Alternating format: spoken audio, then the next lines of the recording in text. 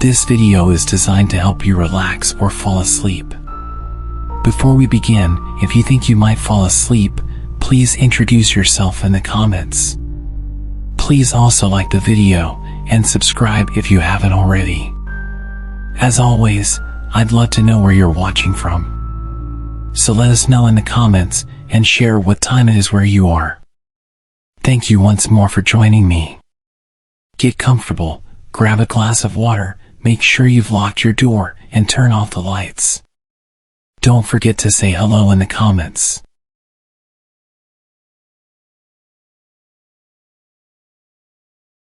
It's time to close your eyes.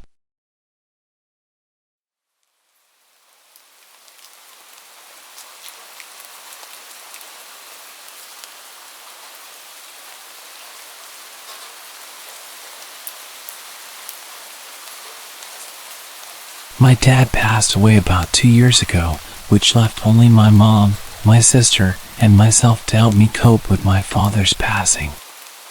To help, my mom took me to the animal shelter to pick out a dog, since having a large dog was something I always wanted.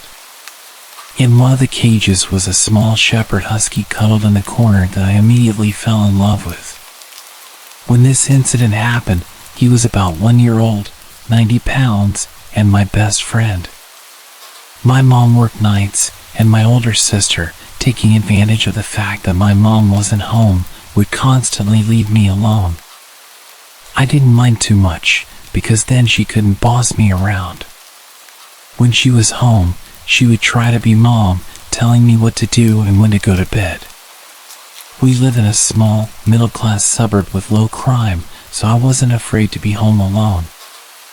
I was sitting in the living room playing video games and got up to head into the kitchen to grab a drink. In the kitchen, I had a clear view through the back door and could see the garage open. Thinking that I had just left it open after putting my bike away, I headed out the door to close it. My dog was sleeping in the basement, as he liked to lay on the cool floor during the summer months, and I didn't think to take him out with me. I stepped out the door and made it about 5 feet from him when I noticed a crouched shadow moving in the garage. I froze, trying to get my eyes to adjust to make out what the shadow was. It finally hit me when I saw the figure stand up and turn towards me. I was terrified and felt like I had been glued to the spot. I knew that this person could see me since the back porch light was shining above me. At that moment, the figure started running towards me.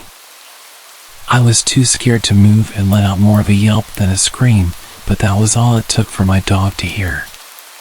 The next thing I heard was him behind me, snarling and growling. I could make out it was a man, but not his features. When he now froze, seeing the 90-pound beast behind me, he turned and ran for the back fence. With my dog right behind him, the guy made it to the fence, and since it was only about 4 feet, he jumped over right before my dog got to him. After he got away, my dog came running back to me, and we went inside where I barricaded the doors.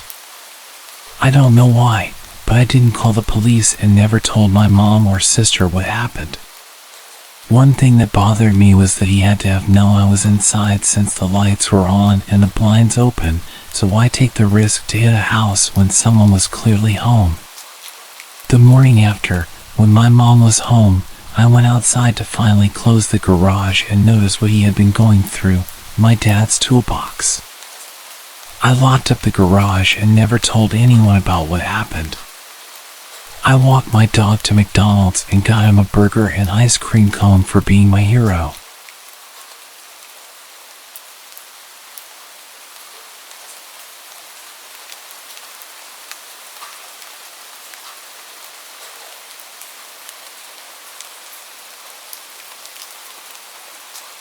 Most people don't even believe me when I tell them, but I have a job where I work from home.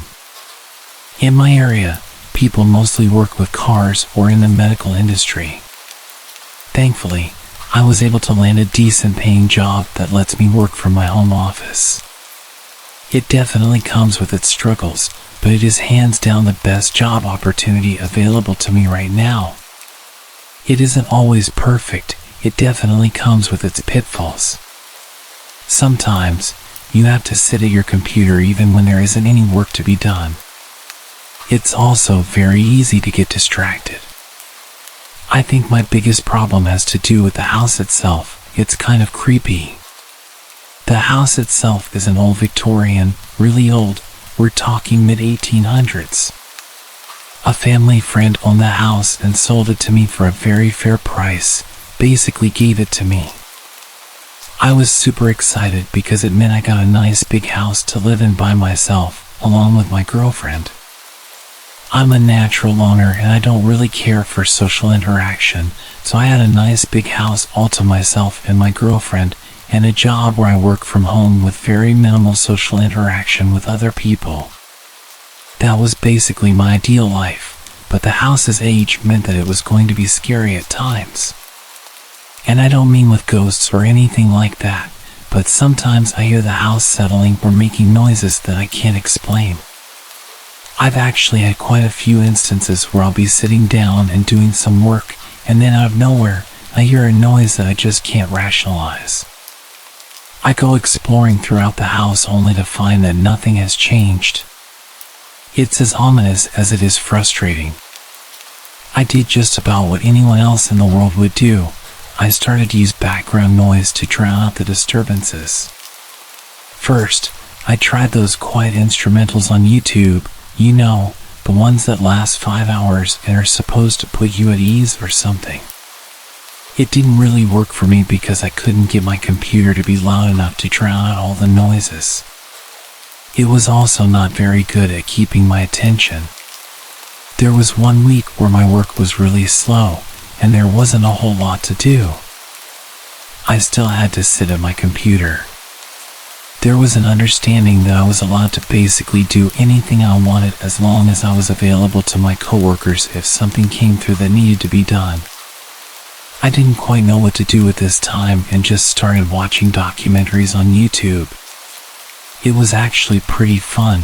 I learned a lot. So, that next week, when things started picking up again, I just instinctively turned on the documentary. I wouldn't be able to have all of my focus on it, but it was a lot better than having some ambient noise.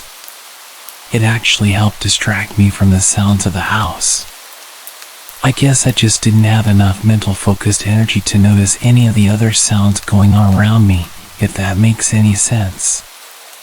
Well, it had been about 2 weeks of me watching documentaries while I worked.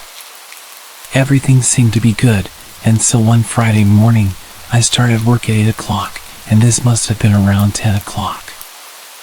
I was sitting in my office chair, working while I listened to a documentary about certain conspiracy theories, when all of a sudden, I heard an abrupt banging noise coming from upstairs.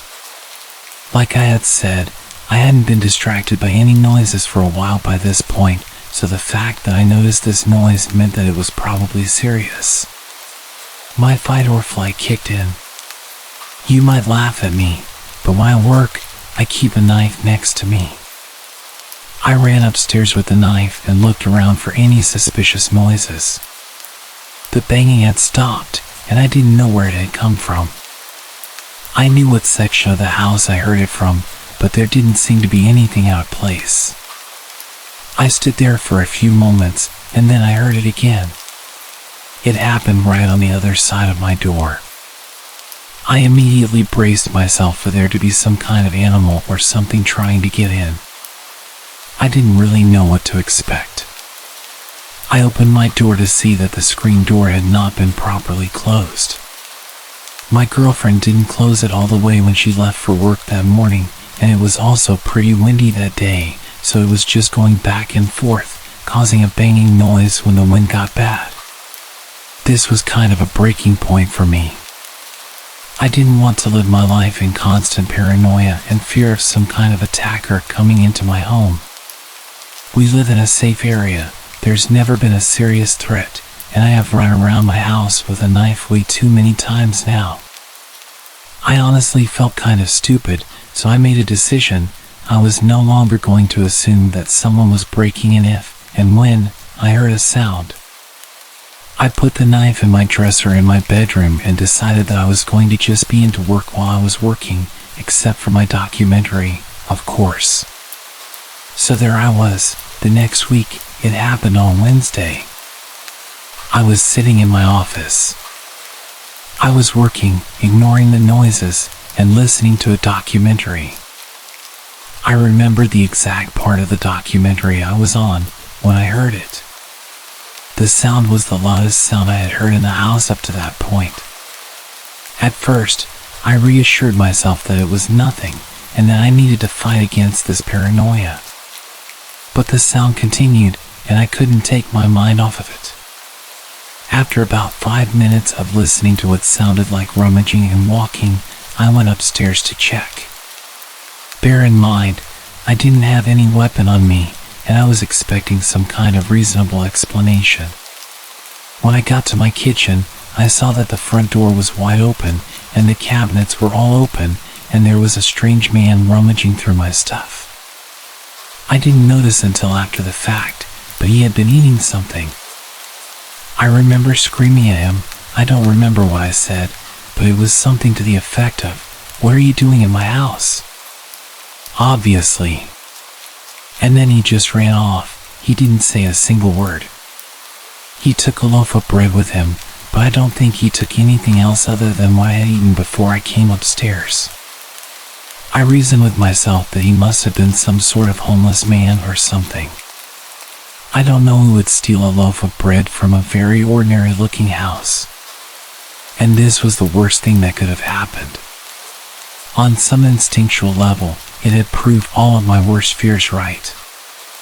There was some kind of danger in my house, and of course, it was the one time when I didn't have my knife on me.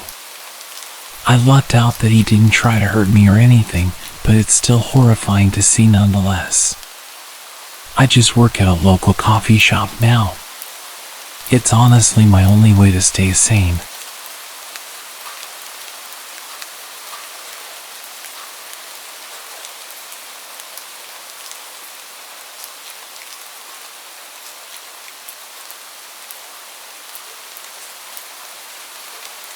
I was in my senior year of high school about 10 years ago. I grew up as sort of an outcast. I wasn't bullied, but I also didn't really have any friends. I didn't mind that solitary lifestyle. I went through school and then would come home to play video games. Losing myself in those digital worlds was my escape. My home life wasn't bad either. It was just my dad and me. I loved my dad, and he worked so much to provide for me. When I was young, maybe 10 or 11 years old, my mom got involved with some bad people and their hobbies, if you know what I mean. My dad didn't want to expose me to that world anymore, and we eventually moved away. It was messy, but it was for the best. He tried getting her help throughout the years, but she always turned it down until one day she was just off the grid completely. It was sad, but we both moved on. When I got older, he would have to leave for the weekend once a month for his job. I didn't mind it. It may seem crazy to some people to leave someone at that age home alone for a weekend, but my dad trusted me. One specific weekend during my senior year, when my dad left for the night, I started my normal routine. My pops would leave me some money to order a pizza and some soda. We never had soda in the house, so getting 2 liters of it with the pizza was like a double treat for me. My night was beginning to play out just like every other night that I was home alone. I demolished the pizza, drank most of the soda, and after a little breather on the couch, I went to my room and started playing my PlayStation. I would usually play Call of Duty, but Grand Theft Auto Online had just come out, so I had been spending some time playing that. After a few hours, I decided to play the single-player story mode. The older I got, I seemed to play the story in games less, but for some reason, on this night, I wanted to play something with some substance, even if it was GTA. Since I wasn't playing online anymore, I took my headphones off. As much as I game, I hate wearing headphones for long periods of time. I had been playing the story for a little while, and I thought that I could hear something coming from downstairs.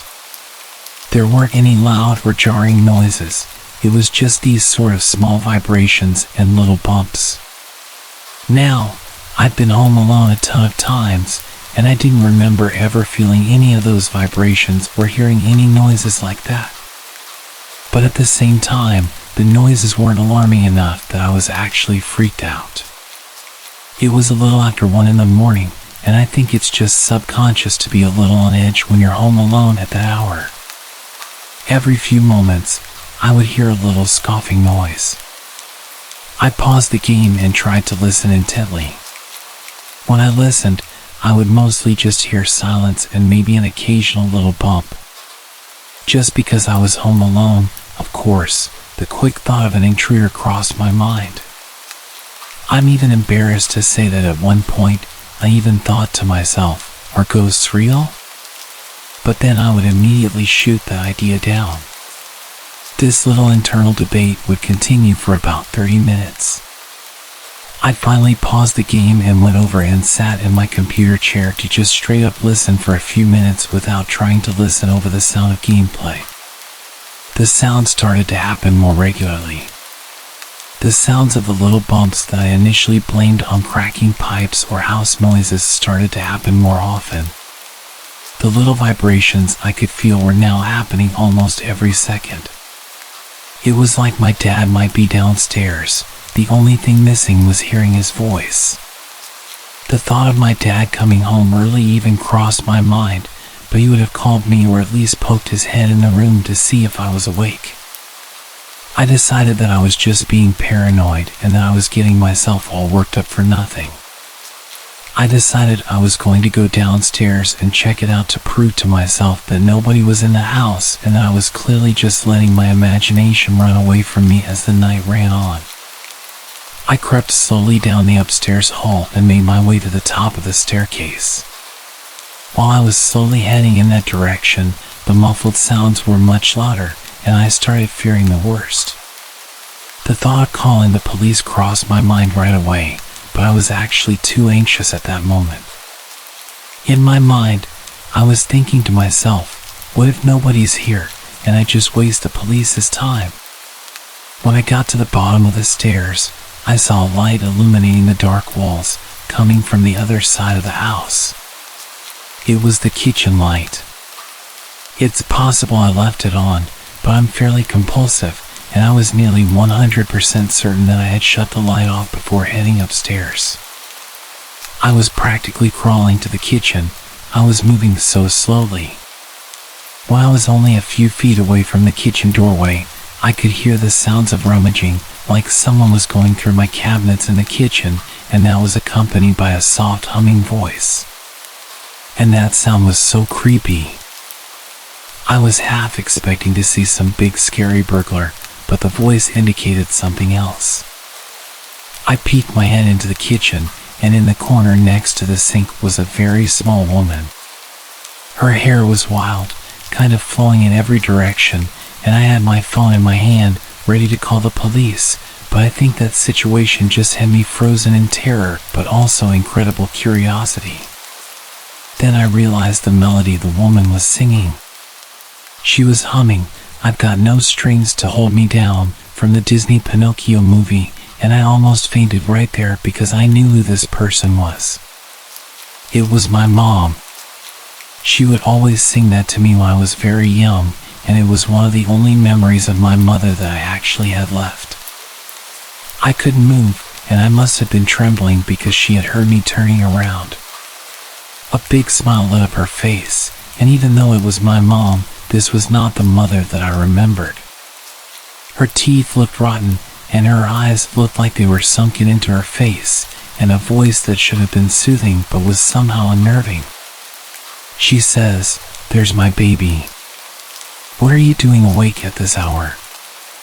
I didn't respond. I just stood there like some statue. She came over to me and put her dirty hand on my shoulder, saying, "What am I going to do with your father? He's always changing out cabinets around. I swear that man doesn't listen." and then she started to laugh. But it wasn't charming. It was like some disgusting cartoon character laughing, and she turned back around and started humming and going through the cabinets again. I broke out of my trance and went to my room and locked the door. I then called the police and my dad right away. My dad made sure that I was in the bedroom with the door locked. He didn't go into details, but he said that there was a chance my mother might be dangerous, and I needed to be safe just in case. The cop showed up, and I heard a minor altercation. I could hear my mom yelling at the police to get out of her house. The police knew the situation from myself and my dad, who called after me, and I heard a brief struggle and then silence for a few moments. I heard a cop shout my name and told me it was all right for me to come downstairs. I spoke with the police for a little while as another officer drove my mother away. One officer stayed parked outside of my house all night until my dad came home just to help me feel safer, which I really appreciate. My dad came home early the next morning, and he spoke with one of the officers. I could tell by reading my dad's body language that he was uncomfortable and that we were potentially fortunate to avoid something horrible happening. My mother actually had 2 knives on her when she was apprehended. One knife she must have had when she broke in, and the other knife was a sharp kitchen knife that belonged to my dad that she must have stuck in her pocket when she was in the kitchen. She never used them or even threatened to use them, but the fact that she had them was enough to freak me out. But maybe the most terrifying part of this horrible nightmare was that my mother had no idea where we lived. Well, she wasn't supposed to have any idea. When we moved away, we moved far away, and my dad never told my mom where we moved to protect me. She broke into the house by breaking one of the downstairs windows and crawling in. I didn't hear it at all, so it must have been when I had my headphones on or something. The thought of my mom just humming and walking around downstairs, potentially waiting for my dad while I was upstairs, still freaks me out to this day. It's been about 10 years now, and I've only seen my mother twice since that night. She had been in some type of institution for years. She has no memory of that night, but in all fairness, she doesn't have much memory of anything at all. It's sad. Every time I hear that stupid song from Pinocchio now, I sort of freeze up, and I just hope one day I can forget about the fear that I felt that night, and find a way to remember my mom in a positive light.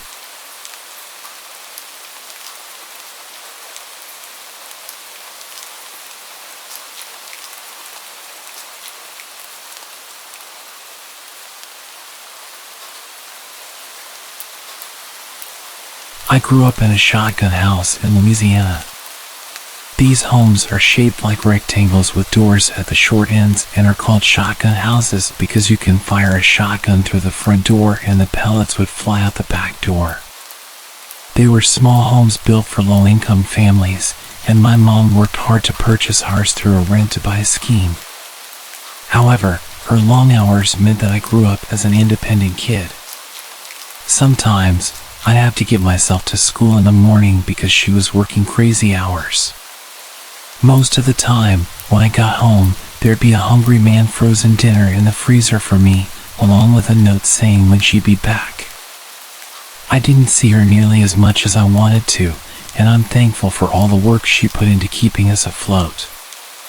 Her being away from home all the time opened the door to one of the creepiest experiences of my whole life. It all started when I got home from school one afternoon. I walked through the door, got my food, and then sat in front of the TV while I ate.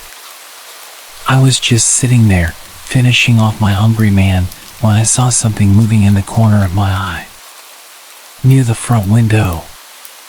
Immediately, I turned my head to see what it was, and noticed a black man standing there, looking through the window at me. For a few moments after, he just continued to stare at me. Then his lips started to curl into a creepy-looking smile. I remember how his face looked all those years later, how the lower half seemed to be smiling but his eyes were cold. I was so nervous that all I could think to do was look away.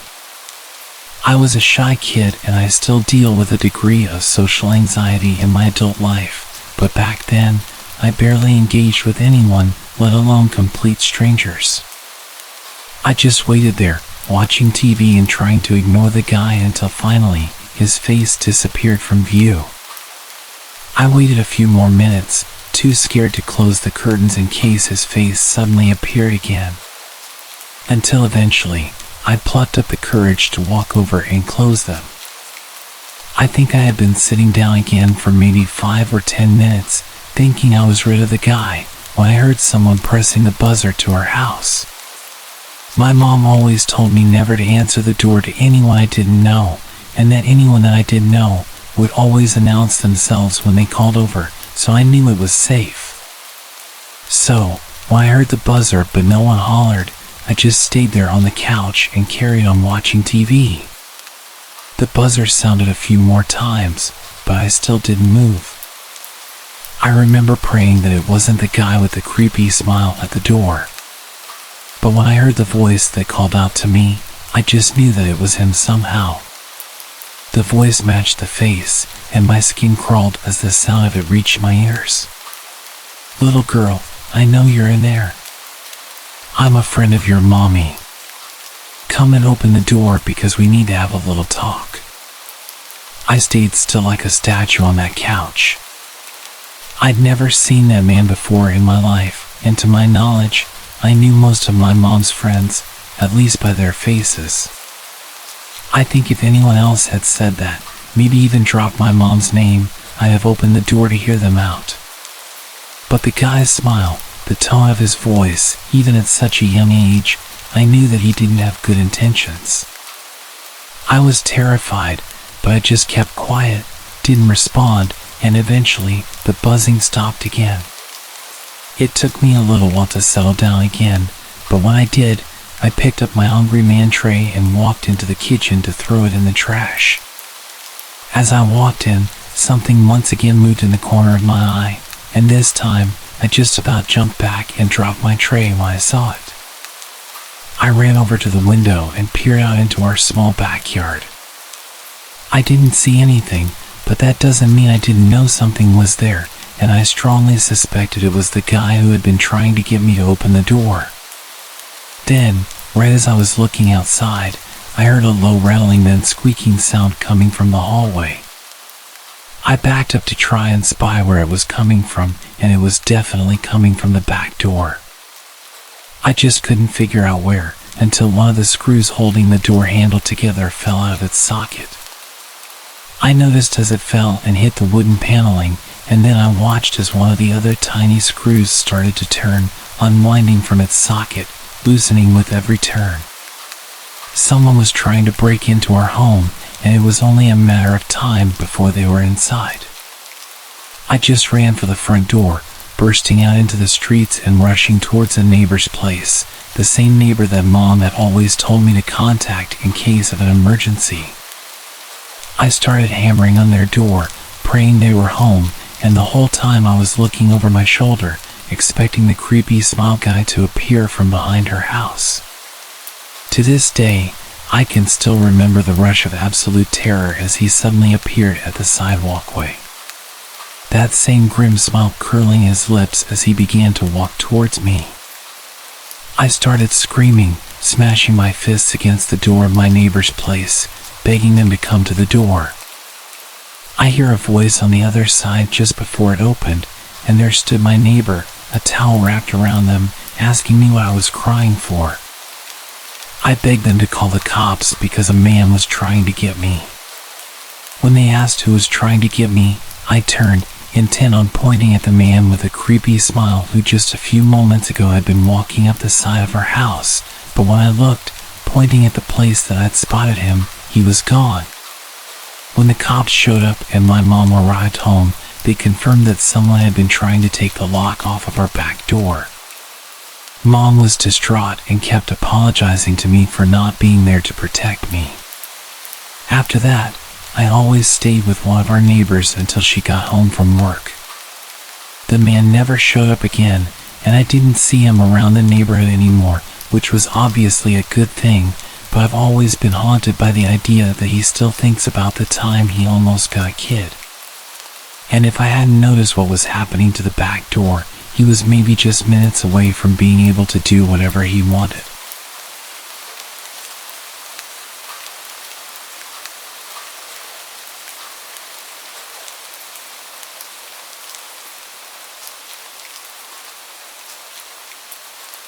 This encounter happened when I was about 10 years old. My sister and I were home alone since it was during the summer, but our mom and grandmother were busy so they couldn't stay home with us. We were used to being home alone during the summer, so it wasn't a big deal. The only thing we could not do was go outside or open the door if someone knocked. During this day, I had gotten up and started to play The Sims 2 in our kitchen. My sister was watching TV. A few hours into gaming, I thought I heard the doorbell ring. At first, I thought it was my game, but I had turned off the sound. So, I asked my sister if she heard the doorbell. She replied that she hadn't. She said it was probably just the show she was watching. I brushed it off and went back to playing my game.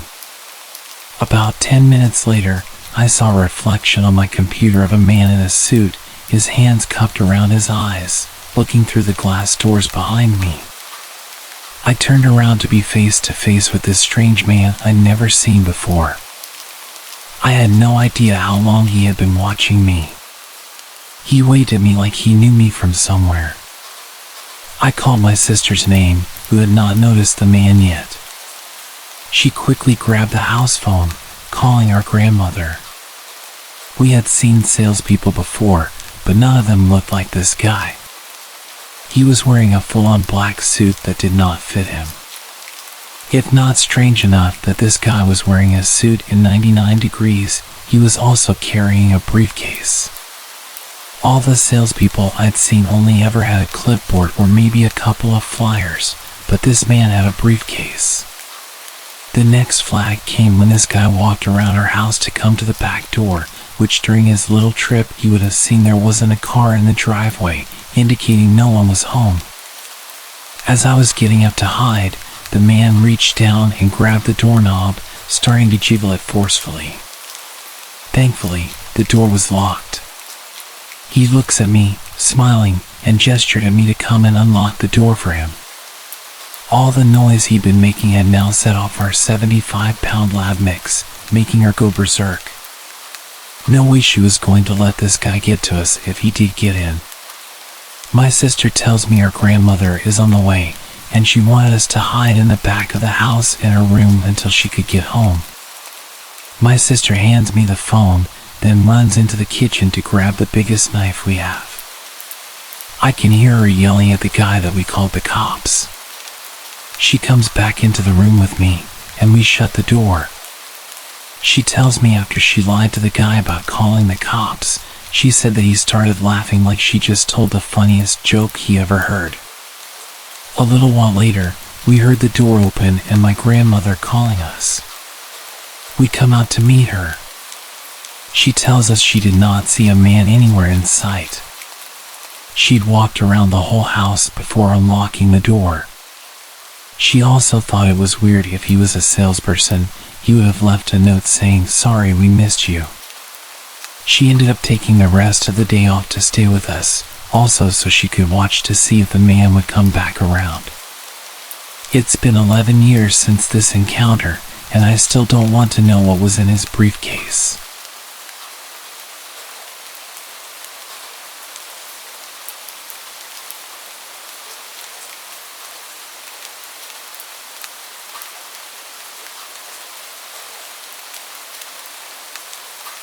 This incident occurred almost 5 years ago, shortly after I moved into my current home with my husband. It was our first week at the new house.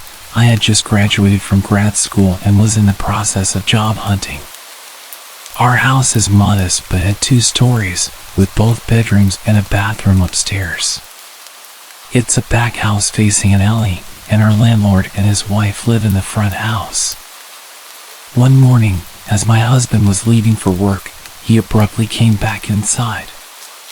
"Did you try to remove a screen from a window downstairs?" he asked. I was puzzled and told him I hadn't. He urged me to come outside, so I quickly got dressed and followed him.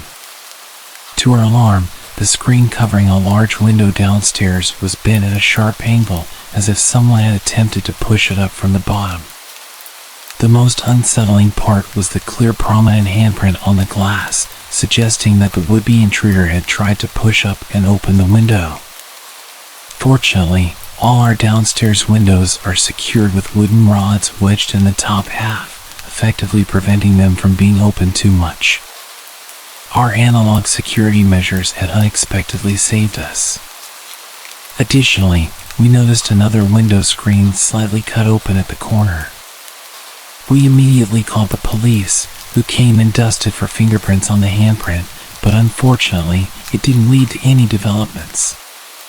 At the time, break-ins during the middle of the workday were not uncommon in our neighborhood, as most people would be away from their homes. However, what truly unnerved me was the realization that our would-be intruder had chosen to attempt a break-in in the middle of the night while we were both home and asleep. My car was parked right by the tampered window, clearly indicating that someone was home. It was a bold and foolish move on the intruder's part, especially since they left behind an almost perfect handprint on the window.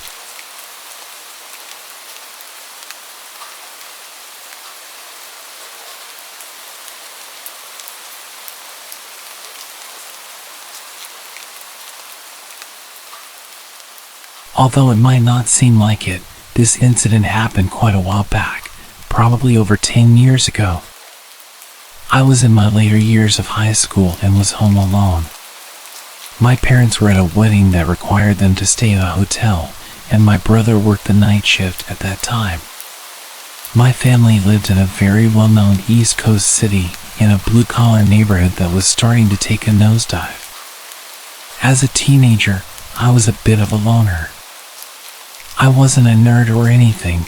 I was a big guy who had friends and went on dates, but I'm a natural introvert, so I cherished the rare alone time that I got. This weekend, I was looking forward to engaging in my normal empty house routine, playing PlayStation on the big screen TV, then ordering a late takeout dinner, pizza or Chinese, and pigging out while watching some Dragon Ball Z. Then, around 2 a.m., I would fall asleep on the couch with my old dog, Cecil. Cecil was a beagle who was as old as the hills and had been in our family for about 8 years. He was quiet and peaceful, spending his time begging for food and sleeping. Unlike most beagles, Cecil never howled or barked. He was more than content to rest his head on your lap and spend the night there. Anyway, back to the story. It's approximately 1 a.m. I had just finished the last slice of pizza and was dozing off on the couch when I heard a bang coming from the back alleyway. I didn't think much of it. Anyone who has lived in a city knows noises happen at all moments of the night. Cecil's head pops up off my lap, and the hair on his back stood up. He was always a bit skittish, so I calmed him down and started dozing off again. Not more than 2 minutes later, I heard another bang, and Cecil did something I'd never seen him do before. He leapt off the couch and ran like the wind towards the door leading to the basement, barking and growling like a dog twice his size. The look on his face reminded me of a German Shepherd from a K9 unit. I'd never seen him like that before, which got my adrenaline pumping. Through the dog's barking, I could now make out a persistent banging. There was a seldom-used door in the basement that led out to our back alleyway. It was old and rusted and was hard to open even with a key, and it made a lot of noise. I suddenly realized that someone was trying to break into my house through my basement door. For a quick bit of context for anyone who hasn't lived in a bad neighborhood, if someone tries to get into your house and moves on after they realize the door is locked, they want your stuff. If someone is persistently trying to get into your house despite the door being locked, well, they want you. Knowing this, I rushed upstairs to grab the heavy wooden baseball bat that I kept under my bed for situations like this. Then I headed down to my basement.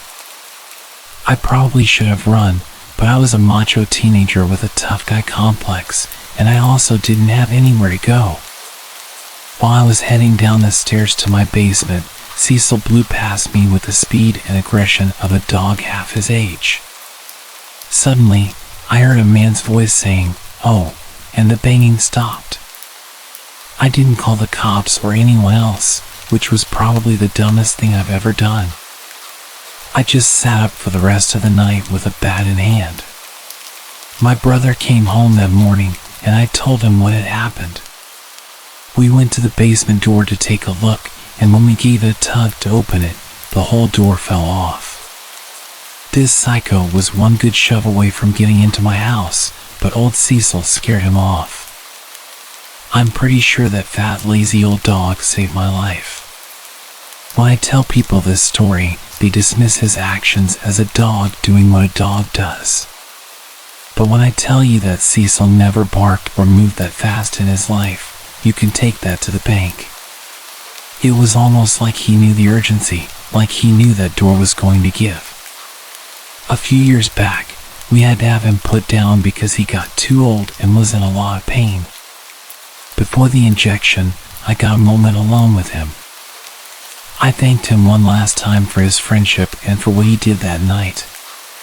At this point, I was a grown man with a wife and kids. I'm convinced that none of that would have happened without old Cecil. Thanks, pal. I miss you.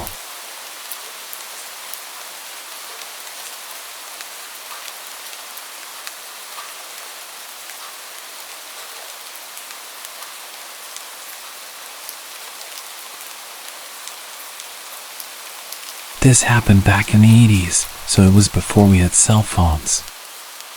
I was in high school at the time. One night after dinner, my mom suggested we take a walk around the block.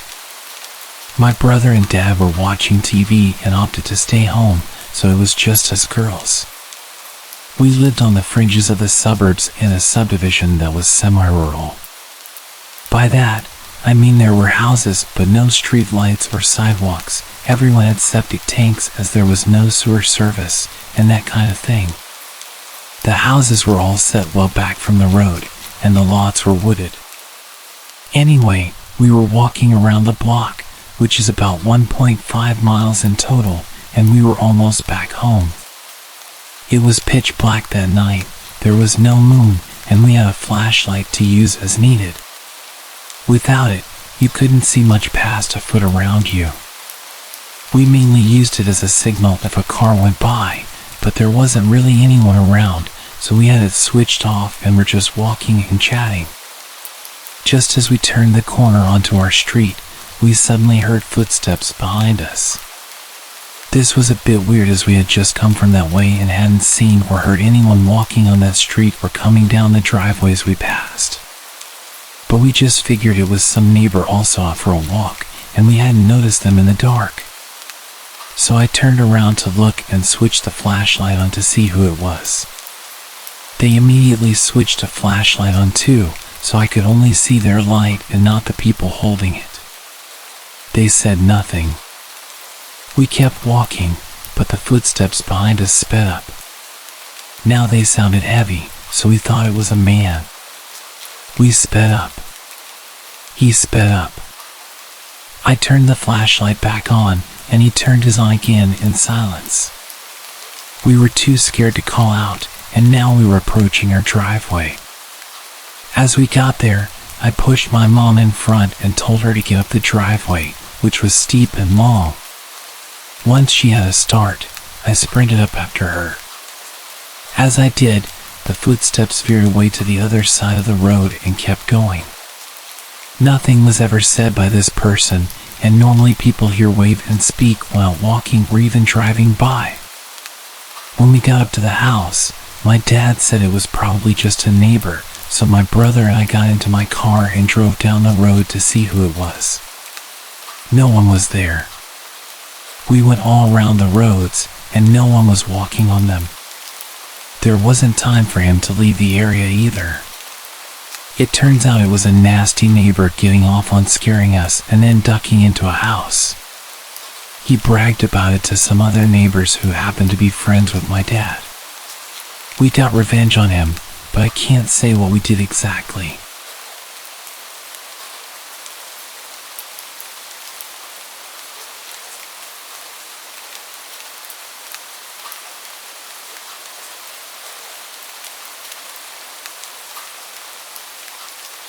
I'm a security guard for an alarm response company.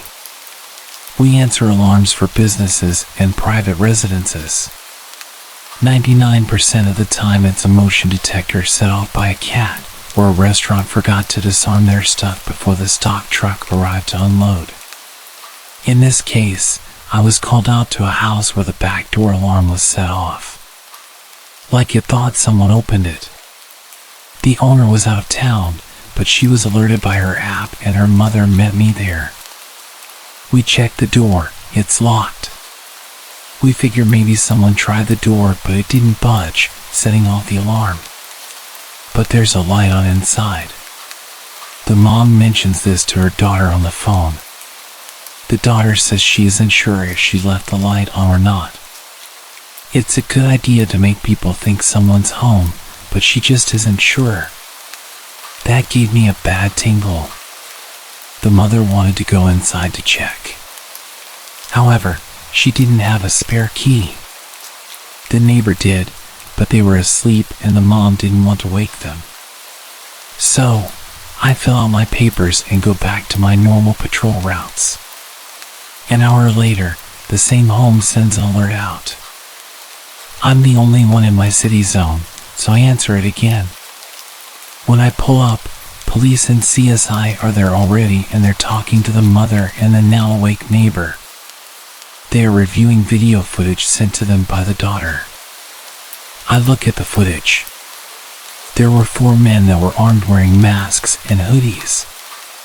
They came out of the bathroom a minute after the mother and I left. They proceeded to rob the place. They had broken in and locked the door behind them for appearances. They're the ones who turned on the light. The mother told me 3 guys had robbed her daughter's home a month before. Somehow, they knew when this girl would be out of town. They appeared smart, desiring a quiet robbery without conflict. But they brought guns, so they were prepared to shoot their way out of trouble if they needed to. The mother had wanted to go in. If she'd had a key, or woken the neighbor for the spare, we would likely have been shot dead by these guys when we went inside. Work doesn't give me Kevlar vests or anything. If I ever get another house call and someone's in there, I am not going inside no matter what is asked of me. I count myself fortunate the way was blocked this time because I was prepared to foolishly go in and check if I could. The 1% of the calls where something is actually off, it has never been as bad as this one.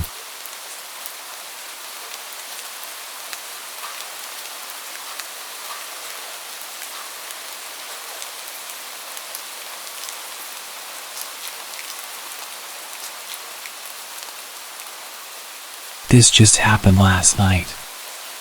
I live alone with 2 cats, like a typical Redditor. This incident might sound mundane, but it was genuinely creepy in real life. I don't scare easily, for what it's worth. Anyway, there's a cat door on the rear slider which faces the woods behind my condo. The cats get supervised outside time, and I use a little nanny cam to check that they're checking in regularly, among other things. I can watch it from my computer or phone while doing stuff. I also occasionally get neighbors' cats who come in for a bite to eat.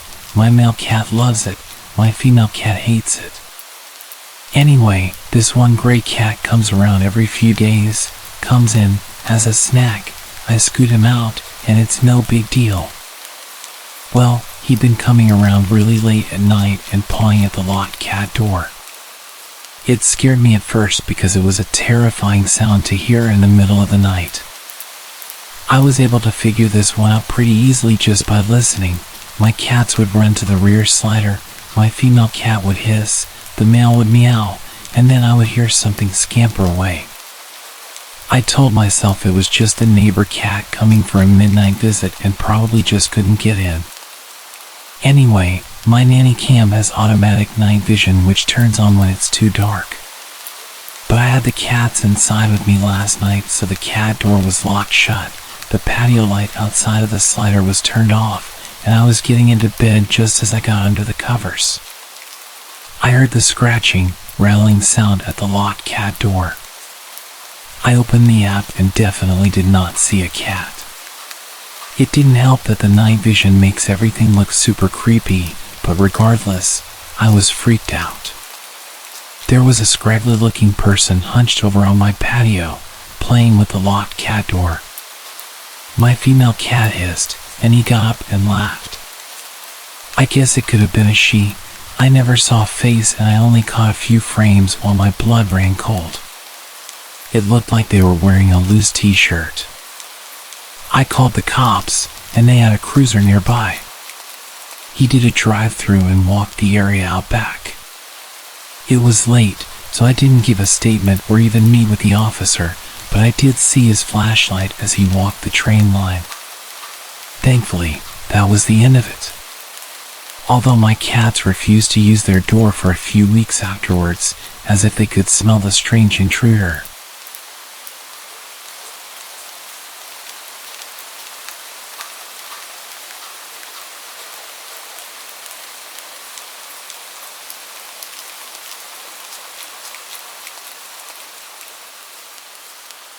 I'm a female, and this incident occurred in 2008 when I was 13 years old.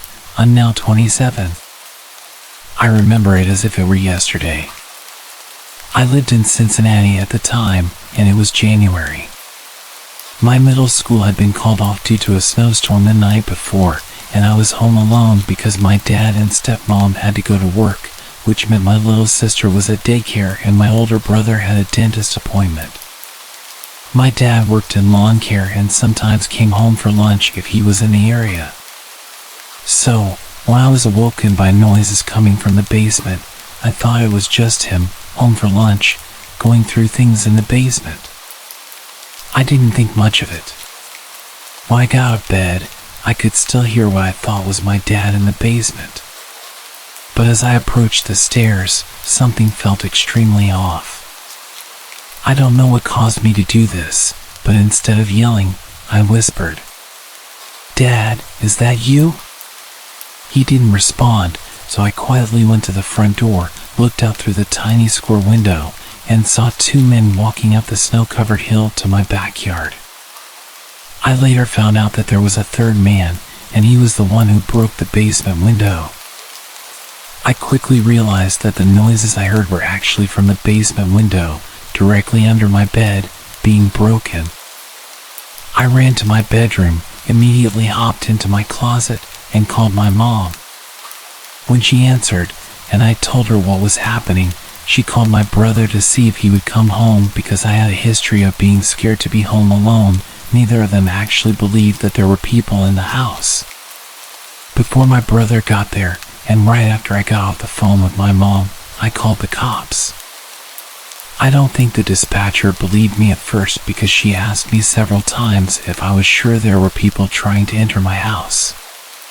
Meanwhile, the three men had already entered the house and were running up the stairs from the basement. After I told her that, I immediately noticed a change in her voice, and she told me to stay calm and asked me if I was in a safe place. I told her I was in my bedroom closet, except the door wouldn't close all the way because my room was only clean because I threw a lot of it in my closet, so I had to hold my closet door shut. The dispatcher told me to let her know what I could hear, if anything. I told her that I heard them talking to each other in the living room, but I couldn't understand what they were saying. The next thing I knew, they were breaking down the door of my dad's bedroom, which was right next to my room. Not long after that, I saw through the crack of my closet door one of the men enter my room, and a few seconds later, he walked back out, obviously realizing it was a child's bedroom and that he wasn't going to find anything worthwhile in there. A few moments later, one of the men shouted, "He's home!" And they all started running away. A bit of backstory about the house: it was fairly old. So to open all of the windows, even the basement ones, you had to crack a lever to open or close them.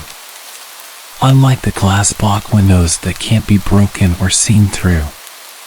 Not only that, but the front door didn't open because the house had settled too much and wouldn't unlock, so the couch was in front of it.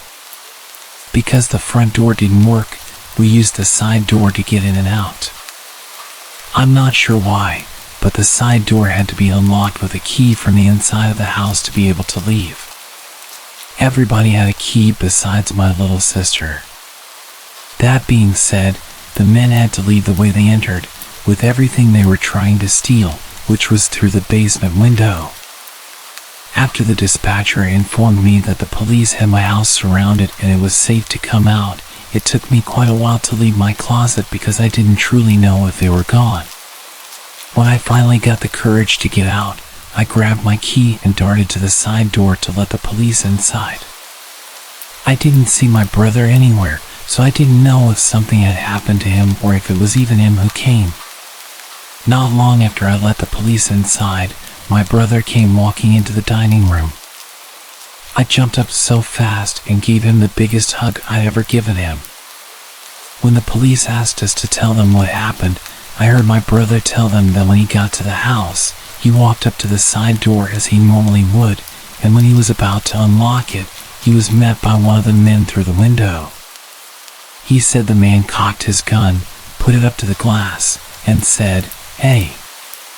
After that, he said he froze up, and then when he could finally feel his legs again, he ran up the street and started knocking on doors. After about 3 houses, he knocked on the 4th, and a little girl answered. He asked her to go get her mom. He told her that there were men inside her house and his little sister was inside. She called the police, and my brother then called our grandparents to let them know that I was telling the truth. The township reached out to my dad and invited us to come to the town center about a week after the break-in. When we got there, I was surrounded by the officers who apprehended the men, and they awarded me with a certificate of bravery for staying calm and helping them catch the man, along with a little gift bag of girly items. About a month later, we had to go to the men's court date, where we met a woman and her son in the waiting area who had their house broken into a week before ours was broken into. It just so happened that they stole one of the guns she had. As it turned out, the 2 men had 3 guns, but only one of them was loaded. I was way too overwhelmed to be in the courtroom and had to see the man again, so the judge allowed us to stay in the waiting area until their hearing was over. 2 of the men ended up getting 7 years in prison, and the other got 12 years in prison because he pulled a gun on my brother. They're all out of prison now, and for a little while, I was scared that they would come back once they got out, because my dad still lives there, but nothing has happened since then. I've always heard stories about houses being broken into, but I never thought it would happen to me.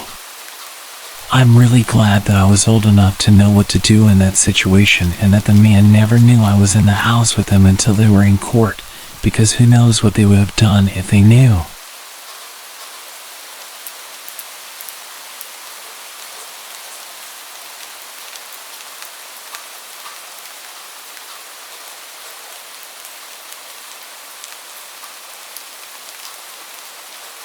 This story happened about 2 years ago when I was 19 and my foster sister was 16.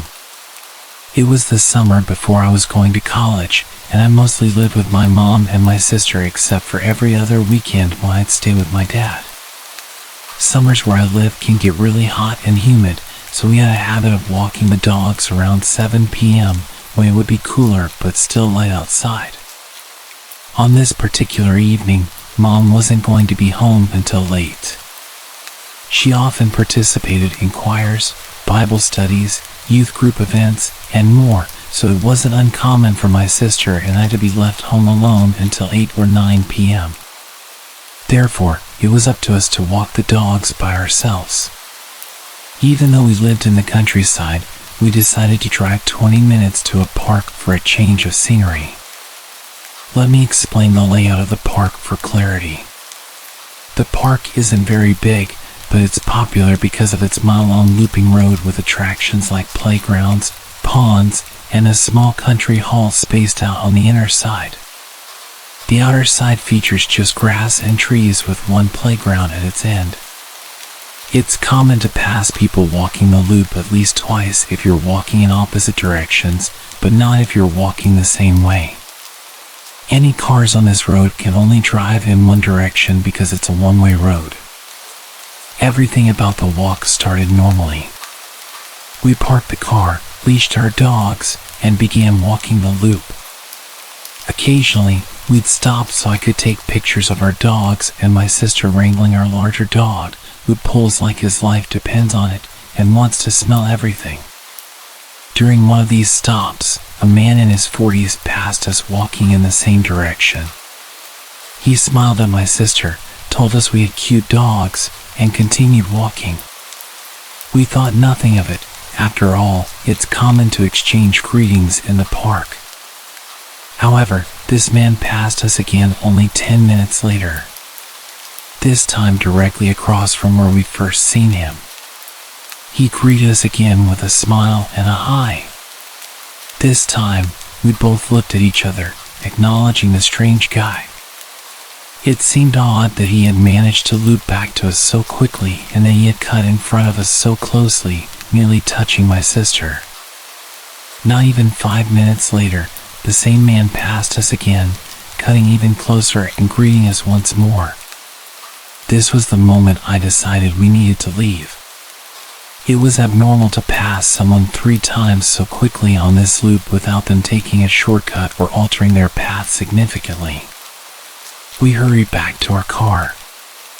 As we neared it, we noticed a car creeping along behind us. We stopped to let it pass, but it also stopped.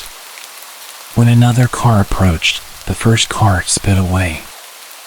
We quickly packed the dogs into our car and drove home. Once home, we settled in for the evening. Around 9:30, while we were in the living room, we noticed the ceiling light up momentarily as if from car headlights, but we dismissed it, thinking Mom was coming home. A few minutes later, the motion sensor light on the porch turned on. Soon after, we heard the storm door open, but no one came in. Our dogs suddenly started barking aggressively, and the storm door slammed shut. My sister, brave as she is, went outside with a kitchen knife to investigate, but saw a man's outline by our old dog kennel. She quickly came back inside, and we locked the door. I called my mom, who advised us to ensure all doors were locked and the dogs were inside. When she arrived home and we explained what had happened, we called the non-emergency police number. The officers who came did not find anyone and seemed to think we were overreacting. To this day, we still believe someone with malicious intent was at our house, possibly the same man from the park. Whether or not this is true, the experience taught us to always trust our instincts. If you feel someone is paying too much attention to you, do not head straight home. Be aware of your surroundings and stay in public spaces if possible. You never know who might be watching.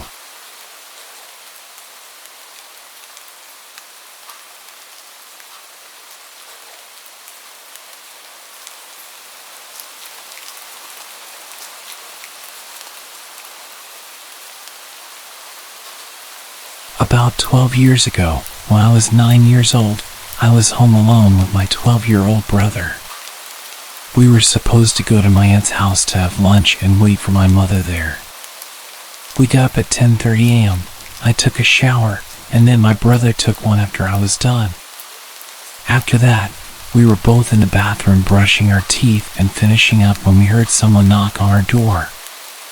Since every time someone knocked at our door they turned out to be a salesman or a Jehovah's Witness, we kind of waited for them to go away. After a couple of minutes, I went to see if they were still outside through the window, and no one was there. What a relief! We continued getting ready when we saw a shadow pass by through the bathroom window, which was kind of like a small square of frosted glass. We waited and watched just in case it was a bird flying by, when suddenly a hand hit it.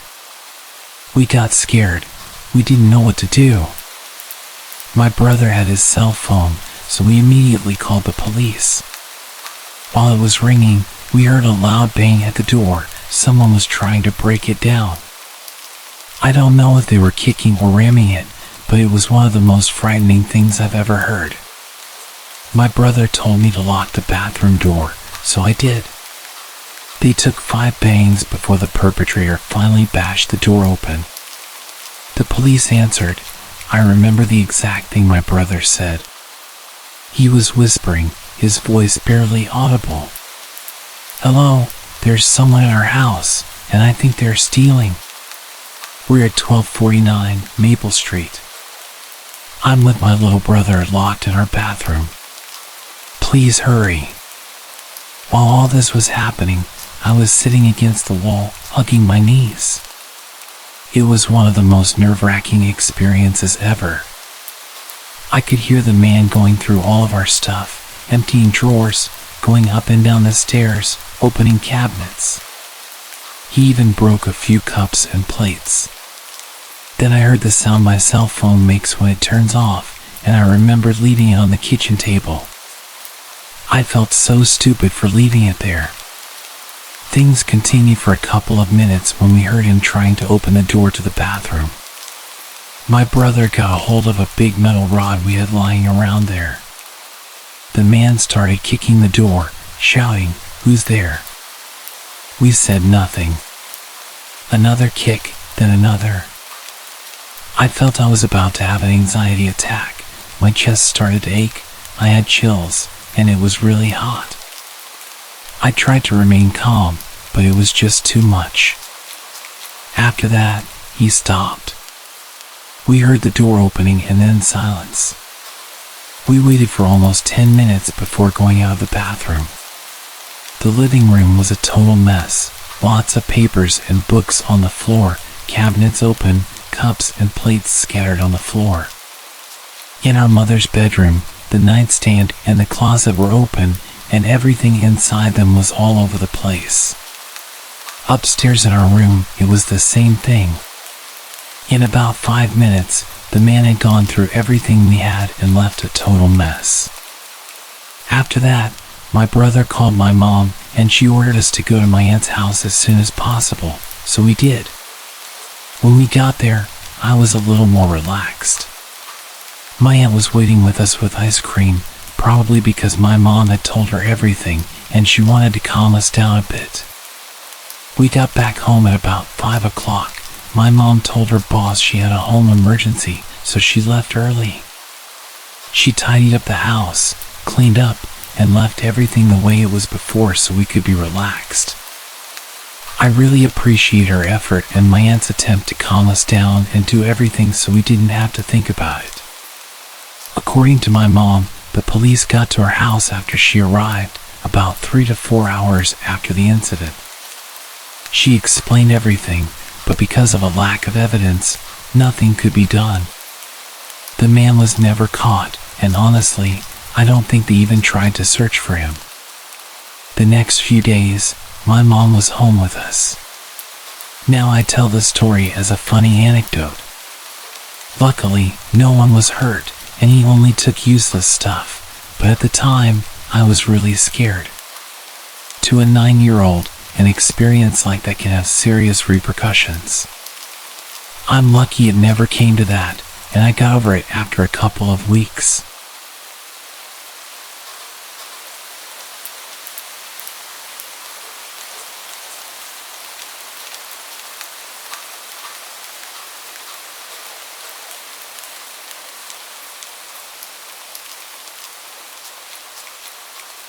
I'm currently 29, I'm a woman, and this took place when I was 14. I had just started 8th grade. I grew up in Southeast Texas, and as many of y'all know, fall is still very much a part of hurricane season. It was a Friday night, and it was just me and my mom at home. My dad was out of town for work. I originally had plans to spend the night at a friend's house, but there was a tropical storm coming, and my mom decided last minute that she would rather have me at home that night. I was quite annoyed. Tropical storms weren't normally taken too seriously. I honestly felt like she was overreacting. Of course, this was my mentality of, I'm 14, and therefore so grown up. My mom did feel bad, so we rented a bunch of movies, ordered a pizza, and got a bunch of ice cream for a great night in. My parents' bedroom was on the opposite end of the house from mine. Okay, this is important for later. We lived in a split-level house. The house I grew up in was built in 1950 and was a postmodern style, think Frank Lloyd Wright. The entire back part of the house was all floor-to-ceiling windows, about 8 to 9 feet tall, think of just a huge wall of glass. The whole house was an open floor plan, so the kitchen was the first defined room with walls on the first floor, and my bedroom was directly off of the kitchen, while my parents' room was at the top of the stairs. I apologize if this is difficult to visualize. This was a modern-style house, and it's difficult to describe. She had gone to bed around 10 p.m., and I went to my room to watch 2 movies that I had rented just for myself. The storm was really starting to get rough, the wind was picking up, and it was raining sideways. I was in the middle of watching The New Guy, and I still remember looking at my clock and it said 12:53 a.m. I was getting tired and could feel my eyes getting heavy. With the weather so bad, I remember thinking that maybe it wasn't so bad I had to miss the sleepover. I must have dozed off because the next thing I remember is a huge crash. It was one of the big windows in either the dining room or living room. Our neighborhood was in a really wooded area, and I thought that a tree or branch had fallen in the storm and had broken the window. I left my room and went out through the kitchen. Right as I was approaching the doorway from the kitchen to the dining room, I could see my mom coming down the stairs. I saw a man standing in our dining room covered in blood. Due to where he was standing, I couldn't get to my mom. He was young, early 20s, and was soaking wet and didn't have any shoes. He had literally run through our window. He was bleeding all over, had glass sticking out of him, and was standing barefoot in a bunch of broken glass. It took him a second for him to register both me and my mom, but when he did, he immediately launched into an explanation of how he was being chased by someone who wanted to kill him and we needed to call the cops.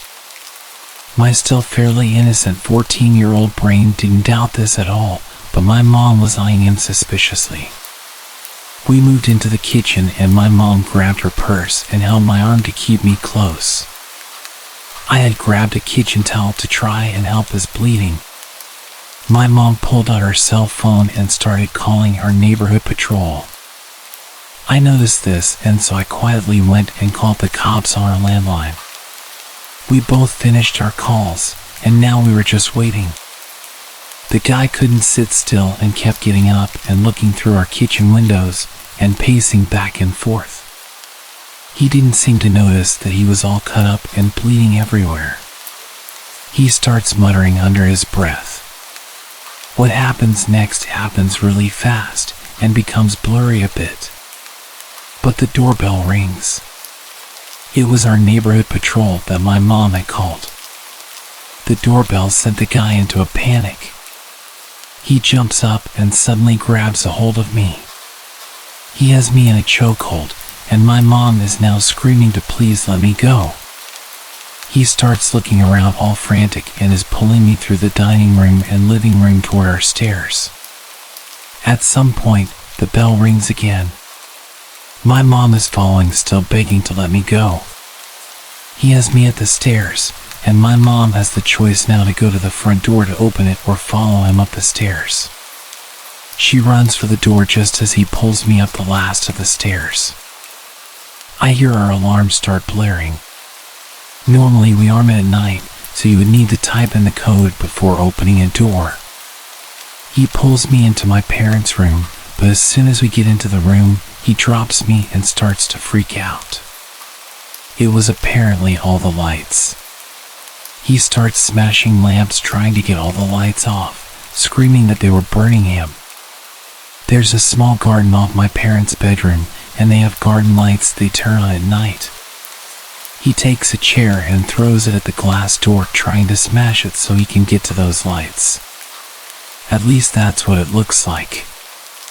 I had crawled to a corner to get away from him at this point. When he completely turns away from me to grab another chair, I make my run for it. I run down the stairs. The cops had made it into the house at this point and were at the bottom of the stairs with their guns drawn. One of them grabs my arm and pulls me out of the way once I reach the bottom and takes me outside to an ambulance and my mom. The adrenaline is coming down and it hits me what's happened, and I start shaking and can suddenly feel pain around my throat from where he'd been holding me in a chokehold. There's a lot of yelling and screaming from inside, and then maybe 10 minutes later, the cops come out with the guy in handcuffs. He sees me and tries to lunge at me, which was terrifying. I had a bruised windpipe, but was otherwise okay. I learned later that the guy was 20 years old and a chemistry major at one of the universities in town. Together with some friends, also chem students, they had made their own PCP. He had never tried PCP before and had a bad reaction. They had been driving to get some food when he first started acting paranoid and upset, and then at the drive-thru, insisted they let him out and took off. Thinking you're being chased is a common hallucination to have when you start having a bad trip. Light sensitivity is also a common side effect in general for being high. But he wasn't a bad kid. He'd never been in trouble before, was a good student, and pretty much the last person you'd think would do something like this. Our house was the only one on our street that wasn't completely fenced off, and that's how he was able to reach the back and those windows. When I got older, it really hit me just how easy it is to become that kid. I had friends who ended up being chemistry majors and also tried some of their own creations. Thankfully, the night didn't end up worse because it definitely could have gone in an entirely different direction.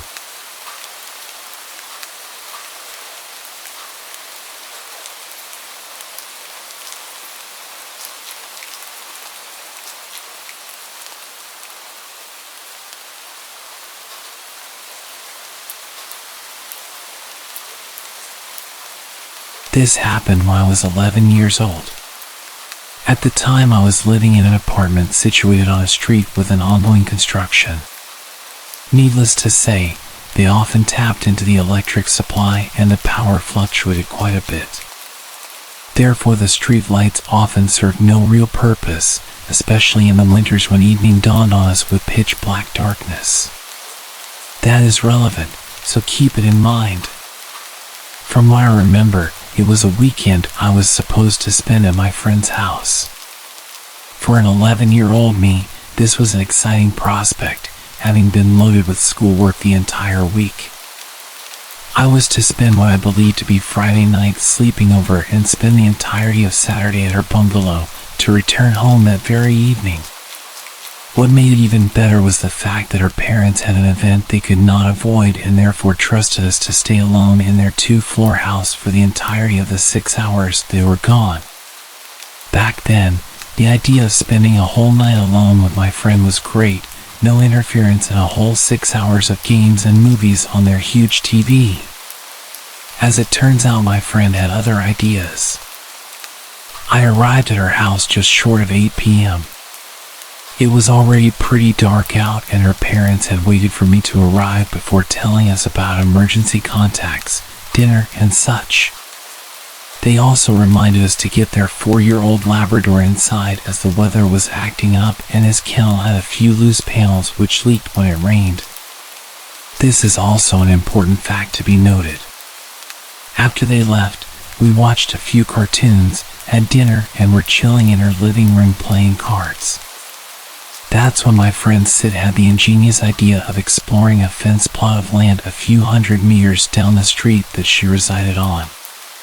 There was no construction happening in there, so what little of that area didn't have shambles was overgrown with plants and weeds. We got the dog inside, leashed it to its long chain that allowed it to roam within reason, got the keys and left the house to make the short 10-minute trip. At this point it was about 10 p.m. In retrospect, this is where we still had a chance to avoid this particular encounter, but being curious and daring kids, we ventured anyways. Rather uneventfully, we arrived and set to climbing over a wall which was about 2 meters. Luckily for us, the wall was broken enough in places to make good holds to carry us over. Once inside, Sid suggested that we sit a few meters away from each other for as long as we could, until one of us was too scared to do so. We faced each other and walked backwards till there was just enough light to see the general silhouette of the other. After what seemed to me like a good 10 minutes, I saw Sid's hunched form rise and start to walk towards me. She seemed to be walking rather fast and in a haphazard manner, jumping over rocks at a daring pace, even getting caught by some thorns in the process. She came up to me, and just as I was about to laugh and call her out on being scared, she told me to get up because she needed to go feed Shaggy. I remember being really confused because her parents had already filled his bowl with food and he had this water thing which he could operate in case he was thirsty. But I saw her face, and let me just say I have never seen her this pale. She looked like she had seen a ghost. So without asking questions, I said okay, and we made our way back over the wall, albeit in a tense manner and rather quickly. The moment my feet touched the ground, I felt Sid grab my arm and straight up just start sprinting down the street. To put things into perspective, I had a bruise from the way she grasped it for 2 weeks straight. So we ran like hell and eventually arrived at her house and went in through her front yard fence gate. A towering metal gate without bars, and she told me to unlock the front door while she deadbolted the metal gate's various locks into the ground. At this point, I was starting to panic, but we got into the house and Sid then proceeded to run around the house locking and closing all possible windows and doors as well as pulling the curtains shut. I was very confused as to why she was doing this, and so was her dog, who stood there and followed her around while she made the place secure. After about 10 minutes she came back into the ground floor living room, and with a very scared expression, she explained to me that the reason she did all that was because while we were sitting apart, she happened to glance away to a few meters to my right to see another human silhouette crouching in the bushes. She thought she was imagining it until it moved closer to where I was sitting and seemed to be unaware that my friend was watching them. I would have loved to say that was the end of it, but what happens next has stuck with me until today, and I hold a fear of that situation from that point onward. To give you an idea of the layout of her compound, her house was surrounded on 2 sides by a lawn, and the lawn was then surrounded by a wall 2.5 meters high. The wall had one entrance, which were the tall metal gates I talked about previously. The house itself had windows all around the perimeter as well as 2 potential entrances. The first being the front door, while the second being a door to this small attached space next to the house, which was made of see-through metal like the kind which metal fences are made of but stronger. This space had a metal door with a lock only accessible from the inside, as well as a door which was on the wall. However, this door only had a deadbolt on and was made of light wood. This is also of importance. So an hour or so after the incident, we were upstairs in her air-conditioned room playing games on her computer and talking about whatever it is kids talk about when we heard the dog bark downstairs. It was growling and seemed to bark at random intervals. Keep in mind that her dog was a friendly Labrador who rarely ever growled or barked aggressively. My friend went to get the dog upstairs to her room, and after she returned she informed me that the dog was standing near the front door, growling at it, and that it took her quite a bit of effort to get him upstairs as he kept trying to go back there. We were really confused as this was unusual for him to do, and thinking that a stray dog may have caught his attention, we decided to go into the balcony attached to a room that gave us a view onto the front lawn and a part of the street directly in front of the house. Instead of seeing what we assumed would be a stray animal, we looked down to see a person standing very still in her lawn and in front of her front door. In the limited light, we could make out heavy layers of muddy-looking clothing and a head full of hair that looked very matted. The dog was with us in the balcony and was whining to be let outside. We crouched in our balcony, and right as we were about to discuss the situation, we heard what sounded like the front door rattling, as if someone was trying to open it with a handle. We creeped back downstairs only to realize that this person had now moved onto the window next to the door and was trying to open that. The realization hit that he was trying to find an entrance into the house by going round the perimeter. Just as we were about to creep back upstairs, my friend grabbed me again and in a hushed tone told me that she had forgotten to lock the attached space door in her hurry before. We both looked at each other and paled as we realized that it would gain the intruder easy access into the house, as the inner door had nothing but a deadbolt. At this point, we heard the windows rattling behind the house, nearly 3/4 of the way back to the front again. The attached space door was a few meters away from the front door, and we were lucky that he had chosen to go around the other side. She told me to wait by the inner door with the dog while she went outside and bolted the metal door. She then informed me to close the door as soon as she returned, and that if she was caught, to let the dog outside and to close the inner door as discreetly as possible as to not give myself away. We were both terrified, and since we had no time to argue about it, I stood guard at the inner door while she went to the outer door, fumbled with the lock, and returned inside, practically running as quietly as she could. We closed the inner door, and just then we heard the outer door rattle harshly. Had she not gone there and then, there was a big chance that we would have no choice but to hide in her house had he found his way in. After he tried opening all doors and windows, which took a while as he was doing it quite intently and forcefully. We found our way back upstairs and went back into her balcony to see if he had gone away, as we were standing still near the foot of her stairs for a while, listening for any further activity. As we looked down, we saw him once again standing in her front lawn. However, this time we could see his head was tilted back, and it felt like he was looking right at us. However, we knew that it was far too dark for him to be able to spot us, as we closed all the windows shut. We had proceeded to kill the lights in her room, as well as drawn the curtains as to not let her little bedside light escape the blinds. He then started giggling in the quiet of the night and proceeded to go down on all fours, crawling around the lawn in front of the house while his laughter grew. In retrospect, we should have called the authorities at this point, but being the terrified kids we were, we did not want to get into trouble for not even being able to follow simple instructions. He did this for nearly half an hour, only to stand up once again facing the street. Then he started climbing on top of the kennel in the corner, up onto the top of the wall, and then jumping down to repeat the loop. We stood still in our balcony, waiting to see if he would return, but an hour passed, and that was the last we saw of him. At around 2 a.m. her parents returned.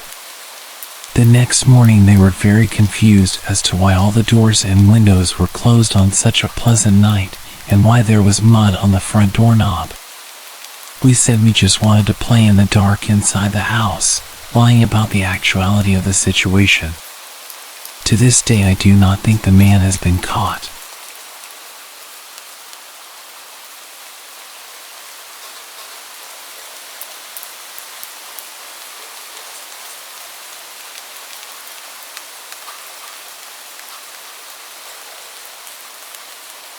Something strange happened about 3 weeks back, and I've struggled to even put it together cohesively in my head. But I'm going to try, because I think that what happened at my sister's sleepover might actually be more widespread than I imagined. Looking back now, I don't even remember how many girls were there. I think it was 10 or 12. all of them in the 8th grade and close to my sister Rachel. As they got into their sleeping bags and told each other stories, me and my best friend Kurt had a devilish idea. "We're going to scare these girls senseless," he said wickedly. I have to admit, it was just for cheap thrills. But I didn't see the harm. We got into my father's workshop and stole a few of his basic paint supplies to make Kurt look like a typical horror movie vampire. Then we went to the backyard and started to climb the tree outside of Rachel's window. Kurt was in place, ready to start making the usual boogeyman noises when he froze and squinted into the window. "What the hell?" he muttered as he tried to look in. "Hey, what are you doing? Don't be a peeping Tom." I shouted up at him, trying to figure out why he was hesitating to start the scare. Then suddenly his eyes widened and he started to fumble backwards. I watched as his feet slipped from under him and he fell to the ground. It happened in slow motion. But the sound of his head hitting the bird fountain in our backyard is one that I will never forget. Jesus Christ. "Kurt, are you okay?" I screamed. I looked up, waiting to see if my sister or one of her friends would stare out and see this horrific accident. I tried to prop his head up and stop the bleeding. Then I reached into my pocket to call 911. But I hesitated. I know it's dumb, but my parents were already going to give me a tongue lashing for being stupid anyway. I didn't want the cops to find me for something like this, so I ran inside and used Kurt's phone instead. As dumb as that was, what I did next was even stupider. I went back out and after checking to make sure he was okay and not bleeding out, I decided to climb the tree and see whatever it was that had caused him to act so strangely.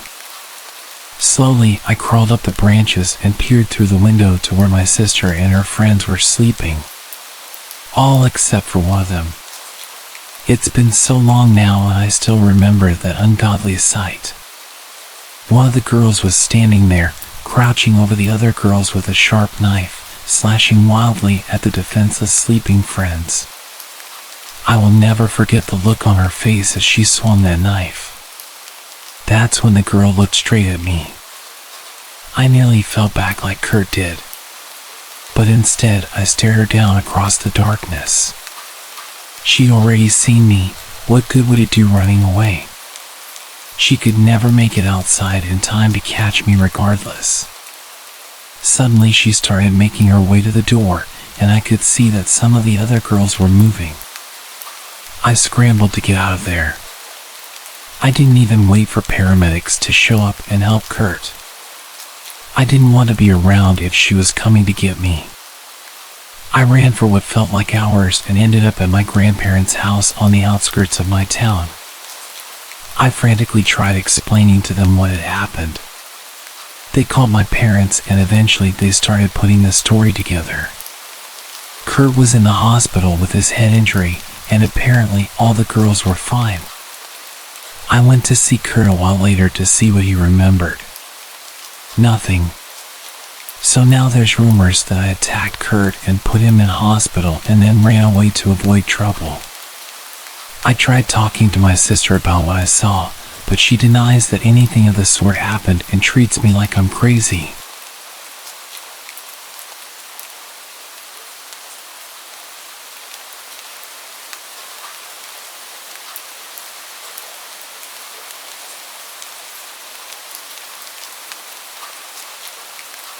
I've never been good at making friends or any type of bond with people in general.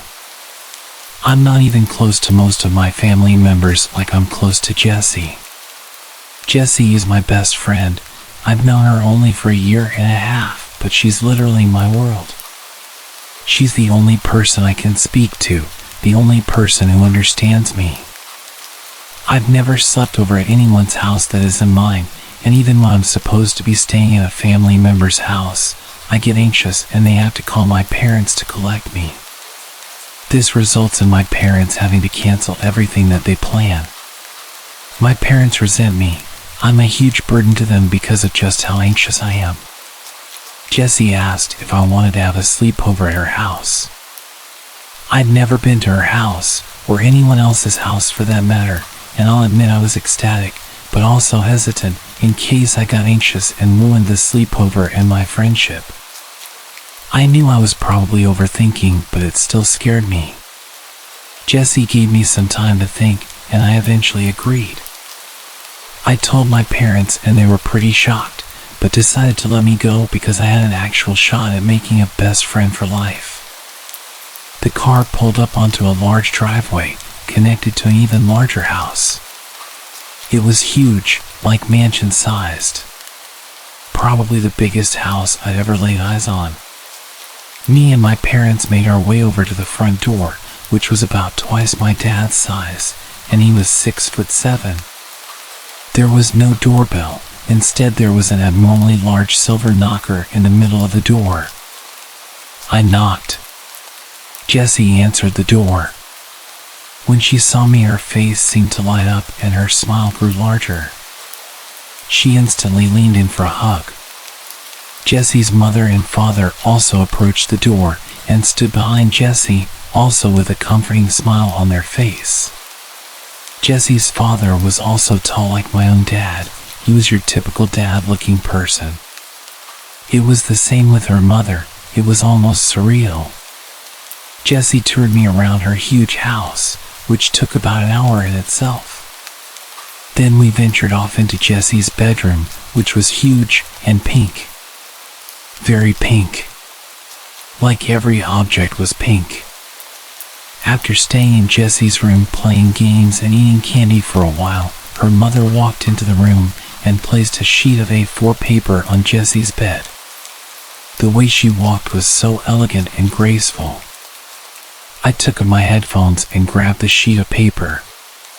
It read, "Sleepover rules. Follow these rules to ensure you have a safe and happy sleepover. 1. Don't eat too much candy. They can smell it from miles away. 2. Do not leave the bedroom after 1:45 a.m. Please remember this rule. Your life depends on it. 3. If you happen to wake up during the night for no apparent reason, hide under the bed within 25 seconds. That way they cannot see you. 4. Do not get snacks from the mini fridge during 8:56 p.m. and 9:47. You will not like what you find. 5. Make sure to turn off any light source. Apart from the TV, you must keep this on all through the night. I can't emphasize how important this is.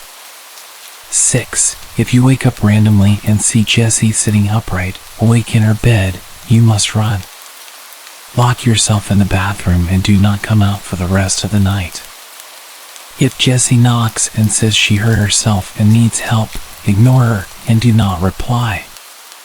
7. If you wake up and hear the baby crying, ignore it completely. Don't even move, it isn't the baby. 8. Do not attempt to speak to Jessie during the night, and if she speaks to you, do not reply. This is crucial if you want to stay safe. 9. If you hear a dog whimpering and scratching on the bedroom door, drag Jessie under the bed and then hide behind the bookshelf. We do not own a dog. 10. If you hear a ringing in your ear, run, leave the house. This is the only exception. If you don't, we all die. Have a lovely sleepover, smiley face. It had to be some kind of joke. These couldn't have been real, but I still had a feeling that I should follow these creepy rules. I folded the piece of paper and placed it in my right pocket. Then sat down again to play with Jessie. After about an hour, Jessie's dad opened the door. "It's bedtime, girls. You must go to sleep." I suddenly got very anxious, because this is when I had to start following the creepy rules. I held back all of my emotion because I didn't want to lose a friend like Jessie. Me and Jessie both got into bed. We topped and tailed so my head was at the bottom end of her bed. "Good night. Sweet dreams," she said, in between yawns. I don't know how my dreams were going to be sweet after reading those rules. Surprisingly, I fell asleep pretty quick. My sleep was pretty deep, and I didn't have any nightmares like most nights. And that's when I woke up. My stomach sank. I turned to see Jessie sitting upright in her bed, wide awake. I didn't want to believe that these rules were true, but my instinct was to just run. I bolted into the bathroom and locked the door behind me. After a solid few minutes of hyperventilating in Jessie's bathroom, I decided to unlock the door. I thought it was all probably stupid anyway.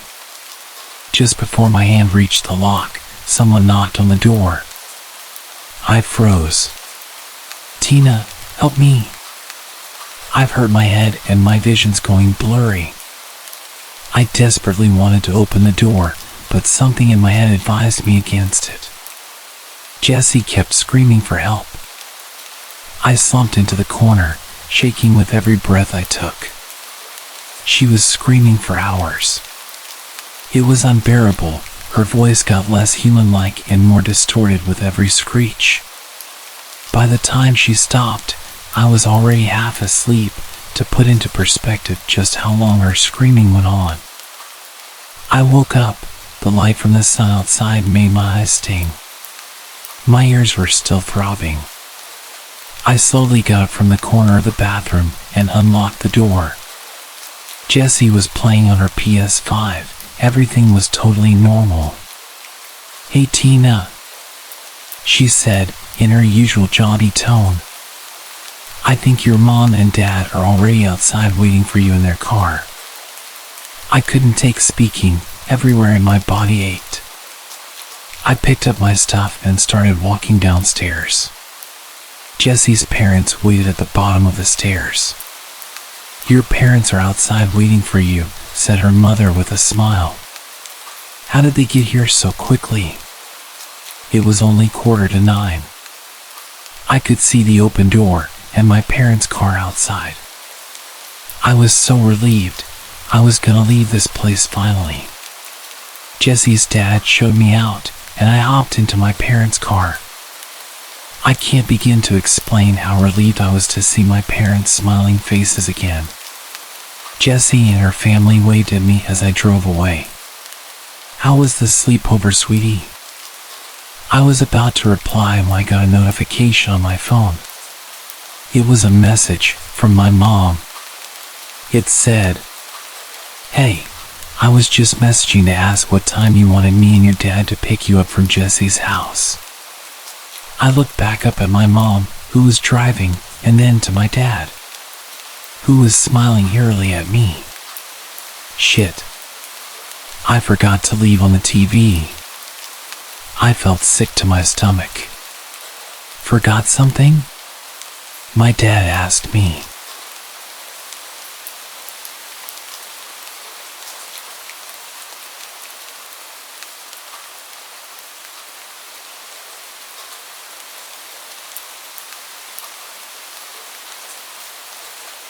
I've always been good friends with one of my cousins, Cole. We're both the same age. The two of us were not quite inseparable, but we always did get along very well together, and were often found together, both in school. As we'd always end up in the same class together throughout elementary school and outside of it. When we were 12 and in the 6th grade, I was hanging out with Cole on a Friday afternoon around the later part of May, and we were psyched at the start of the weekend. We wound up at his house, since he didn't live too far from me, and at one point my mom called to say that our grandpa was in the hospital. While the issue with our grandpa wasn't expected to be life-threatening, he was being kept at the hospital overnight for observation, and both my parents and Cole's were planning on staying with him and Grandma at the hospital, since my mom and her sisters were the two of their siblings who lived close by. I was told that I was given the okay to stay at Cole's house for the night, with Cole's 15-year-old brother Hunter being in charge while our parents were out. This was fine by us. I got along well enough with Hunter, and he was never the bossy older cousin that some of my other friends said they had to put up with. We ordered out for pizza and enjoyed goofing off. At around 9 or so, there was a knock at the front door, and Cole went to answer it. I was a bit curious as to who it could be at that time of the night, and so I watched from a ways back. At the door were two older guys. They said that they were with the city and that they were investigating reports about the water pressure supposedly being bad in the neighborhood. They asked Cole if his parents were home, and when Cole said they were unavailable at that moment, which we were told to say to strangers if our parents weren't home, the guys started asking a bunch of questions about how the water pressure was in the house and if they could come inside to check. Hunter came over at that point and politely told the guys that the water pressure was fine and perhaps they should move on to check on other homes in the neighborhood. The guys seemed reluctant to leave, but turned and walked away after Hunter started closing the door. After the door was shut, we looked at each other and shrugged, but didn't think too much of it after that and went back to goofing off. Eventually, we decided to go to bed. Cole and Hunter shared a bedroom, and we all agreed that I'd sleep in there with them, rather than me hitting the sack on the couch or something like that, so that we could talk while we fell asleep. Hunter grabbed a sleeping bag out of their camping supplies for me. When we got into their bedroom, they stripped down to their briefs, and I remembered Cole had mentioned to me once a while back that they had started sleeping in just their underwear. Since I hadn't originally planned on staying the night, I hadn't brought anything with me from home as far as overnight stuff, but since I wasn't in the mood to sleep in my clothes, I stripped down to my briefs as well, though I felt a bit embarrassed, even though we were all guys there and I knew they wouldn't say anything or be judgmental. They climbed into their beds and I quickly crawled into the sleeping bag, and after talking for a while about random stuff we eventually fell asleep. Early the next morning I got up because I had to pee, and so I quietly got out of the sleeping bag and did my business in the bathroom. On the way back to the bedroom, I heard something in the family room, which was on the opposite end of the house from the bedrooms and particular bathroom I was using. I didn't pay too much attention to it at the time, thinking it must be either Cole or Hunter, until I got back into the bedroom and realized that both of them were still in there. Trying not to panic, I woke them and told them that I thought someone was in the house. They quietly followed me, and the moment we walked into the family room we saw the two guys from the night before in there, and it was rather clear they were robbing the place. One of them started moving towards us as he pulled out a wicked-looking knife. The three of us promptly raced to the front door, somehow managed to get it unlocked and open, and we fled outside. As luck would have it, a cop was driving by at that particular moment. We quickly flagged him down and told him about the two guys in the house. The cop called for backup, and within a couple of minutes several other cops were there, and they proceeded to enter the house, and after some searching they caught the two guys. The cops figured out that the two guys must have entered from a window in the laundry room that had a broken latch, and had probably targeted the house because, while it wasn't empty, they'd probably realized that there were no adults there and figured that if we discovered them, we could be more easily dealt with than adults.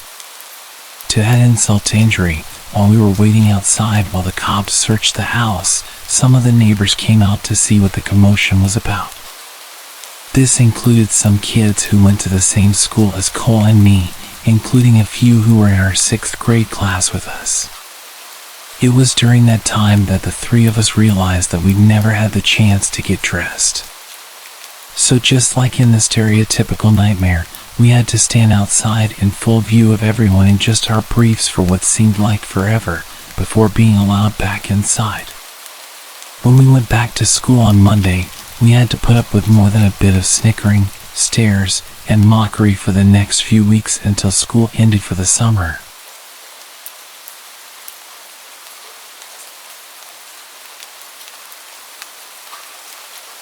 My name is Martin, and I'm a 29-year-old librarian in a quiet suburban town. The tranquility of my daily environment made what happened over the past month all the more shocking and unsettling. I never imagined that my quiet life would be disrupted by a persistent stalker, especially not someone who initially seemed to be just another patron interested in literature. It started subtly enough with a new visitor to the library. Her name was Eliza, and she introduced herself on a busy Tuesday afternoon, asking for recommendations on contemporary fiction, which was my area of expertise.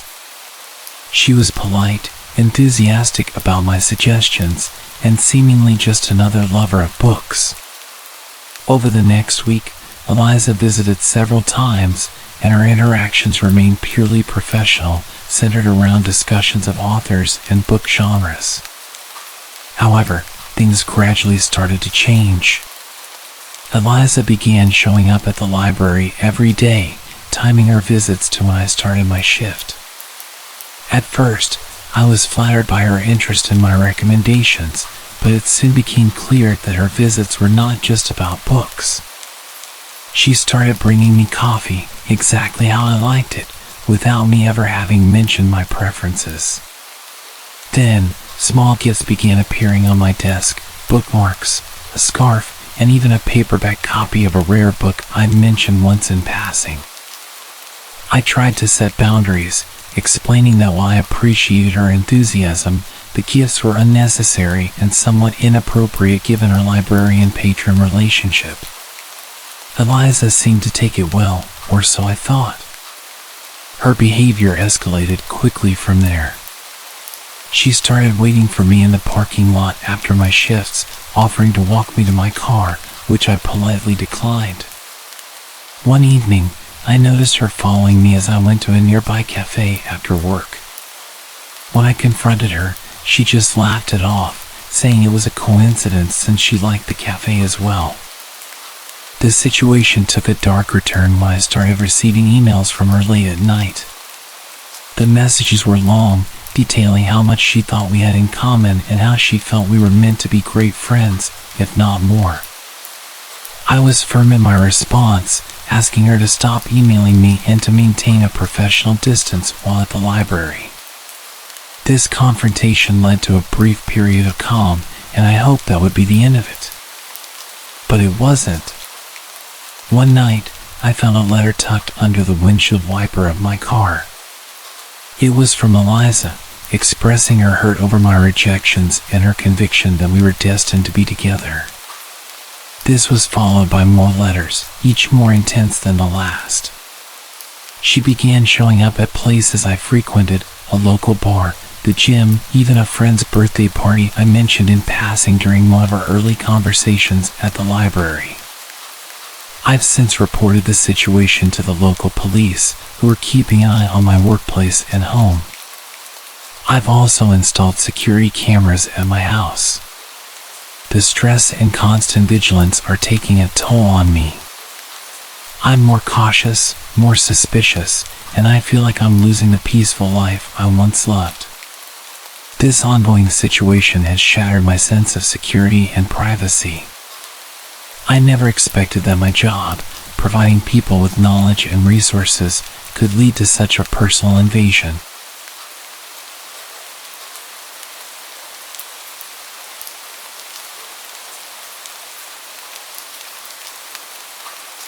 I'm Rachel, and I've been dealing with something pretty scary that all started when I ghosted someone from a dating app. His name was Mike.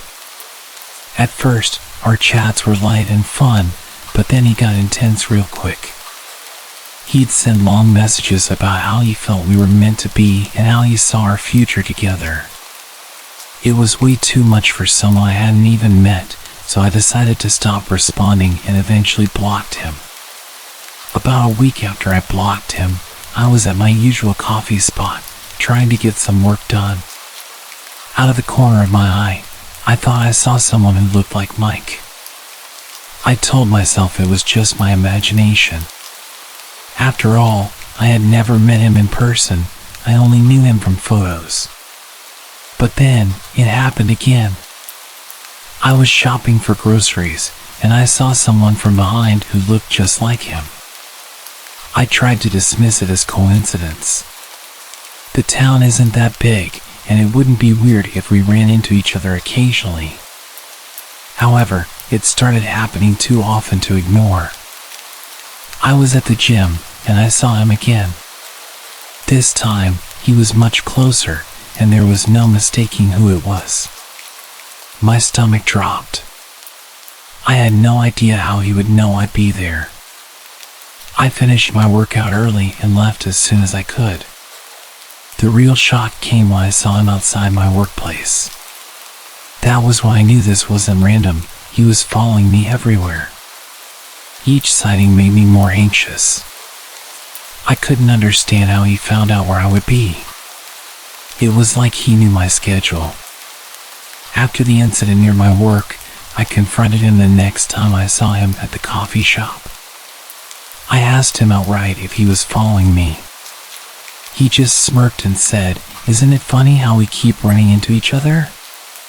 It wasn't funny at all, it was creepy. I told him to stop following me or I would call the police.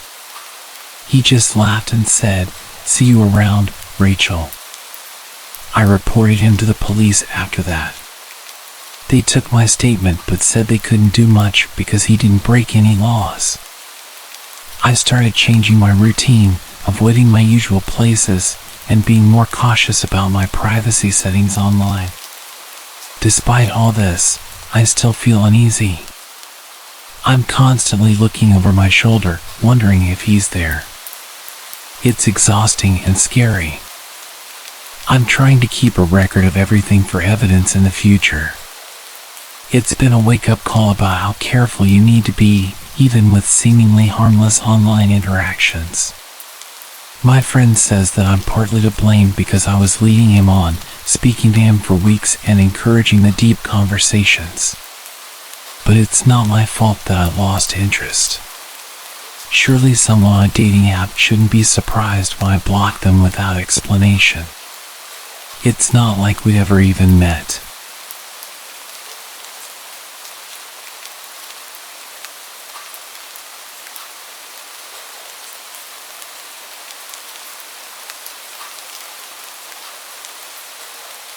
My name is Emily, and I've been dealing with something pretty unsettling for the past few weeks. It started off as small, weird occurrences, but it's escalated, and I'm not sure what to do about it anymore. It's gotten to the point where I felt the need to share my story here, just to see if anyone else has been through something similar or has any advice. It began about a month ago. I'm a freelance graphic designer, so I often work from coffee shops for a change of scenery. One day, I was at my usual spot, a cozy little cafe downtown, when I noticed a man sitting across the room. He was staring at me, not glancing or looking, but staring intensely. It made me uncomfortable, but I tried to brush it off as him just zoning out. People do that sometimes.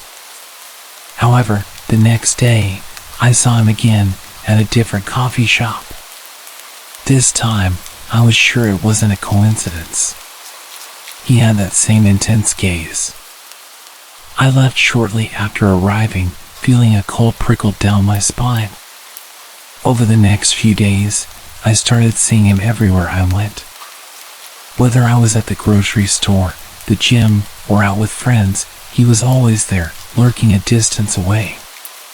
He was always wearing dark, nondescript clothing and a baseball cap, trying to blend in, but always watching me. I decided to confront him the next time I saw him, which was at the public library. I walked up to him and asked why he was following me. He just smirked and said, "You're very interesting." Then he walked away before I could respond. His reaction sent chills through me. It wasn't just a misunderstanding, he was deliberately following me. I started taking different routes and varying my routine, but he always seemed to find me. One evening, I was walking home from a friend's house and noticed him a block behind me. Panic surged through me, and I quickly ducked into a busy restaurant and called a cab home. When the cab arrived, I saw him standing across the street, just watching. That night, I couldn't sleep well at all. Every noise made me jump, thinking he might have found out where I live. The next morning, I filed a report with the police. They took down the details and told me to call if he approached me directly, but there wasn't much they could do without a direct threat. A few days passed without incident, and I began to hope that maybe he had given up. But then, I started receiving letters, no return address, just hand-delivered to my mailbox. The letters were creepy, talking about how he enjoyed watching me, how he felt we were meant to be together, and how he knew we would be together soon. I installed security cameras at my home and changed all my locks, but the letters kept coming. Each one was more unsettling than the last, detailing what I wore on certain days and what I did. I provided these to the police, who started an official investigation, but they haven't made any progress in identifying him. It's been weeks now, and the anxiety is wearing me down. I'm constantly looking over my shoulder, jumping at shadows. I've stopped going to my regular spots and rarely meet with friends. I feel like I'm becoming a prisoner in my own life. Just yesterday, I saw him again, standing under a streetlight near my house as I came back from a late grocery run. He was just standing there, staring up at my window. I don't know what he wants, but I've never felt so scared. The police are keeping a closer watch now, but it feels like this nightmare is never going to end. I just want my life back, but I don't know how to get rid of him for good. My days are now filled with a pervasive sense of dread, and despite my best efforts and the involvement of the police, the harassment has only intensified. About a week after spotting him standing under the streetlight near my house, things escalated in a way I hadn't anticipated. I started receiving not just letters, but packages. The first package contained a photograph of me walking my dog in the park, a park I hadn't visited in weeks, taken long before I even knew he was following me. On the back of the photograph was written, "Beautiful as always." The realization that he had been watching me for much longer than I thought sent a new wave of terror through me. I installed a more advanced security system, including cameras that covered every possible entry point to my home and made sure that I was never alone when I went out. I began to rely heavily on delivery services to avoid leaving my house. Despite these precautions, the packages kept coming. One contained a necklace that I had lost months ago at a local gym, another a set of my favorite books with specific passages marked "Passages about Love and Destiny." Each new package felt like a violation, as if he were peering into the very core of my private life. I handed everything over to the police, who assured me they were doing all they could to catch him. They posted a patrol car near my home during the night, which provided some comfort, but it wasn't enough to stop the fear. Then, 2 weeks ago, I received a video message sent to my email, which had been hacked. The video showed clips of me at various locations over the past few months, all taken from afar with a shaky, handheld camera. His voice was overlaid on the video, a deep, distorted tone, saying, "I can see you, Emily. I'm always with you." The invasion felt so complete that I broke down, unable to understand how he could have filmed me so often without my noticing. I decided it was no longer safe to stay in my home. I packed up some essentials and moved in with a friend in a nearby city, leaving my place under surveillance by the police. My friend's house is in a gated community with strict security, which made me feel a bit safer, but the change in scenery hasn't helped much with the anxiety. I'm jumpy at every sound, and I keep the curtains drawn at all times. Despite these precautions, yesterday, my friend received a delivery meant for me. Another package, but this time to her address, which I had told no one about. It contained an old t-shirt of mine, one I donated to charity a year ago. There was a note, "You can't hide from me." The realization that he had found me even here, in a place I thought would be safe, was paralyzing. The police are now considering this stalker a serious threat and have escalated their efforts, but so far, they have not been able to identify him. I'm considering hiring a private investigator as I feel like I'm running out of options. The thought of living like this indefinitely is unbearable, and I am desperate for a resolution.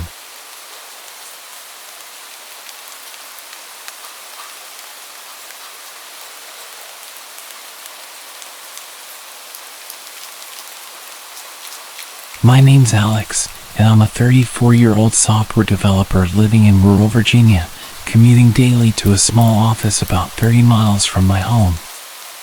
The journey typically takes me along Route 27, a quiet stretch flanked by open fields and occasional dense woods.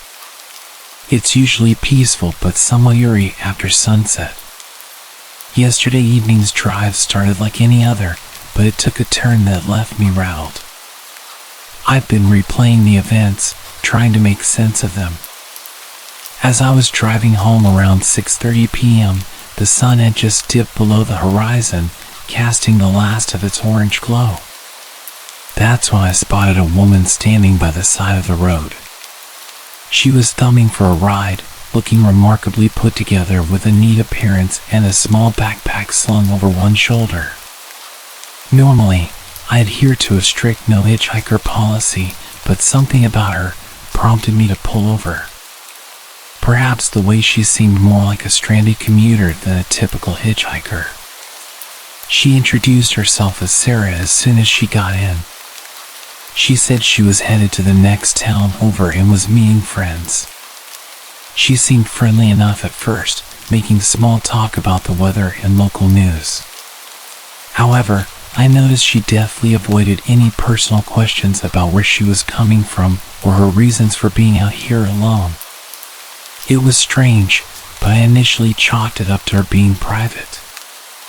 About 10 minutes into the drive, Sarah pointed to a poorly maintained service road, suggesting it was a shortcut. Knowing the road well enough and its reputation for being less than safe, especially at night, I told her we were better off on the main route. That's when the atmosphere inside the car shifted palpably. Sarah insisted, growing increasingly urgent. Her insistence was alarming. Why was she so desperate to get us onto a darker, more secluded road? I felt a knot tighten in my stomach as her demeanor changed from friendly to frantic.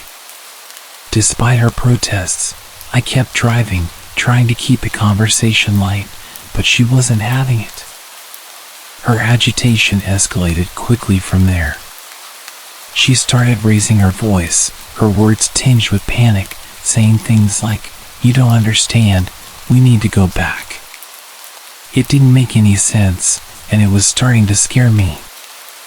I decided I needed to get to a public place where there were other people around, so I headed for a gas station I knew was up ahead. As I pulled into the brightly lit road, Sarah suddenly snapped. She lunged for the steering wheel, trying to force us off the road. I struggled to maintain control of the car, my heart pounding as I managed to stop the vehicle safely in the gas station parking lot. She didn't wait around. As soon as I hit the brakes, she bolted out of the car and disappeared into the night. Shaken, I sat in the car for several minutes, trying to calm down. I eventually went inside to speak with the attendant, who suggested I report the incident to the police. The officers took down my information but seemed doubtful anything would come of it since no one was hurt and nothing was stolen. The drive home after that was tense, and every shadow seemed threatening. When I finally got home, I double-checked all the locks and tried to unwind, but sleep didn't come easily. The whole experience made me question my judgment. It was a harsh reminder of the risks of picking up strangers. I keep going over it, wondering what could have happened if she had managed to steer us off the road and what her motives might have been. I'm still processing everything, feeling a mix of relief and lingering anxiety. I've decided to stick to my initial instincts from now on. No more deviations, no more hitchhikers, no matter the circumstance. It's just too unpredictable, and last night was a little too close for comfort.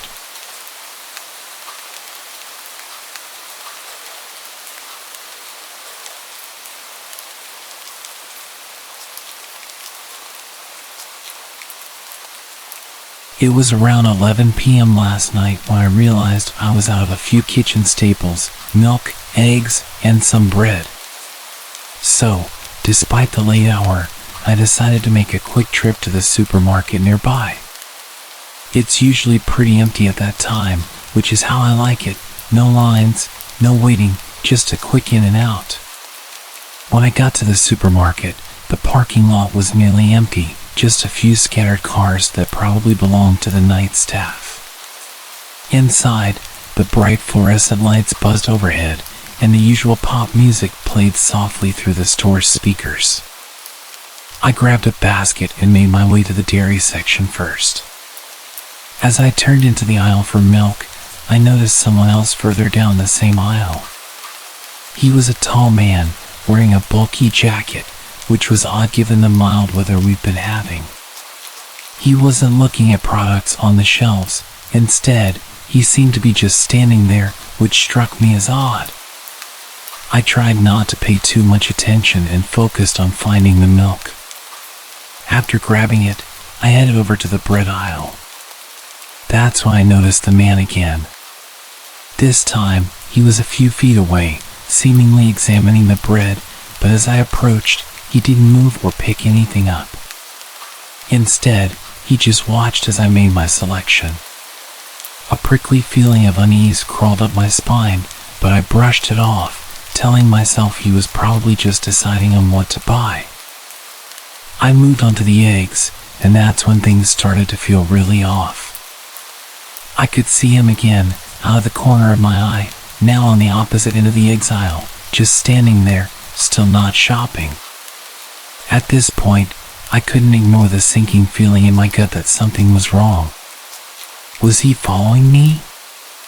Or was it just a coincidence that he was in every aisle that I went to? Trying to shake the feeling, I decided to test my growing suspicion by doubling back to the dairy section under the pretense of forgetting something.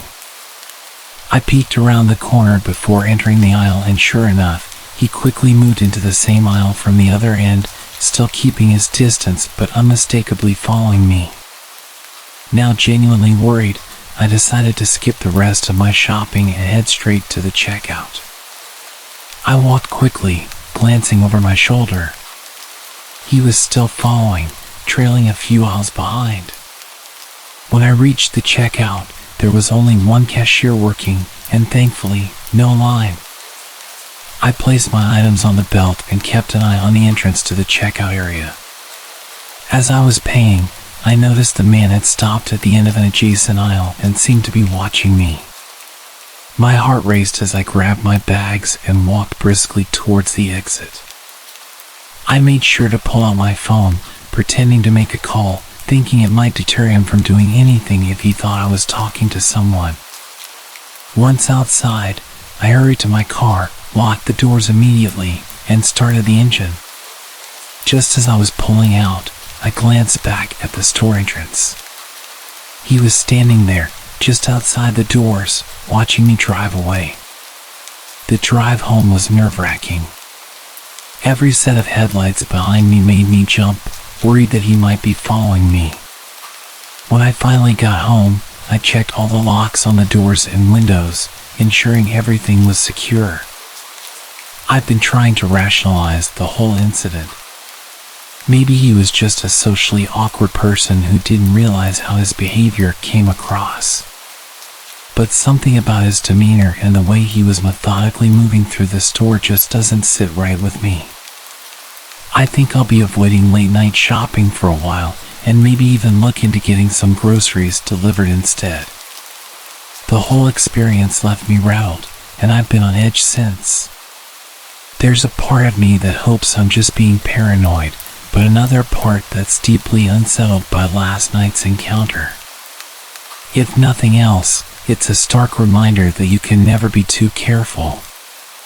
It was such a weird experience, and even though I wasn't hurt or anything, I'm probably going to shop in the daytime from now on.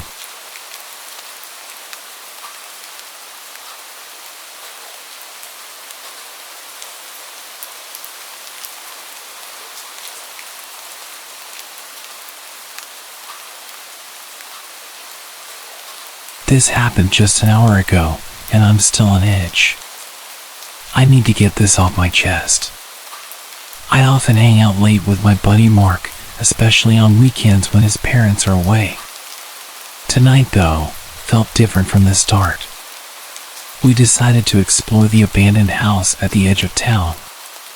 It's an old, supposedly haunted mansion that all the local kids dare each other to visit. It was around 9 p.m. when we started walking.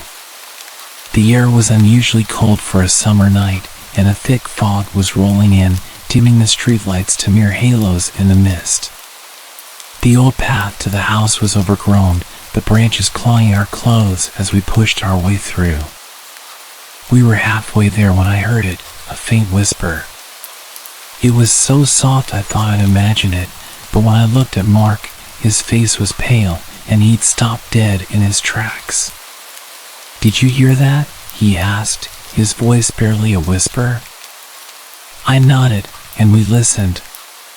There it was again, a whisper, but this time it called my name. Chills ran down my spine. We were alone, but it felt like someone, or something, was watching us. Trying to shake off the fear, we continued, with the mansion now looming ahead, its broken windows like dark eyes watching us. As we stepped onto the property, the air grew colder, and the whispers seemed to surround us. Mark wanted to turn back, but I convinced him to keep going. We were already there, after all. We entered through the back door. The inside of the house was worse than the outside, peeling wallpaper, dust all over the floor, and the air stale with the smell of decay. We used our phones as torches, the beams of light cutting through the darkness. As we explored the ground floor, every creak and echo made us jump. When we found the staircase, I hesitated, but curiosity pushed me forward. Upstairs, the atmosphere tightened, the whispers grew louder, and now I could almost make out sentences. Warnings. Leave, they said, go back. Mark grabbed my arm. We shouldn't be here, he said, but I pulled away, drawn to a room at the end of the hall. The door was slightly ajar. I pushed it open, and that's when we saw it. A large figure. It was shadowy and indistinct, standing by the window. It turned towards us, and though it had no eyes, I felt it staring right into my soul. We didn't wait around to find out what it wanted. We ran as fast as we could out of the house, down the path, and didn't stop until we reached the safety of the streetlights. We're back at Mark's house, the doors locked and the lights all on. We're trying to process what happened. Mark is convinced we saw a ghost, the spirit of old Mr. Miller who died there alone. I don't know what it was, but every shadow now makes me jump, and the whispers, I can still hear them if I listen hard enough.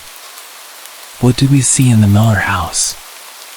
Was it just our imaginations, fueled by the ghost stories we'd grown up with, or have we stumbled upon something truly supernatural? I don't know if I'll ever go back to find out, but one thing is clear, I'll never forget the fear I felt tonight.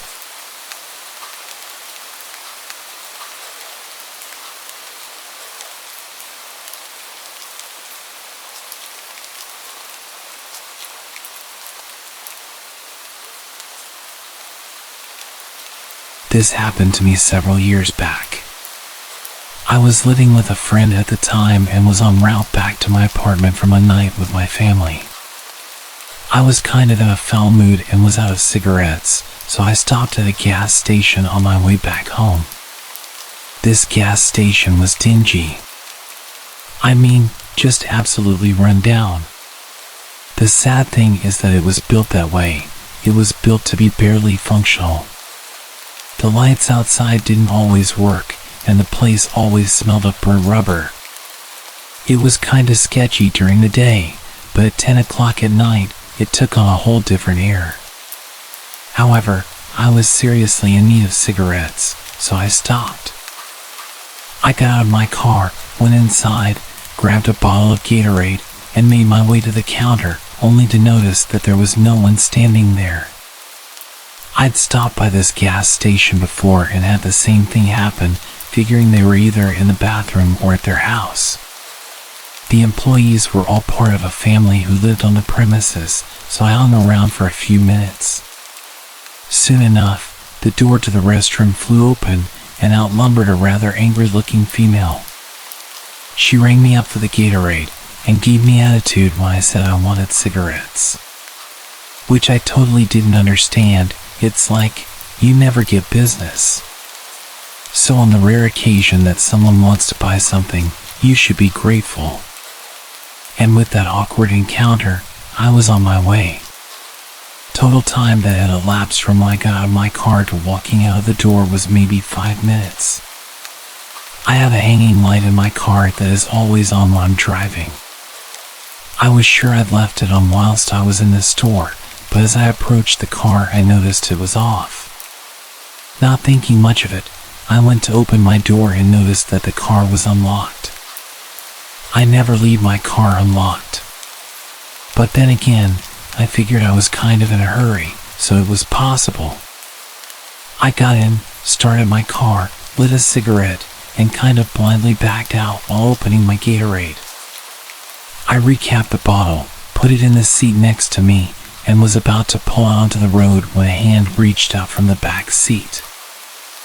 I was panicking, and my immediate thought was to turn around, but suddenly he says, "Don't turn around if you know what's good for you." I sat facing forward and asked him what he wanted. He said he wanted a ride somewhere. My phone was in my backpack on the floor of my passenger seat, too far to grab discreetly. I asked him where he wanted to go. He gave me directions to a well-known crack alley about 4 miles from where we were. I'd been to the area before. I used to deliver pizza in that part of town before switching to a relatively safer delivery area. As I drove, I kept trying to sneak glances at him in my rearview mirror, but it seemed like every time I did, his face was encompassed by shadows. We got to the place he wanted to go, and he rolled the window down, yelling out some guy's name. That guy came over to my car and sold this intruder some gear through my back window. The whole time he mocked me and called me his new driver. After about 15 minutes, they were done. As we drove back, he started trying to talk me up, which I thought was weird. I gave reasonable answers without revealing anything personal about myself. We were about halfway through our trip when he asked me to pull over on the side of the road. This stretch of road went over one of those man-made concrete ditches, which meant that there was a significant paved shoulder over that ditch. He had me pull over there and turn off the car. "Do you believe in God?" My heart started racing. "I'm not sure." "If you died tonight, do you think you'd see God?" "I don't know." "I'd like to think so." "Close your eyes. Put your hands on the steering wheel, push your head forward, and let it rest on the wheel." Trembling, I did as he commanded. "Now count." "What? Are you deaf?" I said count. So I did. I started counting, slowly counting. My pace matched the seconds ticking by. I wondered how many more I'd have.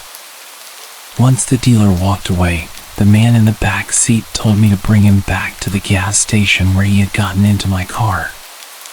The stretch of road to get back there is not well lit or well traveled after dark. But it's not like I've run into any more danger than I was already in.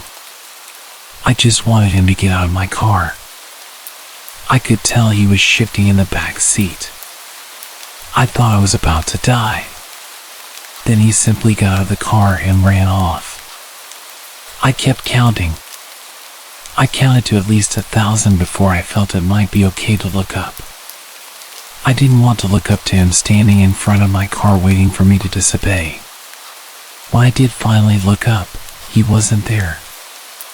I sped off toward my apartment, grabbed my phone, and called the cops. Naturally, they said there was nothing they could do. I didn't have a description of the guy other than that he was a male.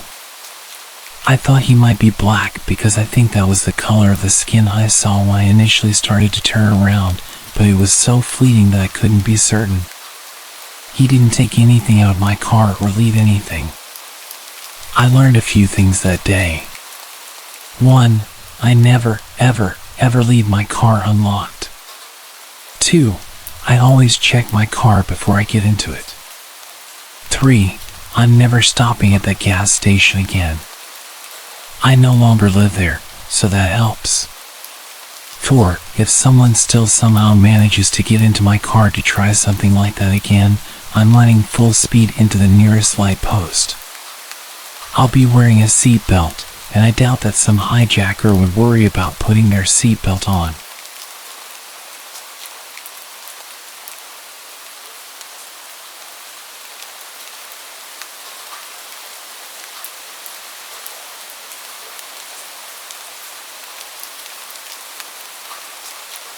This happened to me during the summer of 2017.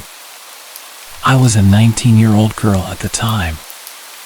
I will be vague regarding details, country, origins of people, names of places, to avoid being recognized or causing a bad reputation to any community. While it isn't really scary, this story is still creepy, and the end is so crazy that I still can't believe it to this day. I was living in an apartment with my family. In the parking lot, there were always several guys repairing cars. I would often get home late at night and see these guys just talking. They would sometimes say good evening, and one time joked about keeping me a parking spot, but nothing inappropriate. I would just answer politely. I had noticed that one of them had a tuned-up sedan and must have been living in the same building, but used a different entrance, because in the morning the car was parked there. It was really recognizable. One morning, I was heading to work and realized this car was parked next to mine. Since he didn't live far, it wasn't that weird. But when I sat in my car, I realized the owner was actually sitting there, looking at me and smiling. Well, okay, it's 8:30 a.m., it's not completely out of the ordinary. I started to drive to work and entered a special roundabout where you have to stop inside if a car on the right is coming, so I stopped. I was looking to the right to see where I could go and realized that in the second lane, the car was there. As soon as I took the road to work, he was behind me. Even when we got close, he was still there. I was working in a mall with the biggest hypermarket in the neighborhood, so I thought maybe he was going for groceries. I got into the underground parking lot and parked. He did the same, right next to me. I chose to ignore him and headed for the escalator. He did the same and started to talk to me. Hello, I'm Steve. And you? I'm Anna. How old are you? I'm 19. I'm 27. Is that a problem? No, why would that matter? Okay, so you work here? We arrived at the place where I worked. Yes. Okay, well, see you tonight. At that moment, I realized he wasn't speaking the language well. I answered his questions because he didn't seem scary, and I didn't want to make a scene. When he said bye, I thought, yeah, I see him every night in my parking lot with his friends, so it's normal. But when I finished work, the exact same thing happened as in the morning. While I sat in my car, I realized the guy was right next to me. Surprised and seeing how eager he was to talk, I got out and asked, "What are you doing here?" "I have something for you." He had a big smile and approached me. "What?" "No." He gave me a red rose. Embarrassed and shocked, it was the first flower anyone had ever given me. I refused it a couple of times, but he kept insisting. I knew the only way to get rid of him was to accept, which I did, and he left. I kept the flour in my car so my family wouldn't realize something was happening, and I threw it in a trash can outside later. This was the beginning of the week, and he started to wait for me after work, giving me drinks and asking me out to the cinema or restaurant. I refused everything but ended up accepting the drinks to make him leave. During the weekend, I had a second job with late shifts at a fast food restaurant.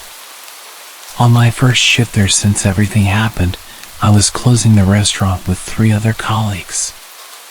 Since it was dark and late, one of us had to leave first and drive around the restaurant to ensure it was safe for everyone. I wouldn't normally do this, but that night I had a weird feeling he might be there. So, I volunteered for the drive, and right on the spot, he was parked next to my car. It was 1 a.m. How long had he been waiting? I told him to go a bit further, otherwise, we couldn't leave, which he did.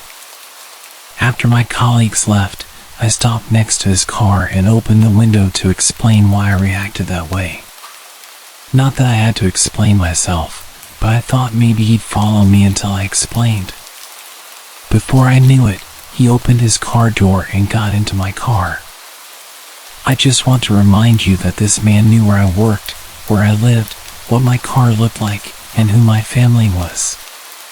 And he was a neighbor, that's why I never wanted to make a scene. But at this very moment, I was scared for my life. A 27-year-old muscular guy, who I didn't really know, was in my car at 1 a.m. in an empty parking lot. He seemed talkative, and I didn't have any other choice, so I decided to listen to him. He said he arrived in the country in 2014, stayed in the capital for 2 years, and moved to our neighborhood in 2017.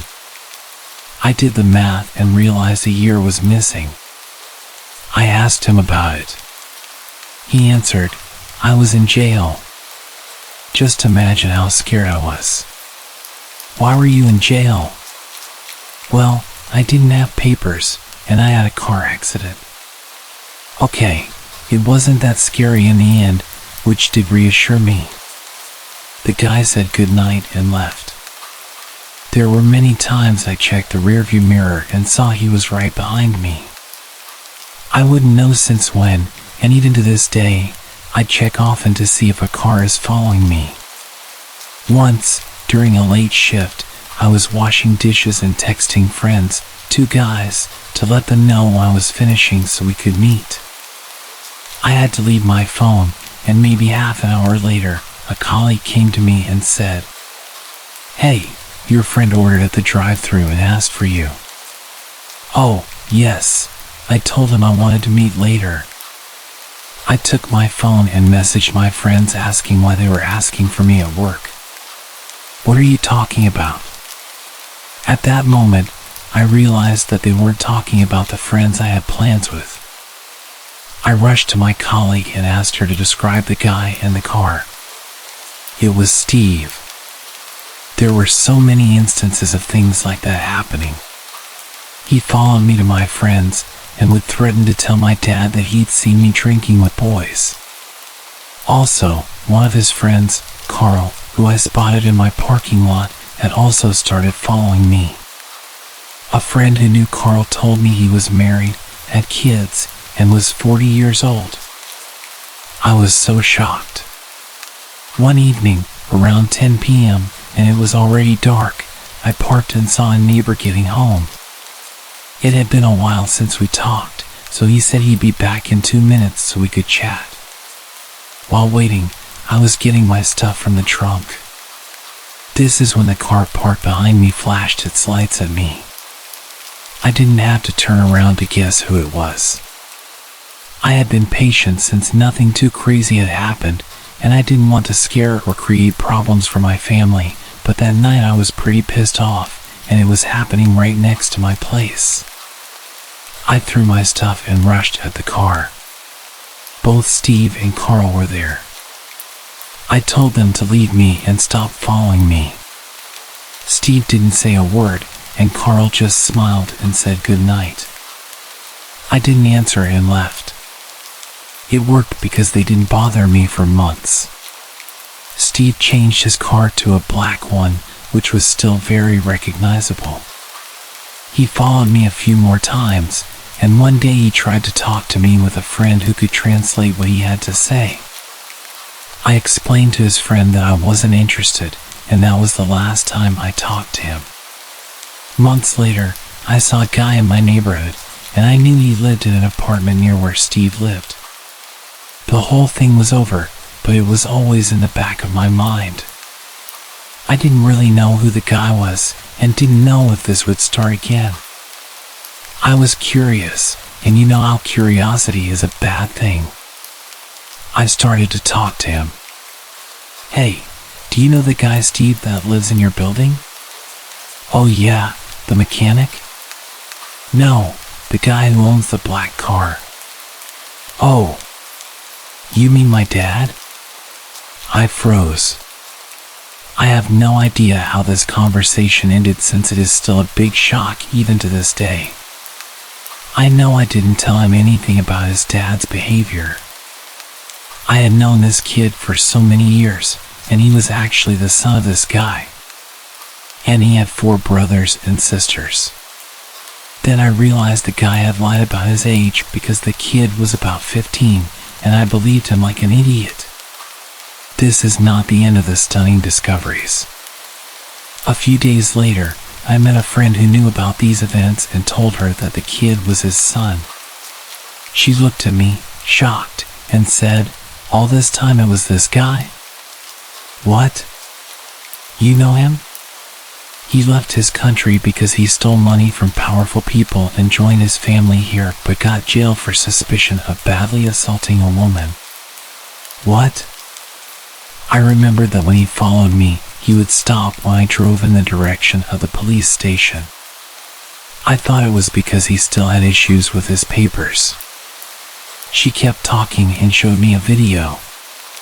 This is his wife here, and the second woman is his second wife. She was so tired of him talking to other girls that she went to their country to find a second wife. I want to clarify that my friend was from the same country as this guy, but she was born here, which is why she had this kind of information. Small community, so they kind of all know each other. I was very lucky that nothing happened to me. I still can't believe it, and I wonder how it could have gone if I had acted differently. I was young and naive back then and didn't want to be offensive to anyone's culture, but in reality I really should have reported it sooner.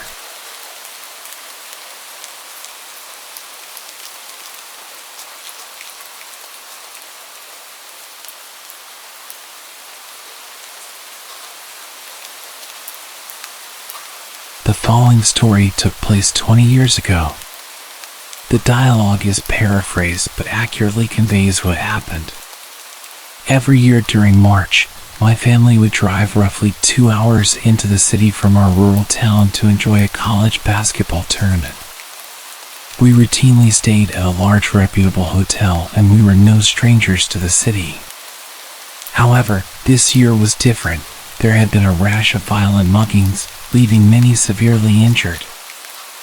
I remember reading about these attacks in the newspaper. I've always enjoyed reading the news, even as a young child. The reports about the city would scare me more than usual, because I wasn't used to the threat of violence so close to home. It was Saturday night around 11 p.m., and my mom, dad, and my little sister were winding down and preparing for bed. It's worth mentioning at this point that my mother is naturally paranoid, much more so than other moms.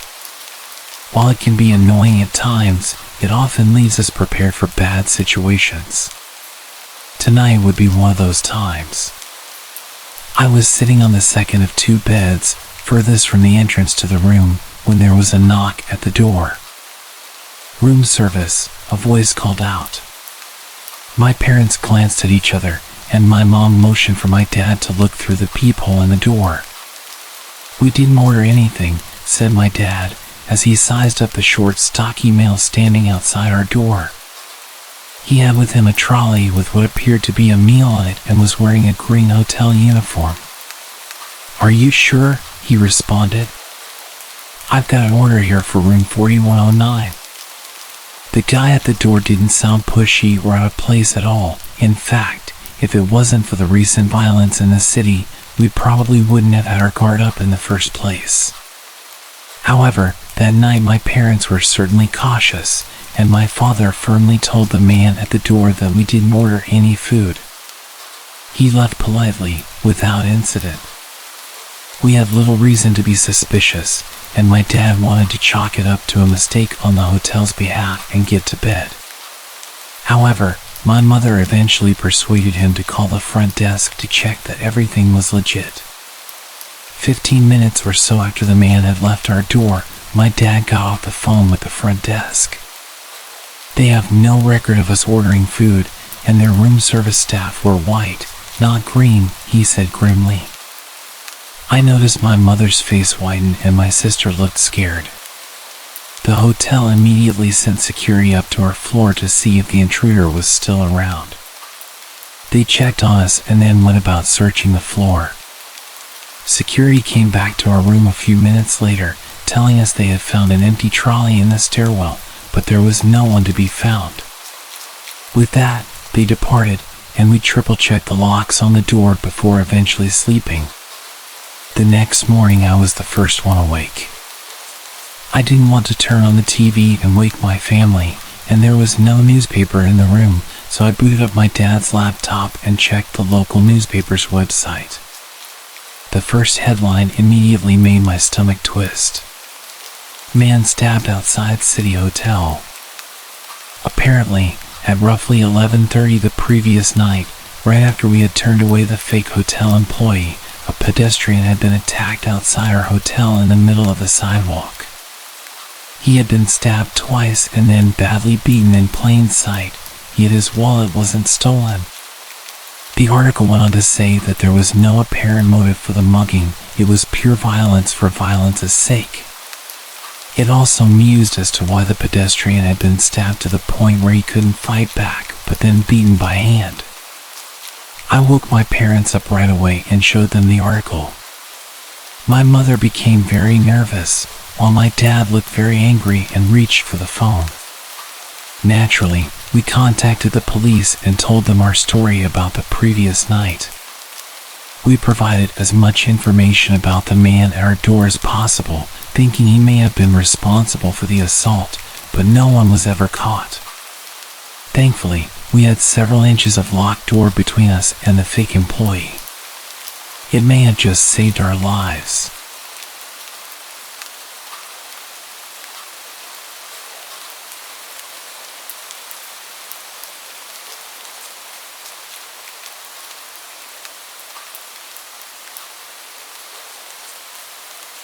A few years back, my friends and I got it into our heads to go check out this old abandoned gold mine out near Wickenburg, Arizona, about an hour and a half north of Phoenix. There were 5 of us: Kyle, Tyler, Miguel, and Darren and myself. All in our mid-20s, looking for something to do on a weekend that wasn't just hitting the same bars. Kyle was the one who brought it up, going on about this YouTube video he'd watched. Some urban explorer guy wandering through dark tunnels, showing off rusted mining carts, and talking about how the mine was a big deal back in the 1800s. They were pulling out millions in gold before it got shut down. He said it was supposed to be this cool and creepy place, possibly haunted, and full of history. We found stories about miners getting stuck for days, some guy getting hanged for stealing, and locals who still didn't like people poking around. I'd heard about Vulture Mine before, mostly from Reddit threads or random articles.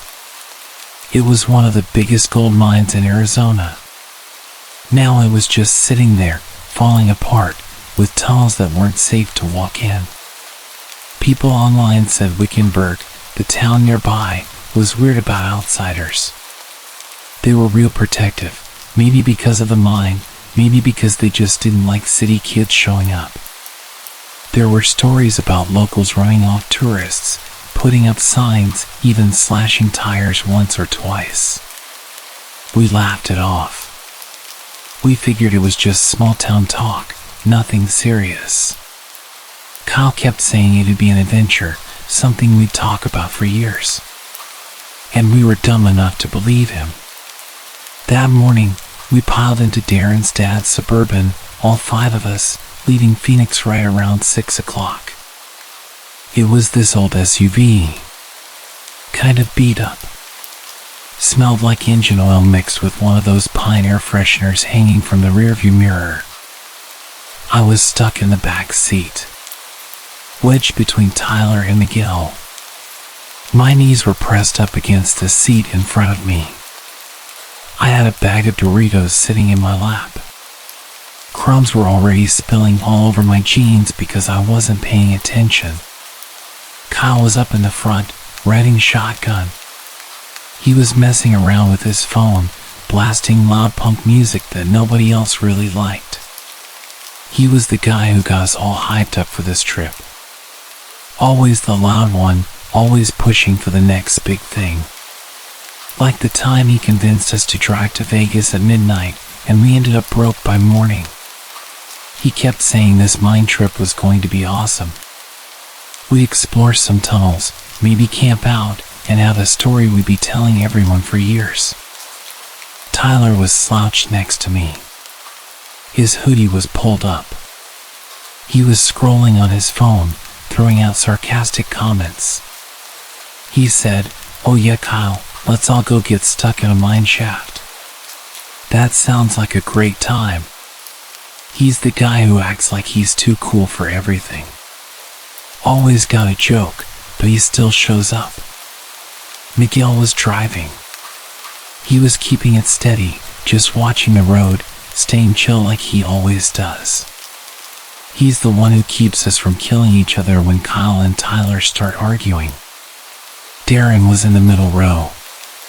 His hands were gripping the armrest. He was already freaking out about the car. He said, "You guys, I'm serious. My dad's going to absolutely lose it if anything happens to this thing." He's the nervous one. Always worried, especially about his dad's Suburban. He only got to borrow it because he swore we'd be careful. The drive was pretty fun at first. Just a bunch of us on a road trip, like we'd done many times before. We were eating snacks and passing around a Monster energy drink that was already warm. Arguing about Kyle's music. I said we should switch to something less obnoxious. Kyle just laughed. He said, "You guys don't know good music when you hear it." Tyler told him to shut up. He said the song sounded like someone running over a guitar with a lawnmower. Darren kept looking in the side mirrors. He was muttering about how the dust was going to mess up the paint on the car. "This thing's not made for this kind of road. You know that, right?" Miguel didn't say much. He just nodded and kept his eyes on the road, keeping us moving north. Kyle was going on about the mine. He was pulling up the YouTube video on his phone while he still had signal. He showed us these clips of some guy walking through dark tunnels with rusted carts. The guy was talking about how the mine made millions in gold back in the day, how it was a whole town once, with saloons and fights and some story about a guy getting hanged for stealing gold. Kyle said, "It's not just like some creepy ghost thing. It's old. There's real history." Tyler laughed. "Yeah, history of people getting crushed in cave-ins." Awesome. I didn't say much. I just watched the video. I thought it looked kind of interesting but also a little sketchy. Like maybe it wasn't going to be as fun as Kyle was making it sound. We could find actual gold down there. On every video I've seen, nobody goes past a certain point, and the top comments were all saying someone should jump across the ledge and throw some pieces of wood over the part that drops down. It would be so easy. I kept thinking about those Reddit posts. People said Wickenburg folks didn't like visitors. They said the mine was off limits. Some locals got real mad if you showed up. I figured it was just talk. Just stories to scare people off. Things started feeling different once we got past Wickenburg. The road turned into a dirt track. The Suburban was rattling like it was going to fall apart. Darren was losing his mind. He was leaning forward, saying, "Miguel, can you slow down? You're going to wreck the suspension or something." Miguel eased off the gas a little. "It's fine, Darren. Just relax." You could tell he was paying closer attention to the road. My phone lost signal right around that time. It just went to no service. No bars at all. I saw Tyler check his phone. Then Kyle. Then Darren. Everyone came up empty. Tyler said, "Well, that's great. No signal. No maps. Nice job, Kyle." Kyle waved it off. He said, "We don't need phones. It's a straight shot from here. I know where we're going." He was looking out the window more, like he wasn't totally sure. Then we started seeing these signs. Handmade, nailed to trees and fence posts along the road. They said stuff like, "No tourists. Private land, keep out. Turn back while you can." One of them said, "You're not welcome here," in big red letters, with a skull drawn under it. Like someone got mad and went to town with a marker. Darren saw them first. His voice got all high. He said, "You guys see those? That's not good, right? Those are bad news." Kyle laughed. He said, "They're just trying to scare people off. Probably been there forever. Nobody cares." Tyler leaned forward. He looked out the window and said, "Yeah, sure. Because locals always make friendly little signs for no reason." Miguel stayed quiet. I saw his hands grip the wheel a little tighter. The signs kept showing up every 100 yards. Some were old and faded. Others looked new. The paint was still bright. The nails weren't even rusty. I didn't say anything.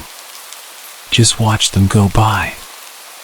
I kept thinking we should have paid more attention to what they were saying. Especially after those stories about Wickenburg being weird about outsiders. And how some people said the locals would do anything to keep the mine to themselves. Like it was their secret or something. Darren was freaking out more. He said, "Guys, this is serious. What if someone's out here? What if they mess with the car?" Tyler told him to calm down. "It's just some grumpy old guy who doesn't like outsiders. Probably hates idiots like Kyle." Kyle flipped him off. "Whatever. We're almost there. Stop whining." You could tell he was looking at the signs too. His usual grin wasn't quite as wide. Miguel finally said something. His voice was even. "Maybe we should think about turning around. Find a motel or something." Kyle shut that down quick. "No way. We drove all this way. We're not chickening out now." Darren groaned and sank back in his seat. He muttered, "My dad's going to kill me." We pulled up to the mine around 4 or 5 in the afternoon. It looked nothing like the YouTube video. Just a bunch of old buildings. Half collapsed. The wood was all gray and splintered. Windows were either broken or boarded up. There was rusted junk everywhere. Pipes, barrels, a minecart tipped over in the dirt. The entrance was just a dark hole in the hillside. Broken timbers were around it. A chain-link fence was mostly falling down. More signs were up. Metal signs saying, "Danger and no entry." Kyle got up first. He was splashing through the mud. He said, "This is it. Look at this place." Tyler lit a cigarette and said, "It looks like a total dump." "Not gonna lie." Miguel parked and got out. He looked around and didn't say anything. Darren was pacing. He was staring at the Suburban like it was going to get stolen. "This place is creepy. We shouldn't be here." Now that I was finally there and could see how run down the place was, I kept thinking about what I've read online. Vulture Mine used to be a whole town. People were fighting over gold, getting drunk, getting killed. Wickenburg folks still acted like they owned it. Like they didn't want anyone digging into their history. It started raining. Not heavy, but enough to make the ground slick. Enough to make us pull up our hoodies. The wind was getting cold. It was kicking up dust. We stood by the car. Tried to figure out what to do. Kyle wanted to go in right away. He said, "We've got flashlights. Let's just check out the tunnels. Get some pictures." Tyler said, "Yeah, let's fall through a floor and die." "Great idea." Miguel said, "It's too wet." "Too late. We should wait till morning." Darren was going on about the car. He said, "If anything happens to it, I'm dead. I'm serious."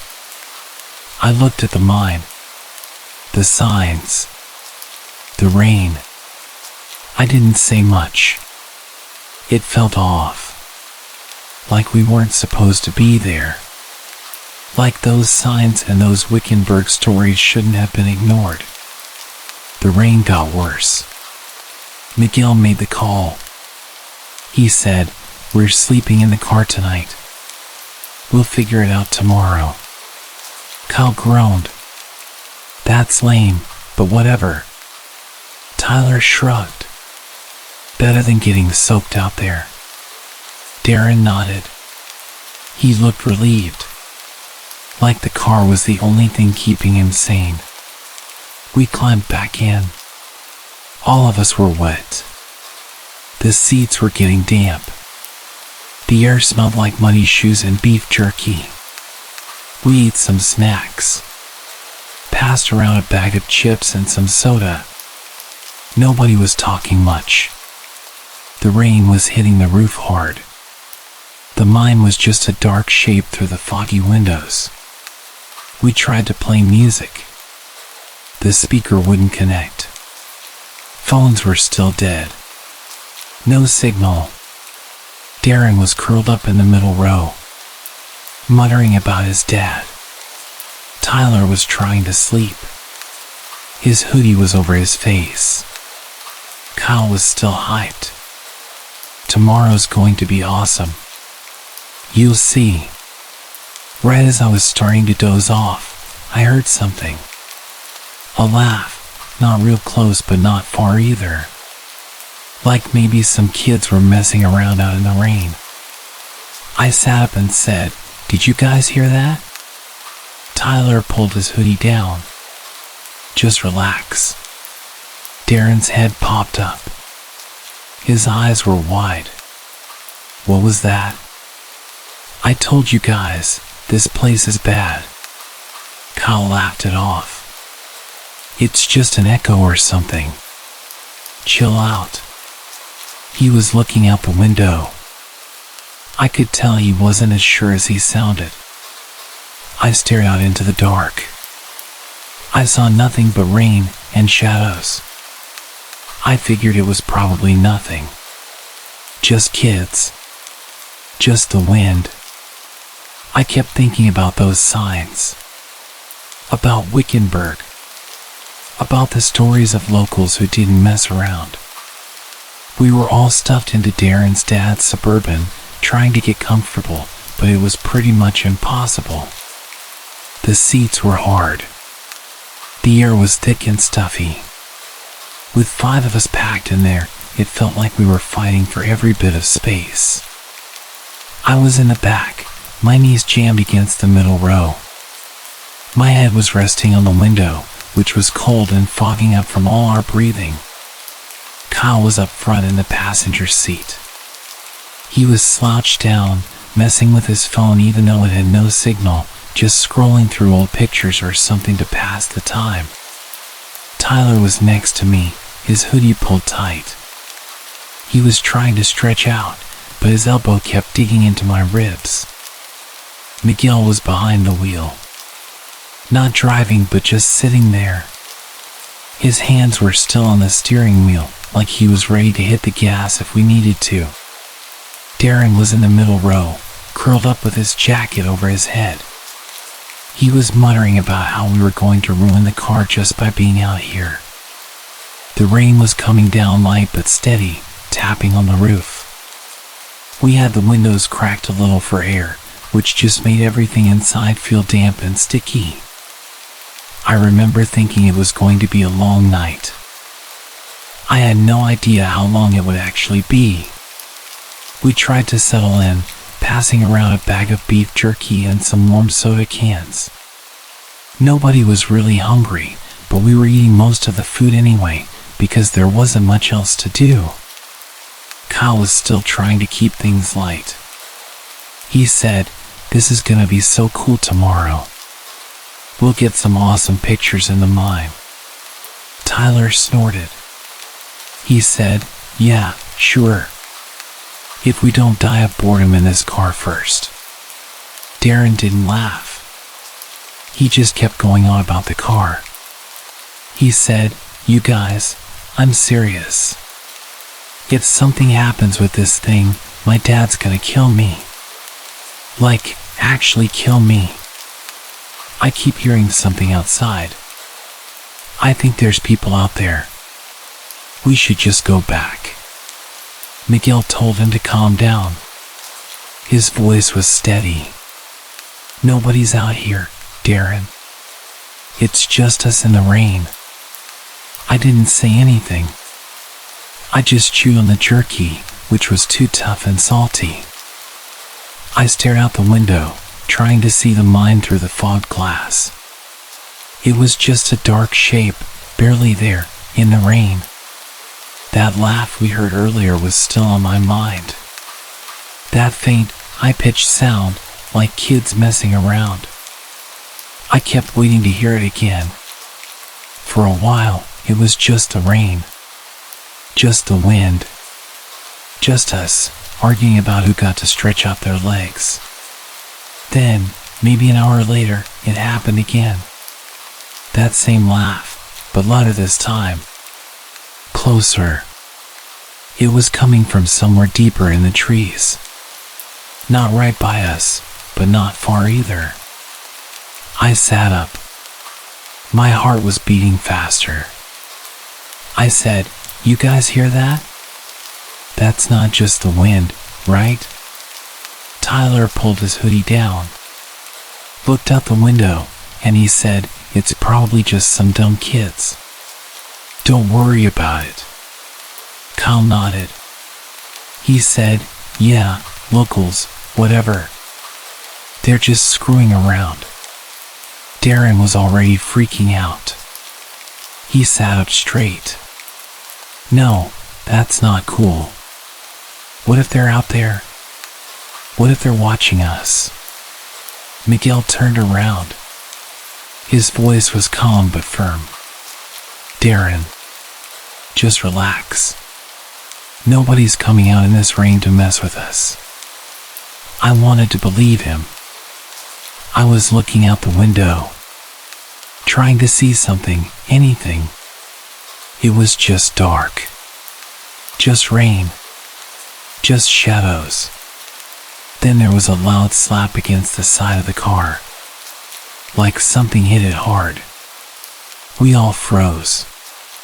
The sound was still ringing in my ears. Darren yelled, "What the hell was that?" He scrambled to look out his window. His hands were shaking. Kyle laughed, but it sounded nervous. It was probably just a branch. "Relax." Tyler said, "Yeah, squirrels throwing acorns, right?" Nobody laughed at that. I could feel my stomach tightening. My hands were gripping the edge of the seat. Darren was losing it. "That's not a squirrel, you guys. That's someone out there. We gotta go. We gotta leave right now." He was reaching for the keys and the ignition. Miguel grabbed his arm. "Darren, stop. We're not driving in this. It's dark. It's raining. We don't even know the road." Kyle backed him up. He said, "Yeah. If you start the car, you're just gonna make it worse. You'll just draw more attention." Darren was shaking. His voice was high. "Attention? They're already throwing stuff at us." "What do you mean more attention?" Tyler told him to shut up. "It's probably nothing. Just calm down." I didn't say anything. I just kept looking out the window. My breath was fogging the glass. My heart was still going fast from that slap. I was wondering what could have hit us. If it was a rock.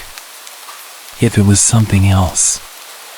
We sat there, quiet for a bit, listening to the rain, waiting for something to happen. I remember thinking maybe we should have listened to Darren. Maybe we should have turned around when we saw those signs back on the road. We tried to settle down again. I was leaning back, trying to find a position that didn't make my back hurt worse. The car smelled like sweat and wet clothes. Nobody was talking. Just breathing. Listening.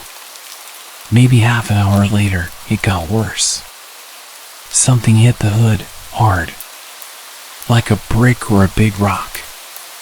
We heard it bounce off. The sound was sharp and heavy.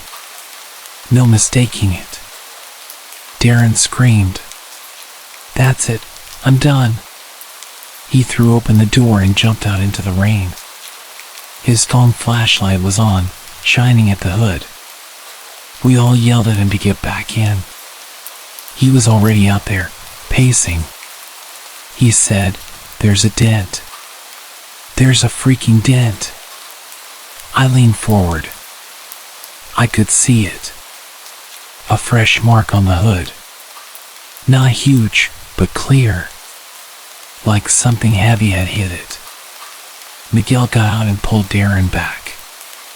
"Get in the car. You're gonna get soaked." Kyle was swearing. "Who the hell's out there throwing rocks? This is bullshit." Tyler was still trying to act chill. "Maybe it's just some drunk idiots. They'll get bored." Nobody was buying it. I could feel my hands sweating. My heart was pounding. I kept thinking about those signs. About the laugh. About how we were stuck out here with no signal, no way to call anyone. We got Darren back in the car. His clothes were wet. His face was pale. He was still going on about the car. He said, "My dad's gonna kill me. You guys don't get it. He's actually gonna kill me." Miguel tried to calm him down. "It's just a dent. It's fixable. Let's just stay cool." We sat there for another hour, maybe more. Nobody was talking. Just listening. My legs were cramping bad. I tried to shift, but there was no room. The jerky was gone, and the soda was flat. I wanted to eat something, but my hands were too shaky to open the bag. Then we heard more noises. Branches cracking, like someone was stepping on them. A scraping sound. Not on the car, but very close. Like someone was dragging metal across the trees nearby. Then fast footsteps, crunching through leaves. Moving away but not far. I was holding my breath. My eyes were locked on the window, trying to see anything. It was just dark. Just rain. Then there was a bang. Loud and sharp. Not close, but close enough. Like a gunshot echoing off the hills. We all ducked. Instinct kicked in. Darren started yelling. "That's a gun. That's a freaking gun." Kyle grabbed the keys from him. "Shut it off. You're gonna make it worse." Darren had started the engine. The headlights were cutting through the rain, lighting up the entrance of the mine. Nothing was there. Just the hole. The fence. The signs. Miguel turned it off. "We have to stay quiet. We have to stay put. Nobody's shooting at us. It's probably just a hunter or something." His voice was shaking a little. I could tell he didn't believe it. We started to argue then. A real one, but whispering. Everyone was on edge. We just sat there, whispering when we had to. Trying not to breathe too loud. Listening to every sound outside. Every rustle. Every snap. Every hour or so, something else happened. A flash of light in the woods, like a flashlight. But by the time I could look closer, it was already gone. More footsteps. Another laugh. Fainter now, but still there. Miguel threw up at one point. He leaned out the window and got sick all down the car. "Sorry. I'm just stressed." Nobody gave him crap for it. Not even Tyler. The smell of the car was overwhelming, but we had no choice but to sit tight and sit through the night. Nobody slept. We were sore. Cold. Our clothes were damp. The car smelled like sweat, fear, and vomit. Darren was shaking, muttering about the car, about his dad, about how we were idiots. Kyle was quiet, just staring out the window. Tyler was silent. His hoodie was up. His eyes were watching out of the window. I could tell he was scared. Miguel kept his hands on the wheel, like he was ready to drive if we had to. I just sat there. My back was aching. My heart was still racing. I was listening to the rain, waiting for the next sound, the next rock, the next bang. The wind picked up just before sunrise. The noises stopped. It was quiet for a while. Too quiet. The sun started coming up. Slow. Barely lighting the trees. We realized we'd made it through the night.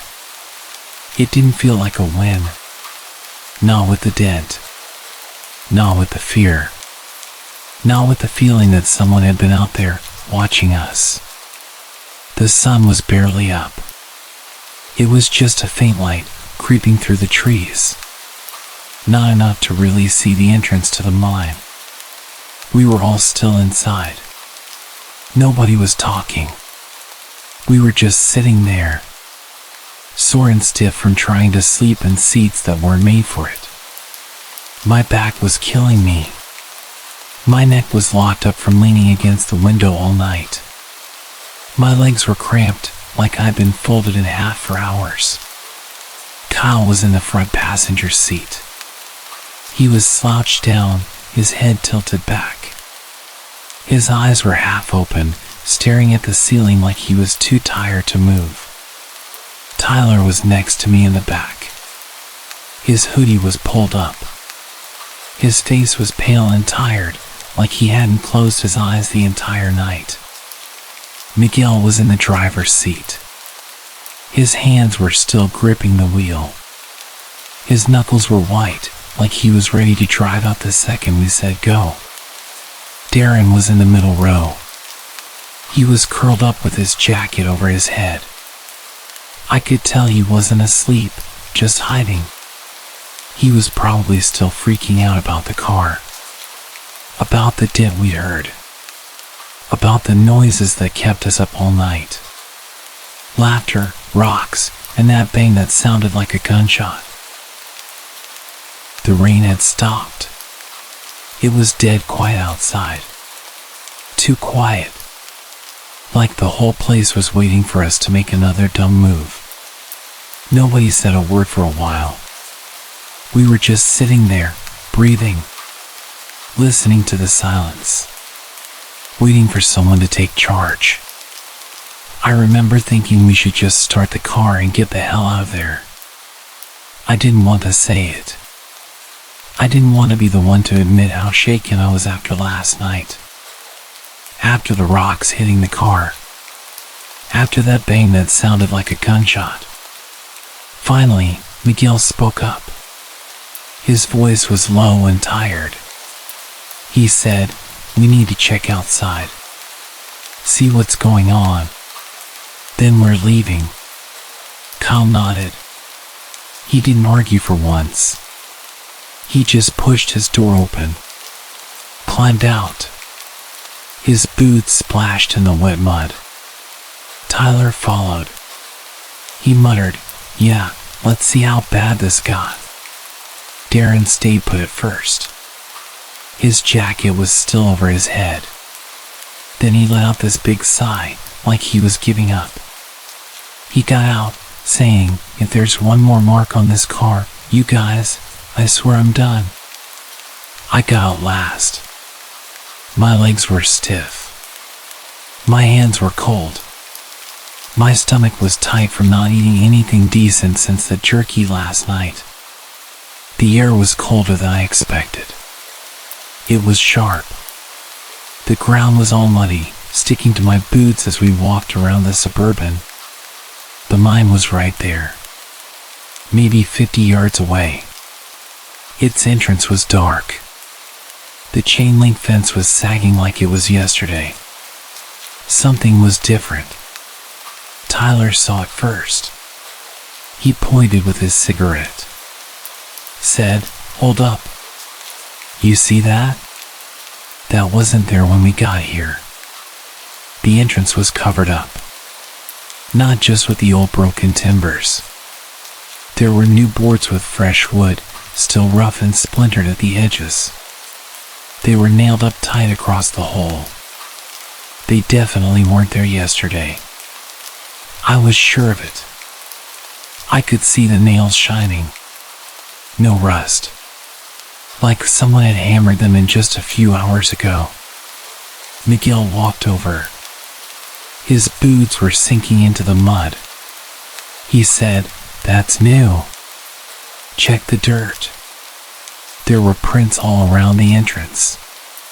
Fresh. Deep. Not washed out by the rain. Like someone had been walking around while we were stuck in the car. I spotted something else. A cigarette bud in the dirt near the fence. The end was still a little red, like it had been smoked and tossed not long before we got out. I pointed it out. "Guys, that's not old. Someone was right here." Darren's eyes went wide. He said, "What? Like, right here, while we were sleeping? Are you serious?" Kyle didn't say anything. He just stared at the boards. His hands were stuffed in his pockets. He looked like he was finally getting that this wasn't the fun trip he'd planned. We went back to the car, started looking it over. We walked around it slow, checking for the damage we heard last night. Darren found the dent first. It was on the hood. A deep gouge. Not huge, but obvious. Like something heavy had hit it, maybe a rock or something worse. He ran his hand over it. His voice was shaking. He said, "You guys, this is so bad. My dad's gonna lose it. This is gonna cost a fortune to fix." Miguel tried to calm him down. "It's just a dent, Darren. We'll deal with it. Just breathe." Tyler stopped dead. His cigarette dropped to the ground. "Yo, what the hell is that?" He was pointing at the passenger side door. Just below the handle, there was a hole. Small but clean. A perfect circle punched through the metal. I walked over, leaned in close, saw it wasn't a rock, wasn't a dent. It was a bullet hole. No question. The edges were sharp. The paint was chipped around it. My stomach dropped. I said, "That's a bullet. A real bullet." Darren lost it. His hands were in his hair. His voice was breaking. He said, "A bullet? Are you kidding me? Someone shot at us? I'm calling my dad.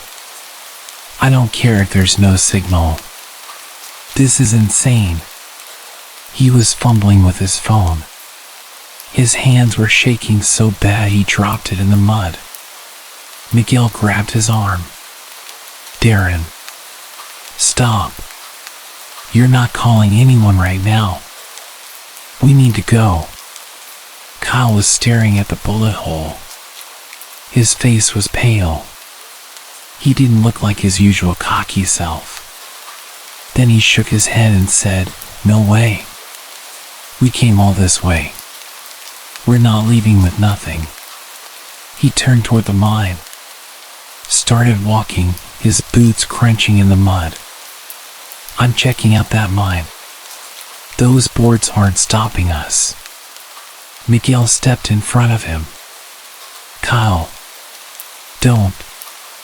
We're done here. That bullet hole's enough." Kyle pushed past him. "Come on.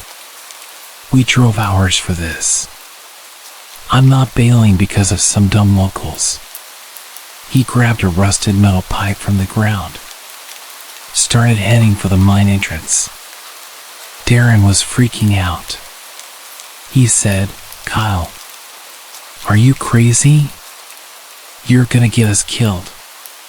My dad's car is already shot up." Tyler didn't say anything, just stood there, his hands in his pockets. I didn't move either. My heart was pounding. I was thinking about those signs, the boot prints, that cigarette butt. It all screamed we shouldn't be here. Kyle got to the entrance, started prying at a board with the pipe. The nails creaked, starting to give. Then there was a loud crack. A gunshot. It hit the planks right above Kyle's head. The wood splintered, spraying his face.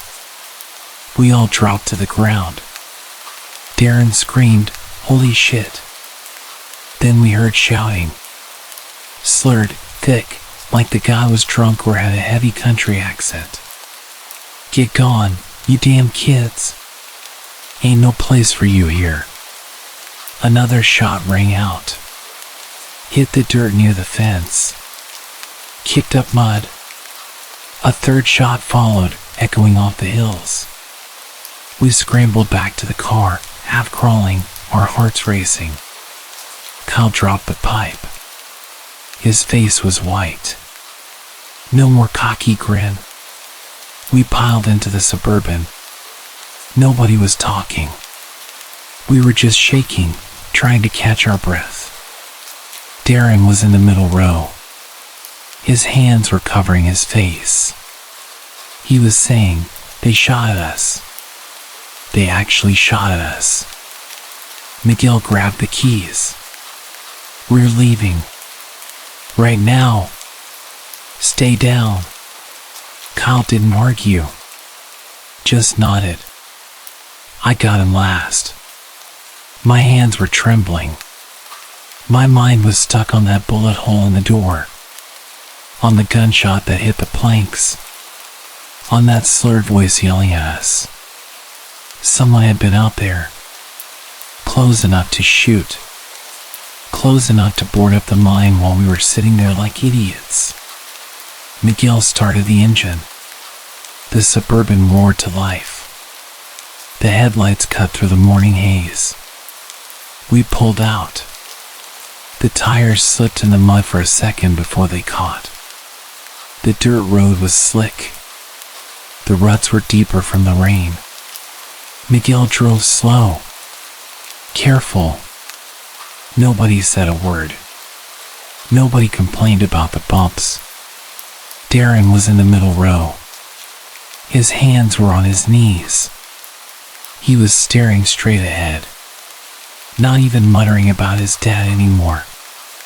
Just quiet, like he was in shock. Kyle was looking out the window. His phone was in his hand. Still no signal. He kept checking it anyway, like he thought it might come back. Tyler was next to me. His hoodie was up.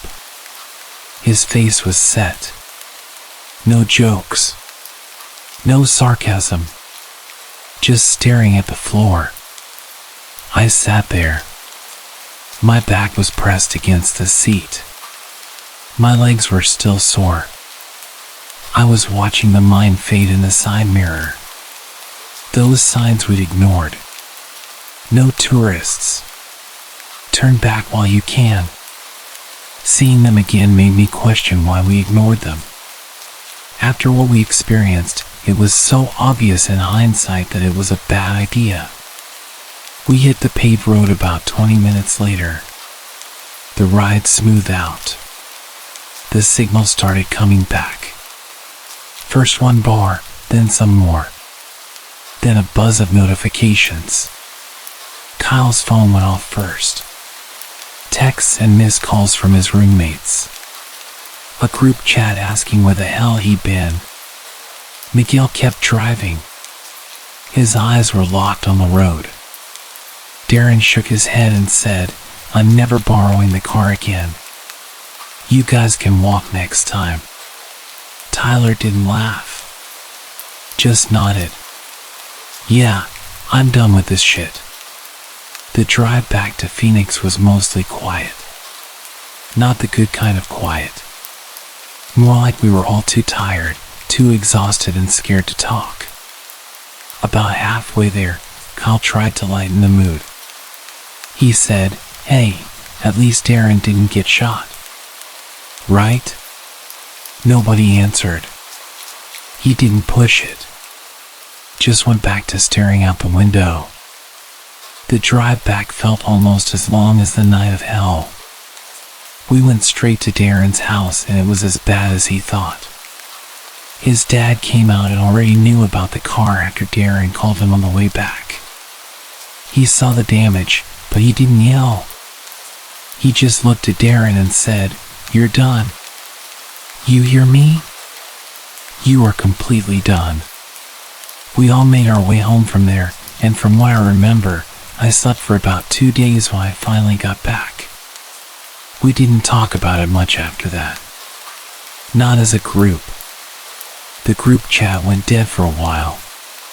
Nobody wanted to bring it up. Kyle sent a meme about camping a week later. Tried to make it a joke. Nobody replied. Not even Miguel, who's usually the one to keep things chill. I called Tyler a couple days after, just to check in. He asked if I'd heard from Darren. He didn't reply to anyone's messages. He didn't even read them. We eventually visited his house to see if he was still alive, and he was. But he wasn't allowed to speak to us for more than 5 minutes before his dad called him back inside and told us to not come back. I looked online a few times, checked Reddit, some Arizona forums, tried to find anything about Vulture Mine, about the locals, about similar experiences. There was nothing. Just old posts about the mine's history. Nothing about what we've been through. I kept thinking about that night. Someone actually shot at us. If we knew we were being shot at, we would have driven out of there. The darkness and rain wouldn't have stopped us. I don't know who was out there, or why they wanted us gone so bad. I just know we got lucky. Luckier than we had any right to be. We drove out of there with just a dent, a bullet hole, and a hell of a scare to show for it. I think if we had gone into that mine, we probably wouldn't have come out.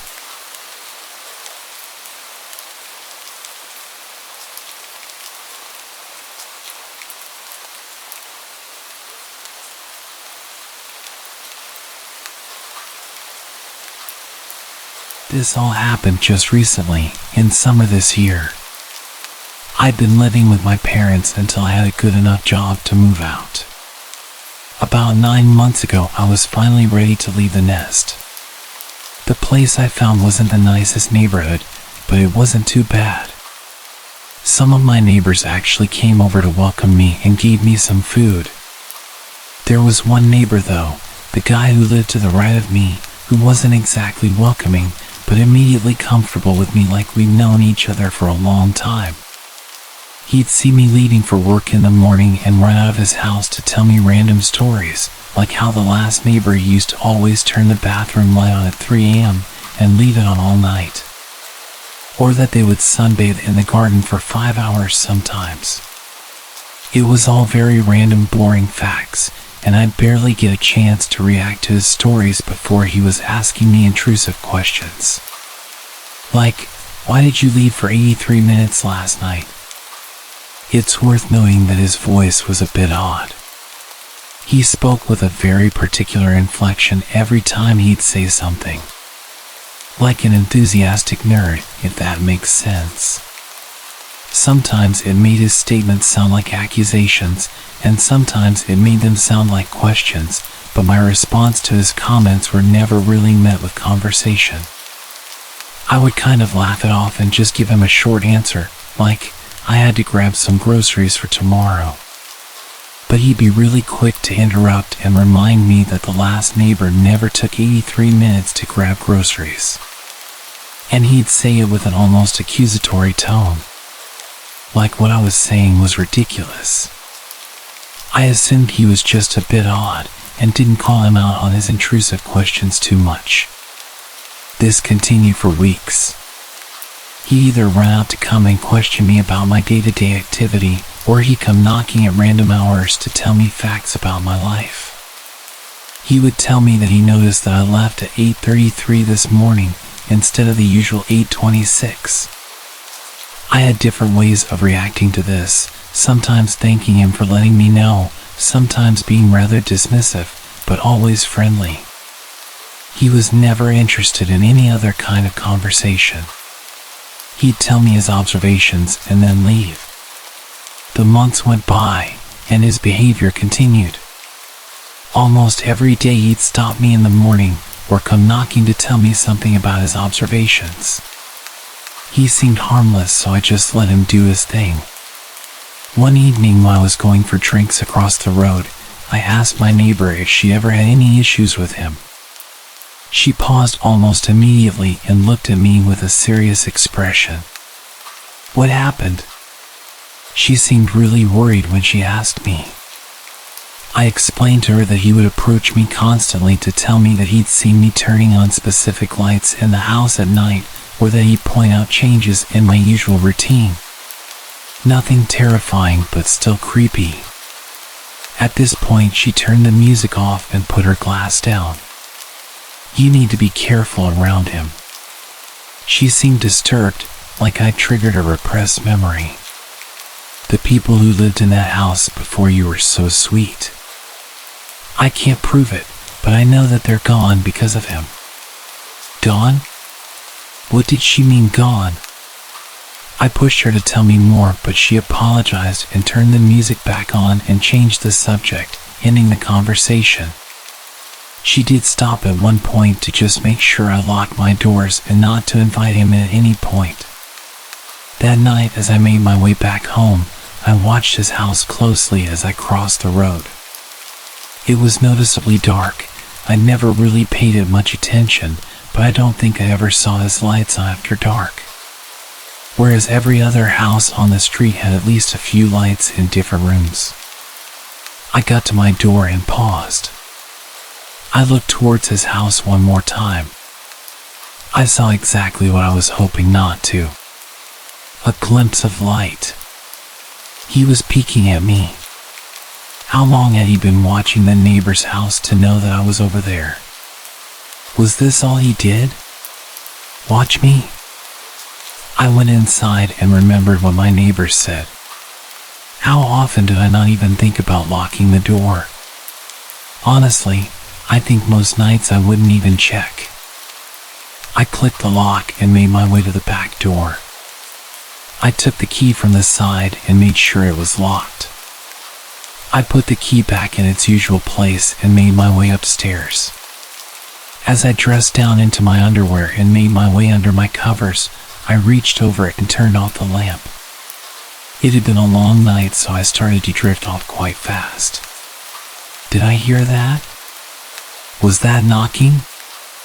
I sat on the side of my bed and waited, anticipating more knocks. About a minute passed and I didn't hear any more knocking, so I assumed I just dreamt it as I was half asleep. I lay back onto my bed and closed my eyes once again. No, I definitely heard something. I was in a weird state of being half asleep and a little bit tipsy, so I threw the light on and made my way to the window. I couldn't see anything or anyone outside. The sound of me opening my window was loud enough for any visitor to hear. I called out into the darkness, asking if anyone was there. At this point, any normal person would step into view and show themselves, but nobody reacted. Nothing. I know that someone was knocking. I threw on my dressing gown and made my way downstairs. I went straight to the front door. It had shaded glass that let me see partially through it. There was clearly a figure standing in front of the door. I was freaking out, but I was also angry. I didn't even consider the danger. I started fumbling with the lock and threw the door open. You left your house for 157 minutes. What the hell? I snapped. This was the latest he ever visited. Everything about his behavior had really annoyed me. The fact that I called out of the window and he didn't respond, and instead stood with his nose practically touching my front door. Why did you feel the need to tell me that? At this late in the night. I was falling asleep. You've been out very late. I know that. I'm an adult. I'm allowed to go out late. I realized I was reacting to his accusatory tone. Is that all? You wanted to tell me I'd been out late? He started to just walk away, back to his house. I yelled to him that I didn't want him to knock on my door again. He didn't react, just kept walking towards his house and went inside. I'd tolerated his weirdness for long enough. I convinced myself I wouldn't let him commentate my life schedule anymore, and that next time he talks to me I was going to tell him I don't care and just keep walking. I closed the door and went straight back to bed, still frustrated with how intrusive and weird he was. I closed my eyes and imagined what I would say to him the next time I saw him. I felt really tired and had no problems getting back to sleep. As expected, I had the weirdest dream. Whenever I'd had a few drinks, I'd always have such vivid dreams. I could hear that damn gentle knocking. I didn't jolt awake this time. I almost convinced my subconscious dream state to ignore the imaginary knocking. But I was fully aware of every creepy little thing that was happening. I started wondering if I'd locked the door. I knew I'd locked it earlier, but did I lock it after I opened it again to confront him? I couldn't remember. I hated how realistic my dreams were. Of all the scenarios I could think about, did I really have to imagine him breaking into my house and walking up my stairs? I feel like I've never been so consciously aware during any of my dreams. I was dreaming that I was locked in place, sleeping on my side, with my back to the door. His breathing sounded so real. If it wasn't for the alcohol in my system, I would have definitely woken up. This was by far the creepiest dream I ever had. I dreamt that he was climbing into bed with me, wrapping his arm around my waist and playing with my hair. I felt absolutely disgusted, but the soft touches also felt relaxing and pushed me deeper into the dream. I was urging myself to wake up at this point. My mind kept racing back to the thought that I actually hadn't locked the door. I needed to get up. His breathing was so intense. It felt so real.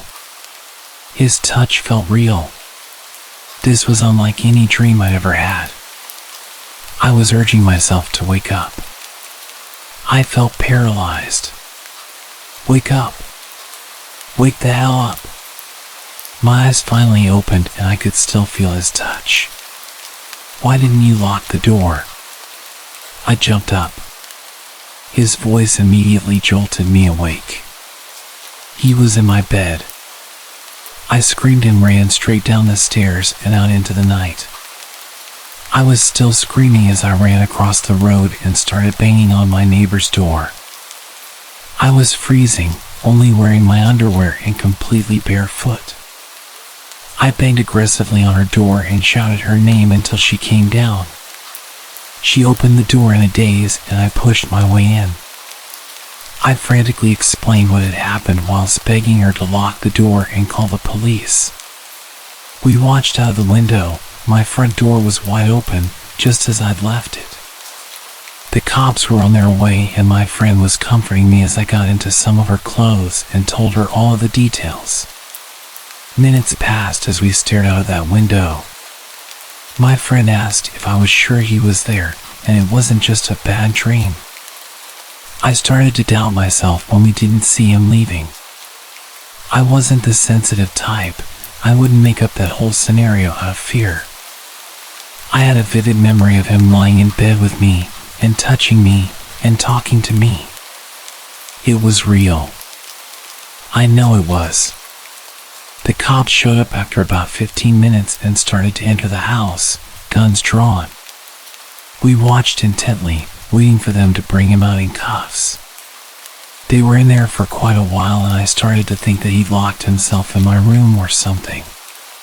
After what felt like forever, the cops started to leave my house. They were alone. He wasn't with them. I couldn't believe it. I was not crazy. He was in my house. I know he was. I made my way outside to speak to the cops and ask where he was, but they confirmed that they found nothing and searched everywhere. I frantically told them that I was not going back into that house with him still in there. That's when the worst thing that could have happened. He walked out of his house. He stood there, just watching. I was freaking out, demanding that they arrest him and insisting that he was in my house. His expression didn't change, he didn't even flinch. He just turned and walked back inside. Yes, I was drunk and I was pretty emotional at this point, but I couldn't believe that they didn't listen to me. They told me that they'd searched the entire place and there was no intruder. They said that the person who I claimed was an intruder was clearly in their own home, so I should just go inside and get some sleep. There were no signs of forced entry and no damage or evidence of an intruder, so there was nothing they could do.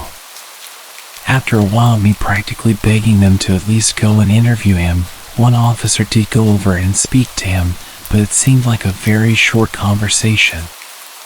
He confirmed that he did come over initially to check on me, as I looked drunk, but then went straight home. I was furious, but also terrified.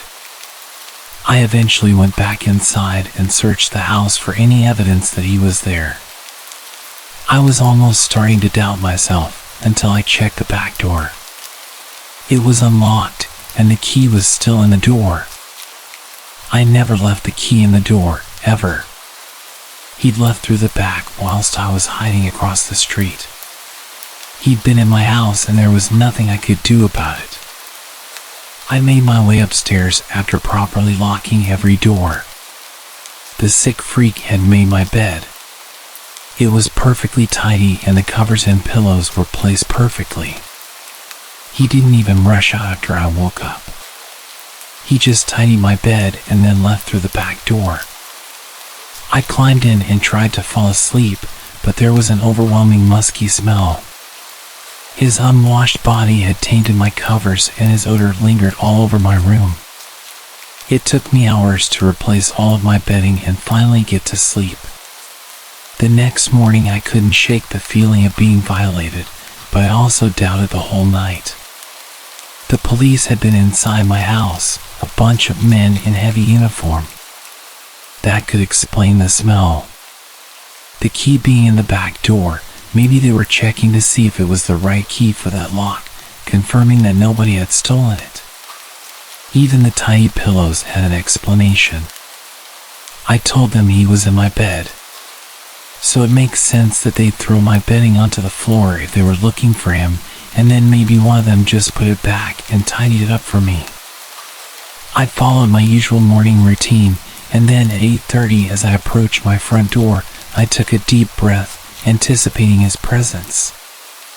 I left my house and headed towards the road, looking in his direction as soon as I stepped outside.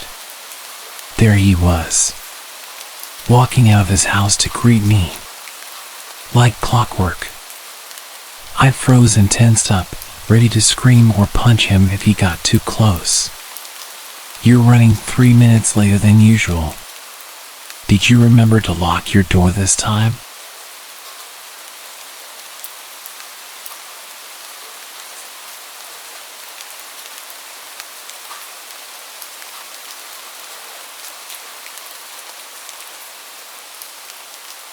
When I was 12, we had this neighbor. She was an elderly woman, but she was surprisingly active.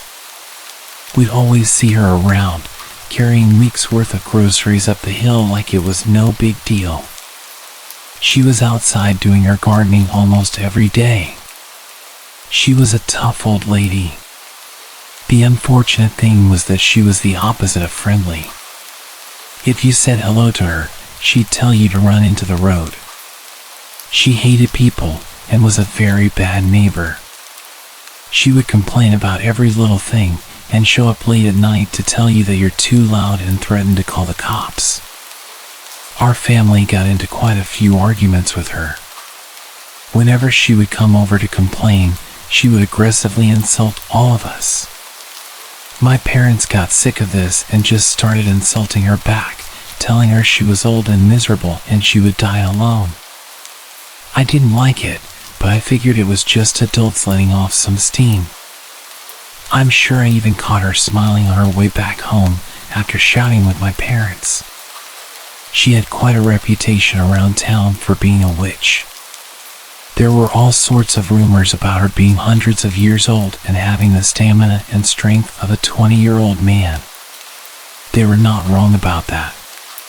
People would say that they'd seen her performing rituals through her window and that she kidnapped children and ate them. It was all silly stuff, but at the time I found it fun to believe. Anyway, the real scary part happened when I was home alone playing on my Nintendo. I could hear an odd sound outside my window, like an animal scratching at a door. I paused my game and went to check it out.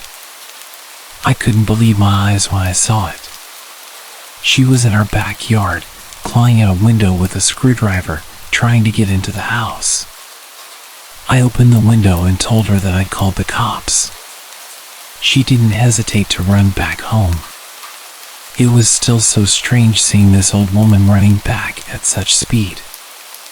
I actually did call the cops and told them what had happened. They told me they were on the way over and that I should go upstairs and lock myself in the bathroom. Within a few minutes, I could smell something that made me panic. It was smoke.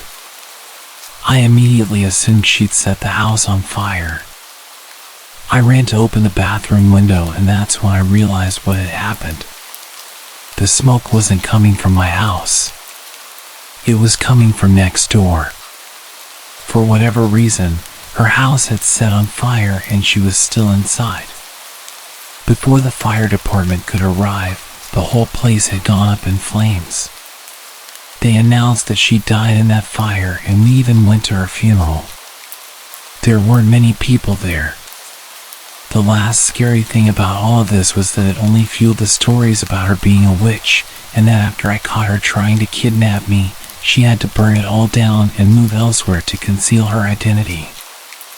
I don't know what to believe, but I do enjoy telling this story every Halloween.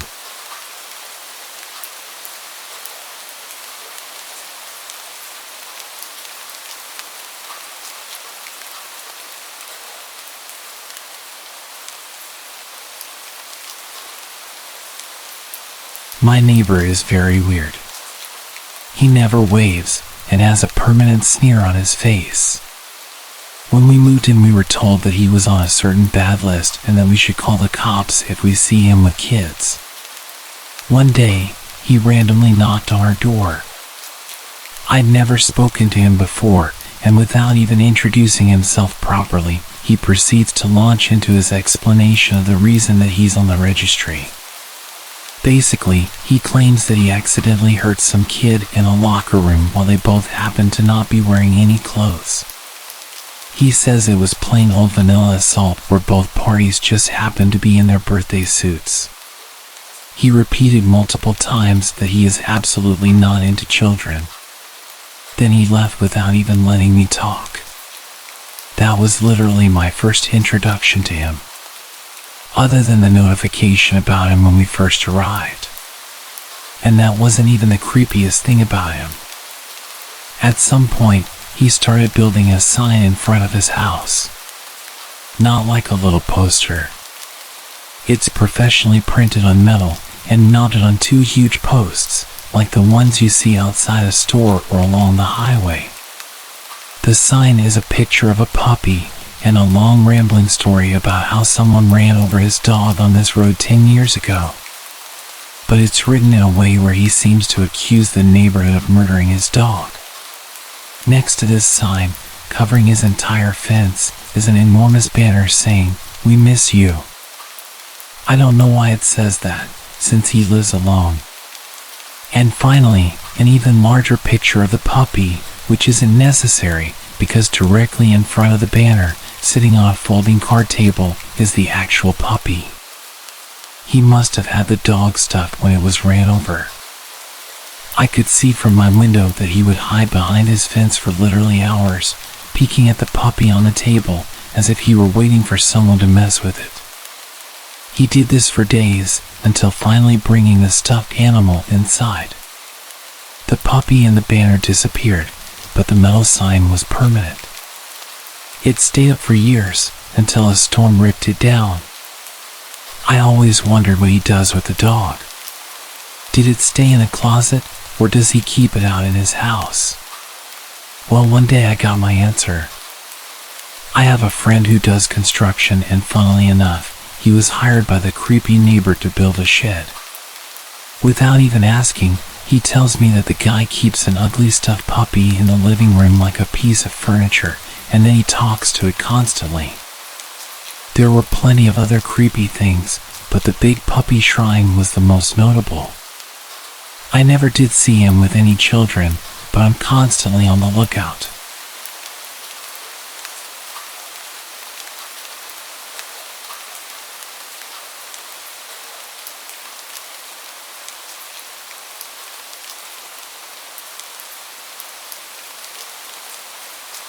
This all started when I stumbled across a conversation about the deep web in an online gaming forum. People were swapping stories about underground auctions and secretive sites where you could score anything from rare comic books to the sort of stuff you'd rather not think about. It was like a car crash on the internet, horrible to think about, but somehow you can't help but look. Despite all the warnings, my curiosity was piqued. I had to see if the rumors were as true as they were saying. I began by hunting down how to access this hidden part of the internet. It wasn't straightforward, and I had to use special software that masked my location. The whole process felt like I was gearing up for a spy mission, except the only thing I was risking was possibly my peace of mind. My first stop was a site that was supposedly a treasure trove for collectors like me. It was surprisingly mundane at first glance, just pages of items with pictures and prices. I scrolled through sections of vintage video games and limited edition figurines, feeling a bit underwhelmed but still intrigued by the sheer volume of stuff available. That's when I started noticing the sidebar ads. They were different, darker, suggesting sites that were a few clicks too far from legal. I remember pausing, my cursor hovering over a link. My stomach told me to stop, knowing that I was about to cross a line from which I couldn't uncross, but then that whispering voice of curiosity nudged me forward. I clicked. The transition was gradual.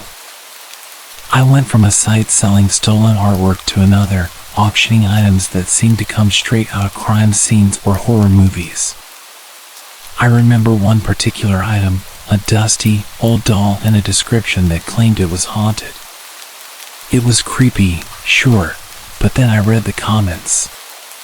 People weren't just buying these things, they were trading experiences and stories about them. It was a community, thriving in the shadows of the internet. The deeper I went, the heavier the air felt, like diving into deep water, pressure building against my chest. It was so exciting. One night, I found myself on a site that didn't just sell items, it offered experiences. Live feeds from cameras placed in abandoned asylums, prisons, and other places that were supposed to be haunted. The first feed I clicked on was a grainy video of an old hospital hallway. The description said to watch and listen. Sometimes, you could hear the screams of past patients. I watched, and I listened. And something in the pit of my stomach twisted when a distant wail filtered through my speakers. It was probably fake, but it sounded so real. Too real. That should have been enough to stop me. But it was not. I kept going back, night after night, drawn by a mix of fear and fascination. It wasn't long before the whispers started. Soft, unintelligible murmurs that would creep up when the room was too quiet, making me pause my music or video to listen closely. I'd turn around fast, half expecting someone to be right there behind me. But there was never anyone there. One particularly quiet night, as I sat trying to convince myself to stay off my computer, an email notification popped up. No subject, just a link. My first instinct was to delete it, but I was used to clicking on dangerous links at this point. I clicked on it, and a tab opened on my computer that looked like code or a script. Before I could even react and try to close the window, it was gone. I immediately knew that I'd messed up. I only ever clicked on random links when I was using the software that is supposed to protect you on the deep web. This was just an email on my normal computer, no protection, and I stupidly clicked the link thinking I was protected. Whatever this was had definitely infected my computer. I didn't sleep that night. Or the next. I frantically installed the best antivirus software I could find and tried deleting anything on my computer that seemed suspicious. I spent hours on forums looking for answers. I was too scared to stay in my apartment, but too scared to leave. feeling trapped in a nightmare of my own making. I started seeing things out of the corner of my eye. Shadows moving, lights flickering. Every noise made me jump. I was spiraling. I was a paranoid mess. As days passed, the situation only escalated. My computer became almost autonomous, sprouting new software applications that I hadn't installed. These programs would open randomly, displaying cryptic messages or just running in the background, their purposes unknown but undoubtedly sinister. I tried to remove them, but they seemed to regenerate with every reboot, each time taking a little more control away from me. The emails turned from vague threats to explicit demands. They wanted money, a substantial amount, transferred to a Bitcoin wallet within a week, or they would start leaking my personal information. With each new message, they included a snippet of data they had stolen from my computer, bank statements, private emails, photos, proof that they weren't just bluffing. I considered going to the police, but what would I say? That I'd been poking around in the digital underworld and got burned? I felt trapped, unsure of how far these people would go or what they were capable of. One morning, after a particularly sleepless night, I received a package at my doorstep. No return address, just a small, nondescript box. Inside was a cheap burner phone and a note that read, "Keep this with you. We'll call." The reality of the threat hit home. I wasn't just dealing with digital ghosts anymore. This was real and tangible. I was on edge all the time, jumping at every phone call, every notification. Then, the burner phone rang. A distorted voice on the other end instructed me to stop investigating the sites I'd visited on the deep web, to pay the Bitcoin, and to forget everything I'd seen.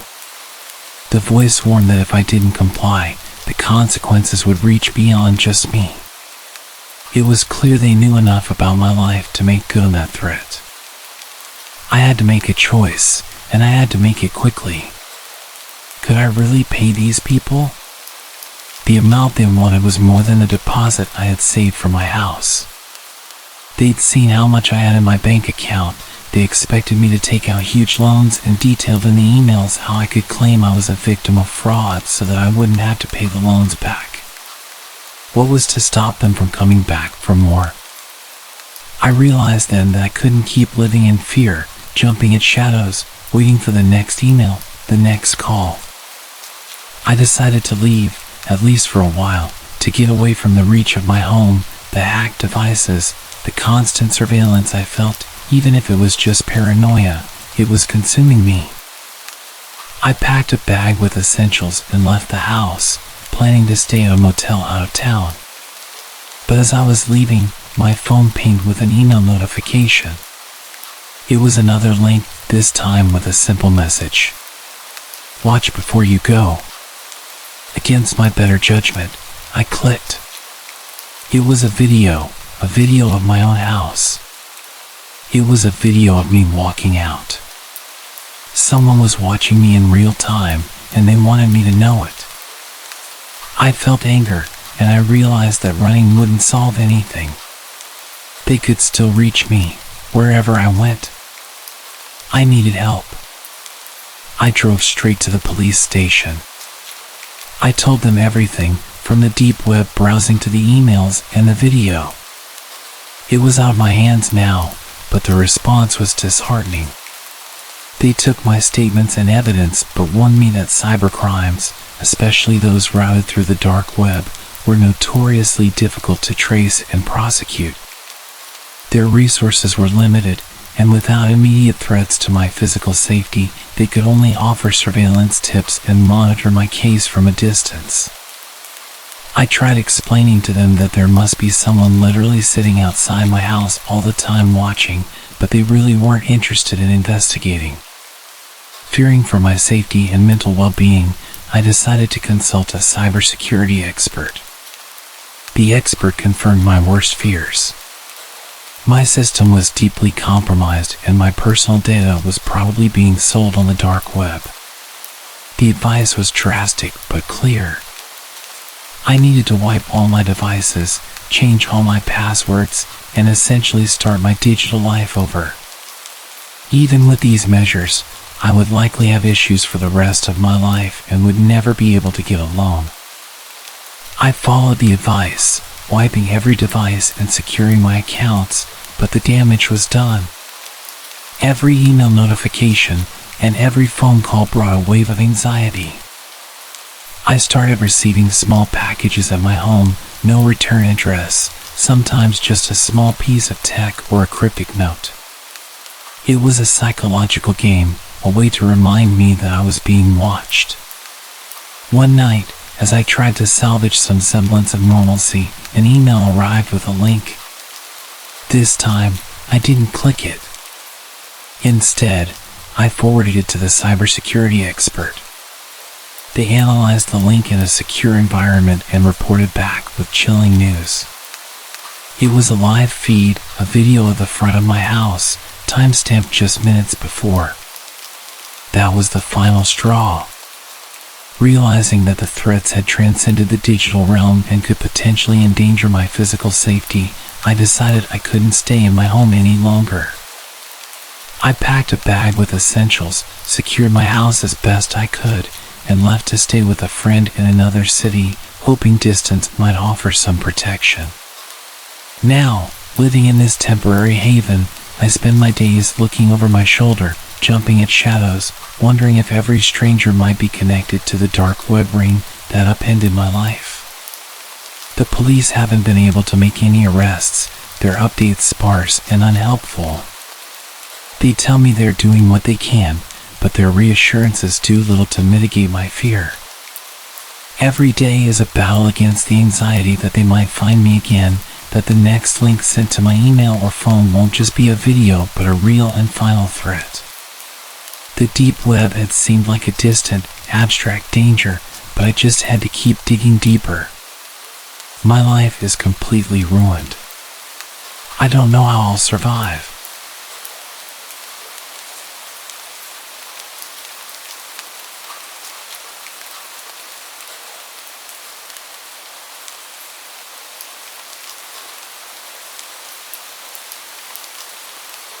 My name is Alex.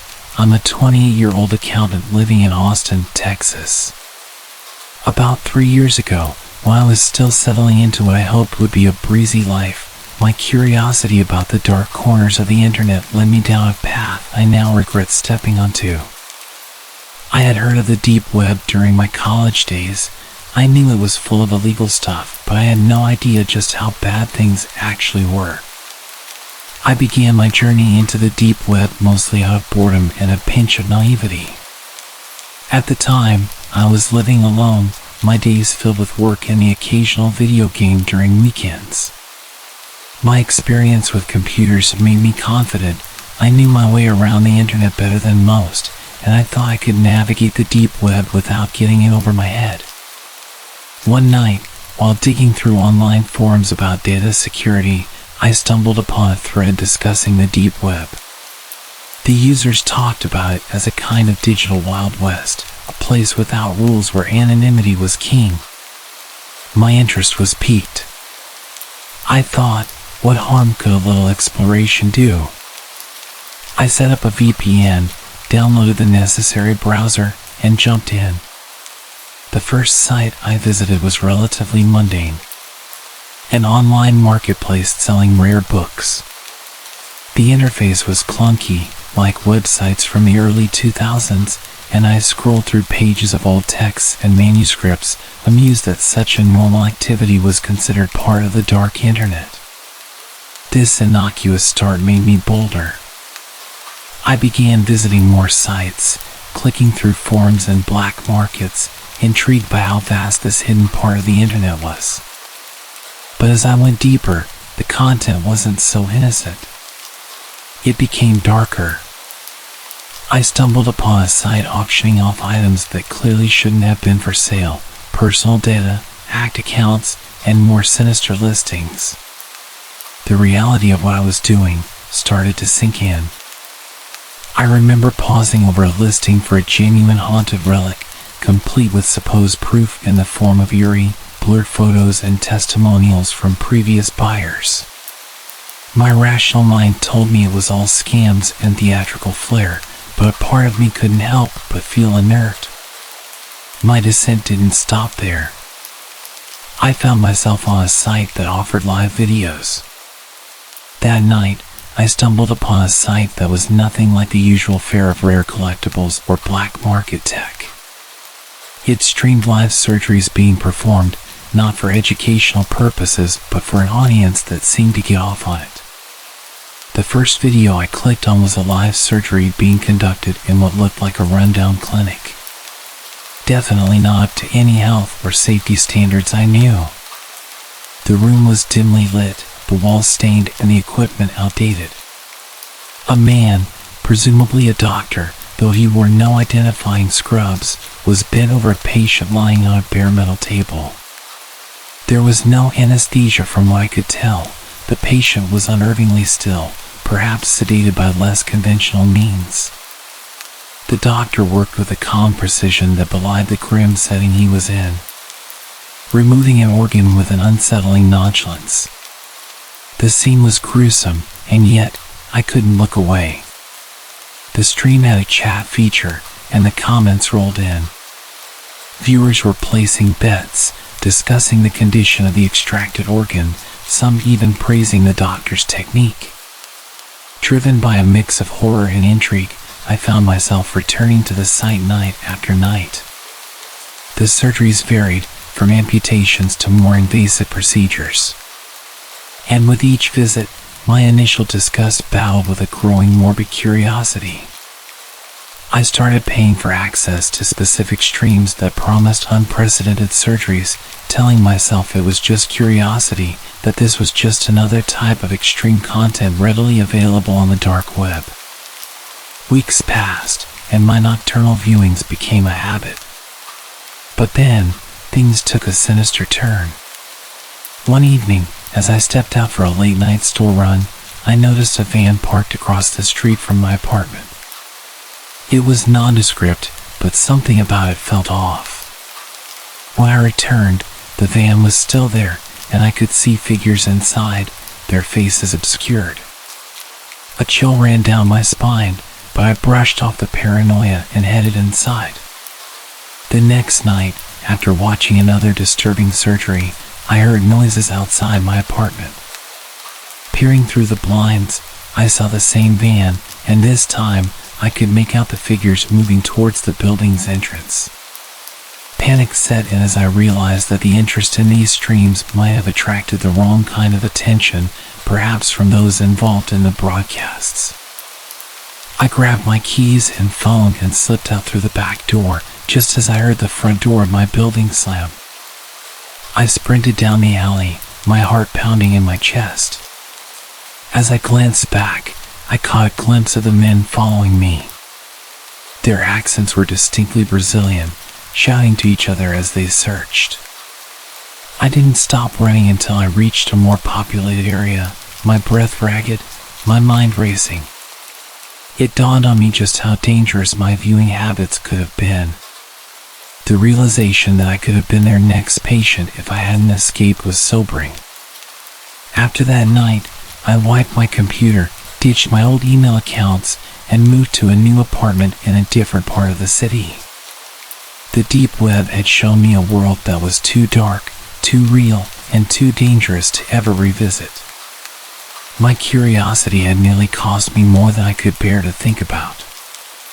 I learned the hard way that some things are better left unseen, and there are places in the digital world that are best avoided at all costs.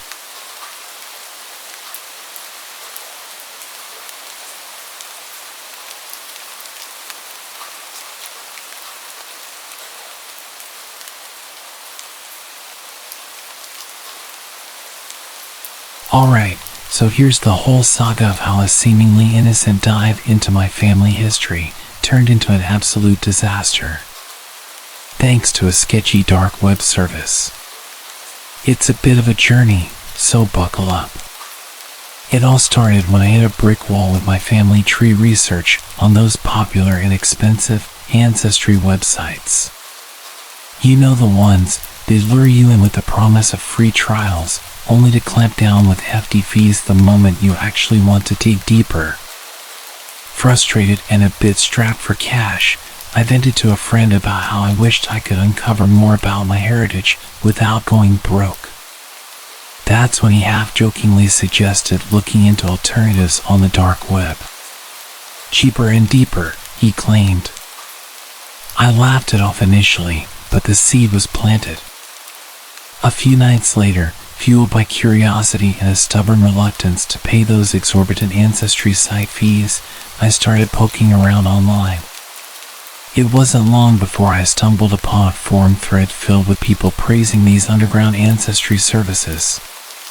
They promised comprehensive family history reports without the mainstream price tag. They were a little too enthusiastic, maybe, but their stories of discovering long-lost relatives and family secrets for next to nothing were incredibly enticing.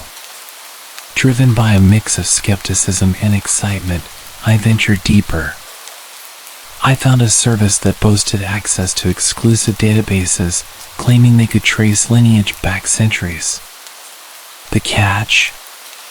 They needed detailed personal information to ensure accuracy. Names, dates of birth, places of residence, and so on. In hindsight, the red flags were there, waving frantically. But my eagerness to learn about my family's past clouded my judgment. I filled out their form, detailing everything from my grandparents' birthdates to the small town in Ohio where my mother was born. Weeks passed without a word from the service. I had almost forgotten about it, chalking it up as a loss, when suddenly I began noticing oddities with my finances. It started small, a phone call from my credit card company about a suspicious charge that I quickly recognized as not mine. I thought it was a one-off incident, but then I received a mailer for a credit card I never applied for, followed by another, and then another. That's when the full scale of the nightmare hit me. Someone was using my personal details to open accounts left and right. The realization was like a bucket of ice water, shocking and jolting. I scrambled to check my credit reports, and the extent of the damage slowly unfolded before me. There were multiple inquiries and several new accounts, all festooned with purchases I had never made. The stress was palpable, a constant weight on my chest. Each new discovery of fraud felt like another brick added to the load I was carrying.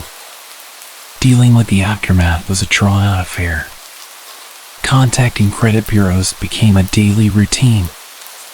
I spent hours on hold, waiting to speak with someone who could help me untangle the web of deceit woven with my stolen data. I filed disputes for every fraudulent charge and account, a process that was as time-consuming as it was frustrating. As I waded through the bureaucracy of reclaiming my identity, I also had to deal with the emotional toll. The feeling of vulnerability was overwhelming. My personal information, which I had handed over so naively, had been weaponized against me. The safety and security I once felt were shattered, replaced by a paranoia about every email, every phone call, and every letter that arrived in the mail. After weeks of researching how to recover from identity fraud and starting to think that I corrected my mistakes, I got a call. My mom called me one evening. Her voice was shaking, explaining that someone had just demanded she pay thousands of dollars on a credit card opened in her name. The caller knew everything about her, her address, birthday, even her social security number. I felt sick to my stomach. This nightmare was my fault, all because I'd been too curious and naive about a seemingly harmless deep web service. The calls became more frequent and more aggressive. My parents were bombarded daily by different people claiming to represent creditors, all demanding money for things my parents had never purchased. It wasn't just the phone anymore. Threatening letters filled our mailbox, and then the debt collectors started showing up in person. These visits were the most terrifying part. I remember the first time one of them came to our door. He was a large man, his whole demeanor very threatening and intimidating. He insisted on entering the house to resolve the debt issue. My dad managed to keep him outside, but the implied threat was clear. He wasn't just there to talk, he was there to intimidate us into paying. Things kept getting worse. More collectors came, each more aggressive than the last. My parents' credit scores were destroyed, new fraudulent accounts popped up weekly, and fighting all this became a daily, grueling task. The strain it put on my family was immense. We were all stressed, always on edge, and I could see the disappointment and fear in my parents' eyes. They tried not to blame me, but I knew they were hurting because of what I had done. It all culminated one night when a particularly menacing group showed up claiming we owed money on a luxury car. Their threats were barely veiled, suggesting that accidents could happen if we didn't pay up. That night, we seriously discussed moving, changing our names, anything to escape this terror. But the damage was too deep. My life unraveled quickly after that. I lost my job because I couldn't focus. I was too wrapped up in dealing with our ongoing security issues and trying to salvage what was left of my family's finances and safety. My relationship with my parents deteriorated. They couldn't look at me without a mix of fear and disappointment. We were all trapped in a constant state of anxiety, jumping at every phone call, every knock at the door. Now, I'm nearly broke, almost homeless, and the bond with my family is strained to its breaking point. The weight of the disaster I brought on us is crushing. I spend my days trying to repair what I can, but some days it feels hopeless. I've ruined our lives with one foolish decision, and there's no clear way out of this mess.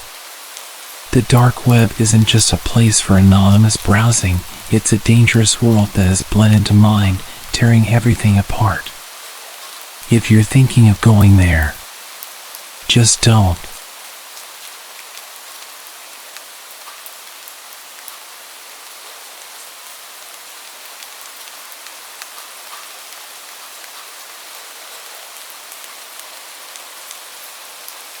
To understand my story, you need to know a bit about trespassing laws in our country. We don't have any. As long as you are respectful and non-destructive, you can walk over any hills you like, and in my case, camp on any beach of your choosing. So long as you leave the area as you found it. I used to love camping as a child.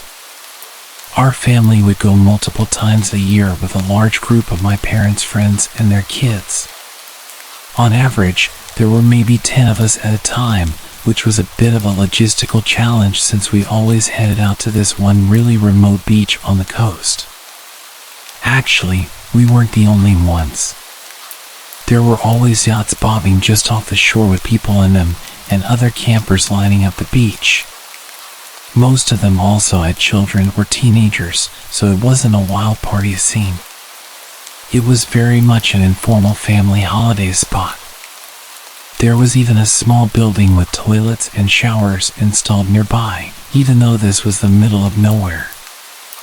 I guess the local council must have figured it out, then got sick of people peeing behind bushes.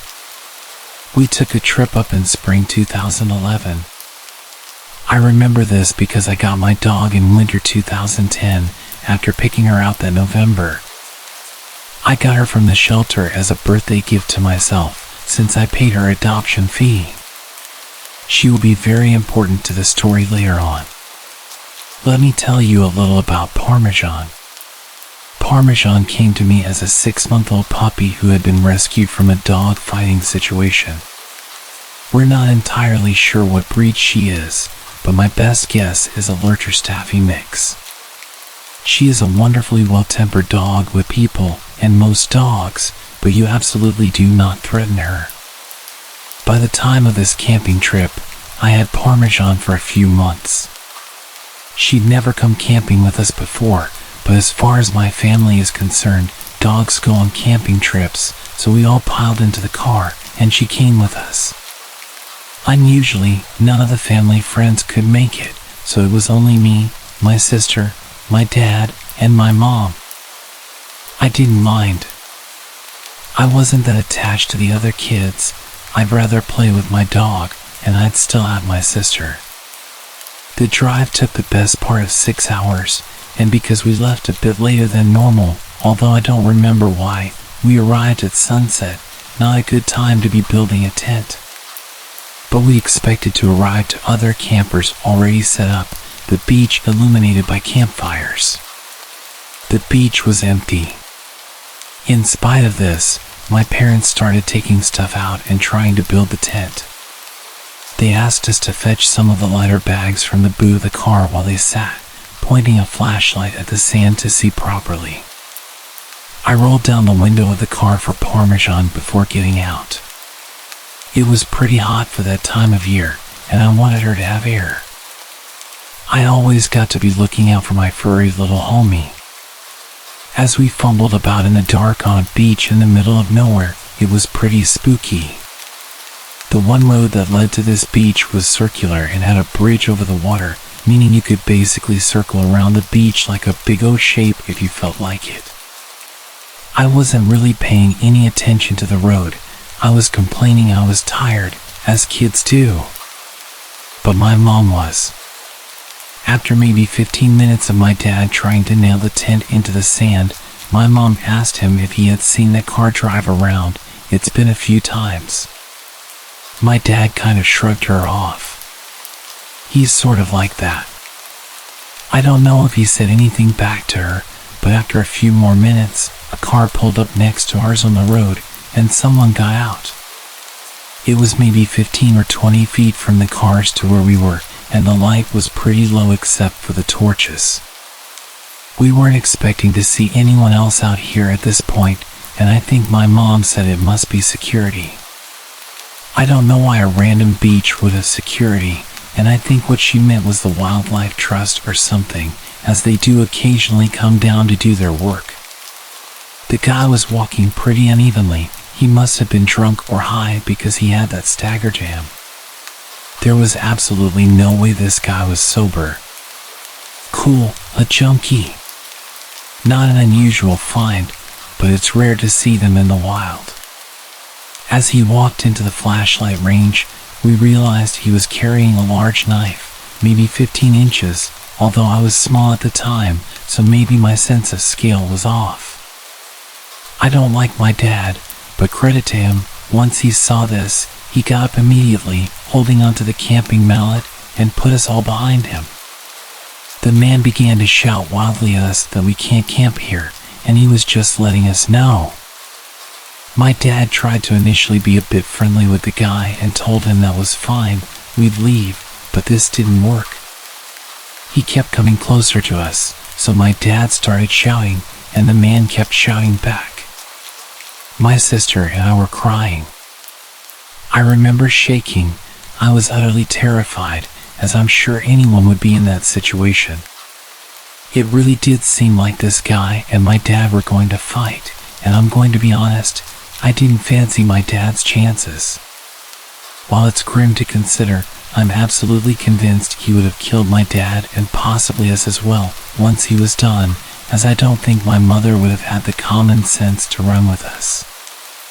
I love her, but she's always put her relationship with my dad above us. This isn't how it went down. From the black, like a wolf descending on its prey, took us all by surprise, most of all the man with the knife. In that moment, Parmesan was the apex predator, large canines representing nature. She got him good by the arm and clamped down hard, ripping his jacket and shredding the skin underneath. He dropped the knife as it had been in the arm she latched onto. He kicked her, he punched her, and eventually got her off. He grabbed the knife from the sand and ran back to his car and drove off. Parmesan didn't follow him. She stayed with us, covered in blood. As quickly as we could, we gathered our things and all got back in the car, all pretty shook up by the incident. I looked Parmy over. She was okay, but the car's window was much more open than I left it. We think what had happened was when the shouting started, She must have put a paw upon the gap I'd left for her, as it was an old car and had the manual windows, not an electric button. We think she must have been able to hit it with her paws to force it down enough to squeeze out. This is not the end of my story. We were all pretty scared, and since we had a dog with us, we couldn't book into a hotel for the night. My parents decided to just drive home so we could all feel safe, but first, we had to drive into the nearest town for petrol as they were kind of low. I spent the time trying to clean Parmesan up a little. I'd always loved dogs, but what she just done for me blew my mind. As we drove into town, we came across a gas station, but it looked closed. My dad drove up closer and stuck his head out of the window to get a better look at the sign. My mom asked him what on earth he was doing, and he told her he was trying to see when it opens. My heart sank. Parked in the corner behind a van, so we didn't see him at first, was the man with the knife. He was sitting on the bonnet of his car, using some tissue paper to clean up his arm.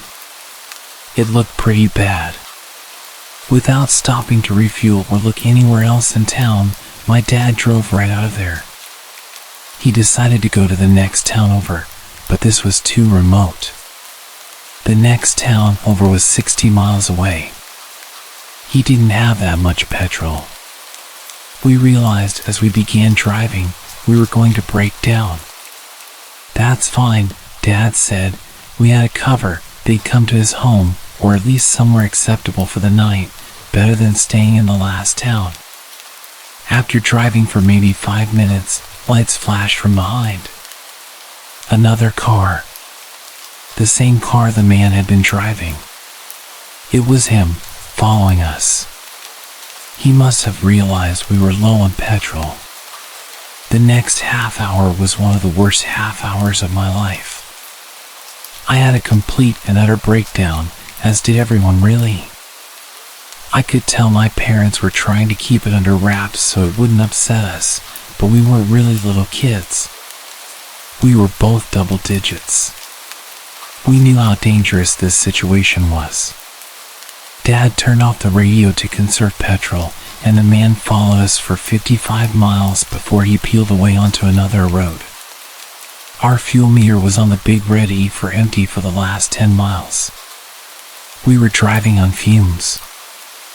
I don't really believe in God, but if he does exist, that was definitely one of his miracles. Once we got there, we refilled to a full tank before driving the rest of the way home. My sister and I slept in the car after that. I only woke up once we made it all the way home, just grateful nothing worse had happened than that. After getting some sleep, my mom phoned the non-emergency line for the police and reported what had happened, and they never got back to her after that. But apparently, the woman she spoke to said they may wish to in the future, as he matched the description of a suspect wanted in relation to a murder charge. No idea if he actually was that guy or just a random psycho. As I said, they never got back to her. So what's the takeaway then, other than avoiding the crazy man on the beach? Well, for me, it's that I love Parmesan. She's still with us now, old as the hills and twice as grizzled as one of my mom's friends likes to joke. I don't know why she did what she did that day, but I couldn't tell you what her thought process was. What I do know is that this poor puppy was born into an environment where they abused and neglected her, only to be rescued and taken shelter to where her mother and siblings all found homes before her. Despite how badly people had treated her, when I took her home, she forgave but never forgot. I think the saying is, I never trust a person who doesn't like a dog, but I always trust a dog when they don't like a person. They have a very good understanding of human body language, and I think she must have understood how much danger we were in. I paid £78 for Parmesan's adoption fee, which is a lot when you're a kid, but it chills me to my bones knowing if I hadn't been so insistent on a dog, I might have been killed.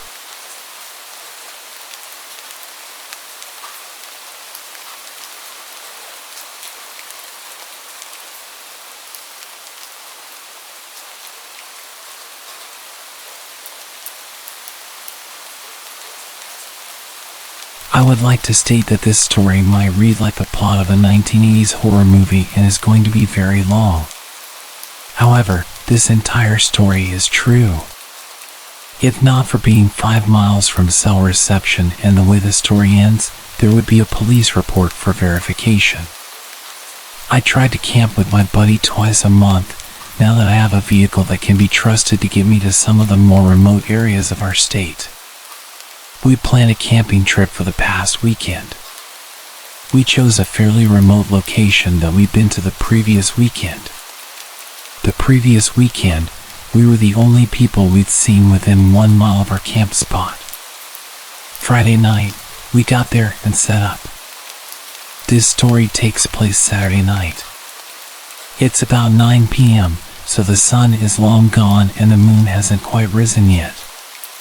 It's pitch black out, other than where our fire lights up. Suddenly, we hear a man screaming. We listen intently, silently sharing an anxious look. At first, we were hoping it was someone drunk and having a little too much fun, but it quickly becomes obvious this isn't fun party screaming. It isn't even like he's hurt, it sounds full of despair, anger, and anguish. I'm going to take a moment to remind you that this is 9 p.m., pitch black night in the middle of nowhere, 5 miles from the nearest cell phone signal. We hadn't seen anyone in hours. The screaming continues for what felt like hours, but was probably about 5 solid minutes. We had no idea what to make of it and started feeling extremely paranoid. We gathered up anything remotely close to a weapon and tried to come up with explanations for the screaming while keeping our eyes on the forest around us. After about 10 to 15 minutes of fear-induced paranoia, I nearly fell out of my seat as I watched a flashlight and lantern slowly enter our camp. I greeted the stranger with a basic "how's it going?" before he was even lit up by the fire. He responded quickly but flatly by asking if we could do him a favor. "That depends on the favor," my buddy and I said in unison, obviously tense, holding our weapons close to us. The stranger proceeded to ask if he could hang out for a second by the fire. Given that there were 2 of us and only one of him, plus our myriad of weapons gathered from around the camp to within our arm's reach, we decided to agree and let him hang out. After a short second of awkward silence, I asked him what the hell was going on.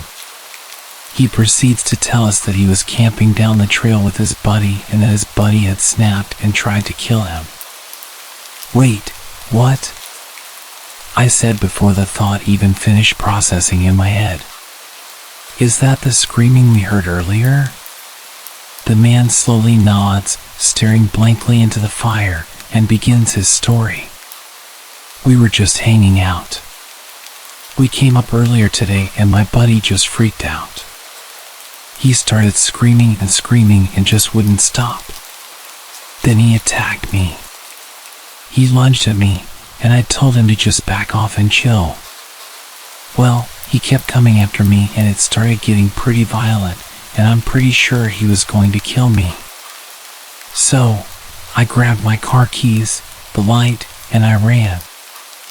I don't know what to do. He chased me when I ran, and I don't know what to do. We don't have firearms or anything, we only have a hatchet." My buddy and I looked at each other for a second, completely astonished, then something horrible dawned on me. "Wait, he chased you? Like, he's on his way here?"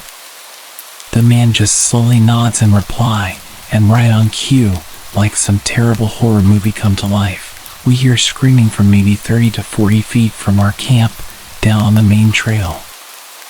"I just want to talk," is what we heard him screaming. I'd never in my life heard a man scream like this. I'd never heard anything like it. It was a brutal scream that was shrill to the ears, yet deep in pitch, the sound of someone gone completely mad.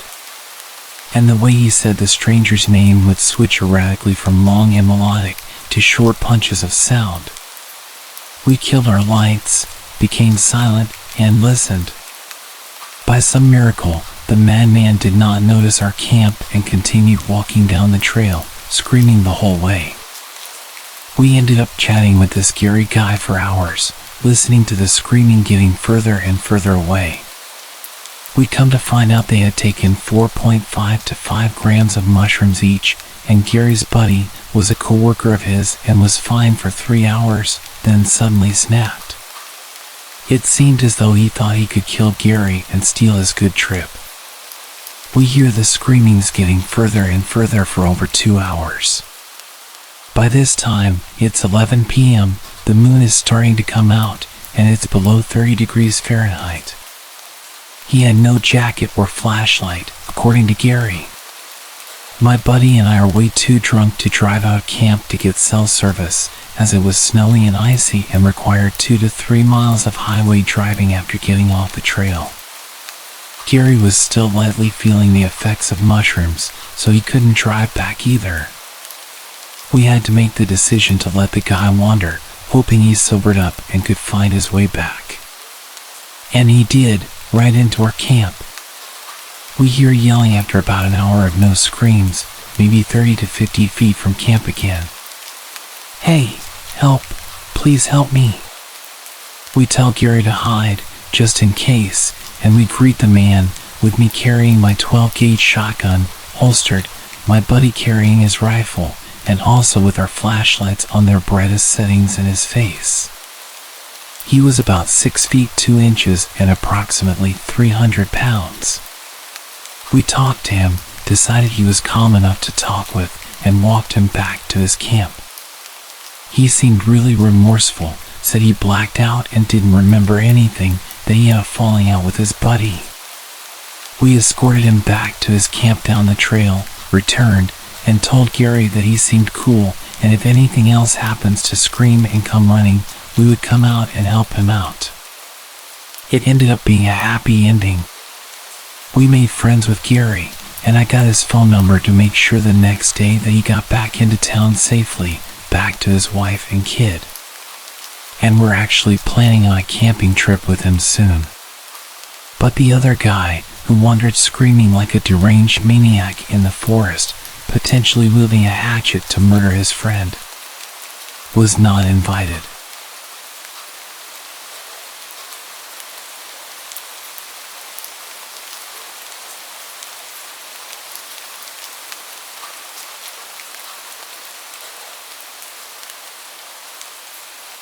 This all went down during the spring break of my junior year of high school.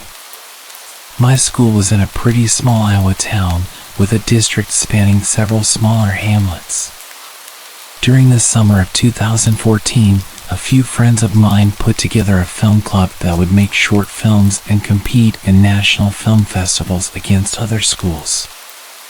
We were a pretty small group, and I found it kind of difficult to get together for any actual filming until spring break of 2015, when we made plans for a little excursion. 4 of us ended up going on the trip, myself and 3 members of the club, let's call them Jake, Bill, and Kyle. We ended up choosing to go camping at Mossy Glen Hollow, a supposedly haunted state park in northeastern Iowa. Since the 1850s, there have been several murders and suicides at Mossy Glen, including a few decapitations and a hired hitman in the 1930s. Being the edgy teens that we were, we jumped at the chance to go hiking and camping somewhere like that. It was within 15 minutes of a small town as well, so stocking up on food wouldn't be that big of an issue either. So, all lights green, we loaded up 2 of our sedans, programmed the GPS, and off we went for a spring break camping in some haunted woods. After the first hour and a half on the road, a few red flags began to fly. After the last large town before getting away into the boondocks, my phone's data signal cut out, and the GPS randomly changed directions on us.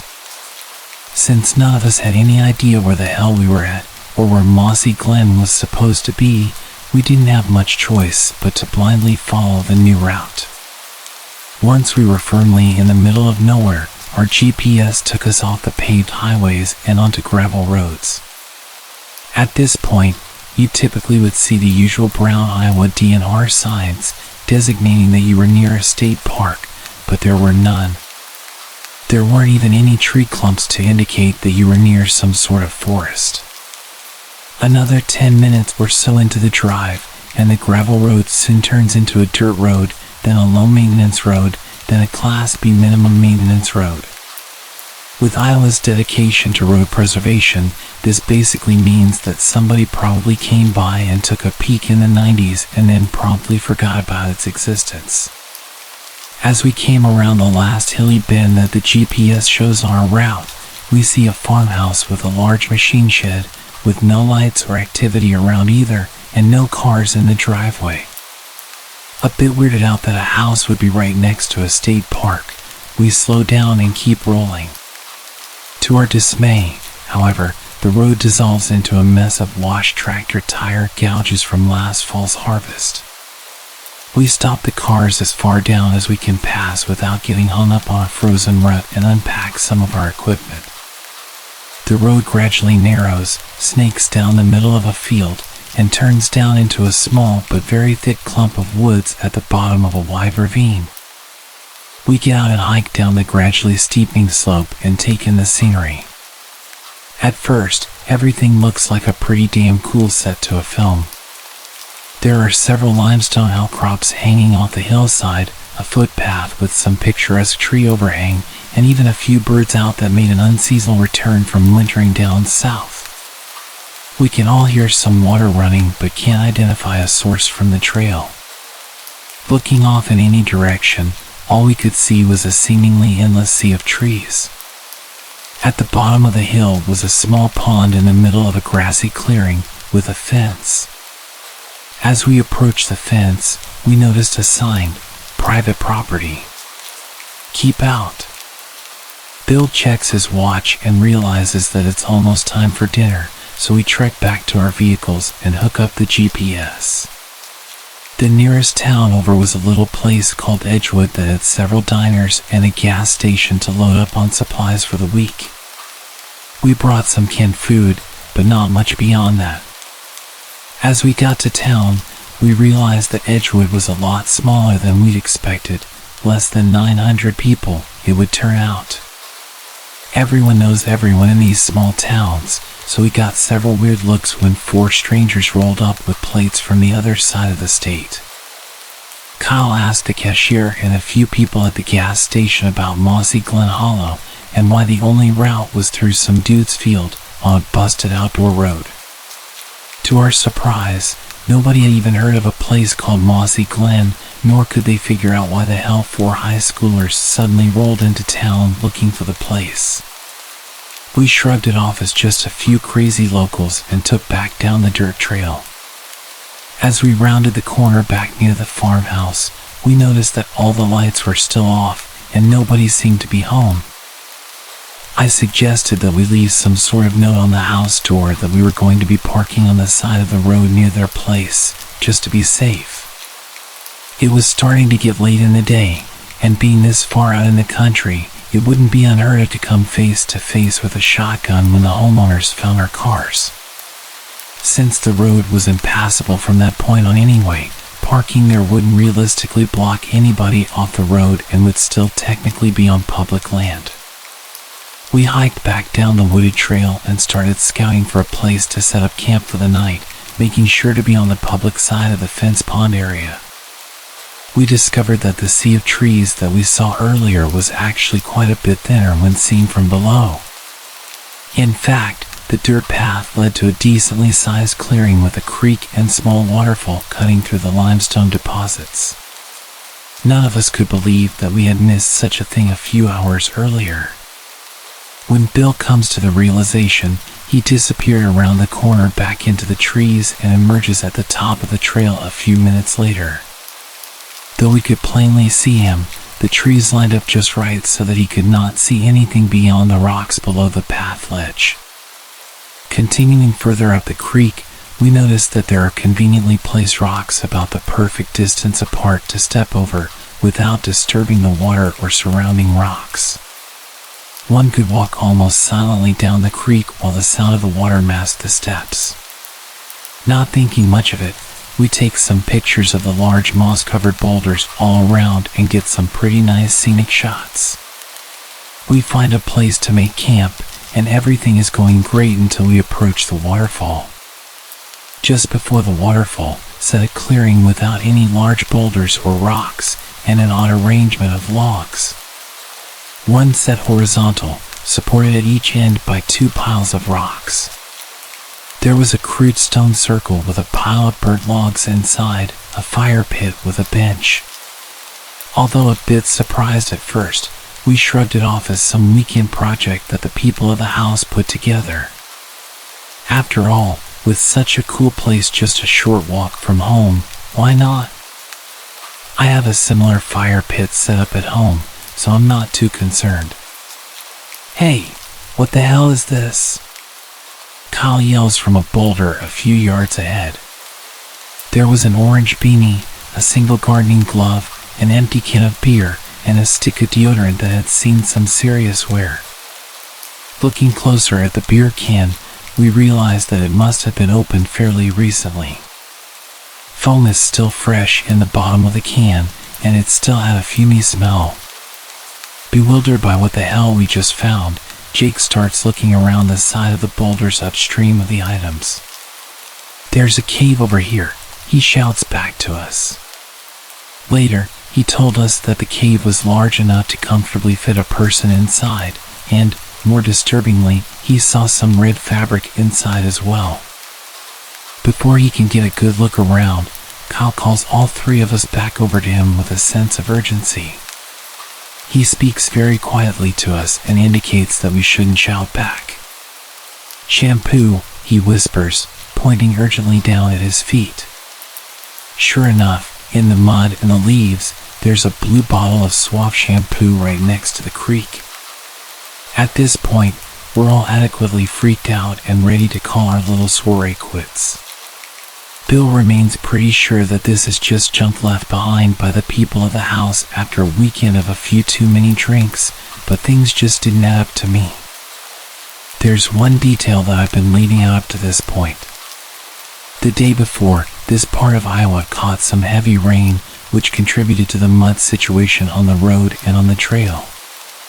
With the combination of wind and rain, the items on the rocks would have shown some signs of being wet, if not been displaced entirely. Also, the air was pretty cold, as it is every year around this time, not getting above the mid-40s for the whole week.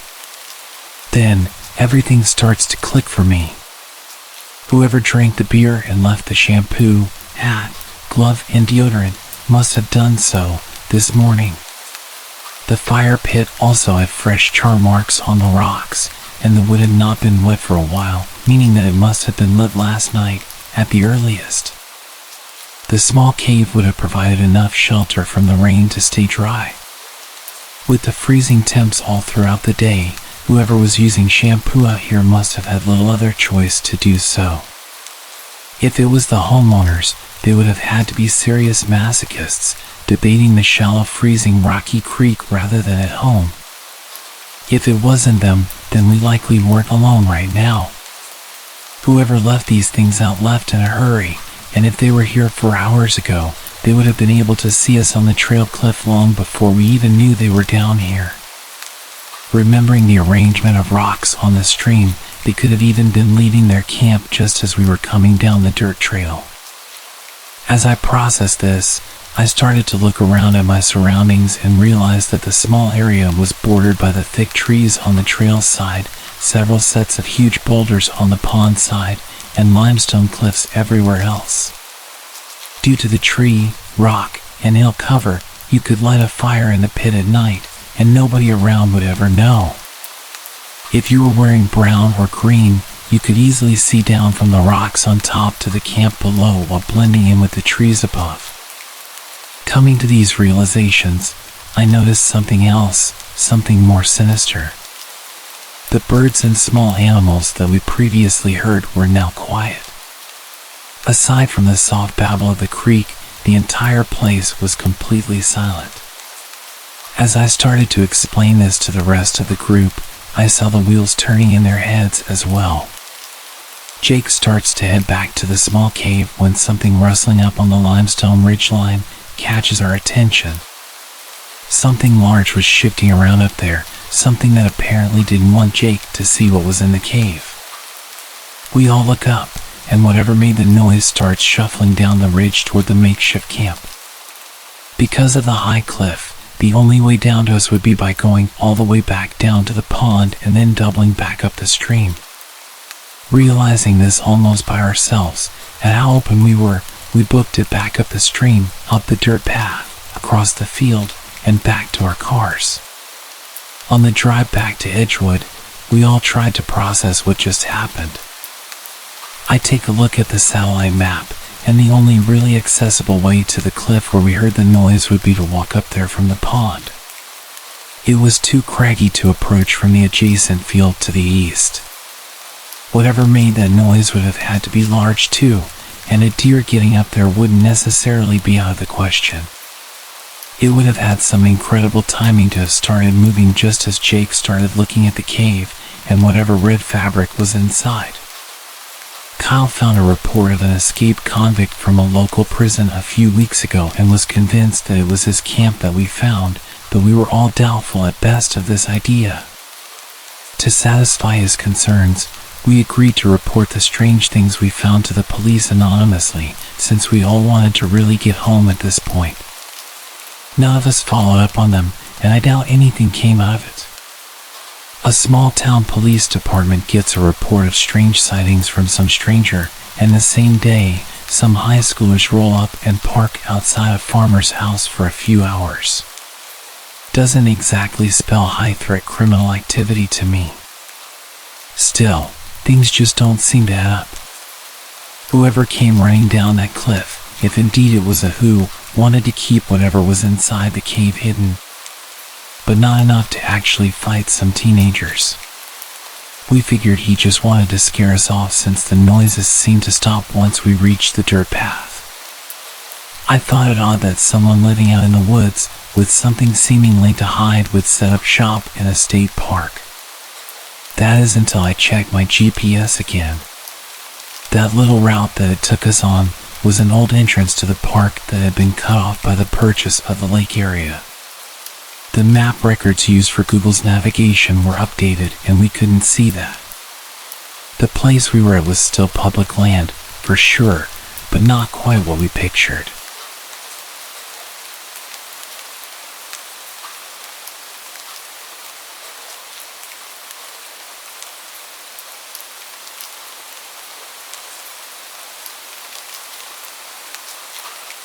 Okay, so I wasn't conventionally nor classically pretty. I was the duff in any friend group I found myself in. I never worried about being hit on, disrespected, or kidnapped. Safety concerns were never an issue for me when going out because I was never the one anyone wanted to get to know or be around. I was just too plain. It was always me who had to look out for my friends, male and female alike. I used to go to a local bar almost daily. I didn't drink alcohol there, I just ordered a regular Coke and waited for my ride home. It was my usual hangout spot after work, so I sat, chilled, and minded my own business. A few weeks ago, I had just finished work and was sitting at my regular spot, sipping my drink while working on a new pendant I was making. I had started wire wrapping crystals into jewelry. I didn't expect anyone to strike up a conversation with me, knowing I basically blended into the walls, despite the staff knowing me and paying me slight attention and being nice to me. But this weird guy I'd never seen before came over and sat at my table across from me. I was surprised and engaged in a small conversation that I can't even remember how I started, but he began asking me a few questions about myself that seemed normal and flowed together, so I didn't think much of it. Again, being plain, I didn't think anyone would take interest in me. By then, I had drunk 3 glasses of soda and needed to use the restroom, so I grabbed my phone and purse and went. When I returned a few minutes later, I resumed working since none of my stuff had been touched. I called the waitress over, asked for a new drink, and she nodded. It had always been engraved in me that you never leave your drink unattended. If you do, either have it remade or leave it to the bartender. As the waitress was reaching for my old drink, which only had a few sips taken out of it, the guy got a bit agitated, saying I was being wasteful for ordering a new drink. I looked at him, eyebrows raised in confusion, and asked why it was his concern. It was my money after all, and refills were free. He then accused me of making more work for the waitress for no reason. Annoyed, I told him firmly that it was my business and if he didn't like it, he could leave. He attempted to wave off the waitress changing my drink, but I had enough of his nonsense and flatly said, "You drink it, if you think it's such a waste." It seemed to catch him off guard. He looked shocked, then a bit angry, before storming off. I then handed the drink to the waitress, expressing unease about the guy I was talking to, and asked her to inform the bartender to keep an eye on him. I requested to have my drink dumped out and only water served from then on. I left for home after being picked up shortly after, and the next day after work, I found out he had been arrested for assault. I only found out today what exactly had happened. Apparently, he had gotten into a fight with the bartender working that night. The bartender caught him tampering with a girl's drink while she wasn't looking and prevented her from drinking it. The guy got angry, leading to a physical altercation. The cops were called, and now he's awaiting trial. It turns out he was trying to see if he could take advantage of someone like me, someone who always let her guard down due to low confidence. He thought I'd be an easy target with just a little attention. When I didn't consume my drink upon returning, he targeted another girl. If he truly was targeting me, I had to question his sanity and sobriety.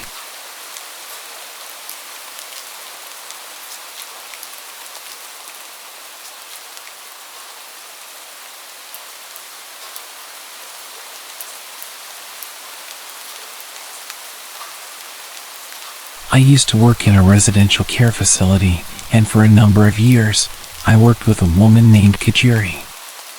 She was generally okay to work with, but she could be intense.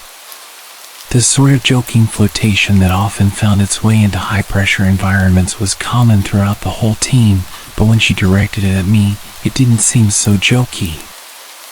It took me forever to realize, because I usually didn't notice someone flirting with me until someone else pointed it out 6 months later. But when she started trying to give me jewelry and chocolate bouquets, I finally started to pick up on it. In between things being normal and actually maybe not really normal, there was a long escalation of text messages, comments that made me uncomfortable, personal space violations, dropping by my house uninvited, hanging around on my shift hours after hers had finished, unwanted touching, etc. As mentioned, I can be slow to catch on. Once I realized what was happening, I put as much distance between us as possible. I stopped answering calls and texts, locked down social media, spoke to other colleagues and had them running interference. A lot of interference, actually. At the time, it kind of became a joke, but looking back, it was all kinds of messed up. She even parked outside my house sometimes, and I'd sit in the back room with the light off so she'd think I wasn't home. After a couple of months of my disappearing woman act, she seemed to get the hint and backed right off. I was pleased. We all got on with our lives and lived happily ever after. Yeah, not quite. A few months after it died down, I heard through the grapevine that Kajiri seemed to have focused her attentions on another coworker, Linda. Linda and I had a close mutual friend, but didn't know each other well. I didn't think much other than good luck, you poor sucker.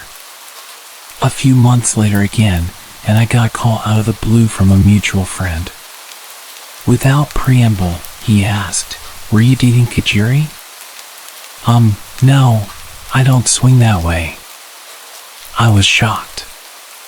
He had been privy to all the awkward details of my experience with Kajiri and had helped run interference. He explained that he had been talking to Linda and she'd asked about my relationship with Kajiri. The story that followed still sounds too fantastical to have actually happened in an actual sensible grown-up workplace.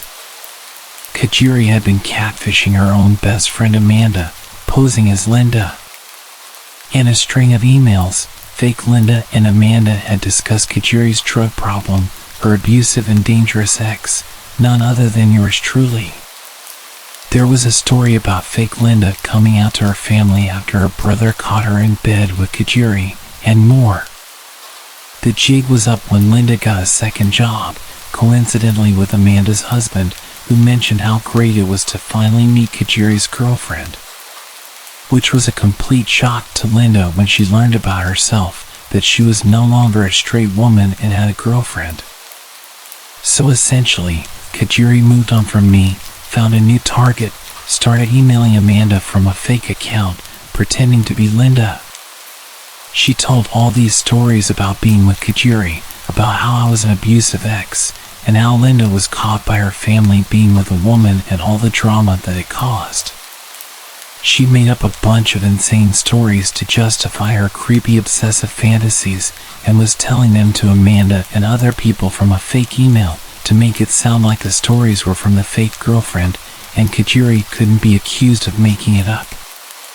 Here's some highlights of the stories Kajiri had been telling to Linda, her friends, and other coworkers I wasn't close to. She picked her audience very carefully. That Linda and I had physically fought at work over Kajiri. That I had an orgy in the staff office on a night shift with Kajiri and 2 male coworkers. That Kajiri and I had broken up after I cheated on her with another male coworker, not one of the orgy ones. I was really getting around apparently. That I would drug her against her will.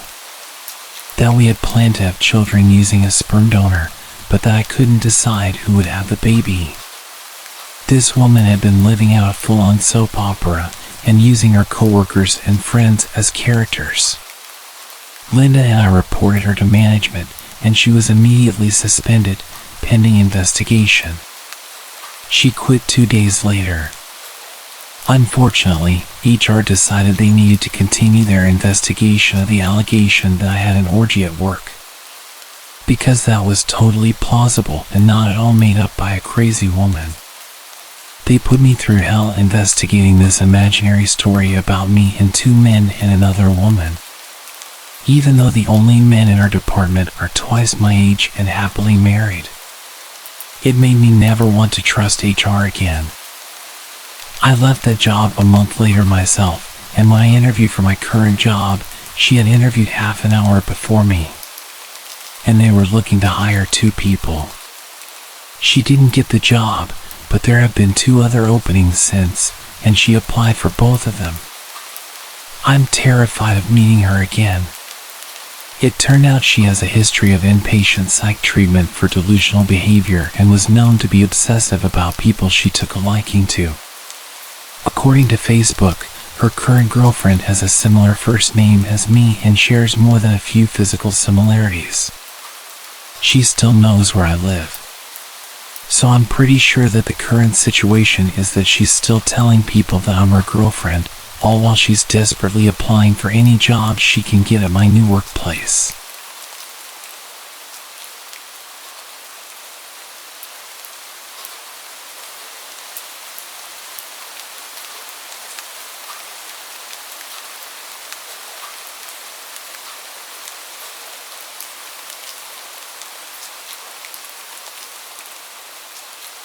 I used to work in a hole-in-the-wall gas station in the sticks of North Carolina. I was freshly 18, had a new car, a rundown Chevy, but it got me from point A to point B, and was newly promoted to assistant manager, so I was working many late nights by myself. Truthfully, I loved working alone. My boss was super laid back, and his philosophy was, as long as the work gets done, do whatever you please. We even had a shotgun behind the counter, which he taught me to shoot on my first day there. So even though I would be there late, I always felt safe. On this particular night, it was extremely dead, so with my boss's permission, I closed the store early and hopped in my car. It was probably 11:30 to 12 a.m. at this point. Other than being able to get out of work early, this was my usual routine. Nothing seemed out of the ordinary. I texted my roommate to let her know I was getting home early. We always looked out for each other like that, lit up a cigarette, and then started on my way home. For those of you who don't know North Carolina very well, I'm going to provide a little bit of detail regarding the terrain. From where I worked at the gas station to where I lived, I had to drive down the back roads. These roads consisted of very dense woods on both sides. Sometimes, the woods would seem so thick that you really couldn't tell where you were, especially at night. This could be intimidating to those who don't know the area, but honestly, I was more worried about deer jumping out in front of me, which was a common occurrence in this area. I'm driving down the road, blaring Nirvana, my favorite band at the time, and just being a typical 18-year-old grunge kid who had newly discovered the freedom of being an adult and getting off work. When all of a sudden, I see something in the middle of the road, probably 75 to 100 feet ahead. At first, I thought it was a deer, but it looked too small. So I started to gradually slow down, ultimately coming to a stop. I have to wear glasses when I drive. I mainly need them at night, but my eyesight isn't terrible enough for me to make it a habit. I grabbed my glasses and put them on. Now being able to see much more clearly, I almost shat myself at what I saw. It was a woman. An older woman wearing what looked like a nightgown of some kind. Her hair was in disarray, she had her hands behind her back, and she was just standing there in the middle of the road, just staring at me in my car. Let me remind you, we are practically in the middle of nowhere. There are trees as far as my headlights can shine, and it's midnight. I'm naturally paranoid, so all sorts of questions were running through my head. Who is this woman? Where did she come from? It's midnight. Are my doors locked? Why is she out here at midnight? Should I honk my horn at her? Should I call the police? What if she has Alzheimer's and doesn't know where she is? Or what if she's an escaped patient? Even though the closest mental facility was 3 to 4 cities away, I didn't exclude that possibility. I thought about calling the cops, but I got my phone and of course, there was no cell service. This encounter went on for a while, just sitting in the middle of the road, mentally questioning what was happening. It's now way past midnight. She's still standing there, just staring at me with this zoned out look, hands behind her back as if she's observing me. I'm starting to get tired of this, considering that I had to be up early for work the next morning. So I honked my horn at her. I didn't expect what happened next. This woman's face turns from being spaced out to complete rage. And she raised her arms up. It looked like she was holding something in her hand. She lets out this horrid animalistic scream and charges at my car. As she ran closer, I realized she was holding something sharp. It looked like a kitchen knife or a piece of jagged glass. During this moment of horror, I had a brief flashback to my stepdad giving me advice when I first got my license. If an animal ever runs out in front of you, turn it into a speed bump. I love animals, so I couldn't bear to hear that. But this time, I was taking my stepdad's advice. I was going to turn this psycho into a speed bump. Serve the Servants by Nirvana started playing on the radio. I mention this because the song has much to do with the aura of the moment. As if it was in sync with this instance in time, the intensity of the song enabled me to let out the most intimidating primal scream that I could. Loud enough for her to hear it. The window was open because I had been smoking, and I hit the gas. She was running towards my car like she was going to jump on my hood. I guess she realized I had the utmost intent to hit her, in which at this point, the woman zigzags away from my car and runs off into the woods. Still in fight mode, I didn't question where this woman went. I was just glad that she was gone, so I accelerated on the gas and sped the entire way home. I got home at almost 1:30 a.m. My roommate was still awake, waiting up for me the entire time. She was extremely worried because it was way past the time I said I was going to be home. She had been texting and calling me. When I pulled up to her house, I got all of her texts and missed calls at once, so I started to explain to her what happened. My body went from fight mode to panic as I was recounting everything that happened. My roommate's mother was a 911 operator who also happened to be working that night. So she decided to text her mom to see if there were any silver alerts in the area. Immediately, her mom texted back and said there wasn't. That alone gave me goosebumps to the core of my being. There was no explanation as to where this lady came from.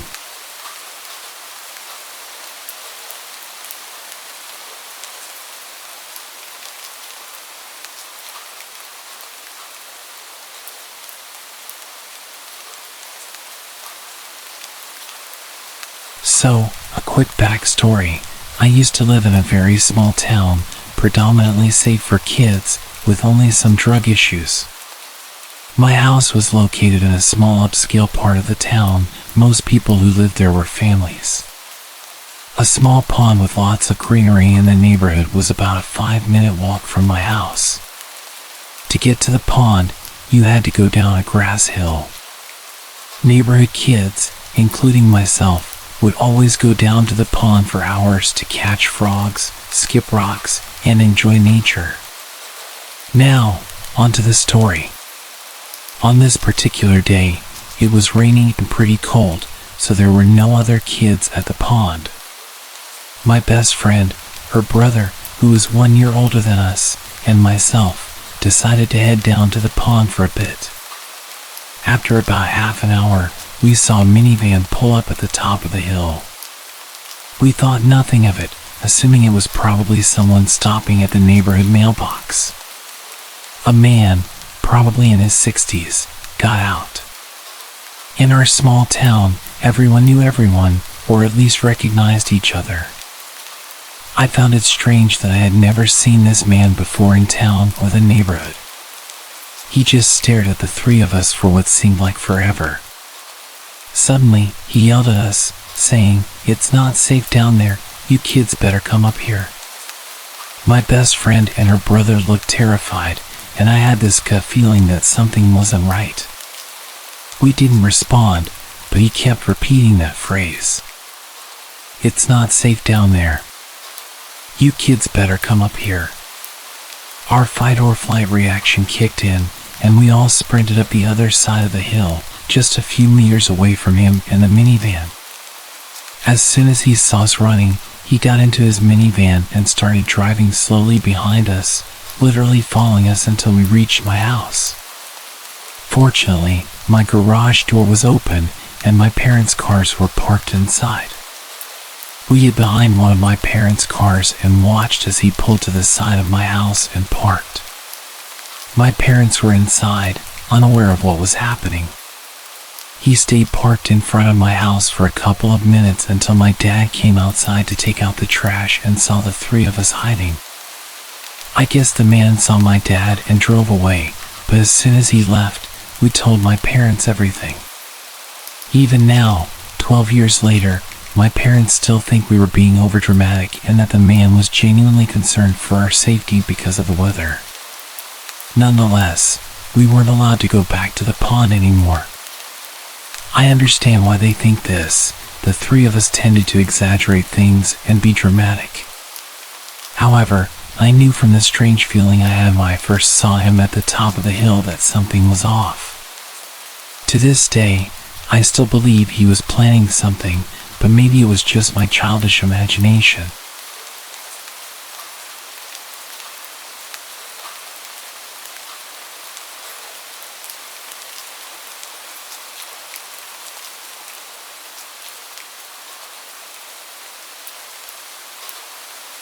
This happened about 20 years ago, and I don't think I will ever forget it.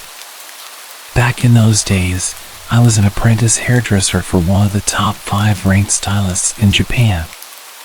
Training in that profession at that level was very strict, and beauty standards were a bit different.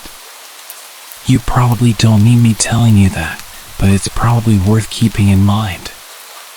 Back to training, it was long, and the time off between sessions was pretty much non-existent. We were expected to be at training even during national holidays. I'm not sure if that was strictly by the books, but as impressionable young stylists, we couldn't be seen refusing training.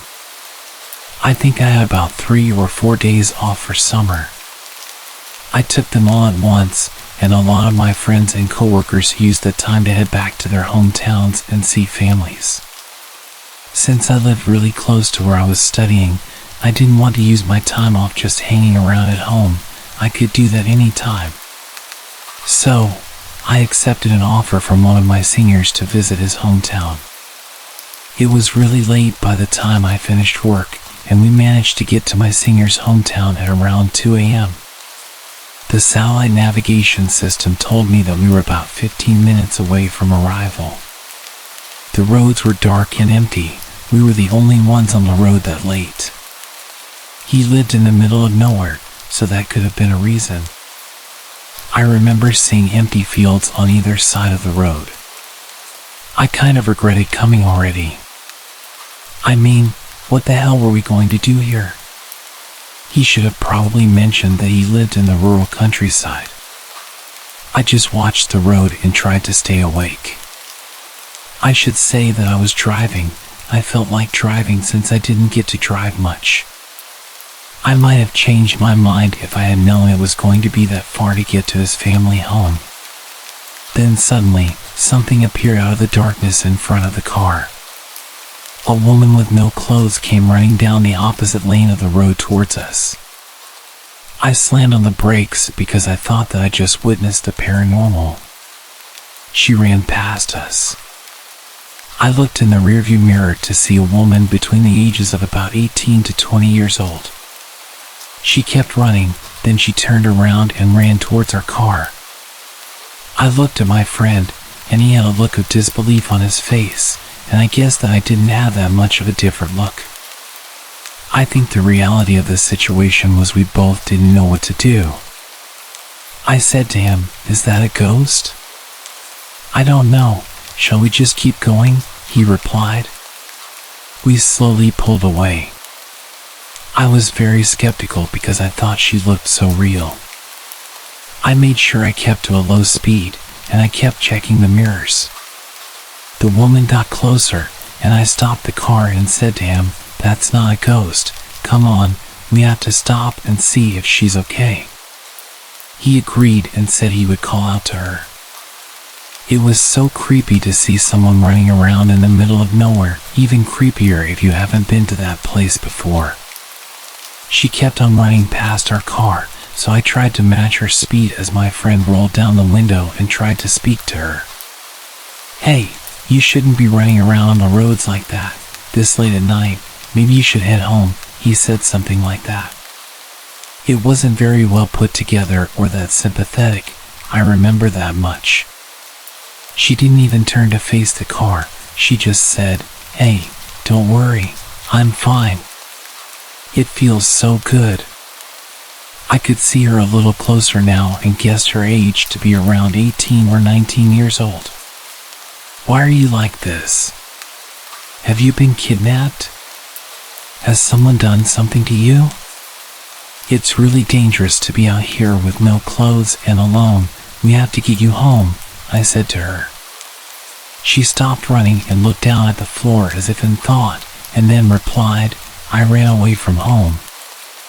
I don't even know where home is."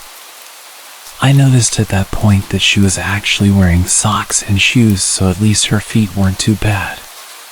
She stood there with her hands behind her back, looking completely lost and confused. It was very odd. I couldn't leave her out here. I told my friend in a hushed voice that we had to help her, and he sighed but then nodded. We decided to take her to the nearest police station. I had a dress that belonged to one of my female colleagues at work in the back of my car. Long story short, I told the woman to throw it on, and she reluctantly agreed. Once she was dressed and in the back seat, I turned to her and said, "Right, if you can't remember where home is, I can take you to the police and we can figure it out from there, okay?" To that, she responded with something outrageous. "I hate the police. They're always on my dad's side. Please, can you just take me to a hotel? Hotels are safer than police for sure. You can stay there with me. Hold me tonight. I'm a virgin." We were young, but even though we were young and often threw caution to the wind, we knew that we had to get her somewhere safe. It's a scary world out there. If she said that to another pair of guys like us in the next car that came along, well, I don't even want to think about it. We told her that wasn't going to happen. She didn't say anything for a while, but then she handed me a piece of paper. I don't know where she got it from, but it had a name, a number, and the address of a hospital. My friend saw the address and said, "Oh, I know that place." It was a psychiatric hospital. We called the number, and a voice that said it was the security department answered. I explained to the security guard what happened, and after we hung up, we got a call from the woman's mother. We found out where her mom lived and took her there. My friend said that he knew that side of town, but he had never been there before. The woman's mother was extremely apologetic over the phone. My friend spoke to her, and he said that he could tell that she was definitely genuine and sorry for the inconvenience. I felt sorry for her. It wasn't her fault. When we got to the house, we heard more about this situation from her mother. The woman we found out in the middle of nowhere had only just turned 18. She had been assaulted by her biological father when she was 16. A few days after he did what he did, she stabbed him in the neck with a box cutter knife. She was admitted to a mental asylum because of this attack. No one seems to know how she keeps getting out, but the mother said to us that this was the third time she'd successfully broken free. What a sensational story, I remember thinking. We drove the mother and daughter to the hospital at the mother's request. I could see how mentally tired she was by all of what had been going on. She was so polite and grateful. She really impressed me. I mean, with all that happened, she seemed to be incredibly in control of her own emotions. The girl didn't seem to say much. She seemed to like the dress we gave her. The mother apologized for not washing it before returning it, and we both agreed that no apology was necessary. Obviously, she got dressed into clothes of her own. She disappeared upstairs to change, and then she came back, and we took off. She didn't say much when we were driving. She was taking being returned to the asylum a lot better than expected. I thought that she would be going kicking and screaming. Her mother spoke with her in the back as we drove. She said, "You didn't get injured or anything when you were out, did you?" "No, I'm fine," the daughter responded. "Oh, that's great. I'm relieved," the mother told her. We left them at the hospital and told them that we couldn't stay because we were already really late getting to my friend's parents' home. My friend's parents were really worried by the time we got there. I think that we both wanted to tell them everything about the situation, but we were too tired to go through it all again. At that point, I just wanted to go to sleep. I stayed with him and his family for 3 days. It was actually a really great time and just what I needed, a break from studies in the city. It was certainly going to be a trip I would never forget. We said our goodbyes to the family, and his little sister asked us for a ride to the station. I said that it wouldn't be a problem. Just before we dropped her off at the station, she said something that scared the hell out of me. "Hey big bro, Why does your friend have a box cutter stabbed in the back seat?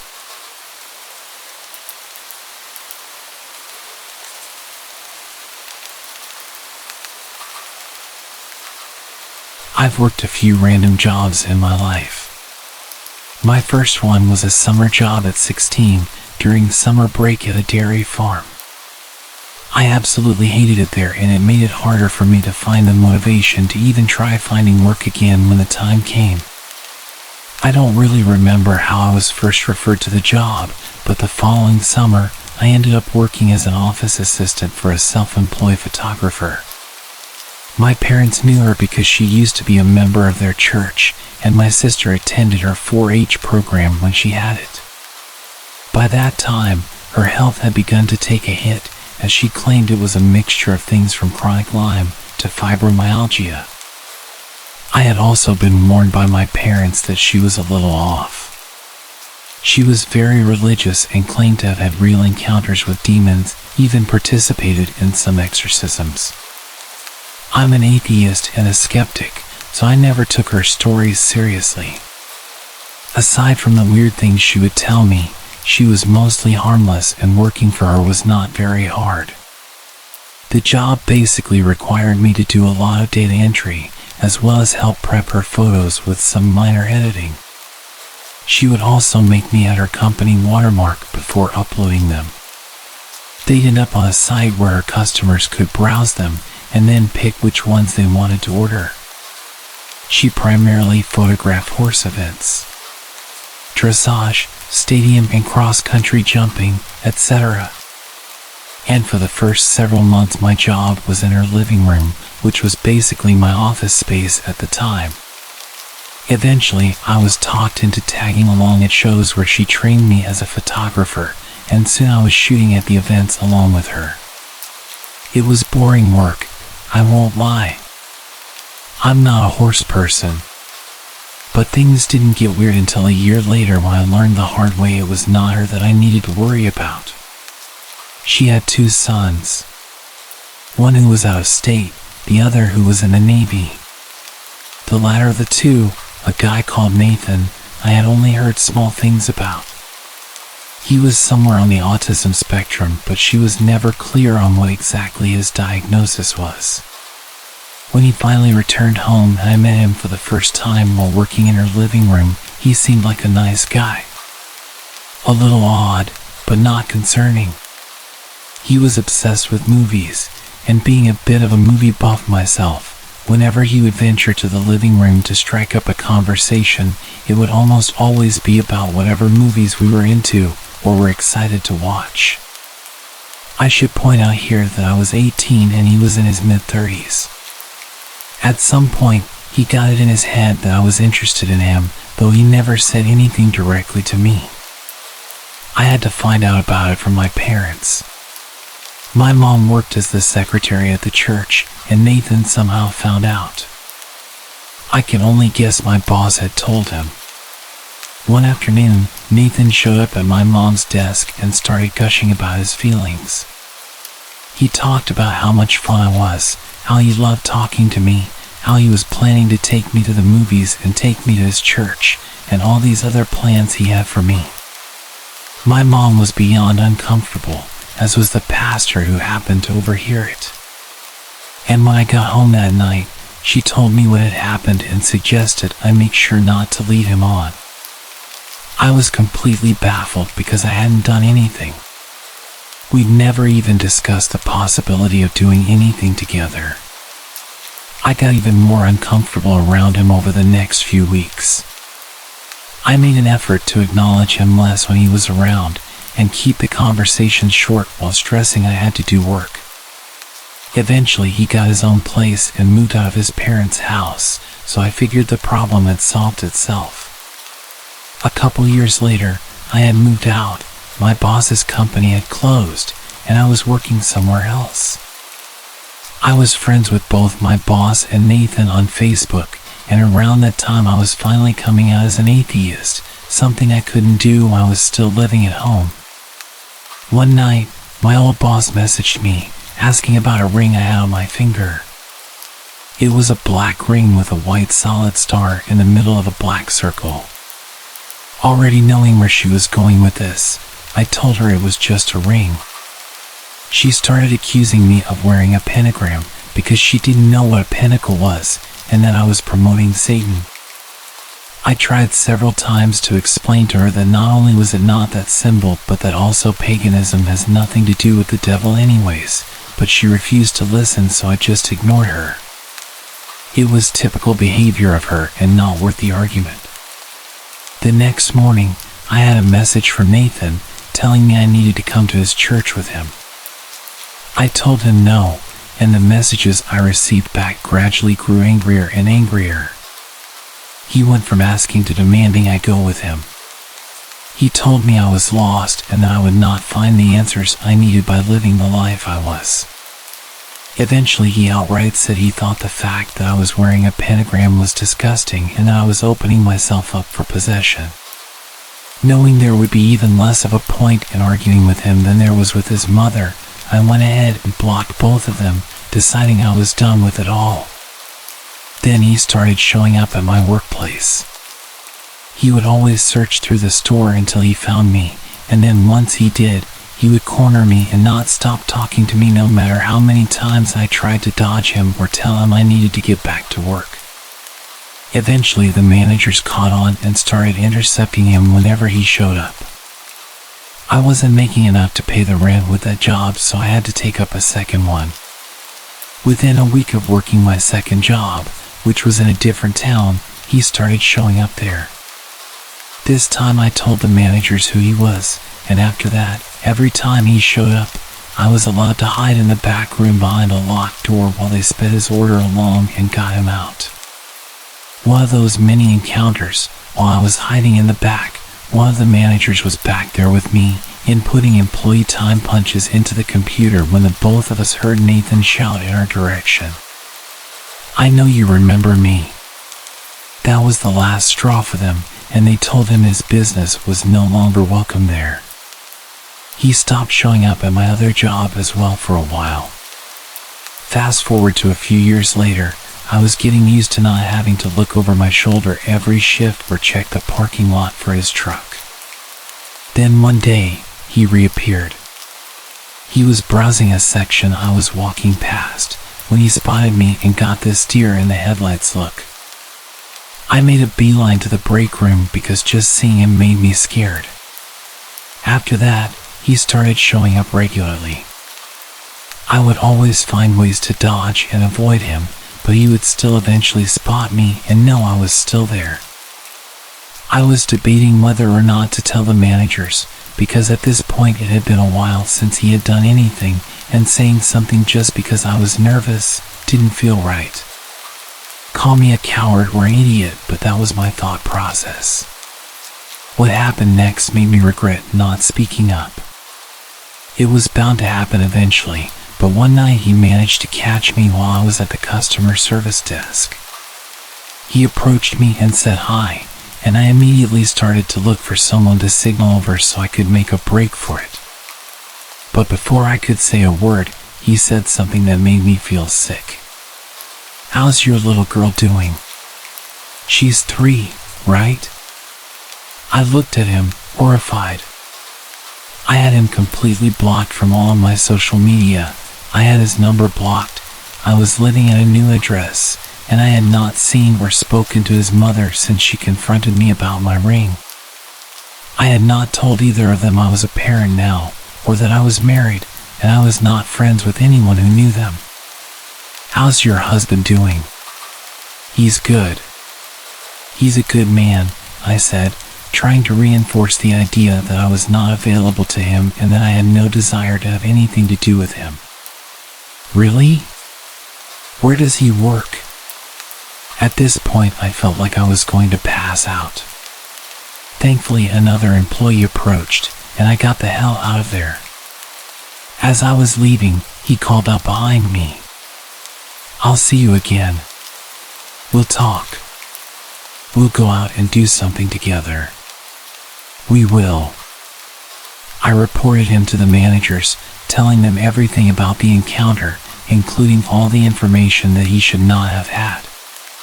They were able to pull up his face on CCTV, and while I have not heard anything, I'm guessing one of them finally managed to approach him because I haven't seen him since. This has been going on for 10 years and I want it to finally be over. If he shows up again, I'm going to the police, but I'm seriously hoping it never comes to that. I just want him to stop. I haven't seen him since the incident with my managers. I think he may have gotten scared off. Turned out one of my coworkers used to work with him too at a different job, and she also made a complaint about him to the managers. I don't know what they did with that information afterwards, but I know he hasn't shown up since. It sounds like they plan to call the cops if he sets foot in the store again. With 2 employee complaints of stalker-like behavior, they refuse to ignore that.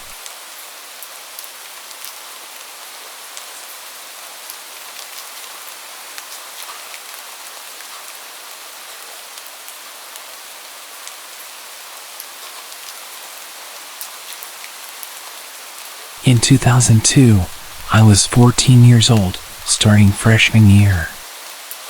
I was an awkward, nerdy girl that didn't know how to handle attention from boys, so you could say I made things worse for my situation. I had a knack for making friends with the weird people no one liked, but I tried to be friendly with everyone I met, so it wasn't a big deal to me. Unfortunately, that was also my downfall. Clubs were a big deal, and they actually had an anime club, so of course I was all about that. First club meeting, I sat next to a couple of friends and soaked it all up. I thought I was finally with my people. Then here comes Stalker Kid. I'd use his real name, but to this day I have no clue what it is. He sat in front of me, and being that person, I said hi. I could tell he was uncomfortable and didn't know anyone, so I was just being nice. And boy, did this guy cling to me for that one word.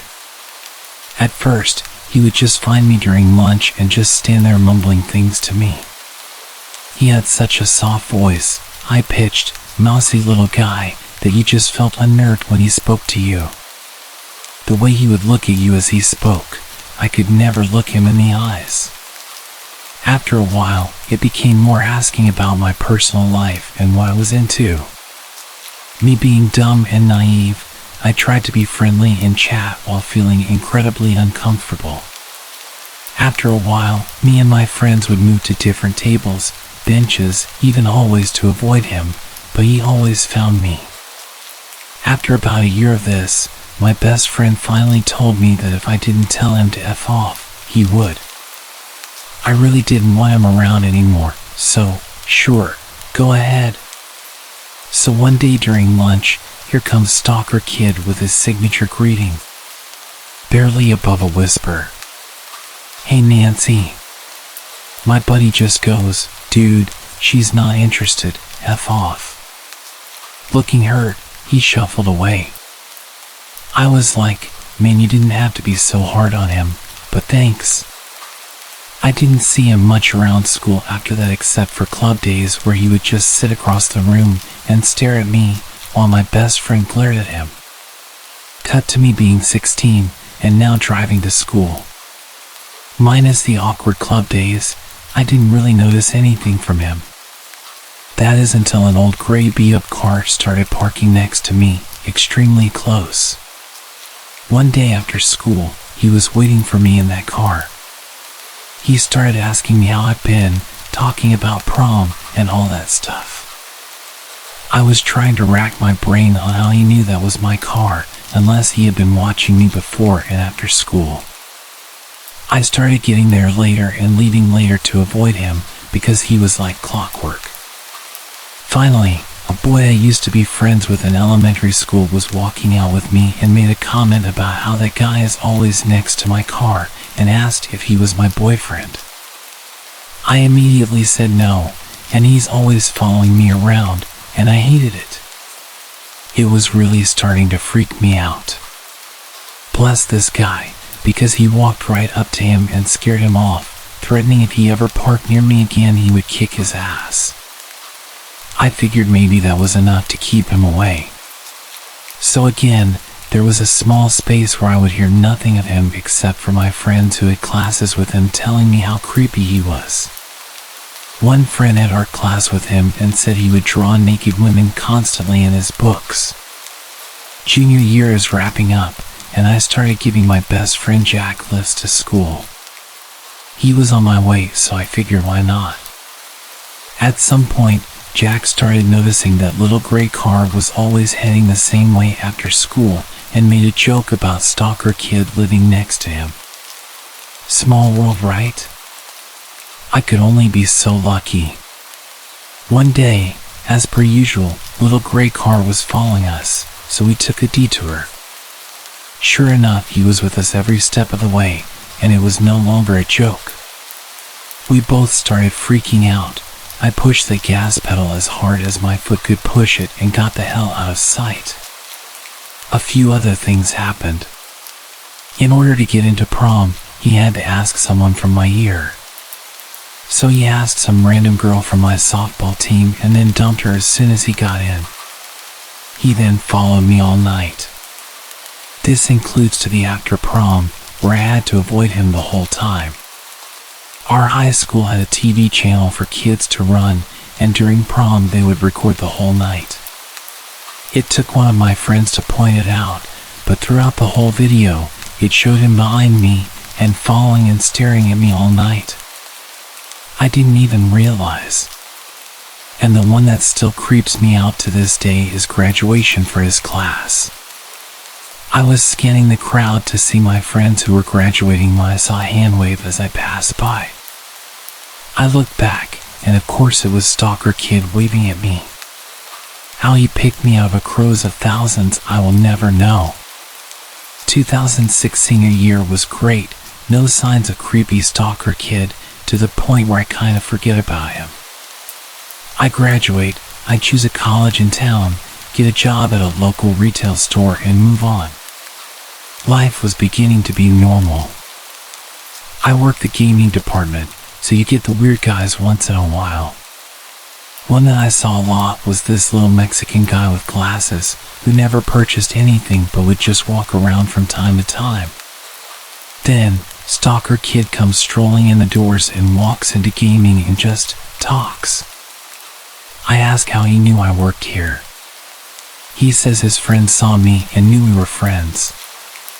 I tried to radio for help for someone to come and get him out. Finally, a big guy from computers walks by and asks for my help in the back. Once he pulls me to safety, I tell him everything. From that point, security is aware and is told to watch for this guy. Of course, he wasn't doing anything physical, so all they could do for me is watch out for him. So every time he came in, they would tell me and I would dip back to the warehouse. I started seeing his friend, who he called Ninja, constantly, and all he ever did was walked around on his phone. I began to suspect he was texting Stalker Kid to tell him I was at work, because sure enough, 10 minutes later, he would come in. So I tested this theory and started walking randomly around the store. At one point, a friend who worked register asked why I would do this, so I had her take a walk with me on her break. I told her this ninja guy would follow us everywhere, even just going down a random aisle. Sure enough, he did, and she began freaking out. A few minutes later, I told her my stalker would walk through those doors. So I'm making my way to the warehouse, and out steps Ninja Guy from an aisle and he shouts, "She's right here." I just stared at him, like, what the hell do you think you're doing? Stalker Kid walks up behind me and asks why I'm always running away from him, and says that he lost my number, and asks if I can give it to him again. I say sure, knowing damn well that I never gave it to him. I go to the warehouse to get a pen and paper. I wrote down, "This is where I work, don't ever come here again," and handed it to him. I told him and his friend to leave and called for security, who walked him out. Security tells me later that he also cried while they took him out. Later that day, as I'm leaving work, security offers to walk me to my car. I say sure. Stalker kid is out by my car waiting for me, so this is where security says he's not having it and calls the police, which we are conveniently next to their headquarters. He books it when he sees the car. Few years go by, nothing comes up. I buy a fancy new car and don't see him much. I'm thinking that did the trick and I'm finally free.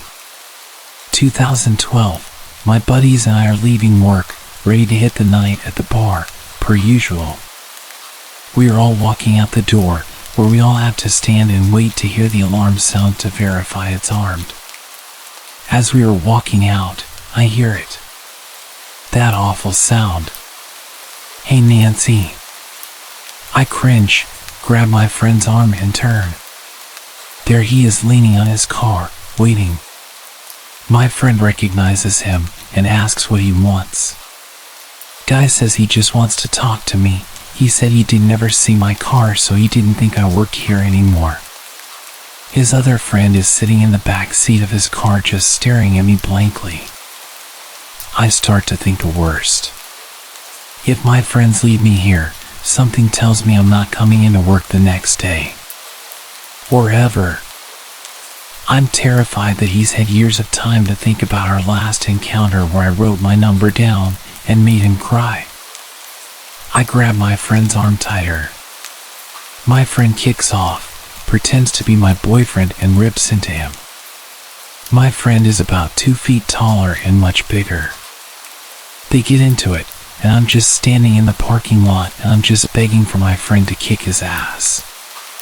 He spooked Stalker Kid so bad that I'm pretty sure he pissed himself before getting in his car and booking it. Ever since, if he comes into the store, my friend stares him down from his office. Years later, I've moved on, gotten married, and moved out of town. Recently we've moved back to start a business, and to this day, I still feel myself looking behind me at stores on the off chance that I randomly bump into him. He caused me to have anxiety, mental and emotional pain, fear and trust issues for a decade. Even after moving on, I still feel the effects today. And I never even knew his name.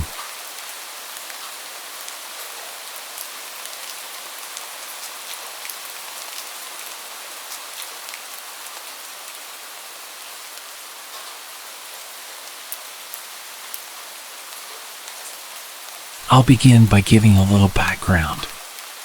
At the time this happened, I was a 16-year-old girl working at a chain coffee place while in high school. I am 19 now, and in college, 7 hours away from this place. This happened at a time in my life in which I was super shy and had a tough time standing up for myself. In retrospect, I could have handled it a lot better. I used to work closing shifts with my best friend after school. It'd be from like 3 to 10 p.m. We worked at a relatively dead store, so we spent most of our time playing music and talking. We did our duties like taking the trash out and restocking, etc., although both of us always dreaded taking the trash out, as we had to go out back. The dumpsters were behind the store, in a dimly lit area, next to a sketchy liquor store. One night a man came in pretty late. It wasn't unusual to have customers come near closing. It was just uncommon to see anyone we didn't already know. Our store was mostly just regulars. He was lanky and probably around 30. I mostly just remember his eyes. They were piercing, the type that never break a stare. I remember initially thinking he was attractive. Yikes. The way he spoke was short and concise, just ordering a small hot latte. I made his order and that was it. I told my friend about how I thought he was attractive, and we then started referring to him as the small hot latte guy. We always call people by their drink orders. He came a bunch of times after that. Each time staying a little longer and longer, talking a little more and more. One day he came with a woman, presumably his girlfriend. I remember I felt a little weird, like she was staring at me, or like they had spoken about me beforehand. She glanced over at him and said, "Wow, she is pretty." I didn't think much of it, said thank you, served them, and I thought that would be the end of it. He then began showing up and talking to me a lot without her. He started off as being friendly. I honestly don't even know what we talk about. Then he got kind of flirty. Initially I was just flattered, but being underage and immature, I didn't even think about the fact that it was kind of alarming. He began to stay for a while. Sometimes he would bring a laptop or a notebook. I could feel him staring at me and listening to our conversations. But at that point I wasn't getting creepy vibes from him, as my coworker and I had dealt with our fair share of creeps. He began by just giving little snacks or drinks. I would accept, but would never eat or drink them. It wasn't that I necessarily thought he had ill intentions, I just had a hard time accepting gifts. I remember one night he brought me a book about one of his favorite artists. I reluctantly took it, but had tried to decline before. I remember telling him about one of my favorite musicians and sent him a link to a performance I really liked. He started being kind of sexual while still talking about the song. He then began talking super suggestively, and I would laugh it off and decline when he asked to send pictures. I began talking less and less and told my friend about the situation. She agreed that it was getting creepy and said I should maybe change my schedule. I told her I'd be fine, I'm stubborn. He'd still come every week at closing time, and he'd even stay in his car till we closed. Meaning he'd watch me go to the back to take the trash out. It was time to take out the trash and lock up, so we got ourselves together. I was opening the door while juggling like 3 bags of trash and saw something on the ground. I was confused at first, but then realized what I saw. It was flowers and a note. I felt sick to my stomach and looked around the parking lot. I didn't see his car. I threw them away immediately and told my friend I didn't want to read the note. She read it and told me I had to. It was something to the effect of, "I've never felt so connected to someone. You're breaking my heart. Please don't do this. I'm sorry." Looking back, I honestly didn't lead him on, but initially I felt as if I was in the wrong. Nonetheless, we turned the corner to take the trash out and both prayed the parking lot was empty. It was not. Let's just say the trash was not going to get taken out that night. I continued working there and still worked there on my breaks from college. I had different hours after that. Nothing happened for some time until one day he appeared again, just before I was supposed to leave for college. It was around 3 p.m. It was busy. He came in, stared at me, and then he left. That was the last time I saw him. Looking back, I was so naive and could have handled the situation so much better. I am forever thankful to my friend. She really supported me that whole time.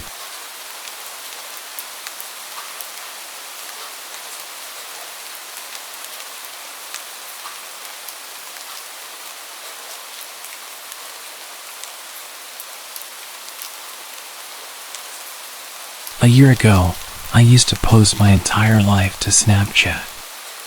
It was my go-to app for sharing bits of my life with friends and family. But then something happened that made me reconsider my online presence. One day, out of the blue, I received a friend request from an unfamiliar username. I didn't think much of it at the time and accepted the request without a second thought. It was just another random person, or so I assumed. Months passed, and I forgot about that peculiar friend request. My life went on, and I continued sharing snippets of my daily activities on Snapchat. Little did I know that someone was watching, very closely. It started innocently enough, with an unexpected snap. I opened it, thinking it was probably a friend sharing a funny meme or a cute pet photo. But as the image loaded, my heart almost stopped. It was an eerie, edited version of an old Snapchat story I had posted months ago. Floating love hearts surrounded the image, and the caption read, "Can't wait to see you." The chill running down my spine was hard to ignore. How did someone get access to my old stories? Who was behind this? Days turned into weeks, and more edited snaps kept arriving. Each one featured pictures taken from my past stories. The captions became increasingly unsettling, referring to my personal life. "How was your McDonald's on Friday?" And another said, "I loved that movie you watched last night." The sense of being watched was inescapable.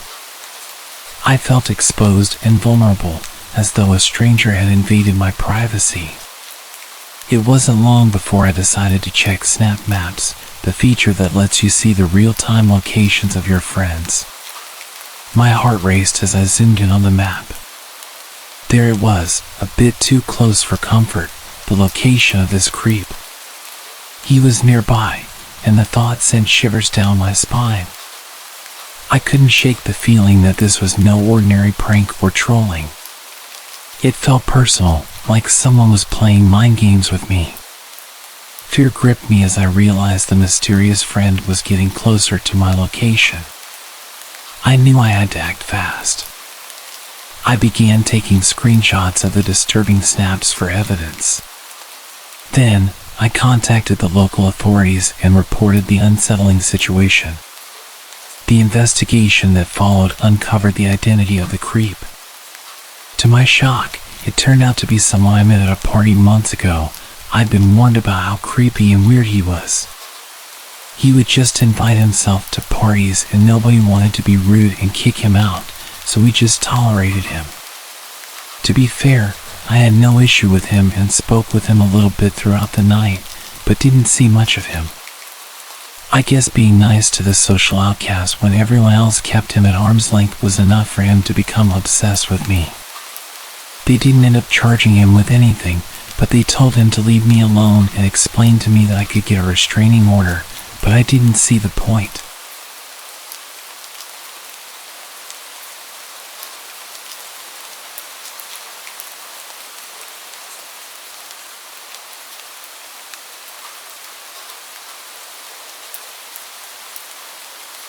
This happened a couple of months ago, December of last year.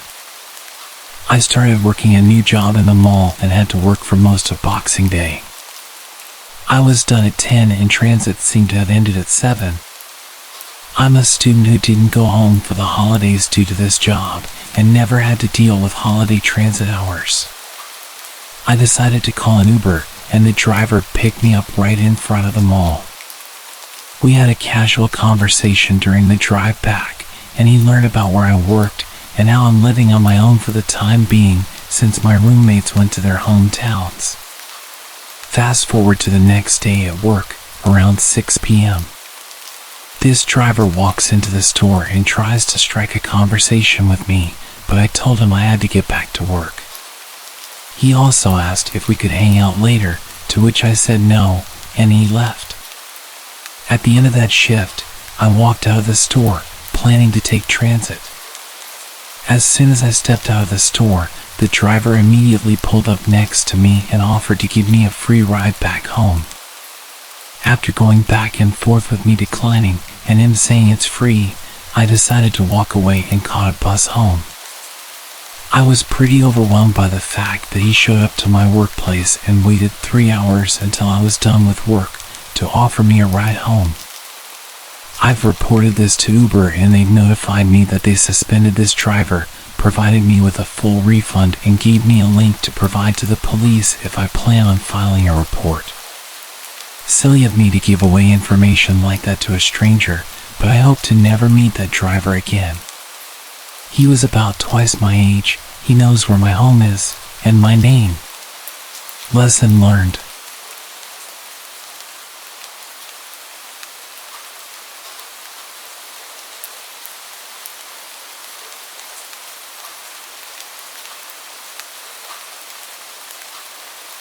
While I was a kid, my best buddy and I were having a sleepover. His parents had gotten a divorce a couple of months prior, so to counter all the stress, he pretty much got whatever he wanted. It wasn't like his mom was spoiling him, she was just being super nice to make sure he wasn't too bummed about his dad leaving. Did it work? Yes and no. Getting to have his friends stay over, getting an Xbox, a cell phone, and much more personal freedom was all well and good, but every so often, you could tell the whole thing was getting to him. The good thing was I got to spend a whole bunch more time with him to give him the support he needed, which coincidentally meant that I was there for one of the worst moments of his childhood. So we're having a sleepover, and his mom is having a friend over. They're downstairs while we're up in his bedroom. At one point, I wanted a glass of water, so I headed downstairs. To get to the kitchen, you had to walk through the TV room. I see my buddy's mom's friend is a dude, and they're getting kind of close if you know what I'm saying. They jump off each other when I walk into the room. I walk through like I didn't see anything, and it's incredibly awkward as I walk back through with my glass of water. Then I make the mistake of mentioning it to my buddy. He's clearly not happy with the fact that it's a dude.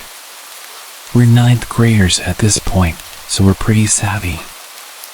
Anyway, my buddy isn't happy, but he just does his usual thing of internalizing it before distracting himself. Not the best coping mechanism in hindsight, but it is what it is.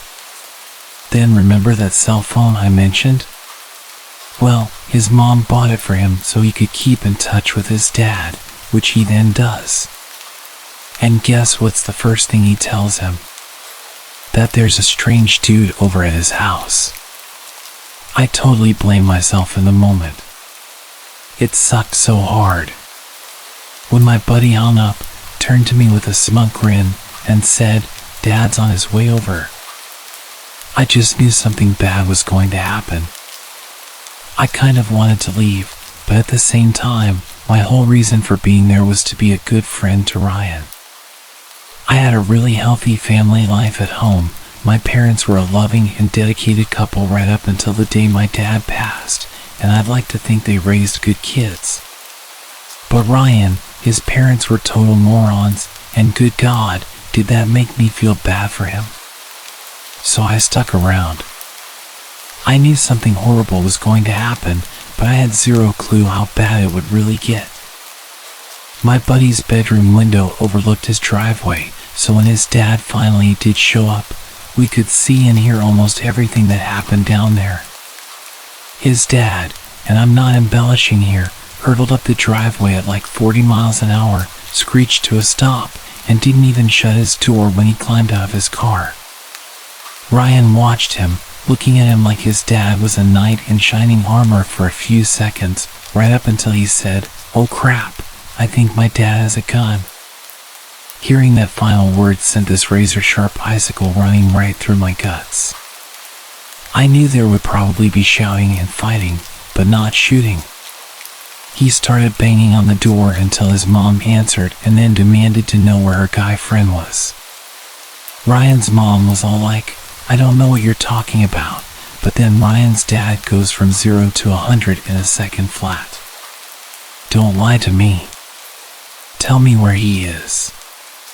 There's this very real, palpable pause, and me and Ryan are just on this very nervous feeling.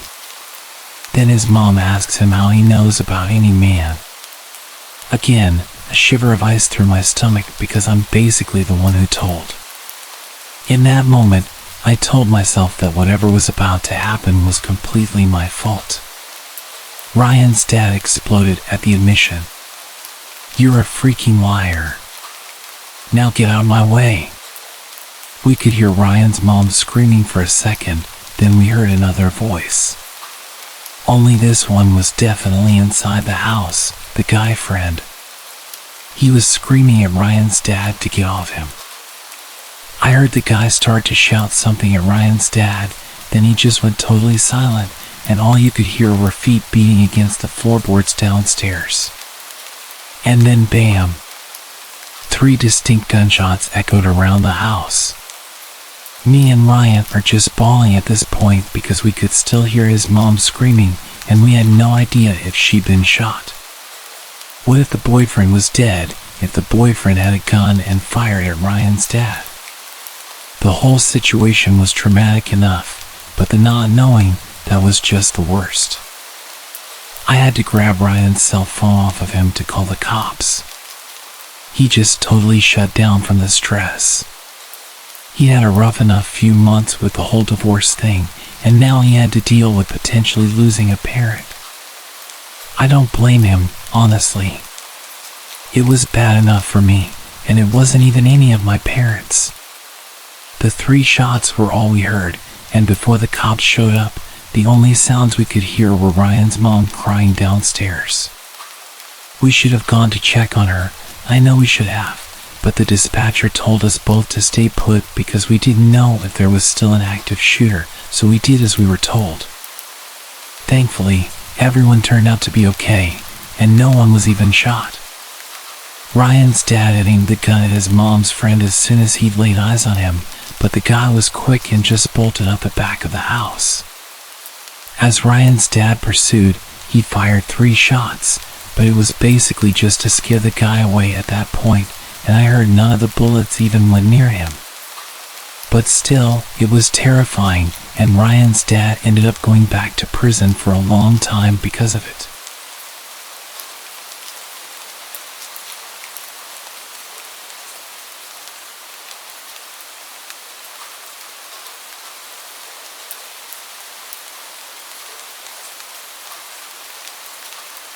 Back when I was a kid, I had this friend in elementary school.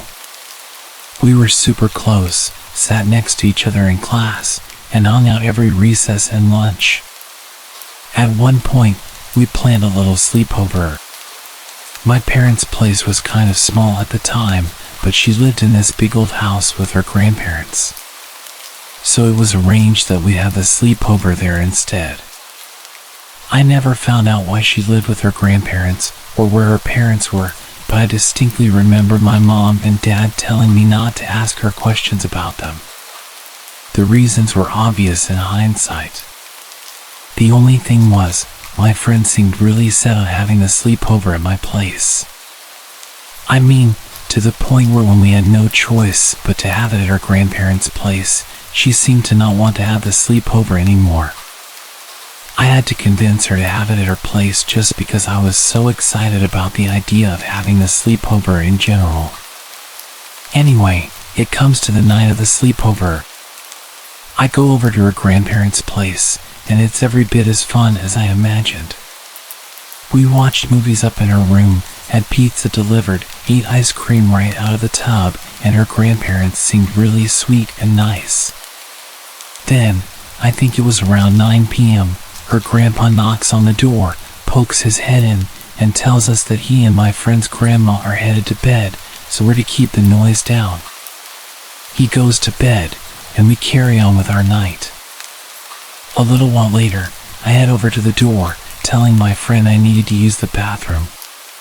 She jumps up, throws herself between me and the door, and is like, "You can't go out there, you'll wake up Grandpa."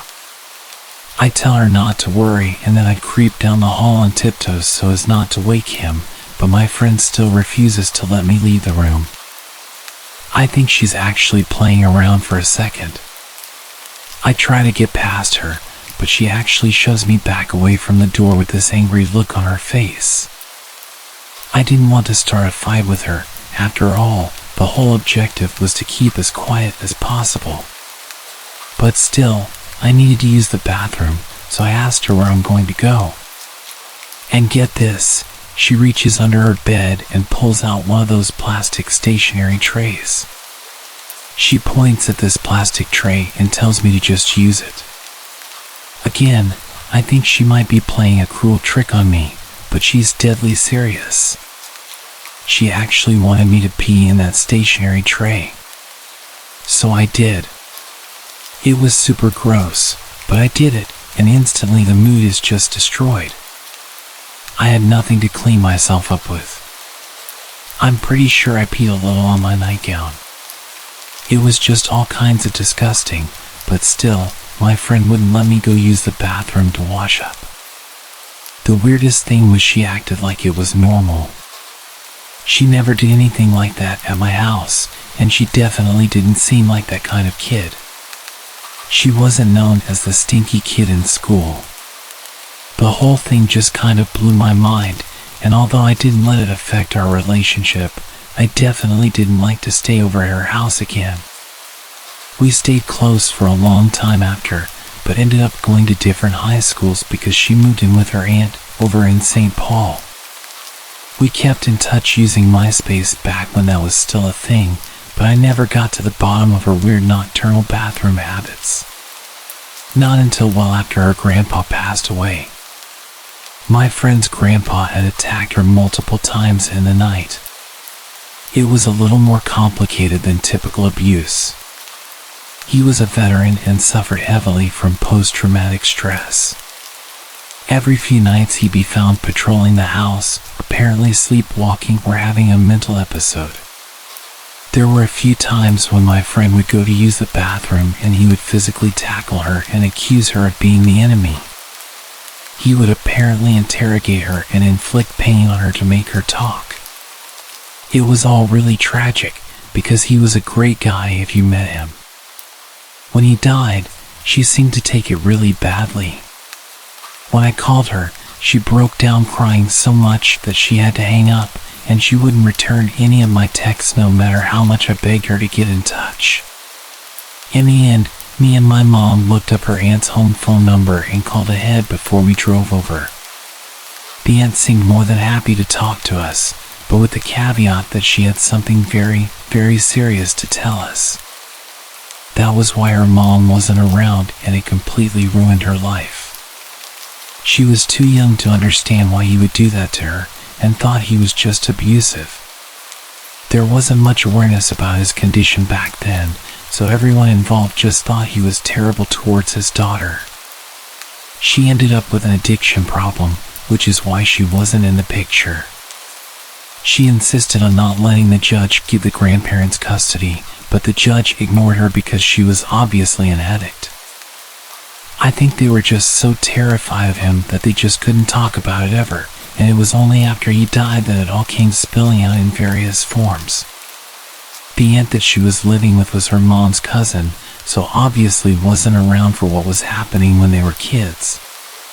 It was absolutely horrifying hearing about it just as her friend, so I can only imagine how terrible she felt. Knowing she was so close to the abuse, but just not being able to see it. And then it all made sense to me why she didn't want me walking down the hall at night. Why she'd taken to peeing in a stationary tray that she kept hidden under her bed. She wasn't being mean or weird when she made me do it. She was protecting me. No wonder she didn't want me to have the sleepover at her place. And I'm really not trying to make this whole thing about me when I say this, but I feel horribly guilty for not saying anything to my parents at the time. I didn't want to embarrass her. She was my best friend. But that's just the thing about being a kid, isn't it? That naivety. You do dumb stuff even if you don't mean to, and that's what my therapist tells me. I try to believe it, I really do, but part of me will forever remain convinced that somehow I'm to blame.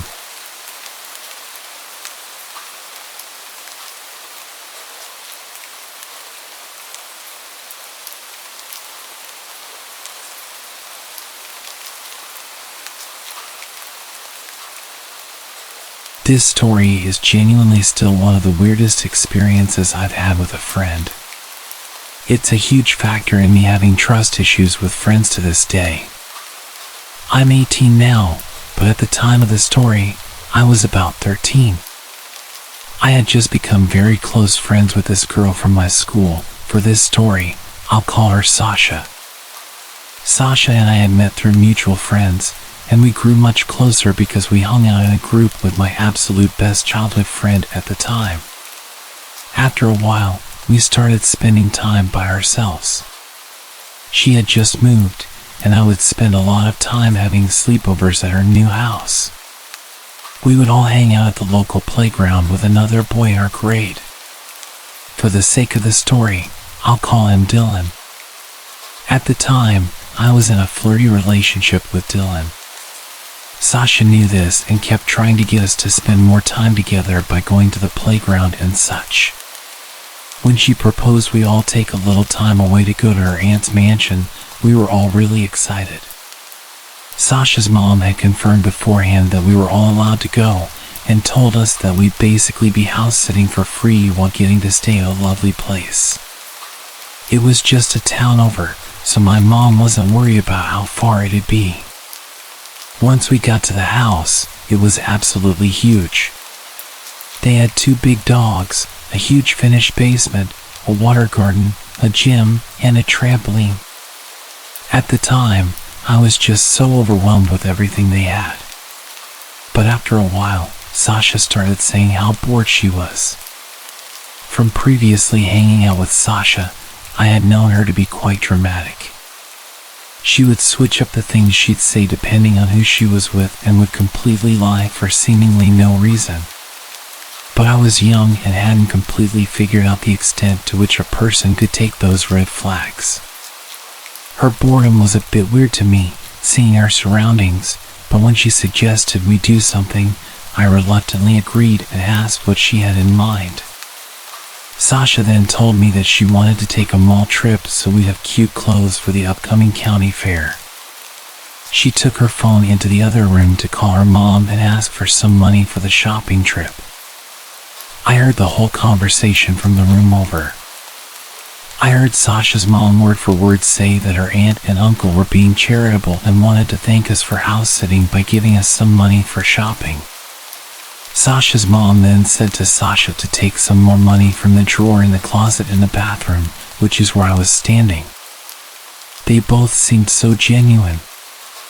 I was really shocked and impressed when Sasha's mom said we could have such a big amount of money. At my age, I think it was about $500, and Sasha took more for herself. I was completely fine with the amount and thanked them profusely for it. I didn't really have much money growing up with a single mom, so as Sasha was looking through the drawer, I genuinely thought that was just what upper middle class families did. Looking back, I can now call out so many points where I would have left, but I didn't have a ride home and didn't really know how to describe the situation to my mom just yet. So I trusted Sasha, and we went to the mall. This is when Dylan met up with us to begin his stay there. Wanting to win Dylan over a bit, I shared some of the money with him. Both of us spent just enough to get a hoodie and food. Sasha used the rest of the money for herself. We walked home that day, which Sasha insisted we do, although it was freezing and we were about 30 minutes away. These were the moments looking back where I know Sasha was off about the whole situation. When we finally got home, I remember Sasha instigating a fight with Dylan, and he got so mad he fell asleep. The day after that was the fair, so we all cleaned up and went home. Sasha's parents provided us all with transportation. Once we got to the fair, I remember Sasha having to leave early because she and her mom were having problems. But I tried not to ask questions because, again, I was aware things were a bit off in their situation. A few days later, my mom got a random Facebook message from my previously mentioned best friend's mom. She had sent my mother a message describing how awful of a child I am and making several shocking claims with an attached article from the police. It apparently featured mine and Dylan's faces and stated that we had stolen around $7,000 from the most popular women's basketball team's donations. Directly after this, Dylan's mom called mine, initially thinking that we had told them Dylan stole it. After figuring out we hadn't, we both knew there was only one person it could have been. I still can't wrap my head around the whole situation, but my prior best friend's mom always thought badly of me after this. Some people probably still do. From what I've gathered, Sasha's mom had probably sent us there with the intention of having Sasha or Dylan take the money, knowing we trusted her as an adult. Since Dylan and I are black and Sasha was a white girl in the area we live in, everyone would believe Sasha was completely innocent, especially the police.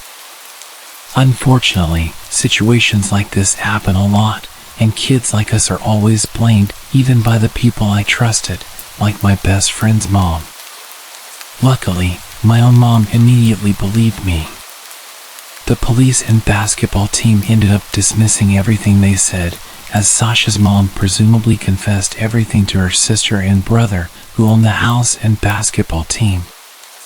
Luckily, Dylan and I ended up dating after this, and we cut off Sasha completely. Although I sometimes still see her face on Instagram, I hope she's doing well, but I would only like to know that from a distance.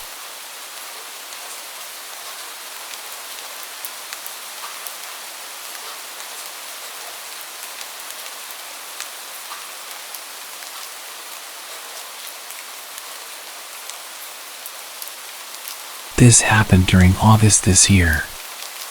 To start off, this happened with my best friend Hazel. We are both 14, turning 15 this year. When Hazel came back from vacation, we immediately decided to have a sleepover at her house. She has a big closet inside her room that she uses as a makeup room, which will be important later. We were just relaxing and talking in her room when the idea of using a Ouija board came up. We often joked about how we should try to use it and summon the serial killer Richard Ramirez to see if it could actually happen. After that idea came up, she brought it out and set it up with the lights off, except for her TV, which we were using to listen to old music while playing. This wasn't her first time playing, and she would say that it doesn't actually work as she's tried multiple times. But this was my first time playing with it.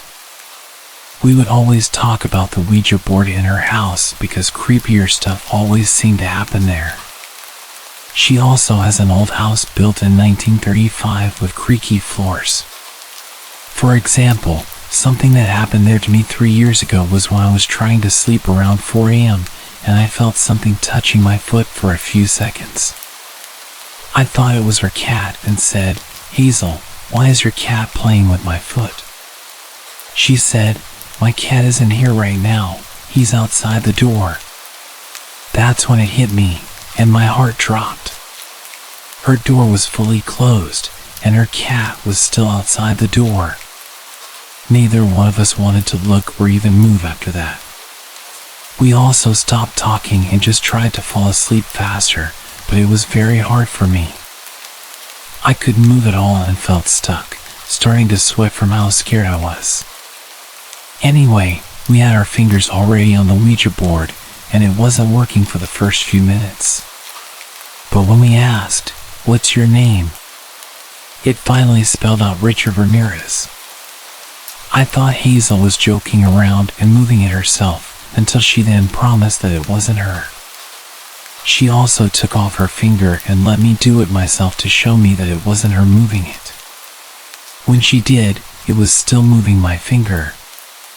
We continued asking a few more questions, then we said, "If it's really you, show yourself." Hazel has a few dolls in her room, but the creepiest one by far was her ventriloquist dummy. After we said that, the dummy's eyes started to blink and then look back and forth. I said to her, "Hazel, your dummy's eyes are blinking."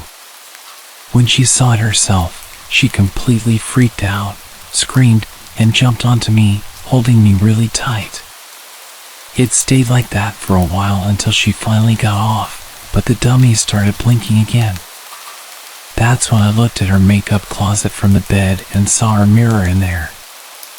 From the reflection, I could see a figure just sitting there. Once I told her that, she held on to me even tighter this time, and she stayed like that for about an hour. It was about 4 a.m., and we still weren't even in our pajamas yet because we were way too scared to get up, and I didn't want to get up without her. After an hour, we finally said goodbye on the Ouija board, and I was able to convince her to get up with me to at least turn on the lights. When the lights were turned on, she was perfectly fine after that. We got into our pajamas and tried to sleep with her LED lights and a lamp. She was already sleeping, but I was having a hard time falling asleep. I once again looked at the dummy, and it was still blinking. So, I don't think we had said goodbye properly. I felt scared now since Hazel was already sleeping, so I just tried to turn the other way and close my eyes, trying to force myself to fall asleep. Once we woke up the next morning, everything was back to normal. Everything was fine, and nothing else happened. She tells me that she still sees the dummy blinking sometimes and that she's too scared to go to sleep at night.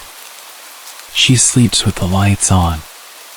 She's considering getting rid of both the Ouija board and the dummy. I still don't think we said goodbye properly, and I know she won't be playing with a Ouija board for a while.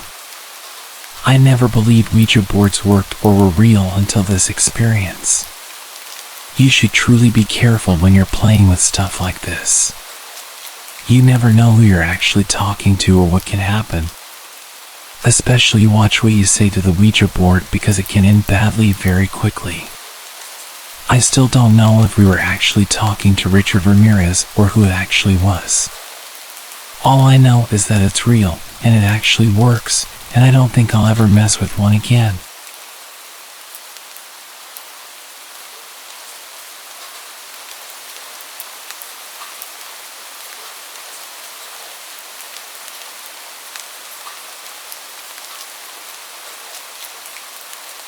In the summer of 2019, my friends and I were having a sleepover in honor of one of our friends' 17th birthday.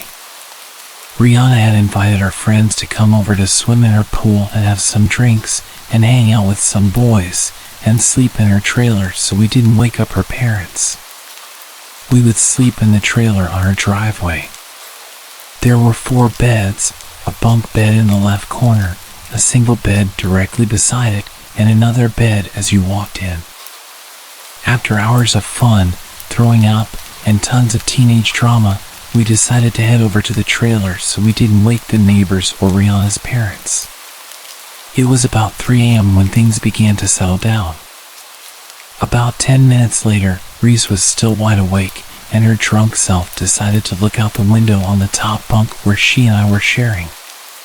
She recalled seeing a teenage boy quickly walking on the sidewalk beside us, repeatedly looking behind himself to watch another guy quickly following him. She decided to stick up for the first boy and yelled random things to get the second guy to stop following him. The second guy, noticeably not sober, instantly heard the screams from Reese and Rihanna, and it caught his attention. Scared, she stayed quiet beside me while I was trying to sleep. About a minute later, Reese decided to check again, and there the guy was, right in front of the trailer, investigating the noise. He was getting really close to the door when Reese then told me, "Hey, don't freak out, but there's a guy right outside the trailer." I sat up quickly to look outside, and he was there, wandering around right beside us. By now, Reese had announced to everyone else as quietly as she could that there was a guy outside the trailer. Rihanna quickly got up, looked outside a window to see for herself, and then told everyone else to get underneath us in the bottom bunk. We were all huddled in the bottom bunk when Mackenzie, our smallest yet fearless friend, decided to stay outside and check the windows. The man, still not sure where the yelling came from, was gone. We sat for a few minutes in silence, contemplating calling someone until Mackenzie decided to look out the window of the bottom bunk. This window faced the garage. She quickly announced that he was standing right beside the window. She could only see his legs though. Quickly closing the window, we sat scared once again in silence. Mackenzie kept running back and forth through the windows to see where he was. At one point, he decided to walk to the middle of the street to get a better view of the house. This is when we thought it was over. Everyone was getting back into their sleeping spots, discussing what had just happened when Mackenzie decided to look out the window again. The man was now standing on the front steps of Rihanna's house. We couldn't do anything but just stay quiet and wait until the intoxicated man would leave. We didn't know what he would do if he realized people were in the trailer. He did end up leaving after quite a while, but it definitely took us a while to fall asleep that night. In the morning, Rihanna tried to check her cameras, but they had been disconnected. We have no proof of this happening except for the group of us who experienced it. Rihanna believes the guy came back the next night since she heard a lot of noises from her front door while she was home alone. Moral of the story: don't scream and crack down on men when you're vulnerable in a trailer. You really have to wonder though, what would have happened if he had tried to open the door? I'm sure we could have defended ourselves, but this story could have ended a lot worse.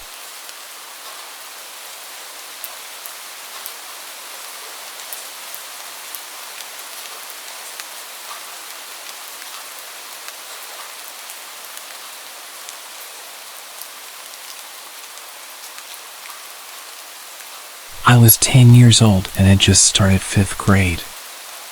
I made a new friend in school, Yanni. My parents allowed me to go for a sleepover at her house after they met her mom once. My mom and dad were pretty laid back because I was their last kid. My sisters were more than 10 years older than me. My mom dropped me off, said hello to Yanni's mom, and left. Yanni and I started playing karaoke when her mom decided she was going to leave. She said goodbye to us, gave us kisses on the cheek, and I remember thinking she smelled like black licorice. Yanni and I were left to do whatever we wanted for the next 5 hours. We played games, watched TV, and talked about school. Yanni's older sister came home around 1 a.m. and told us that we should go to bed because we were falling asleep on the couch. We went into Yanni's room and laid in her bed. Later that night, I can't be sure what time because it was pitch dark, Yanni's mom came home.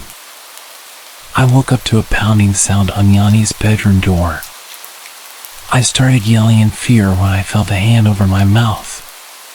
It was Yanni telling me to be quiet and pretend to be asleep. But at that moment, it was too late. Her mom had kicked the door open, stormed over to the bed, and grabbed Yanni's face.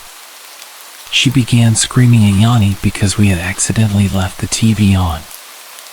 I was trying to hide under the covers, but she saw me. She began slamming her fists on the bed around me, screaming, "You think you are better than me?" over and over. I was sobbing, and all I could think about was going home. I was so scared and begged her mom to let me call my parents because I felt sick. Her mom grabbed my chin, looked me in the eyes, and said, "I know what you're doing, little girl, and you aren't going anywhere until I say you can." She stormed out of the room, slamming the half-broken bedroom door behind her. Yanni said nothing, and neither did I. Needless to say, I did not sleep that night. Every sound in the house made me jump. In the morning, when I went to call my mom, Yanni's mom was on the phone. She wouldn't let me use it, even though I asked multiple times. Finally, she was going to take a shower, and I heard her pass the phone off to Yanni's sister and say, "Don't let that little bitch use this phone. If you even think about it, I ain't buying you cigarettes anymore." I was a sheltered kid at the time, but when I overheard that, I knew I had to get out of there. I approached Yanni's sister, and she basically threw me the phone. She was ready to give it to me before I even asked for it. With a look of fear in her eyes, she said, "My mom is calling her guy, so you need to call your parents quickly." And so I did. She saved my life, and I still believe that to this day. Was her guy someone who was going to get rid of me? I shudder at the thought. The rest of the story isn't very exciting. My mom picked me up, and I acted like nothing was wrong. 2 days later, it was Parents' Day in school. Yanni was in my class, which meant her mom was there. Her mom approached me and asked me why I never wanted to come over anymore and accused me of being a mean girl. She talked to me in a way that seemed harmless, so it wasn't obvious to my mom or my teacher. I kept my mouth shut and didn't say a word. Well, until 2 weeks later. My older sister was babysitting me while our parents were at the movies, and I broke down and told her what happened because I couldn't stop thinking about it.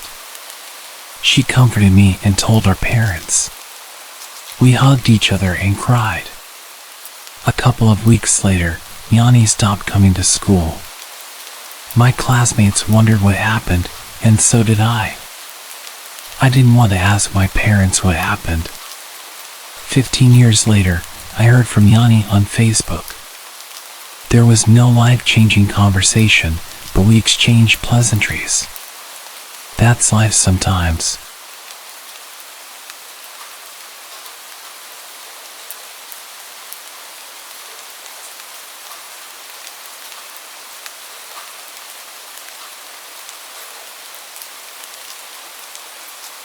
This happened earlier last year, and it still messes me up if I think about it too much. First, a bit of backstory to explain. I'm a delivery driver for Uber Eats, and I've been doing it as a side gig for the past year to earn some extra money. Also, I'm female. Anyway, yeah, Uber Eats, it's a super chill job, although the pay is definitely not ideal, especially at night. Normally, any pings I get after 10 p.m. are just shoddy fast food orders from customers where the chances of being tipped are even lower than usual. Late night deliveries are rarely profitable, which is why I barely do them. However, on this night last year, there was a bonus going on. Reach 15 deliveries in a certain time frame to get an extra $75. Music to my ears. When that's the case, late night delivery is great because there's no traffic and it doesn't matter where you're picking up from. Bring on the bonuses. The faster you can get them done, the faster you get to go home and knock out.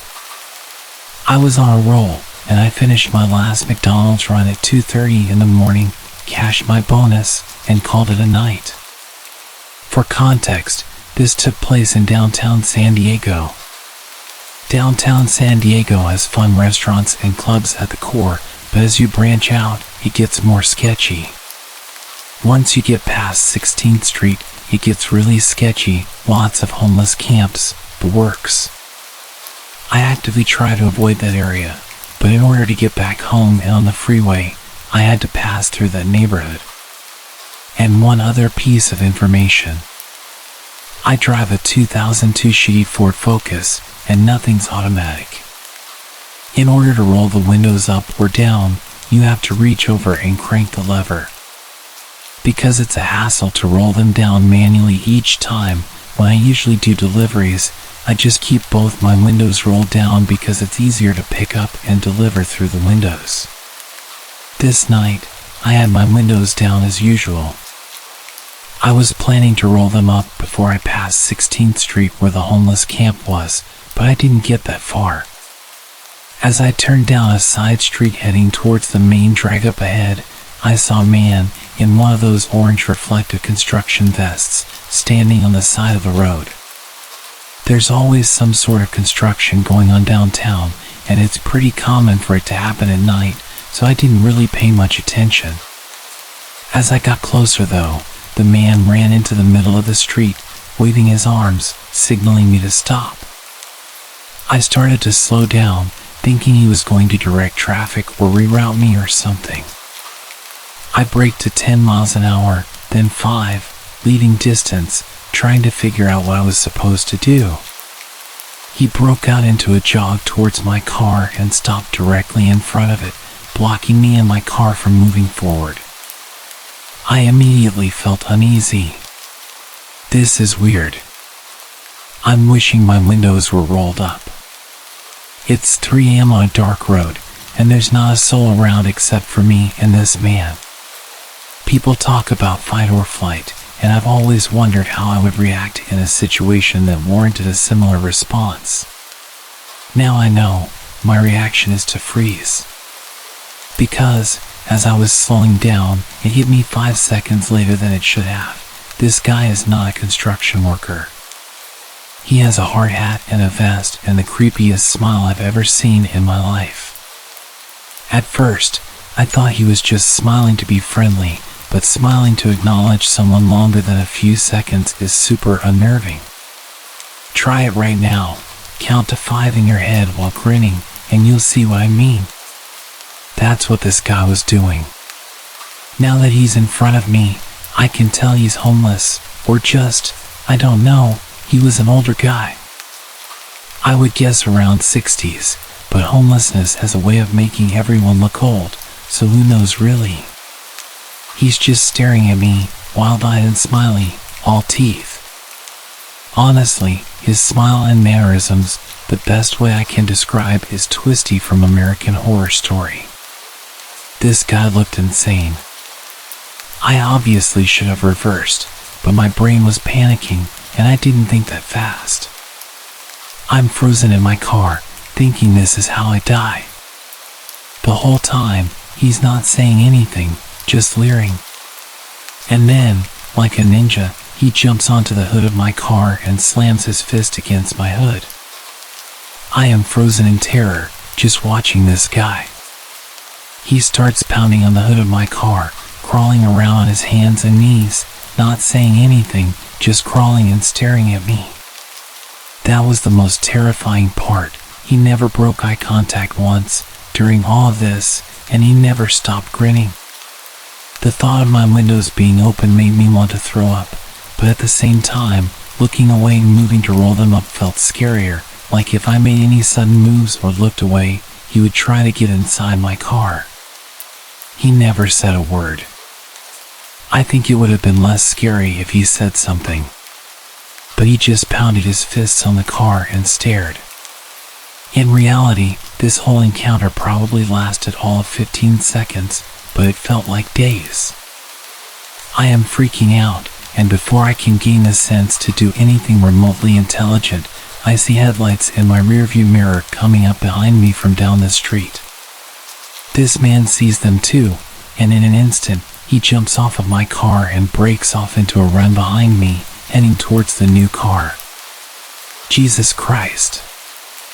I floor it and don't look back until I'm halfway home on the freeway, and at this point, it's all adrenaline. For a long time after that, I stopped delivering at night. I sure as hell don't go to that section of downtown anymore.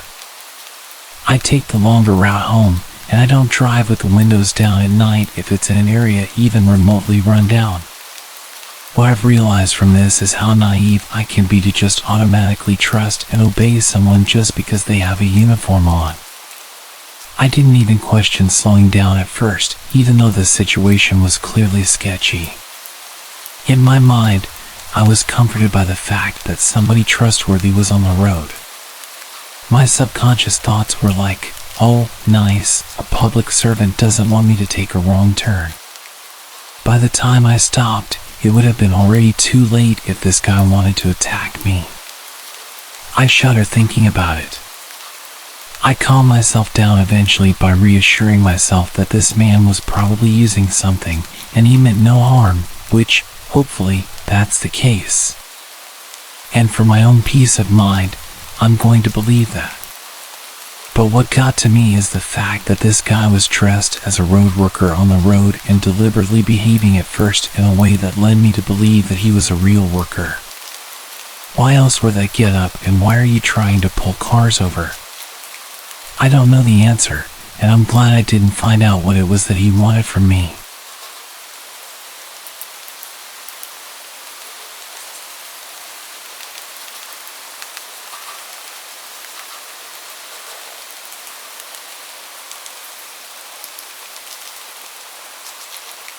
I'll start with some context. I live in Michigan. I won't specify which city, but it's incredibly safe. I mean, there's absolutely no crime besides domestic disputes and occasional stealing, pretty close to Mr. Rogers' neighborhood, I suppose. It's for this reason, I think, that my friend and I were targeted. Down the street from my house, there's a semi-large dog park. It's got a playground, some trails, and a big parking lot. During the day, it's used by plenty of people. It's an open area with housing all around it. All the streets next to it are filled with different associations, including mine that's barely a mile away. At night, the park is filled with a different crowd. Since it's safe and open, lots of people go there to have fun in their cars and not be disturbed, or they smoke. My friends and I stopped in for the latter. We parked our car in the middle of a row, a few spaces away from other cars, rolled the windows down a bit, and started chatting and smoking, same thing we've done plenty of times. The parking lot is like a huge oval. Once you're in, you have to go all the way around to exit. My friend Morgan parked facing the entrance on the opposite side, with the divider in the center, in case we smelled bacon so we could leave if need be. You never know. But enough context, I digress. Morgan and I had been sitting around for about 10 minutes. A few cars passed through. Each time, we watched carefully, wanting to always be aware of who was around us, and probably a small bit of paranoia. We kept a close eye until we saw no threat. Eventually, a large, bright yellow truck pulled in. Now, when I say large, I mean you'd have to hoist yourself into this thing, and it was hard to miss. The windows were tinted, making it impossible to see into the cab. The driver pulled around the parking lot and went right for the exit. Not terribly slow, and not rushing out, as if he was just turning around. Morgan and I made a few snide comments about his choice in color and moved on. No big deal, right? We sat for another 15 minutes, had a deep and meaningful talk, smoked some more. The time was almost midnight. Obviously, it was time to go home. Morgan began to pull out of the park, looked both ways down the main street, and so did I. But something piqued my interest right away. The same yellow truck was driving by in the same direction we were headed. A little bit about me: I have severe anxiety, always have, and probably always will. So I'm usually nervous about usual things. I've had issues in the past that cause me to be extra paranoid. I'll get nervous if I see someone twice in the grocery store, so my reaction to the truck was typical. It being noticeable, I told myself I was being silly, getting anxiety just because I noticed it. It didn't mean danger. I didn't say anything, and we continued home. My neighborhood is set up kind of strangely. Let me explain so this makes a bit of sense. There's a long, winding road down the center. It's a straight shot to the very end of the houses. But off the side of the main road are small parts of houses. Mine is second to the last. Arriving at my house, we started our goodbyes when we were both stopped in the middle of our conversation. We sat silent as the same yellow truck drove past the exit of my circle into the last circle of the main road. Morgan said to me, "That's the same truck from before, right?" I responded, "Yeah, they drove by us leaving the park too." We watched the entrance. There's no other exit from there, one entrance, one exit. So in a moment, he was driving past again on the main road. I was freaking out. Why was this guy here?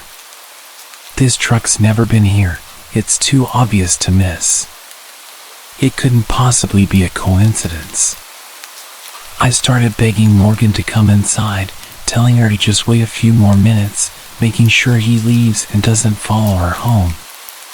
She tried brushing me off, saying it was fine and there was no way he was following us home.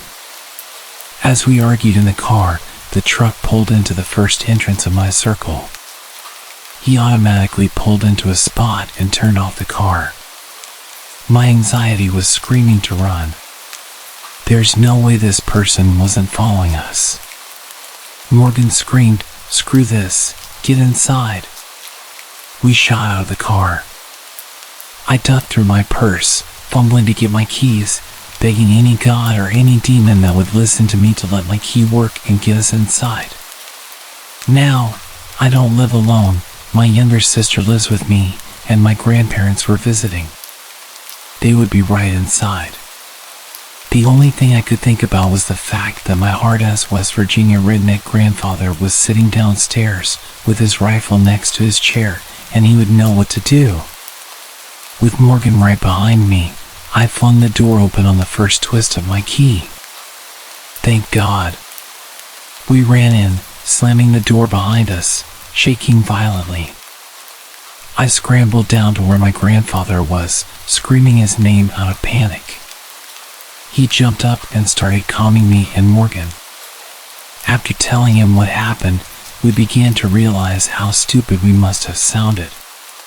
He said we were probably paranoid from the smoking. We calmed down, and my grandfather said he would check it out. He just needed Morgan to move her car from the front door. We agreed to go out and park it together, buddy system for life. We tried to laugh everything off, saying how silly we must have sounded running through the door like that. All sense of comfort was lost as soon as Morgan walked down my front steps. She gasped and turned around so fast, and I barely had time to react. She screamed, "He's right there."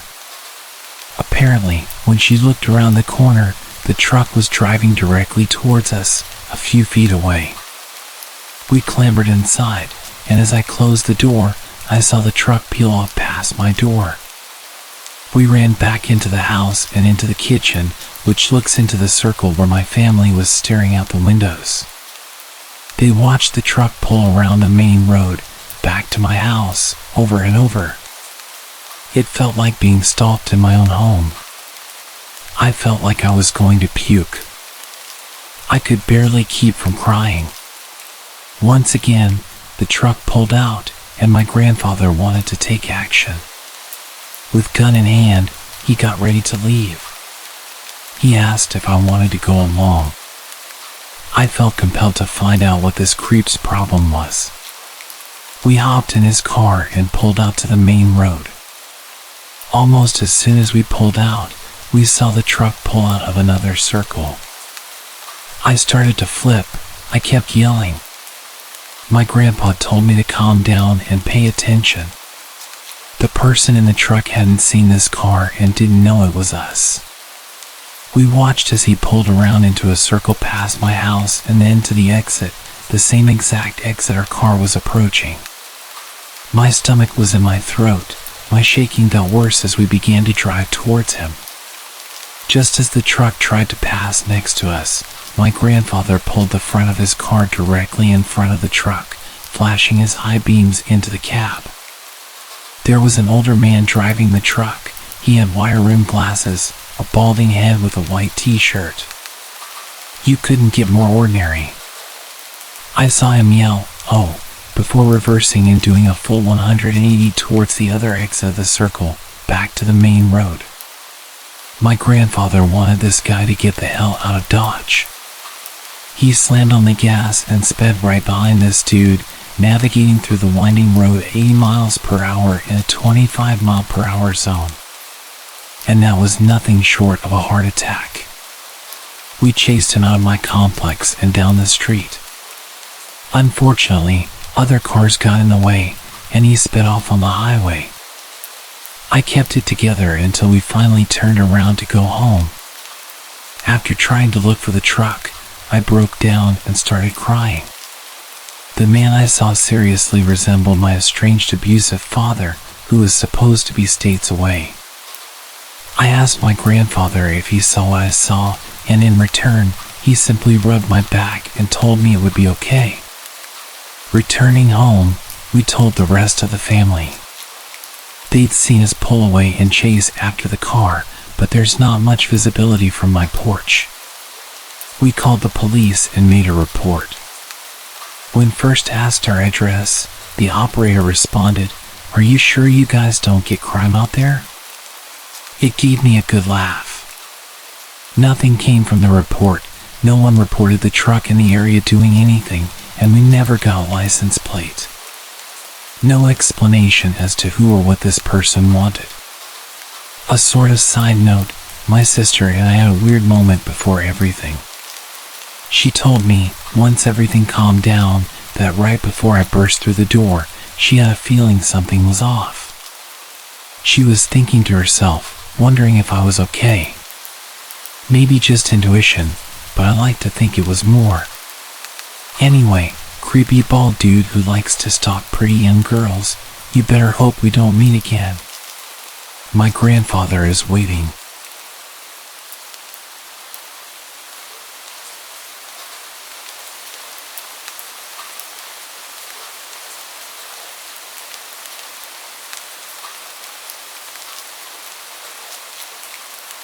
This unnerving event occurred in July of 1996. I had just finished my time of service in the Army and was stationed at Fort Hood, Texas. At midnight, I decided to out-process and travel back to Wisconsin. All day, I was so anxious to leave that I had trouble sleeping. Finally, at 11:45 p.m., I got out of bed and went to sign out with the desk sergeant. Knowing that people wanted to sign out at midnight, he decided to do his rounds. You can't leave until you get your final sign-off from the sergeant and turn in your key. So I waited. Finally, at 2:45 a.m., he returned. I turned in my key, got the sign-off, and by 3:30 a.m., I was on my way. At first, I was so full of adrenaline that I felt I could drive for days. Unfortunately, that adrenaline didn't last long, and by the time I was getting through Dallas, I was nodding off. I decided, just past Denton, that I would pull over at the next stop and take a quick nap until the sun came up. Barely able to keep my eyes open, I pulled over as soon as I found a spot. I got out of my car to get some air, throw away some trash, and survey my surroundings. There were only about 3 other cars and 2 semi-trucks there. It was a picnic stop, not a rest stop, so there were no restrooms. I threw away my trash and glanced at a poster of a few missing persons, but I didn't pay much attention to it. I returned to my car, a basic Geo Metro with no radio, power windows, or power locks. I cracked the windows, turned on the boom box for some music, and lay down to sleep. I had been asleep for only 5 or 10 minutes when I felt my car shake slightly. Cracking wide open, I didn't see anything, so I dismissed it and tried to sleep again. Soon after, I heard what sounded like my door handle being pulled and scratching at the door keyhole. Sitting up quickly, I saw no one there.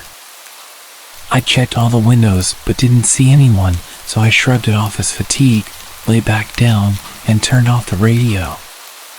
Being a Texas night in July, it was hot, but I was so tired I just lay back down. A few minutes later, I heard the door handle again and the car shook more vigorously. This time, sitting up quickly, I saw a man standing at the passenger side, looking in. Despite the heat and humidity, he was wearing a red sweatshirt with the hood up, and I couldn't see his face. Young and fresh out of the military, I yelled at him, "What do you want?" He just stared at me. I got out of the car, and although I'm only 5'6" and was angry, he just walked off towards the picnic tables as if nothing had happened, while I continued yelling that I would take him out if he came back. Deciding it was best to leave, I got back into my car and continued my journey. However, only about 10 miles down the road, I was extremely tired again. Luckily, another 10 miles down I-35, there was another picnic stop. North Texas doesn't have many rest areas, but they do have these picnic spots. I pulled into the second picnic stop, backed into a spot just in case I needed to leave quickly, and, not sure why, noticed there was only one other car there and no semi-trucks. I again locked the doors, cracked the windows, and turned on my boom box. I fell asleep right away, but about 30 minutes later, I heard a loud thud on my driver's side window. Jumping up, I looked around, but no one was there. With my military mindset, I got out of the car, which was very stupid, but found no one around. I assumed it was my nerves from the previous stop. I got back into my car, locked the doors again, and closed my eyes. Still amped up, I lay there with my eyes closed, feeling like someone was watching me. Suddenly, I opened my eyes and saw the same guy in the red sweatshirt with his hood up, smiling at me. I quickly tried to open the door to confront him, but the cheap locks on my Geo didn't give. He backed away, still staring, and by the time I got out, he was about 30 feet away. In the darkness, he appeared skinny but was around 6'2" or 3". Despite feeling I could take him due to my military experience, I noticed something shiny, possibly a machete, as he stood there. Quickly, I grabbed a baseball bat from my back seat and started yelling at him to come get some, though I'm not sure why I provoked him. He began walking toward me, and just as I took a few steps, the yellow van pulled up quickly and parked just off the side of my car. Realizing what was happening, I saw 2 other guys wearing hooded sweatshirts in the van. Before they could get out, I dashed to my car, thankful it was a manual and didn't stall as I peeled out of there. The first guy was just about at my car as I cut hard right and sped away onto the interstate. I didn't stop until I was about 20 miles into Oklahoma. There, I stopped for gas and used the restroom. Inside, I noticed a flyer I had barely glanced at the first picnic stop.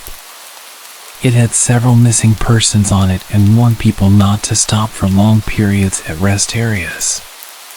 It described a possible suspect about 6 feet tall, wearing blue jeans, green shoes, and a red hooded sweatshirt. I went completely white. Since it was daylight, I drove the rest of the way to Wisconsin wide awake. I'm not sure why, but I never reported it to the number on the flyer or told anyone about it. Now living in North Texas, I pass those 2 picnic stops every day on my way to work and often think about that night. I wonder if they got anyone else or if they were ever caught. I tried looking it up but found no stories about it on the internet.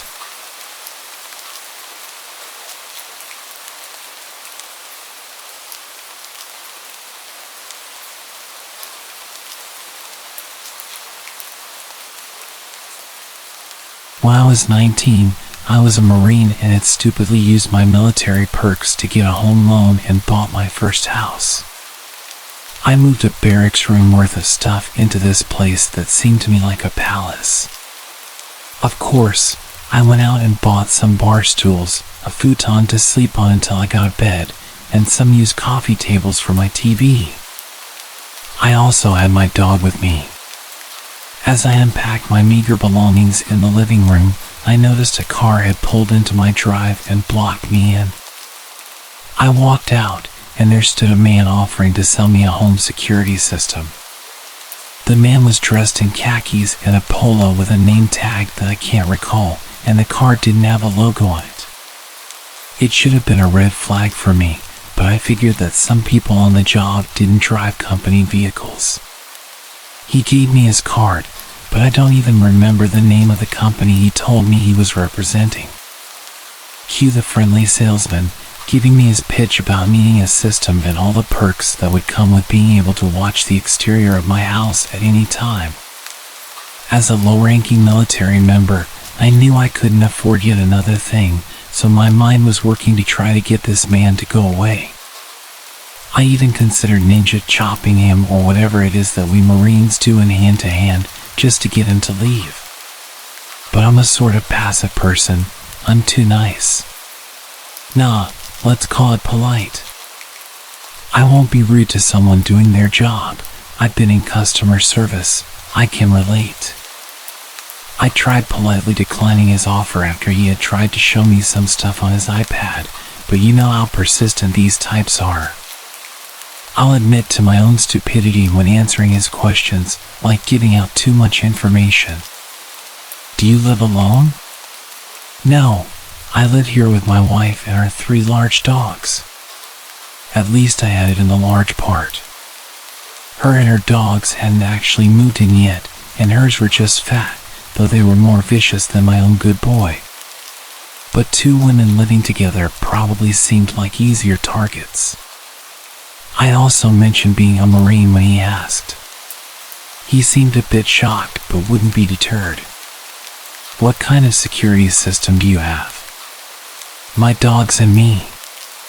Not the best answer I could have given. I wasn't exactly intimidating. I mean, I would be terrifying if I had a gun or something. I've been using them all my life, and I've never missed a target, alive or inanimate.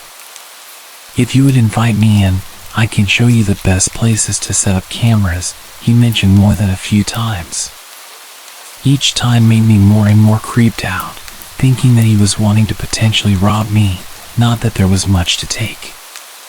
Despite being a victim of assault in the past, all I could consider was a possible burglary and made sure we stayed away from my house while we talked. We were outside for about 15 minutes total, me spending most of that time trying to politely get away from him and retreat inside.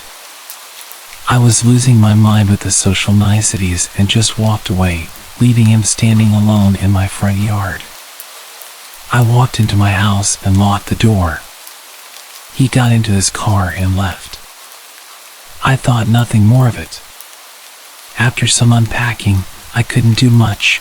I had nowhere to put most of it. I ate some junk food and put together the futon. I got it all decked out with my fluffiest blankets, made sure the doors and windows were locked, and went to lay down in the living room. Looking back, I'm not sure why I didn't put it in a bedroom. They all have blinds, and the rooms take a bit of getting to. Perhaps I wanted to be near an exit. For some context, my back door is a double glass pane door. At the time, I didn't have curtains on it, but I did have blinds on the kitchen window.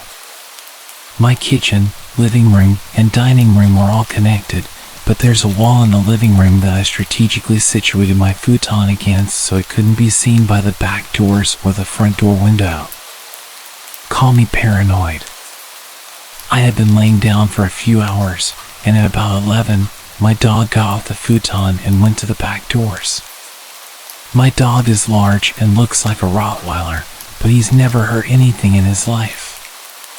He'll greet strangers at the door with a tail wag and hardly barks.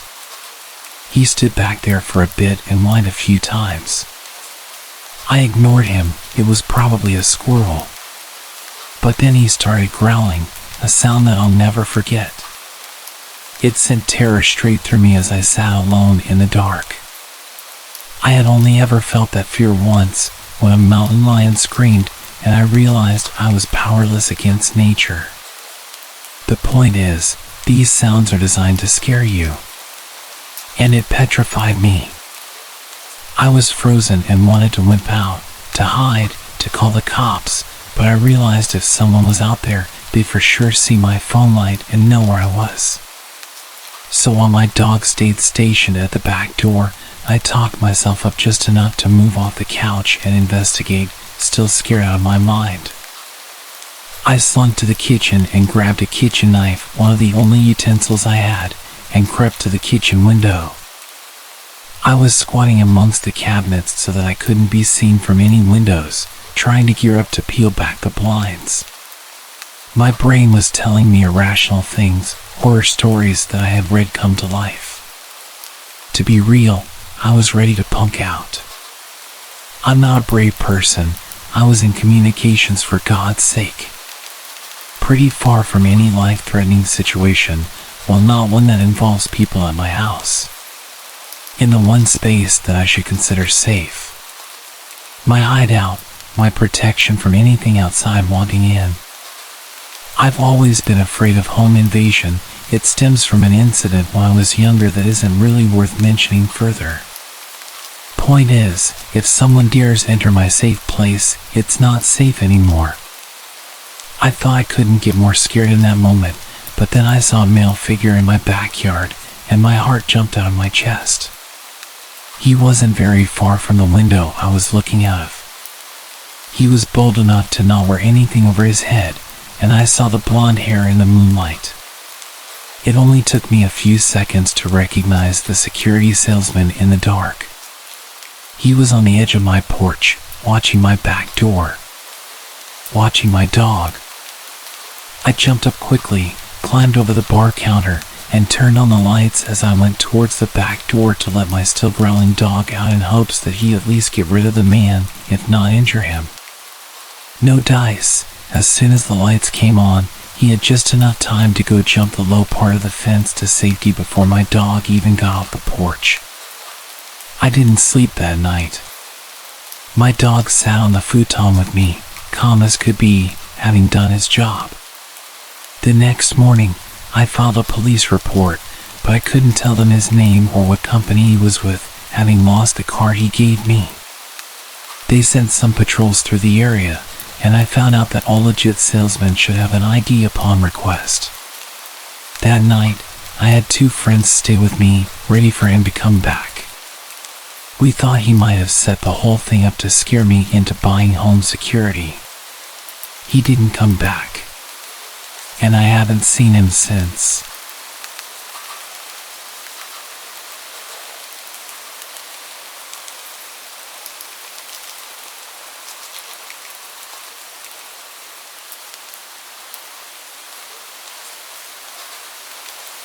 This happened yesterday while both of my parents were at work. For context, my dad's a mailman and my mom is an RV saleswoman. They're always on their feet, so neither can pick up their phone very quickly. I do have an older brother, but he's at college 2 hours away, so he doesn't matter in this story. I was sitting in the living room with my dog when I heard people talking in the hallway. This isn't unusual because I live in a 3rd floor apartment and there's a noisy family next door that brings over friends a lot. This was also a Saturday, so I wasn't expecting complete silence. I obviously just ignored the talking since it's not that loud and I had headphones on. But my dog perked up and walked towards the door with an alert posture. The hair on his back was sticking up, which he never usually does. So I got concerned and took my headphones out. This is when I heard the voices from before, which were 2 adult men yelling very loudly in the apartment hallway. I got a bit freaked out, so I pushed my dog away from the door, made sure it was locked, and crept towards it to make sure they weren't near my place. When I looked out, I couldn't see either of them, and because the only blind spot in my peephole is directly to the right, I knew they were at my neighbor's. As I'm leaning against it, my whole front door starts shaking because the men are banging on the neighbor's door and still yelling things like, "We can hear you," and "Come out." But I didn't want to show that I was home. At this point, I grabbed my dog and pulled him into my room while I tried to call my dad, who luckily picked up after a few rings. He told me that I should just stay in my room and stay quiet, and that they would go away. I did stay in my room for the most part, but I called my best friend just to have someone on the phone because my dad couldn't stay talking to me. My room is the furthest from the door, so they definitely wouldn't have heard me whispering to my friend about the situation. After about 5 minutes, I stopped hearing the banging. I told my friend I was gonna check if I could hear anything. When I got out there, I didn't hear the banging anymore, so I moved closer to listen. I looked out of the peephole and I could see one of them pacing. I freaked out again and started creeping back to my room. That's when I heard one of them say, "Maybe we got the wrong house." This threw me into a full-blown panic attack. Since my identical apartment door is 5 feet away from my neighbor's and all the others are down a hallway, if they didn't even know the exact number and they obviously weren't scared to bang on an apartment door so aggressively, they would probably come to my door. So, again, I pulled my dog into my brother's room since it had a lock, and I camped in there. I waited for about 10 minutes before I heard the banging calm down again.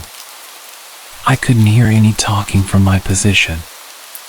I was texting my friend, who also lived in the complex, about what was happening. That's when the banging started again, but this time they moved to my door. They went through the same routine, but they were much more aggressive. I could hear them slamming, kicking, and hitting my door, all while yelling for some guy to come out. I called my brother later, and he told me there's no way he could have been involved in this, especially because he's 19, and those men had to have been at least 25. I called my dad again, and in his panic, he told me to go out of the room and tell them there's no guys in the apartment, that I'm just a girl. But I just told him I'm gonna call the cops. I know they weren't just looking to break down a door, and that they were targeting this guy who did them dirty. But I still didn't want to go out there because one, even if they're looking for someone else, I don't know if they have weapons, and in their enraged state, they might just cause harm. But they still have the info on me, which leads me to number 2. I'm a high school freshman girl, 5'4", and less than 100 pounds. Quite frankly, I have no fight in me. For example, I'm terrified of knives, so I brought a bowling pin from my room for protection instead. Plus, I was in the middle of a panic attack. I stood no chance against 2 adult men at my door, so letting them know I'm a teen girl home alone isn't the best idea. I sat next to my locked bedroom door with my dog as I called the cops. I tried to keep him quiet this whole time, but I didn't want to be suspicious during this situation. I made sure not to talk to my friend while I was out of the room to keep quiet and tiptoe everywhere so they didn't know anyone was home besides the dog. I'm pretty sure they didn't know anyone was home, even though they said, "We know you're in there," during their yells. Because earlier, they were unsure if they even had the right place. I was on the phone with the cops for a few minutes before I heard light knocking at my door, making me realize I wasn't so much in shock that I didn't even know the banging had stopped. The operator said it was the cops, so I ended the call and answered the door. The officers told me the guys took off just before they got there, and they asked me a few questions about male family members and if they could have any correlation with this.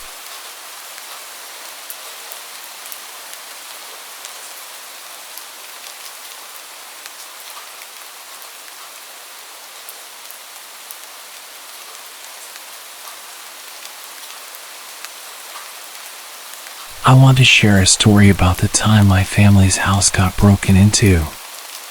It was a really creepy experience. It happened one dark October evening while I was in high school. Back then, whenever I got home from school, I would go up to my room and lie on my bed and read some comics. On the day of the break-in, it was just me in the house. My family had gone shopping, so I shut myself in my room and lost myself in my books. It was great. I needed the toilet though, so I left my room, and that's when I noticed something strange. The smell of tobacco smoke. This was really weird since I don't smoke, and no one in my family does either. I'd never smelled this smell before in my house, so I went in search of the source of the smell. I began my search in my little sister's room as I noticed the door was slightly ajar. I pushed the door open and switched on the light, and in my little sister's room was a full-grown man. There was a stranger in our house. He was holding his shoes in one hand, and he was rummaging through my sister's drawers with his other hand. I guessed that he had taken off his shoes so that he could move around more quietly. My heart stopped, and my skin went as cold as ice. Somehow I managed to ask, "What are you doing in here?" Despite my fear, he started babbling, creating random excuses, none of which were plausible. It was really crazy. My heart was racing now, and I didn't know what to do, so I just grabbed him by the arm. I didn't want him to escape, and he didn't resist or complain. He kept silent. Luckily, My grandfather lived close by, so I led the intruder with me to his house. When we got there, my grandfather called the police. After some time, the police arrived, and they filled us in on the details. After they interviewed him, it turns out that the man lived in one of the apartments across the street that looked directly into our house. Things got really creepy when he told the police that he'd been in our home several times. He said he liked to break in even when there were people in the house. Despite the police interview, the man broke down and confessed. He said the main purpose of his repeated trespassing was the fact that he was drawn to my sister. He had some sort of obsession with her. He told the police that the day I apprehended him, he was looking for some of her underwear to take back to his apartment. He said that the only reason he'd pick my sister was due to the simple fact that she was his type. He confessed to entering other people's homes too, anyone who was his type. He said that the only reason he went unnoticed by the occupants was that he was very careful not to disturb anything or steal a thing. No one knew he was coming or going. It seemed that this guy had an understanding of our family's movements, our schedules, that kind of thing. It was clear that he'd been watching our house and our family for a long time. He knew how to get in easily, must have searched for a weak point of entry. He had done this many times without being caught, and my guess was that he began to get careless, which was how I was able to catch him. I only caught him due to the cigarette smell. I can't tell you how horrifying it is to find someone standing in a dark room in your house when you're at that age. I literally have no words for how frightened I was.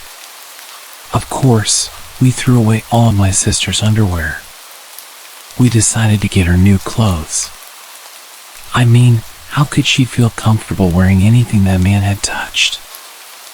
I think my sister has suffered mentally with this, and it's a thing I don't speak to her about. I'm just glad I caught him. Who knows what else he might have tried doing. Maybe stealing the clothes was just the beginning. I don't want to think about it.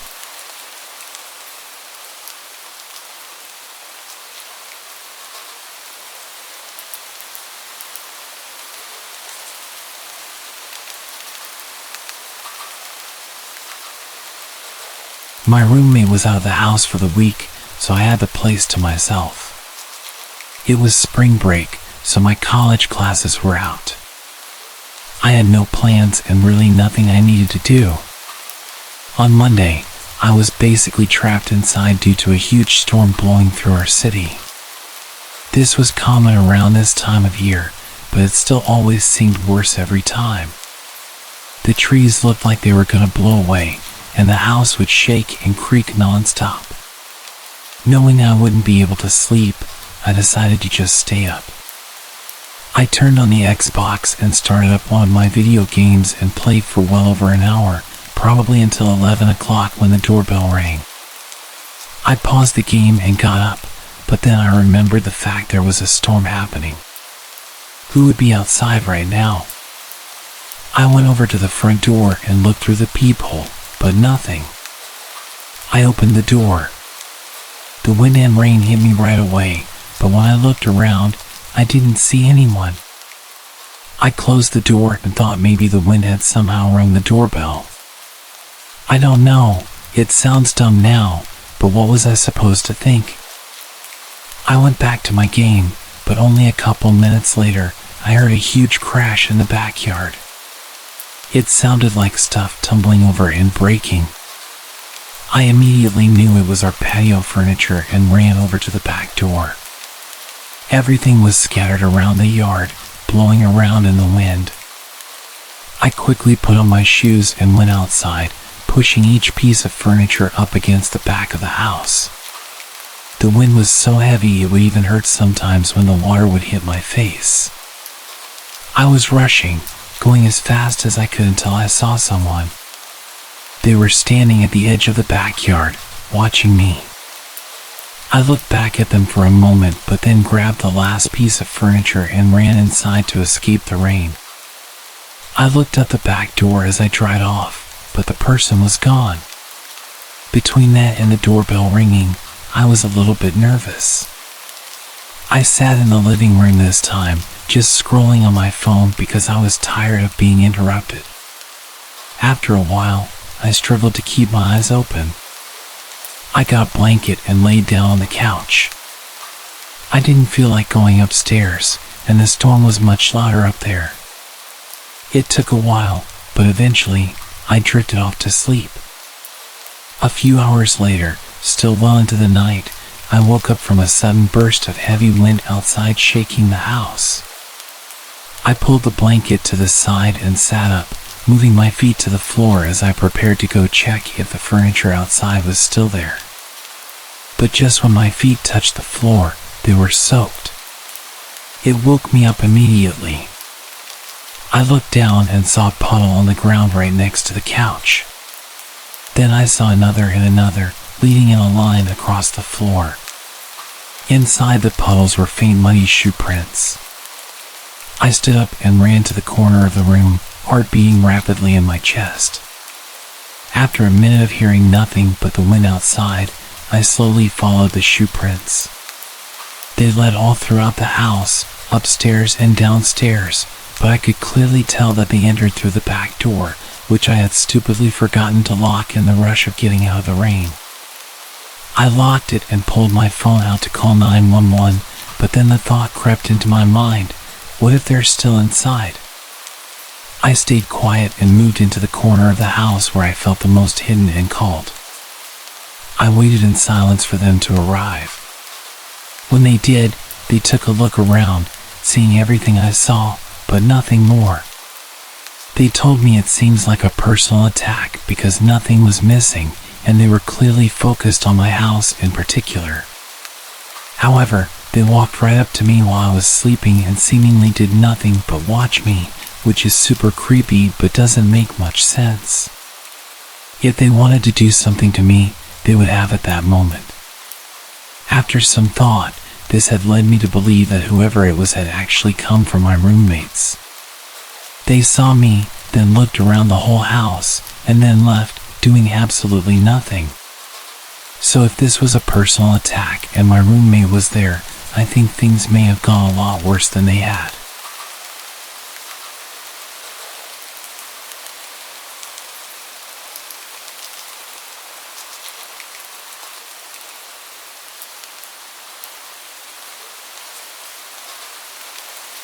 This happened last year when I was 17, and it's something I will never forget. I was home alone one weekend while my parents were at a work convention out of state. I was upstairs in my room playing Rocket League with two of my friends, talking to them on my headset when I heard a thump from downstairs. This wasn't unusual because I have two cats who often make a lot of noise while wrestling with each other.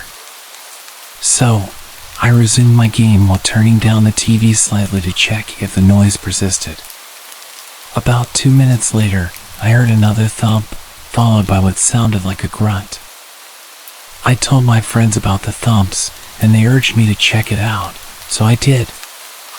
I began my walk downstairs, thinking my cats were wrestling rougher than usual. But as I got halfway down the stairs, I froze. I could hear what sounded like men whispering to each other coming from the living room. Crouching down to get a small peek into the living room, I saw 3 large men covered in all black, walking around.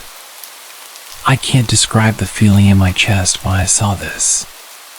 Slowly crawling up the stairs from my crouched position, in typical horror movie fashion, the very last step made a very loud creak. The entire house was silent now, and I knew they heard it. Thinking on my feet, I ran quietly to my room, threw on my headset, and told my friends to call the cops and send them to my house. They sounded confused and asked what was going on, but I just urged them to hurry and threw my headset on my bed. As I got to my door to close it, I heard 2 sets of footsteps coming up the stairs. I knew if I locked myself in my room, they would know where I was. So I closed my door and snuck over to my parents' room, purposely leaving the door open so they wouldn't think to check it. About 5 seconds later, I heard a pair of heavy boots hit the wooden upstairs floor, accompanied by another set of footsteps. They got louder as they came down the hall and stopped by my door. I heard pounding on my bedroom door, followed by a deep voice saying, "Open up," before I ran this door down. I got chills hearing this. I made a break for my parents' bedroom window and slid it open quietly, but I must not have been quiet enough because I heard heavy boots go further down the hallway. As I was halfway through the window, a man came into view from the doorway and yelled as he ran towards me.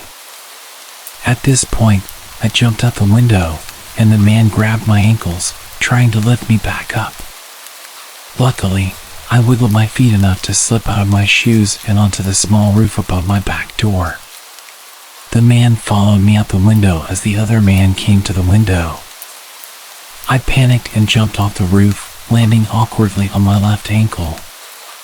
The commotion upstairs caused the third man, still downstairs, to spot me through the porch window and run outside to chase me down. I made it to the backyard gate, limping on one foot, before the man grabbed me and pulled me back into the yard. I tried to yell, but the man covered my mouth as the other two men climbed down from the window. All three of the men grabbed me and tried pulling me back into the house. As they got me in the house, I heard the relieving sound of police sirens pulling up. The men looked at each other and said, "Shit," before pushing me to the ground and fleeing out the back door. Limping on my one leg to the front door, I yanked it open and yelled that the men were in the backyard. 3 officers ran into the backyard while one officer helped me over to one of the police cars.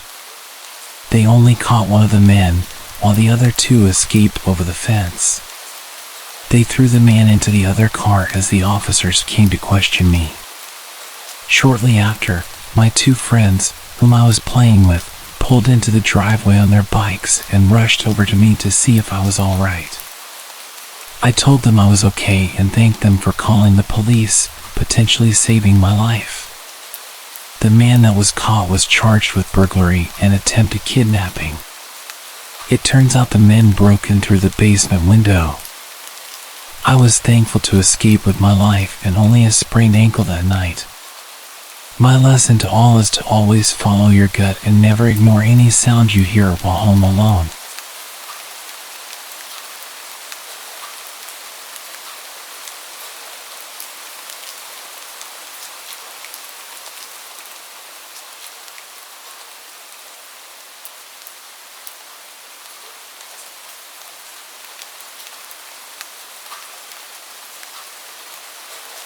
This happened a few weeks ago, and I'm still trying to wrap my head around it. My name's Kyle, and I have rented a remote cabin in the woods for a weekend getaway. I was looking forward to some peace and quiet, but what I ended up experiencing was anything but relaxing. The cabin was deep in the forest, miles away from the nearest town. I arrived on a Friday evening and spent the night settling in, enjoying the solitude. Everything seemed perfect until around midnight when I heard strange noises coming from outside. At first, I dismissed it as branches scraping against the walls or maybe some nocturnal animals. But when I heard a loud thud, I decided to investigate. I went outside with a flashlight and checked around the cabin. The night was eerily silent, with only the occasional rustle of leaves. I inspected the locks on the doors and windows, and everything seemed secure. I went back inside, feeling a bit uneasy but hoping it was just my imagination. The next day, I spent the afternoon hiking and enjoying the scenery.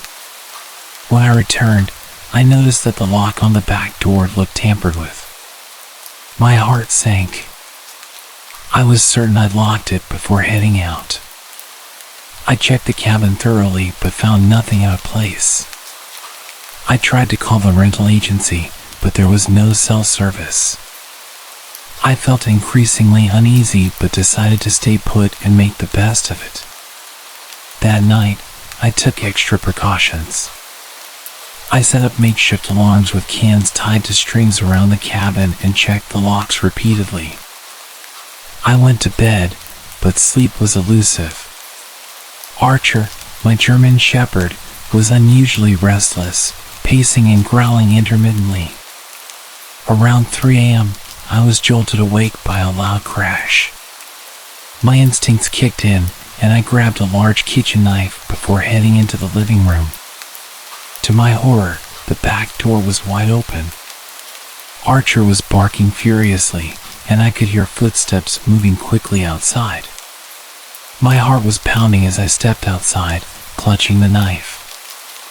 The forest was pitch dark, and I could barely see anything. I heard the footsteps getting louder and then saw a shadowy figure emerging from the trees. Before I could react, the figure lunged at me. He was a frail, disheveled man, his clothes tattered and his face twisted with desperation. I swung the knife instinctively. The man, clearly weak and unsteady, staggered back. He tried to grab me, but I managed to push him away. He let out a guttural cry and tried to scramble back into the forest, but he was slow and uncoordinated. I could see the fear in his eyes as he fled deeper into the woods. Shaking and adrenaline-fueled, I quickly secured the door and windows once more. My first instinct was to leave immediately, but the thought of navigating the dark, unfamiliar forest alone was daunting. I realized I had to get out and find help. I grabbed a flashlight, a few essentials, and Archer, and headed for the trail I had hiked earlier. The forest was terrifying at night, with every shadow and sound making me jump. Archer was on high alert, and I kept a tight grip on the flashlight, using it to illuminate the path as best as I could. The darkness seemed to stretch on forever. The trail was overgrown, and I had to push through thick underbrush. Every snapped twig and rustling leaf felt like an imminent threat. My anxiety mounted with each step, but I knew staying at the cabin was not an option. After what felt like hours, I stumbled upon a small clearing and finally got a weak cell signal. I called the police and explained this situation as best as I could, though I was breathless and panicked. They assured me they'd send help and advised me to stay put until they arrived. I waited in the clearing, clutching Archer and trying to stay calm. It was nearly dawn when the police finally arrived. They took my statement and conducted a search of the area. They found evidence of the man's presence but couldn't locate him. They advised me to leave the area immediately and head to the nearest town. I was exhausted and shaken, but I followed their advice. The drive out of the woods felt surreal, and I couldn't shake the feeling of being followed. When I finally reached the town and got to a safe place, I was relieved but still rattled by the night's events. I've since been in contact with the police, who are still investigating. The whole experience has left me on edge, and I'm wary of venturing into the woods alone. The sense of vulnerability and fear has stayed with me, and I'm trying to move past it.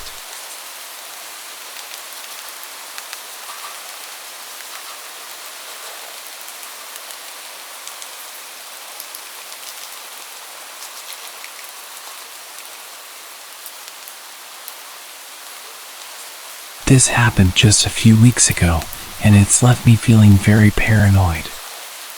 I live alone in a small apartment in New York City.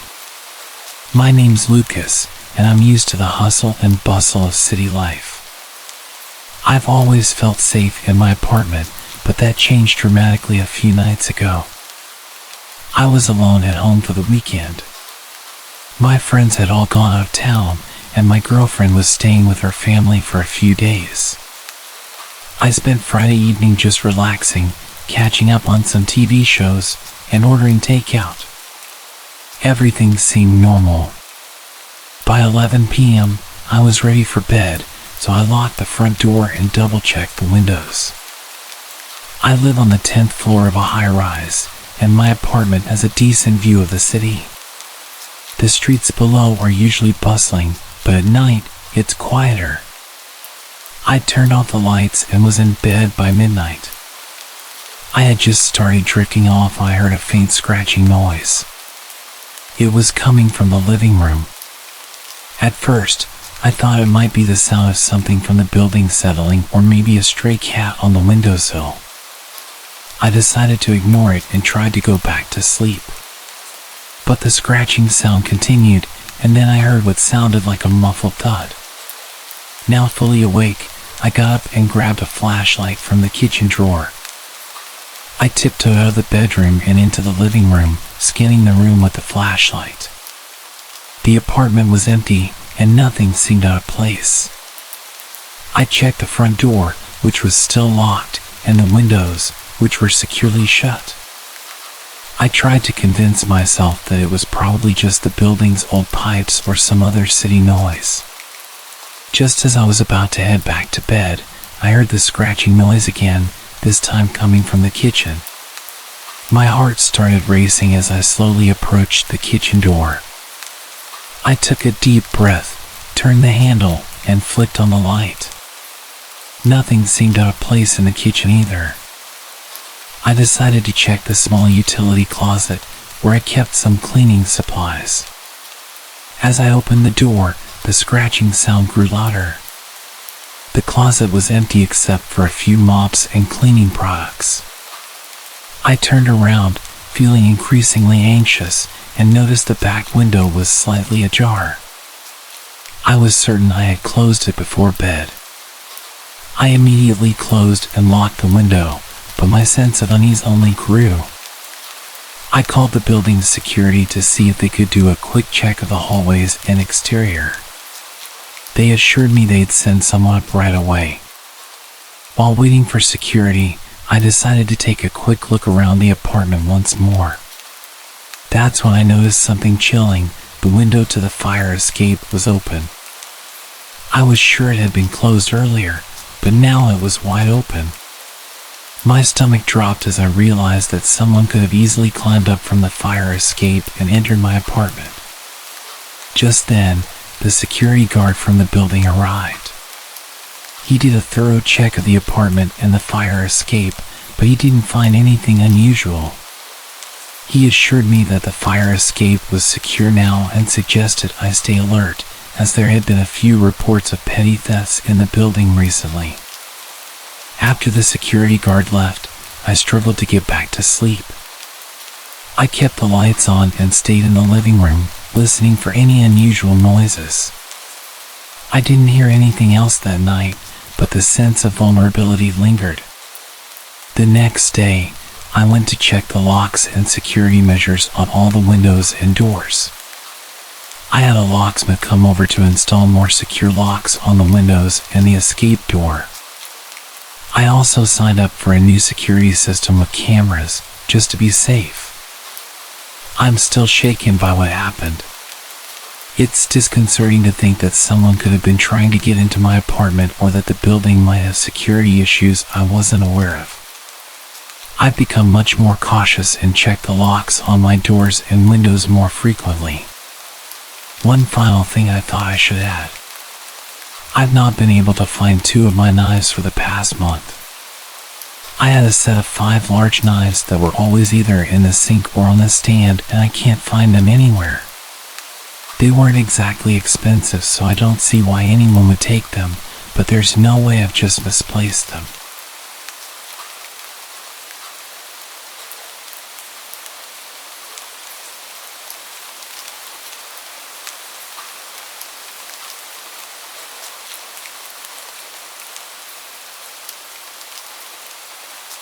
This is a follow-up to the story that I sent to Mr. Chilling last week about the unsettling night I had while home alone with my dog, Charlie.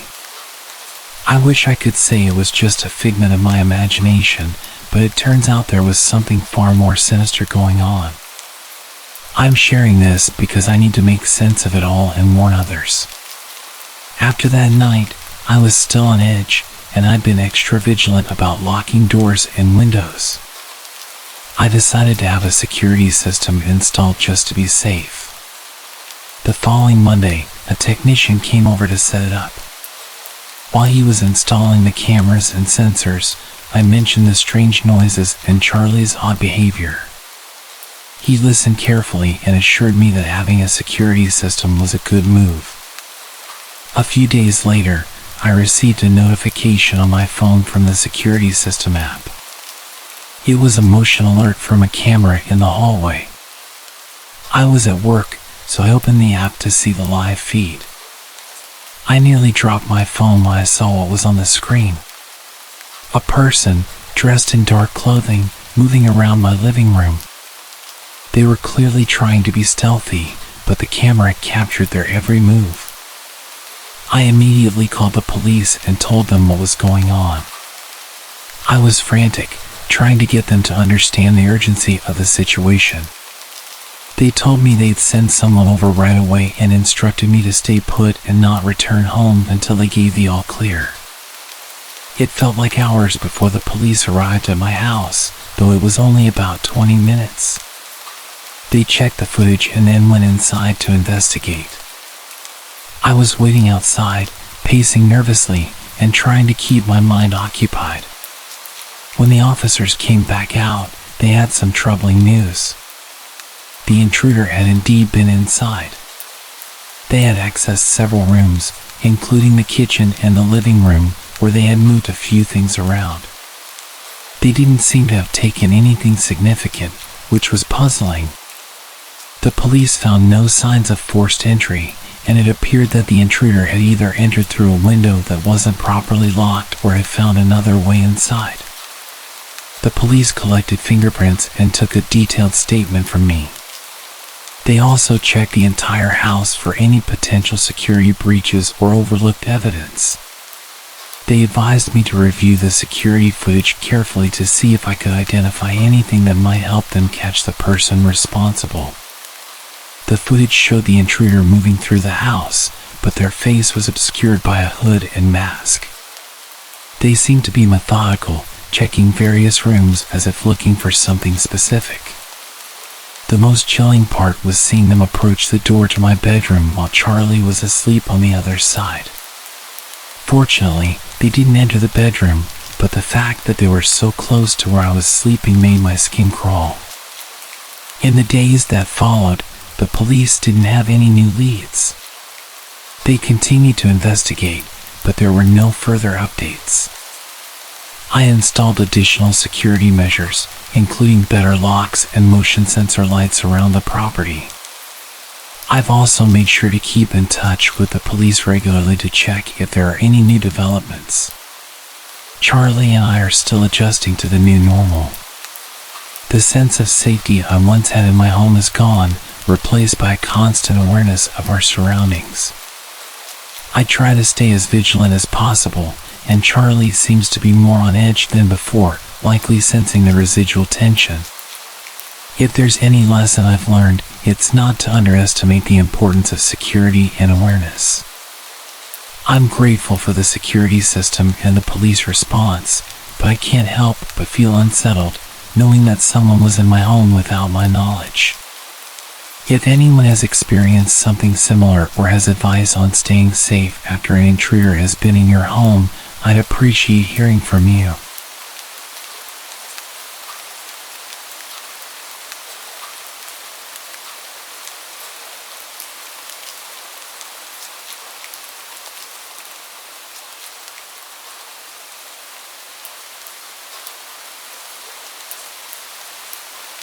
This happened just last week, and I've been uneasy ever since.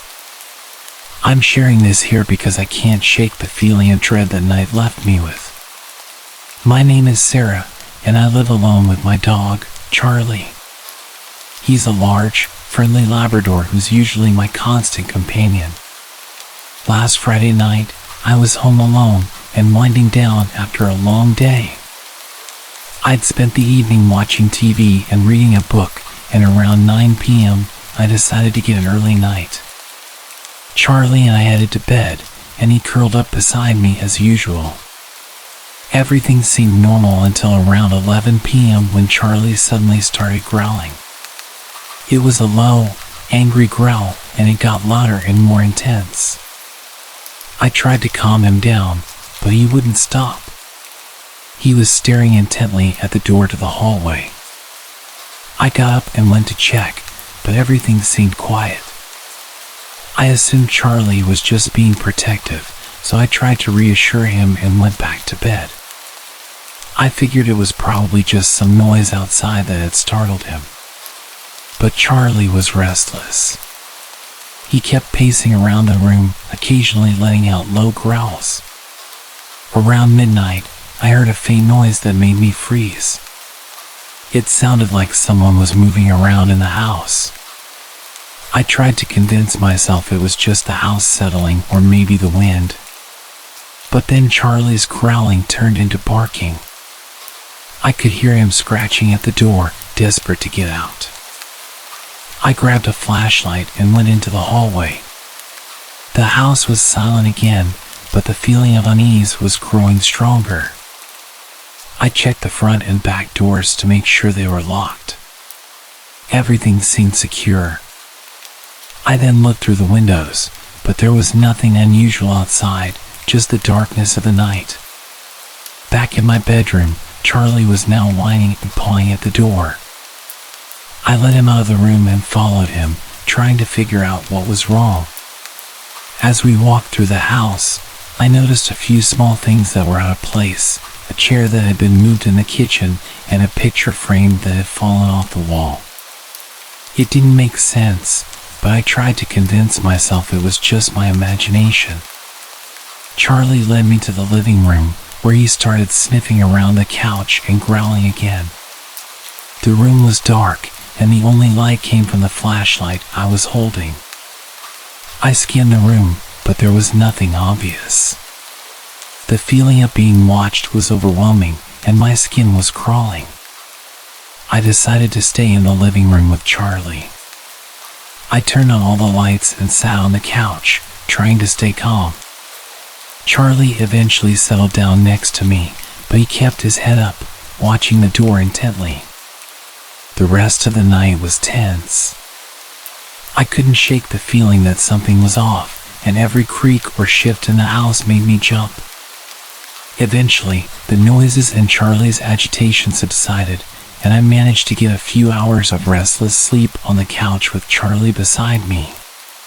When the morning came, I checked the house again. Everything appeared normal, no signs of forced entry or anything out of place. I've tried to rationalize it as a mix of a bad night and Charlie's heightened senses, but the fact that things were moved and the sense of unease remains with me. Charlie's behavior was completely out of character, and I can't explain why he was so agitated. I'm still on edge, and I double-check the locks and windows every night.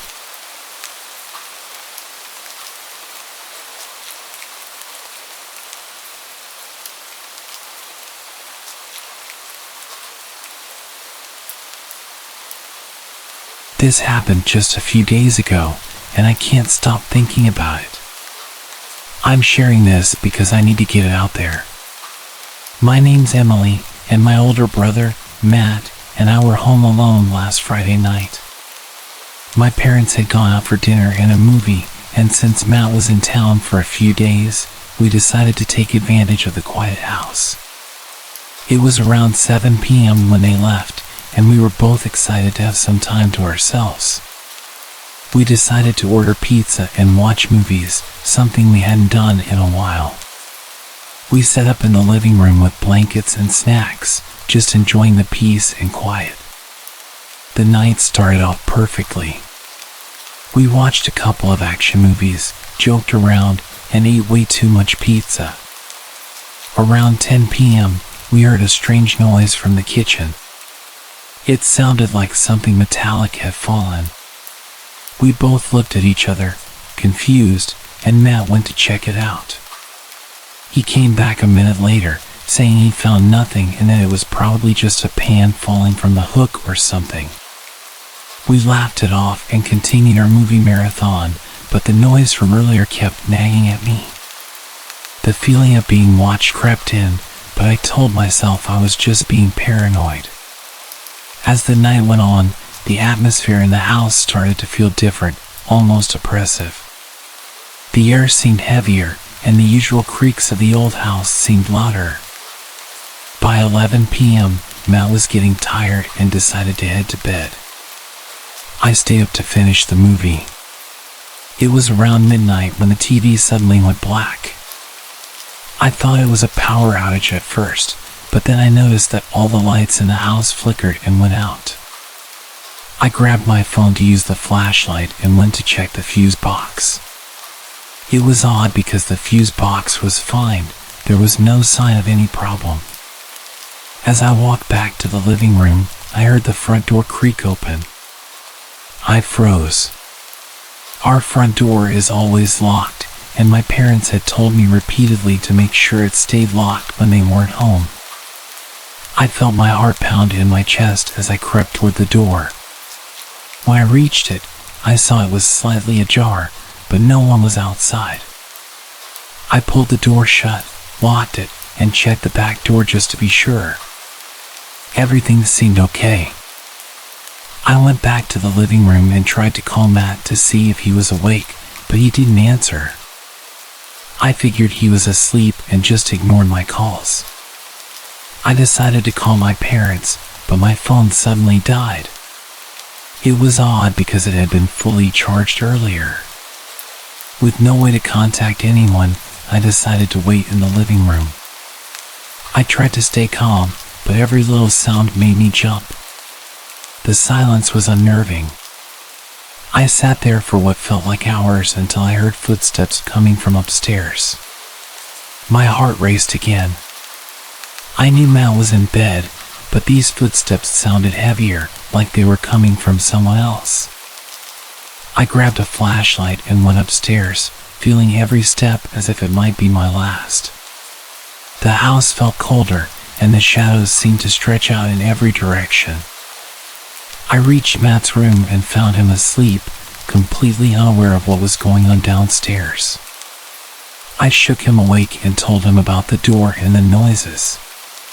He seemed groggy but agreed to check the house with me. We went through each room carefully, checking for anything out of place.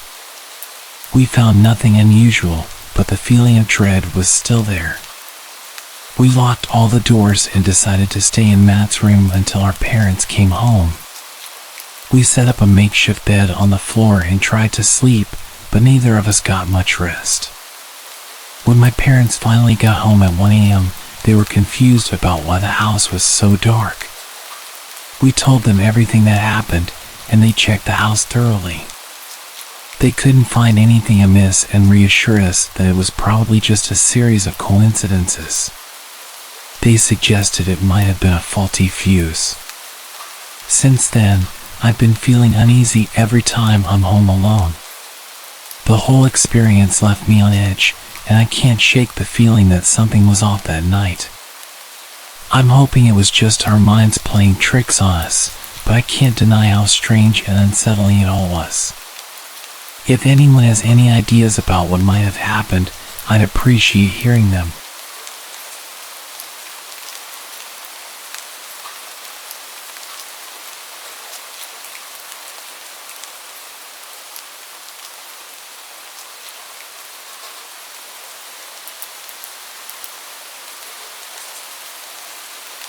This happened a few hours ago, and I'm still on edge.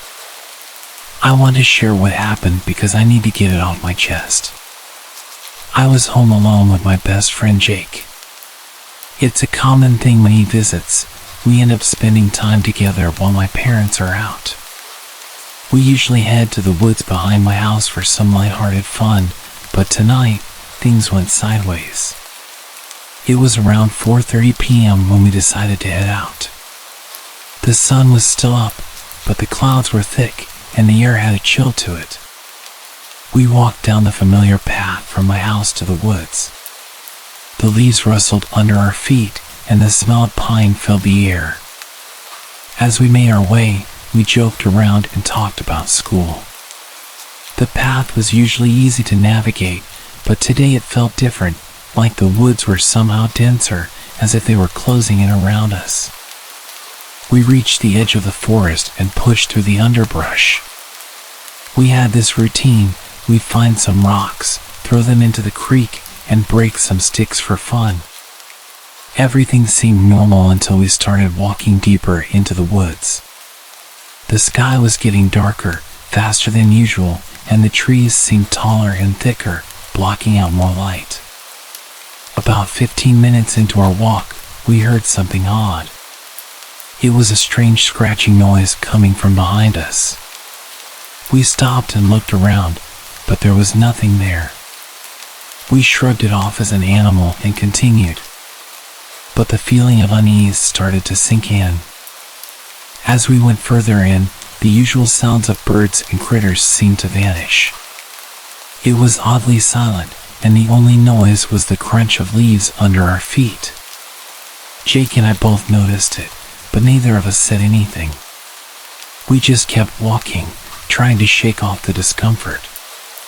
Eventually, we stumbled upon something strange. A tattered old Barbie doll lying face down in the dirt. Its clothes were faded and torn, and it had an arm missing. It looked like it had been there for years. We exchanged uneasy glances and moved on, trying to laugh it off. Our plan was to go further in than we ever had before. We figured we'd explore a bit more and then head back. As we ventured deeper, we came across the remains of what looked like a makeshift campsite. There were some burnt-out logs and a few pieces of broken furniture scattered around. It felt weird and a little unsettling, but we decided to press on.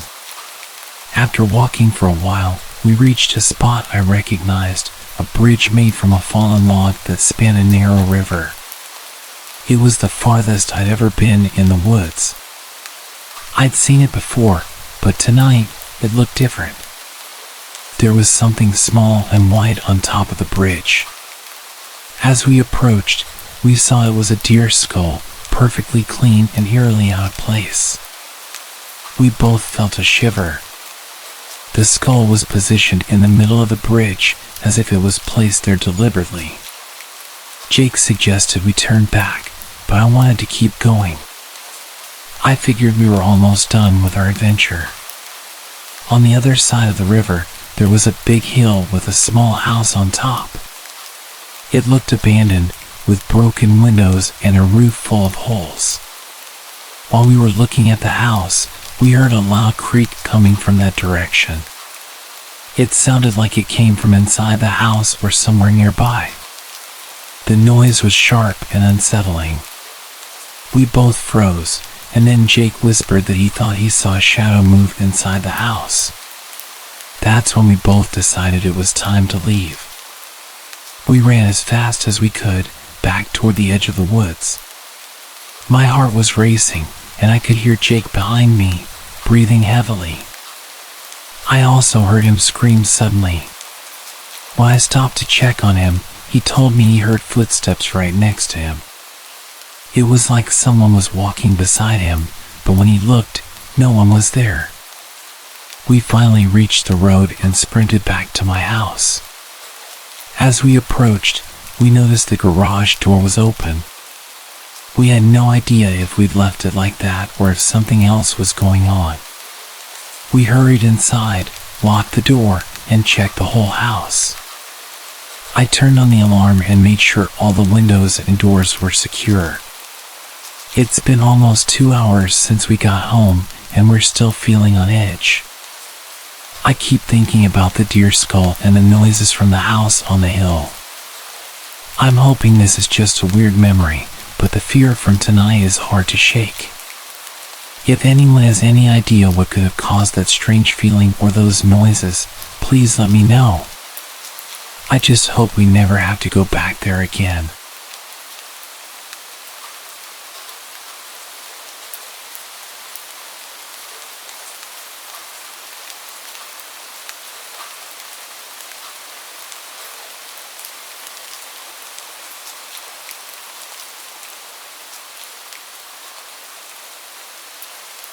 One of the hottest trends on YouTube right now is ordering random mystery boxes from the deep web and opening them on camera. I don't know why I didn't realize that most of these videos are fake. They're almost all staged. I thought it was a great idea, and jumped on the bandwagon to claim the YouTube stardom I desperately longed for. For those who don't know much about the deep web, it's simply a part of the internet that isn't accessible from your basic search engines like Google. You have to download an encryption program. It's not illegal to access this part of the internet, but since it is anonymous, a lot of illegal activity happens here. The possibilities are endless. I grabbed my laptop, the one I'd had since I graduated in 2011, and downloaded the required programs. I prefer to use my laptop over my desktop in case of viruses. My 7-year-old laptop was a little more disposable. I went through a Bitcoin phase a few years ago when it was blowing up, so I already had a little saved. It wasn't much, roughly $632, but it was enough for what I was looking for. After the downloads were finished, I opened the browser and started my journey at the Hidden Wiki website. They provide a lot of useful links to get you started on the deep web. I scrolled through the warnings and general information and found the links I was looking for. Almost forgot, I muttered to myself as I grabbed the duct tape from my desk drawer. I cut a tiny square piece off the end and placed it over my webcam. Call me paranoid, but I'd rather be safe than sorry. I clicked on the first link and waited what seemed like forever for the page to load. It was another very plain page with a list of popular websites that you could scroll through on the side. I continued my search through the web links until I found a page dedicated to mystery boxes. I wanted to find one around $500 so people knew I meant business on my channel. I was worried about being scammed. I decided to continue my search after a quick bathroom break. When I came back, I noticed my mouse was off to the side and I couldn't see it on the screen. I wiggled it around to see if it would appear, but the web page was a similar color to the mouse cursor, so I couldn't see it.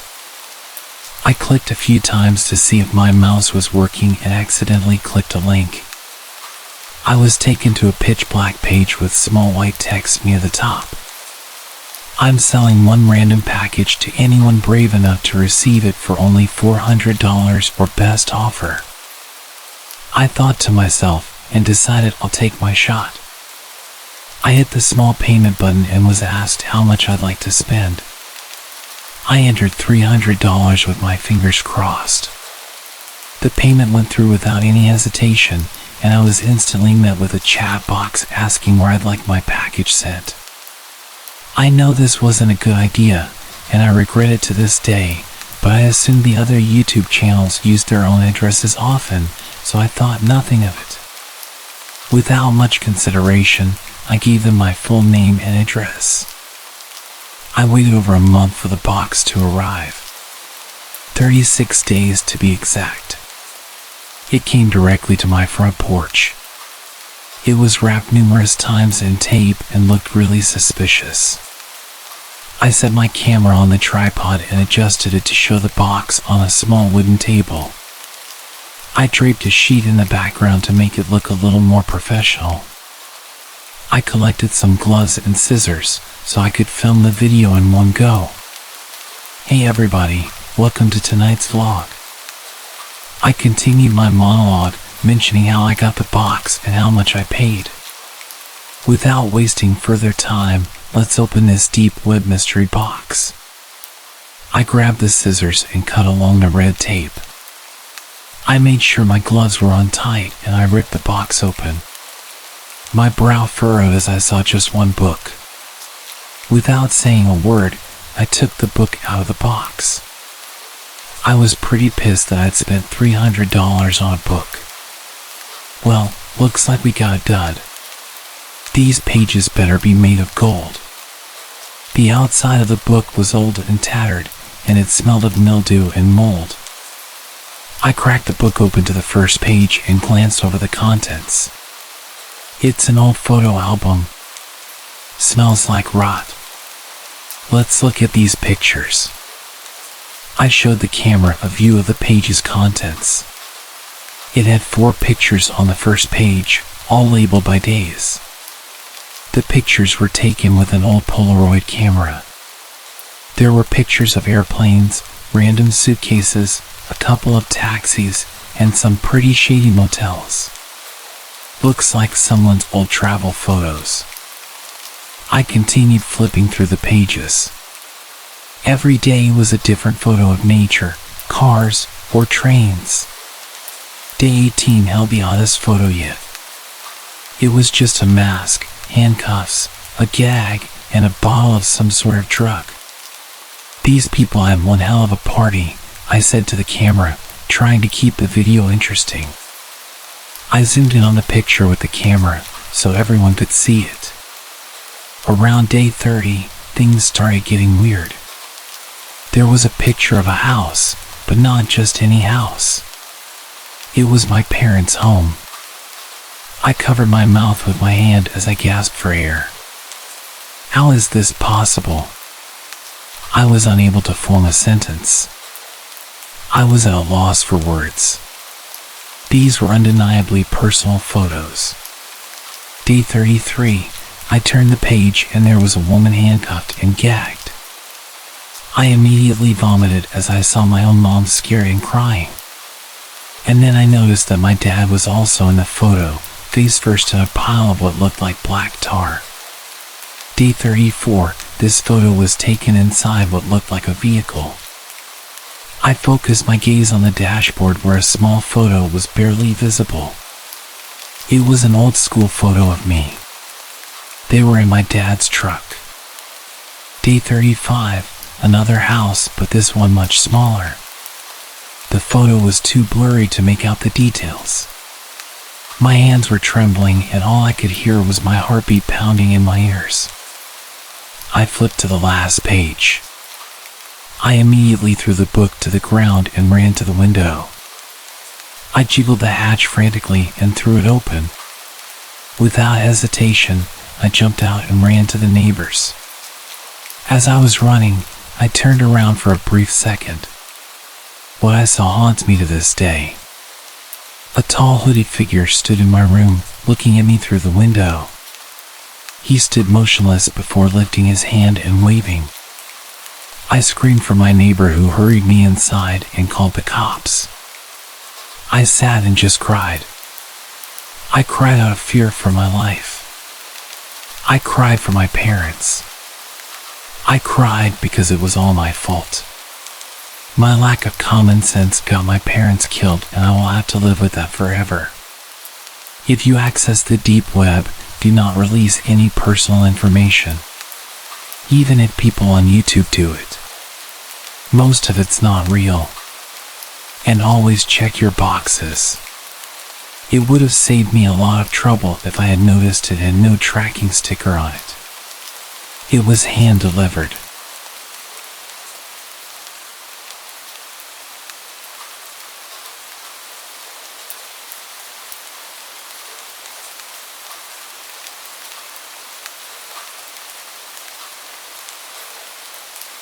I had always been aware of the deep web. You hear the craziest, most disturbing stories from people who dare to explore it. Websites that involve human experimentation, hiring hitmen, and even watching people through their own security cameras. It's messed up. But honestly, I'd be lying if I said I wasn't a bit interested. There was no malicious intent behind my exploration of the deep web. I was just curious to see if it really was as bad as people said it was. The first thing I stumbled upon was a website centered around death, which gave me a really uneasy feeling, so I didn't stay there long. It takes quite a bit to freak me out, so I was surprised that I couldn't even stomach the first website I clicked on. But it's not supposed to be all unicorns and rainbows, right? Next, I clicked on a website dedicated to watching people through security cameras. Most of the screens showed empty living rooms and patios. Some of them showed oddly decorated rooms, like one packed with stuffed animals and another eerily decorated with Christmas lights and fake Santa Claus statues. Another screen showed a young woman doing yoga, which had a lot of views. I didn't watch that one for long. Something inside me felt off. Like what I was doing was sickening. I shook my head, blinking away any more curiosity before I hovered my mouse over the tiny X to close the window. Right before I clicked, I saw a blue link under a black screen that said, "Proceed with caution." I bit down on my back teeth, internally yelling at myself to leave the page. It could be something horrible, which would make me an accomplice. What if it was someone skinning an animal or something like that? But then again, what if it wasn't? I don't know what drove me to move my mouse away from the window, hovering it over the link instead, but that's where I ended up. My curiosity always got the best of me, and no matter how twisted my stomach felt, or how strong the feeling that lingered over my head was, I had to click that link. I really just had to know what the link led to, or I would go crazy until I finally figured it out. So, I pressed my mouse down and watched the link turn purple, feeling my mouth go dry as the screen slowly loaded. The page consisted of a large screen, like the security camera page. The room was concrete and dark. There must have been a night vision camera or something, because everything had a weird green tinge, but you could tell there was little to no light. There was a dark liquid on the floor in a medium-sized puddle. I told myself it was gasoline. Don't ask me why. Movement in the far right of the screen caught my attention, and I immediately perked up in my desk chair, inching my face closer to the screen of my laptop. It looked like an arm, like someone's forearm. They were standing there, not really moving but subtly swaying, just enough to not look completely still. "Hey," I said before shaking my head and slapping my mouth shut. "Stupid."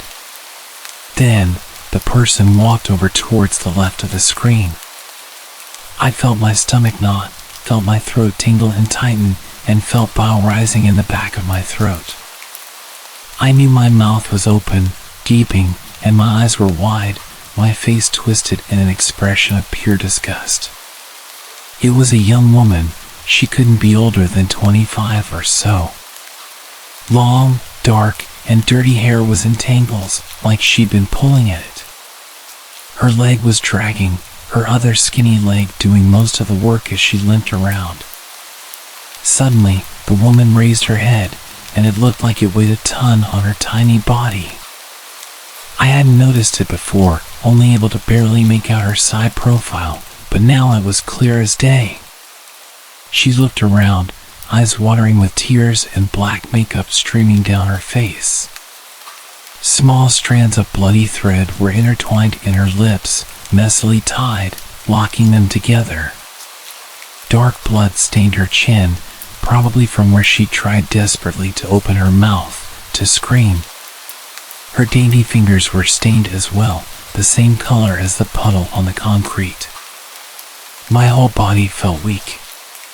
My stomach was sick. I tried to tell myself it was fake, that it was all a big hoax. My eyes scanned to the bottom left of the screen. 5,623 people were watching. Unable to fight it any longer, I ran straight into the bathroom, puking my insides into the toilet bowl. Everything in me felt disgusting. Twisted. Once I was finally done, I laid on the floor of the bathroom, letting the cold towels try to soothe my burning body. My head was spinning. I kept repeating to myself that I shouldn't have clicked the link, I should have left, I should have closed the window and told my inner curiosity to go away.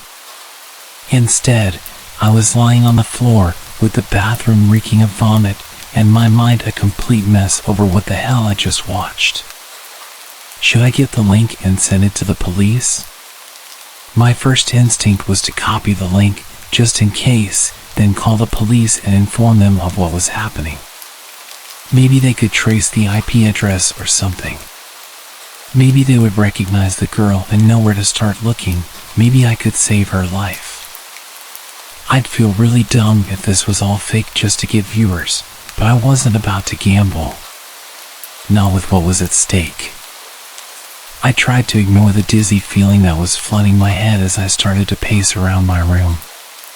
My phone suddenly buzzed in my pocket, scaring the living daylights out of me. I stopped mid-panic and picked it up with shaky hands. I saw my girlfriend's name and immediately answered. My voice was a complete wreck, my eyes finding the screen where the girl shrunk down to the ground, the sound of her cries bouncing around the room, making my body feel rigid. I had nothing left to throw up, but I still felt so sick. Madeline, you're not going to believe what I just saw. What? Are you okay?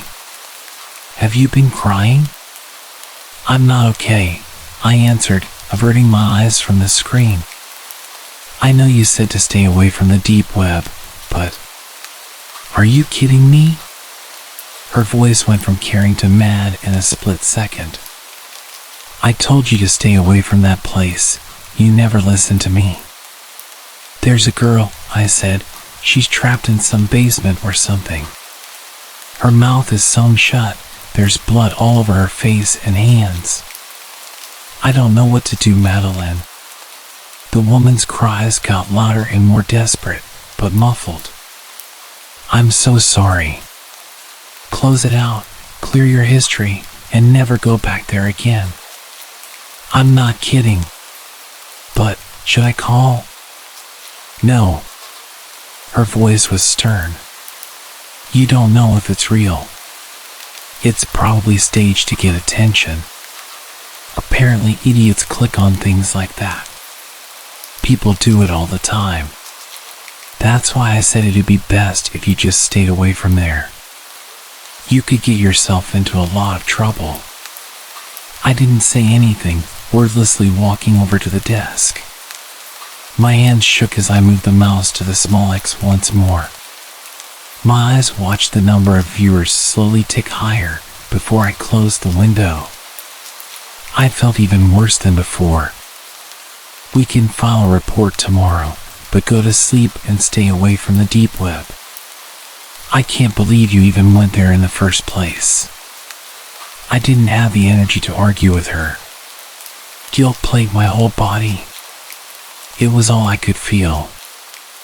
I told her good night, that I was sorry and that I loved her before I made my way to the couch to sleep. It didn't feel right being in my bedroom or anywhere near my computer.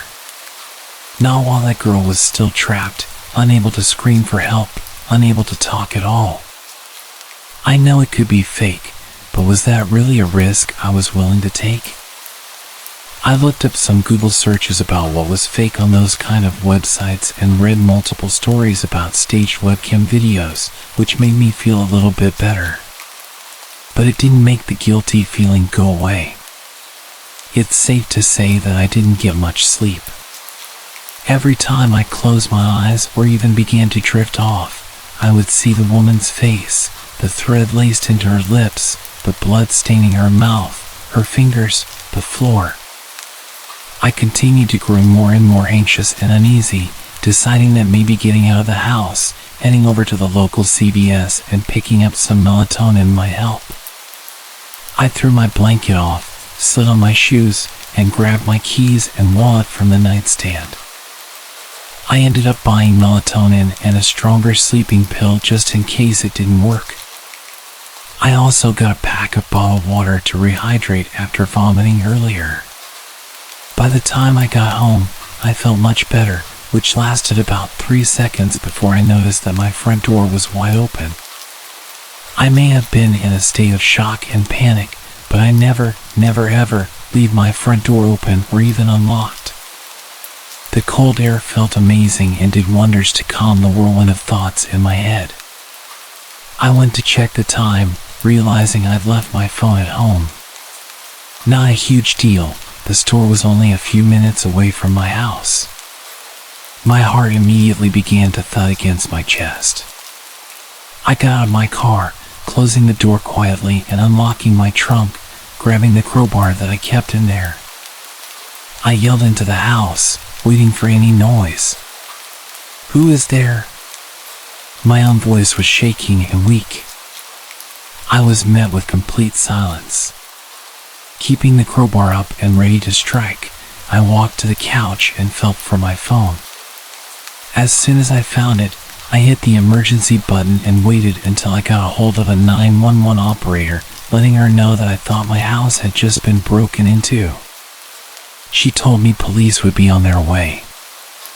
After checking around the house for anything out of place, I decided to give my girlfriend a call, letting her know what had happened. The phone rang and just kept ringing. After getting her voicemail, I hung up, knowing she'd probably be asleep this late at night. I waited about 20 or so minutes for the police to show up and walked around with them like a scared puppy as they checked every room. They ended up just having me fill out a report, telling me they'd keep patrol cars in the area just in case anyone else got hit. As they were leaving, I checked to see if Madeline had called back yet, but there weren't any missed calls. However, I did notice several outgoing calls to her cell phone. Outgoing call to Madeline, 3:12 a.m.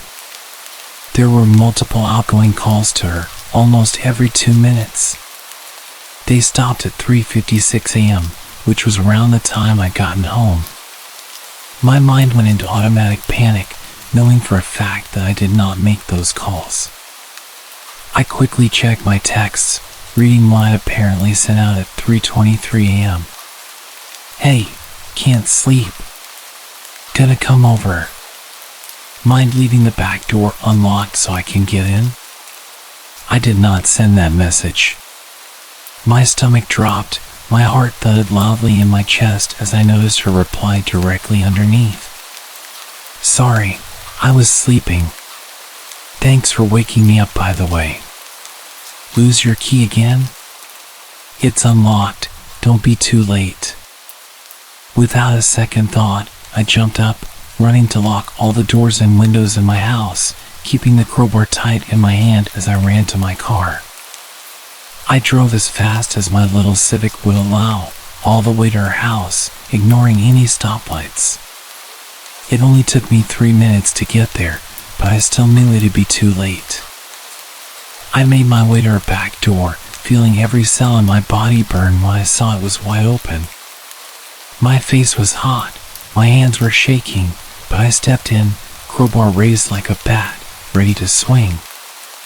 I tried to keep my emotions at bay as I looked around her dark house. Madeline? I called out. Are you okay? Nothing. Silence. Madeline? A small scream came from her bedroom just up the stairs. My legs jerked to a run as I flew up the stairs, slamming her door open. I looked at her empty bed, her empty room. Confused, I heard the scream again. Only this time, I heard it coming through her computer monitor. I felt numb as I looked at the screen, noticing the same website I saw earlier. This time there were 2 women. The first woman was lying on the floor, not moving, in that puddle of dark liquid. I recognized the second girl, just as I had recognized her voice. My heart shattered as I saw her face, streaked in blood, the same threading sewn into her eyelids, locking them shut. Her scream hit my bones, surrounded my body. It was all I could hear. Her face was twisted in pure terror. I cried pathetically as her voice began to go out, continuing to grow weaker and more rasped. I locked my jaw, picking up my cell and dialing the cops for the second time, only this time it barely rang once before the deep, gravelly voice of another man answered. You should not have called. Chills shot down my body, and I heard the phone thud as it hit the carpeted floor. My breath hitched in my throat as I bent to pick it up, hanging up the call and racing down the stairs. How did he do that? How did he redirect my call away from the police? I felt my heart race as I darted out of her back door, in a frenzy as I sprinted to the closest house. I pounded on the door, screaming at the top of my lungs until the neighbor opened it, her face tired, confused, and scared. She let me in, and I explained through frantic tears what had happened. I'm typing this on my phone to post as we both try to get a hold of the cops, but neither of our calls are going through, and neither is her landline. I think someone is messing with our cellular signal, and they may have cut our phone line, but we're going to keep trying. I don't know what's going to happen to me. If you don't hear from me again, please take this advice and this experience to heart. Stay away from the deep web.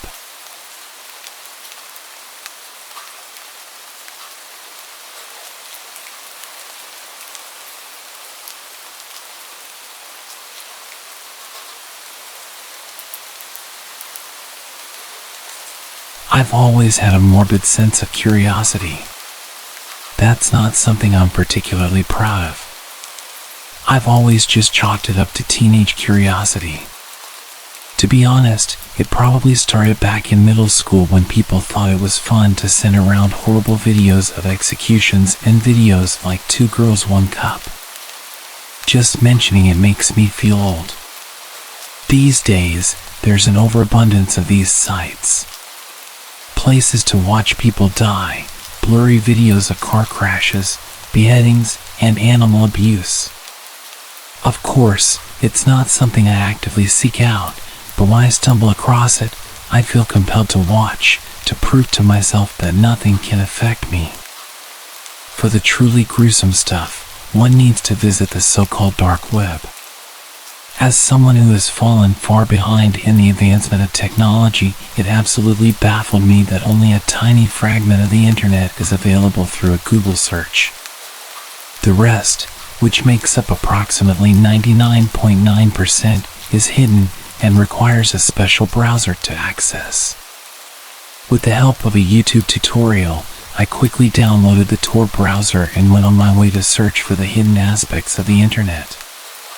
It couldn't have taken more than half an hour of clicking on links before I stumbled across something that quenched my thirst for the horrible forever.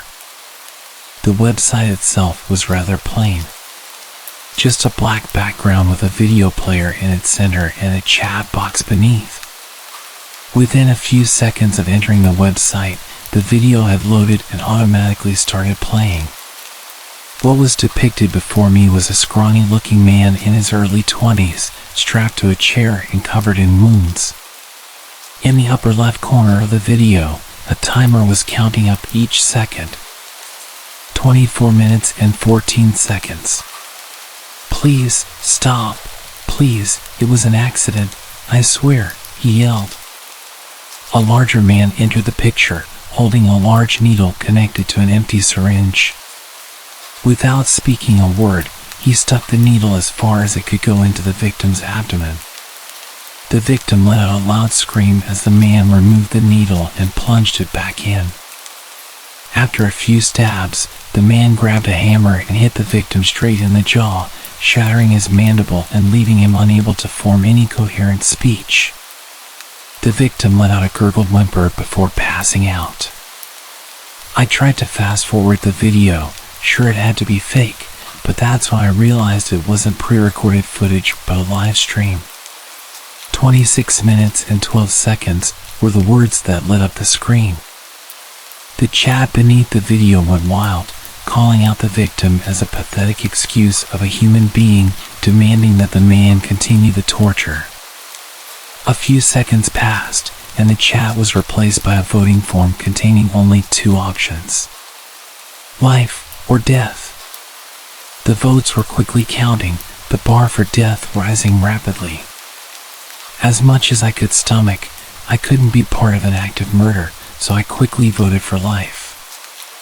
In the end, the results were displayed on the screen.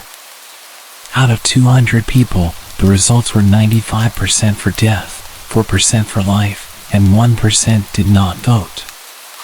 10 people had tried to save the poor kid, but it wasn't enough.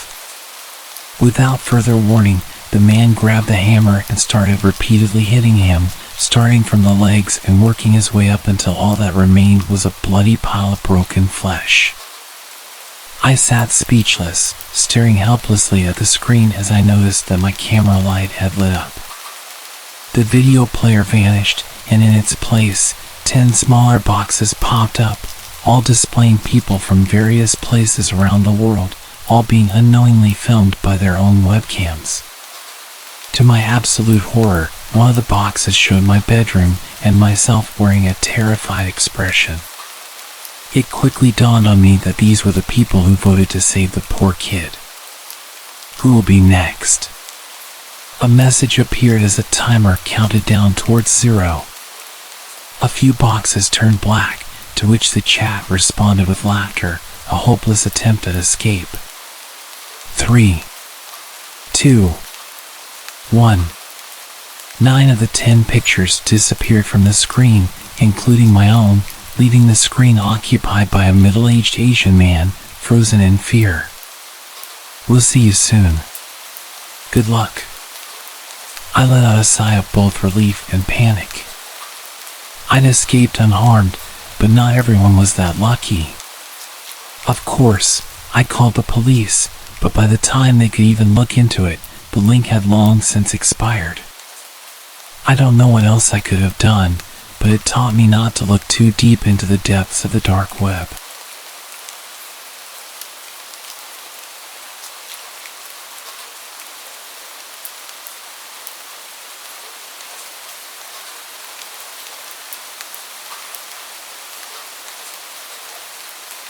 This is my last resort. I need help. A couple of weeks ago, I swallowed a tapeworm I bought illegally because I wanted to lose weight, but now I think I am having some negative side effects. The whole thing started when my family bought tickets for a cruise to the Caribbean. I have always been overweight. It runs in the family. I'm 19 years old, 5 feet 6 inches, female, and I weigh 200 pounds. I was scrolling through some weight loss websites when an advertisement popped up on the side of an article. Lose the weight without the effort. Normally, I wouldn't fall for clickbait, but I was desperate. The cruise was in a month and a half, and I had 90 pounds to lose. So I clicked it. It took me to the dark web, which I didn't know was possible by just clicking on an ad. But it ended up being really cheap and really easy. They basically sent me 2 things, a little jar with a worm inside and directions for taking it, which were oddly specific. I had to swallow the worm after eating raw meat, preferably red. It had to be taken between the hours of 9 and 11 p.m., and all the lights had to be off. The worm would pass once my appetite curbed, and I had adjusted to my new lifestyle. I figured maybe these things had an effect on the tapeworm's behavior, so I thought nothing of it at the time. I forced myself to choke down an uncooked hamburger, then swallowed the worm shortly after 9:30 in pure darkness. The first week went by, and nothing happened. No weight had been lost, and I had 0 side effects that the directions warned me of. No nausea, abdominal pain, strange cravings, or feelings of hunger. I was starting to think that I had passed the worm or it had died. Whatever had happened, I was upset. The week following, however, was completely different. I woke up that Sunday morning starving. I ate all the bacon my mom had made, including 3 eggs, and the 2 she made for my 5-year-old sister, Maria, after she complained of not being hungry. I spent almost the entire day eating and never felt completely full. That night I stepped on the scale and was pleasantly surprised to find that I had lost 8 pounds. The next few days followed the same routine. Eat everything in sight and still lose weight. My diet did change, which was another side effect. I craved all the protein I could get. I was constantly finding myself in drive-thrus, ordering at least 6 hamburgers and inhaling them with no effort whatsoever. But then, the stomach pain started. I couldn't hold down anything but meat. But I had gotten down to 120 pounds. Who was I to start questioning the process now? My breakfast, lunch, and dinner consisted of nothing but ham and plain cooked hamburger. A few days later, even those meats would not satisfy the worm in my stomach. Raw meat became its meal of choice. It's disgusting. That's what I thought at first. But I've come around to it since. My mom has wondered why I no longer eat the food she makes. I keep telling her that all the weight I lost means I don't have the same appetite. Which is true, to a point. None of this is the reason I am telling this story. The reason I am writing this is because of a conversation I had after my mom left the room. Maria was sitting at the table eating chicken nuggets with ketchup, happily humming to herself while Mom and I talked. But once it was just me and her, she stopped eating and looked at me. "What's wrong with you, Angie?" I smiled softly. For her age, she was so mature and caring. "Nothing, Maria. I am on a diet. I'm getting healthier, so I'm not as hungry as I used to be." She frowned and widened her big eyes at me. "But I watched you. The other night you pulled raw bacon out of the fridge and you ate it all."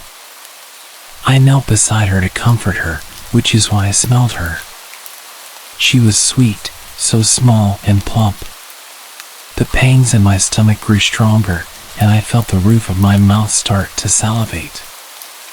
I even got a little dizzy. I was just so hungry. I looked at her little arm resting on the table, and I could practically hear all of her fresh blood running through her veins. I blinked rapidly a few times and stumbled away from my little sister and into my bedroom. I stayed there the rest of the night. That was 3 days ago. I'm down to 99 pounds. I can smell my family from my room. I snuck out last night and tried eating some uncooked hamburger, but I threw it all up. I'm so tired. I haven't slept much lately because my dreams have all been the same. I am looking down at myself. I'm at the dinner table with a full belly and a smile spread across my lips. I can't see what I'm eating, but I can taste it. Rare, bloody, tender, and so savory. It's heaven, nothing I've ever had before. Then I slowly look over to the table, and there she is. Unmoving, but certainly alive. I'm looking at Maria, she's looking back at me. She is splayed out for me like a display, teeth marks and full bites taken out of her chunky little thighs and arms. A part of her cheek is missing, and through the bloody mess, she is silent, smiling at me with those eyes. I smile back at her, and with pieces of bloodied flesh dangling from my teeth, I swallow and lean down to take another bite of my sister. That's when I wake up, crying and starving. I would go to the doctor, but I'm terrified of being out in public. There's so many tasty people out there. I can't even track down the website where I ordered it. I think I'm running out of time. I weighed in at 90 pounds 2 hours ago. I can feel the urges growing, pushing me to feed. I'm starting to really worry that my sister might not have much time left.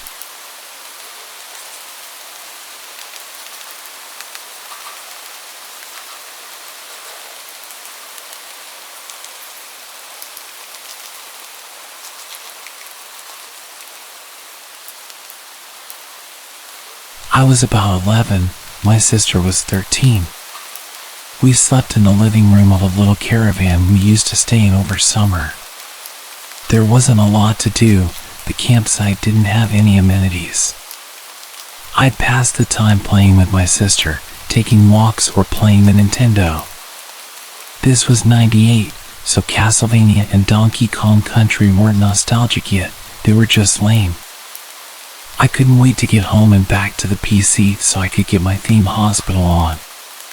But mostly I'd read. I had a collection of books about ghosts, UFOs, cryptids, and such. I'd pick them up at library sales or in charity shops. My favorites were the unexplained true stories, like the Dover Demon or the Gulf Breeze incident. There was a quarry on the other side of the site. Sometimes at night I pretend the two red lights were the eyes of the Mothman who'd swoop down to terrorize my family. What I'm getting at here is I was a kid, and I had an active imagination, but I never believed anything spooky would actually happen to me. If something out of the ordinary happens, it's just your mind playing tricks on you, right? I woke up one morning around 6:20. It was gray outside, the sun had just come up, but fog and cloudy skies ensured it wasn't too bright. I felt uneasy, because I'd usually sleep till 9 at least. It was silent. My sister wasn't even snoring as she normally did. And then I heard it. It sounded like a horse galloping. It was just outside the window. It was unsettling, to say the least. Had a horse escaped from a nearby field?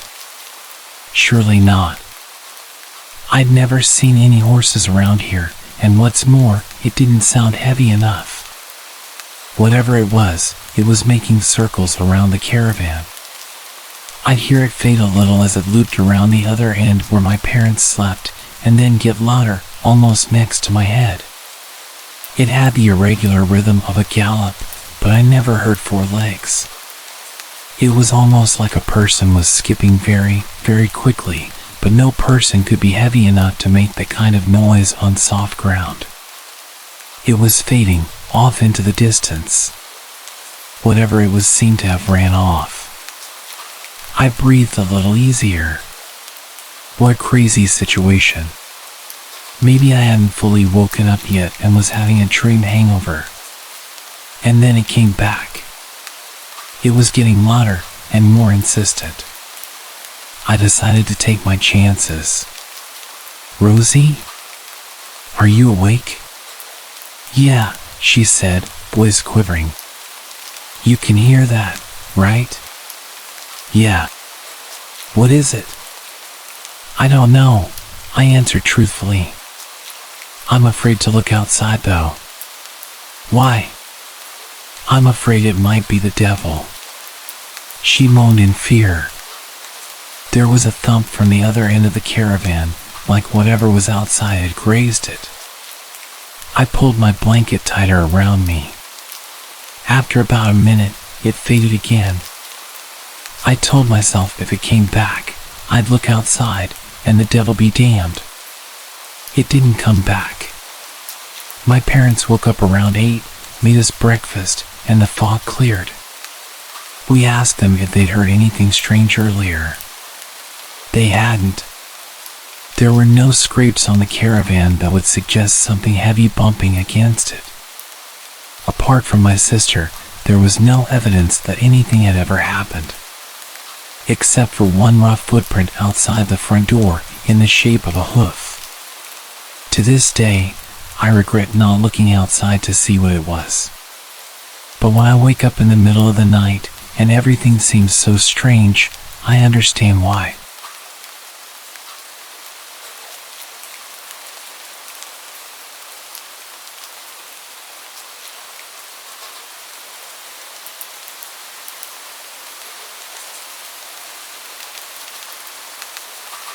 I love to go camping. Been doing it my whole life. Never had a scary experience until this past summer. My boyfriend and I decided to go out to the gorge for some quality time camping. We had always gone with several other people, but this was the first time it was just the two of us. When we got out of the car to prepare our gear for the hike back to the camping spot, 2 sketchy-looking dudes came out of the trailhead, looked us up and down, and got into their old-school VW camper van. I had a weird feeling but shrugged it off and proceeded back to our camping spot. I had previously camped in the same area a handful of times and knew it pretty well. Once we got back there, I knew of a handful of different camping spots and proceeded to check them all out for the one that would be ideal. I noticed what looked like someone camping further up the hill, so I picked a spot a little further down where we'd be mostly out of sight. Not out of earshot though, as I heard yelling over on the trail. It was starting to get dark by the time we got everything set up, so I figured I'd start looking for firewood. Suddenly this guy appears out of nowhere and asks us if we'd like any help and offered to sell us a bundle of firewood for $10. I laughed because we were in the woods, thus surrounded by wood which I could pick up off the ground for free. He then said I wouldn't find much wood because they'd already cleared it out over the past few weeks. Few weeks? I asked him how long he'd been camping up there, and he said almost a month. The longest anyone can camp in this area, a national forest, is 2 weeks. I already had the creeps about him, and he claimed he was up there by himself. I asked him why I heard him yelling with someone then, and why he ever referred to more people when talking about the wood.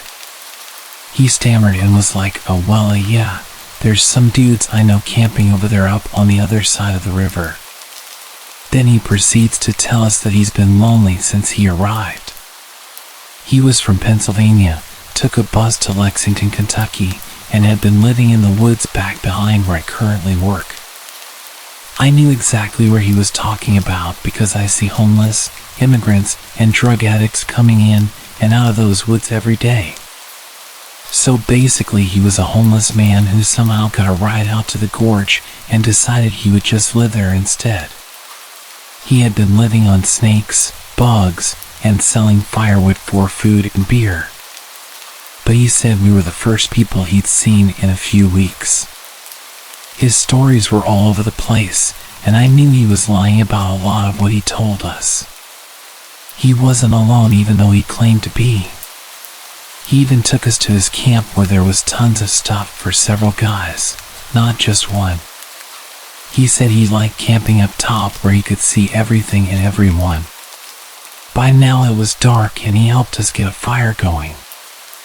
I was trying to politely get him on his way back up the hill so I could have a minute to process all of this. When he left, I started whispering to my boyfriend that there was no way in hell I could sleep with that lying sketchy homeless creep right up the hill. We didn't have a gun, knife, or even a dog to protect ourselves if we needed to. I said let's quietly get our shit together and get the hell out of here.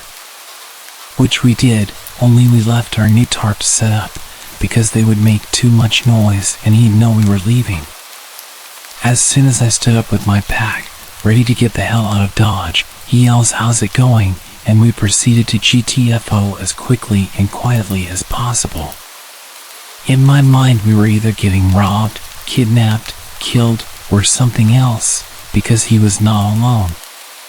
His stories didn't add up, and his background of where he came from made me believe he was running from something and was trying to hide by living off the grid. I called the Rangers the next morning and told them about him.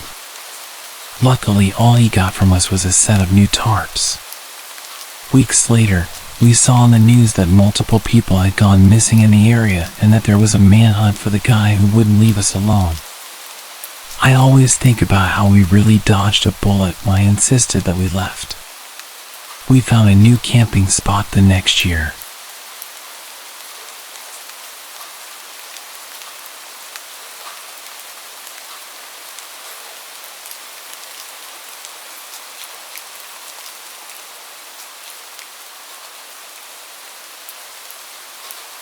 I remember that summer vividly.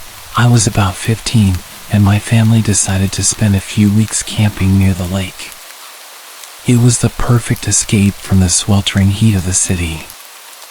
We set up our campsite, complete with a cozy tent and a small bonfire pit. Days were filled with swimming, hiking, and enjoying the company of my parents and younger brother. One evening, the sun dipped below the horizon, casting a warm orange glow over the tranquil waters. The crackling of the campfire filled the air, and we all huddled close, sharing stories and roasting marshmallows. My little brother was captivated by the stars that dotted the night sky, and my parents laughed and reminisced about their own childhood camping trips. As the fire dwindled and everyone retreated to their tents, I lay in my sleeping bag, feeling the cool breeze against my skin. I could hear the distant hum of insects and the soft lapping of water against the shore. It was peaceful, serene, until a rustling noise interrupted the quiet. I lay still, my heart quickening as I strained my ears to listen. The rustling grew louder, closer. A chill ran down my spine as I realized that the sound was coming from just outside my tent. It was too rhythmic to be the wind, it sounded deliberate. Fear clenched my chest, and I held my breath, hoping that whatever was out there would just move along. But then, I heard it, a low, guttural growl. My pulse raced, and I felt a surge of adrenaline. I knew I needed to see what was causing the noise, even though every fiber of my being was screaming for me to stay hidden. With shaky hands, I unzipped the tent just enough to peer out. Moonlight filtered through the trees, casting eerie shadows that danced on the ground. And there, just a few feet away, I saw it.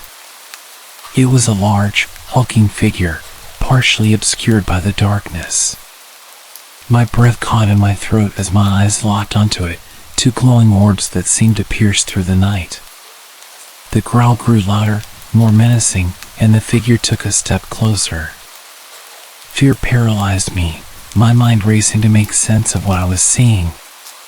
My instincts told me to stay hidden, to stay quiet, but curiosity and dread pushed me to inch the tent flap open just a bit more. That's when I saw its shape, a massive, shadowy creature with elongated limbs and sharp glistening teeth. Its eyes never left mine as it stood there, almost as if it were studying me, assessing my fear. As the seconds dragged on, I felt a sense of dread. I couldn't tear my gaze away from those eyes, and I couldn't shake the feeling that this was a predator, a force much more powerful than me. My heart pounded in my chest, drowning out the sounds of the night, as I realized that whatever this creature was, it was not something to be trifled with. And then, just as suddenly as it had appeared, the creature turned and melted into the shadows, disappearing into the night. The woods fell silent. I zipped the tent shut, my mind racing with questions and possibilities. Morning came, and I emerged from my tent, shaken but determined to find some rational explanation for the night's terror. I scoured the area around the campsite, half hoping to find evidence of a prank or a wandering animal, but there was nothing, no signs that the creature had ever been there. I tried to shake off the unease, chalking it up to an overactive imagination and the dark of the night playing tricks on my mind. Reluctantly, I shared my experience with my parents over breakfast, expecting them to dismiss it as the product of my teenage imagination. My dad chuckled, attributing the sounds to a nocturnal animal, probably just a bear rummaging around the campsite. Mom nodded in agreement, mentioning that bears were known to roam these parts from time to time. As much as I wanted to accept their explanation, a gnawing feeling remained deep within me. I knew what I'd seen and heard. It was no bear. It was something bigger, something much scarier. Even now, years later, whenever I'm surrounded by the tranquility of the gray outdoors, I can't help but think about that night. I've heard the usual explanations, the logical reasoning, but deep down, I'm certain that what I encountered was something different, something you hear about in urban legends. I always think about going back to that place with some friends and searching for that monster. But that's probably not a good idea, is it?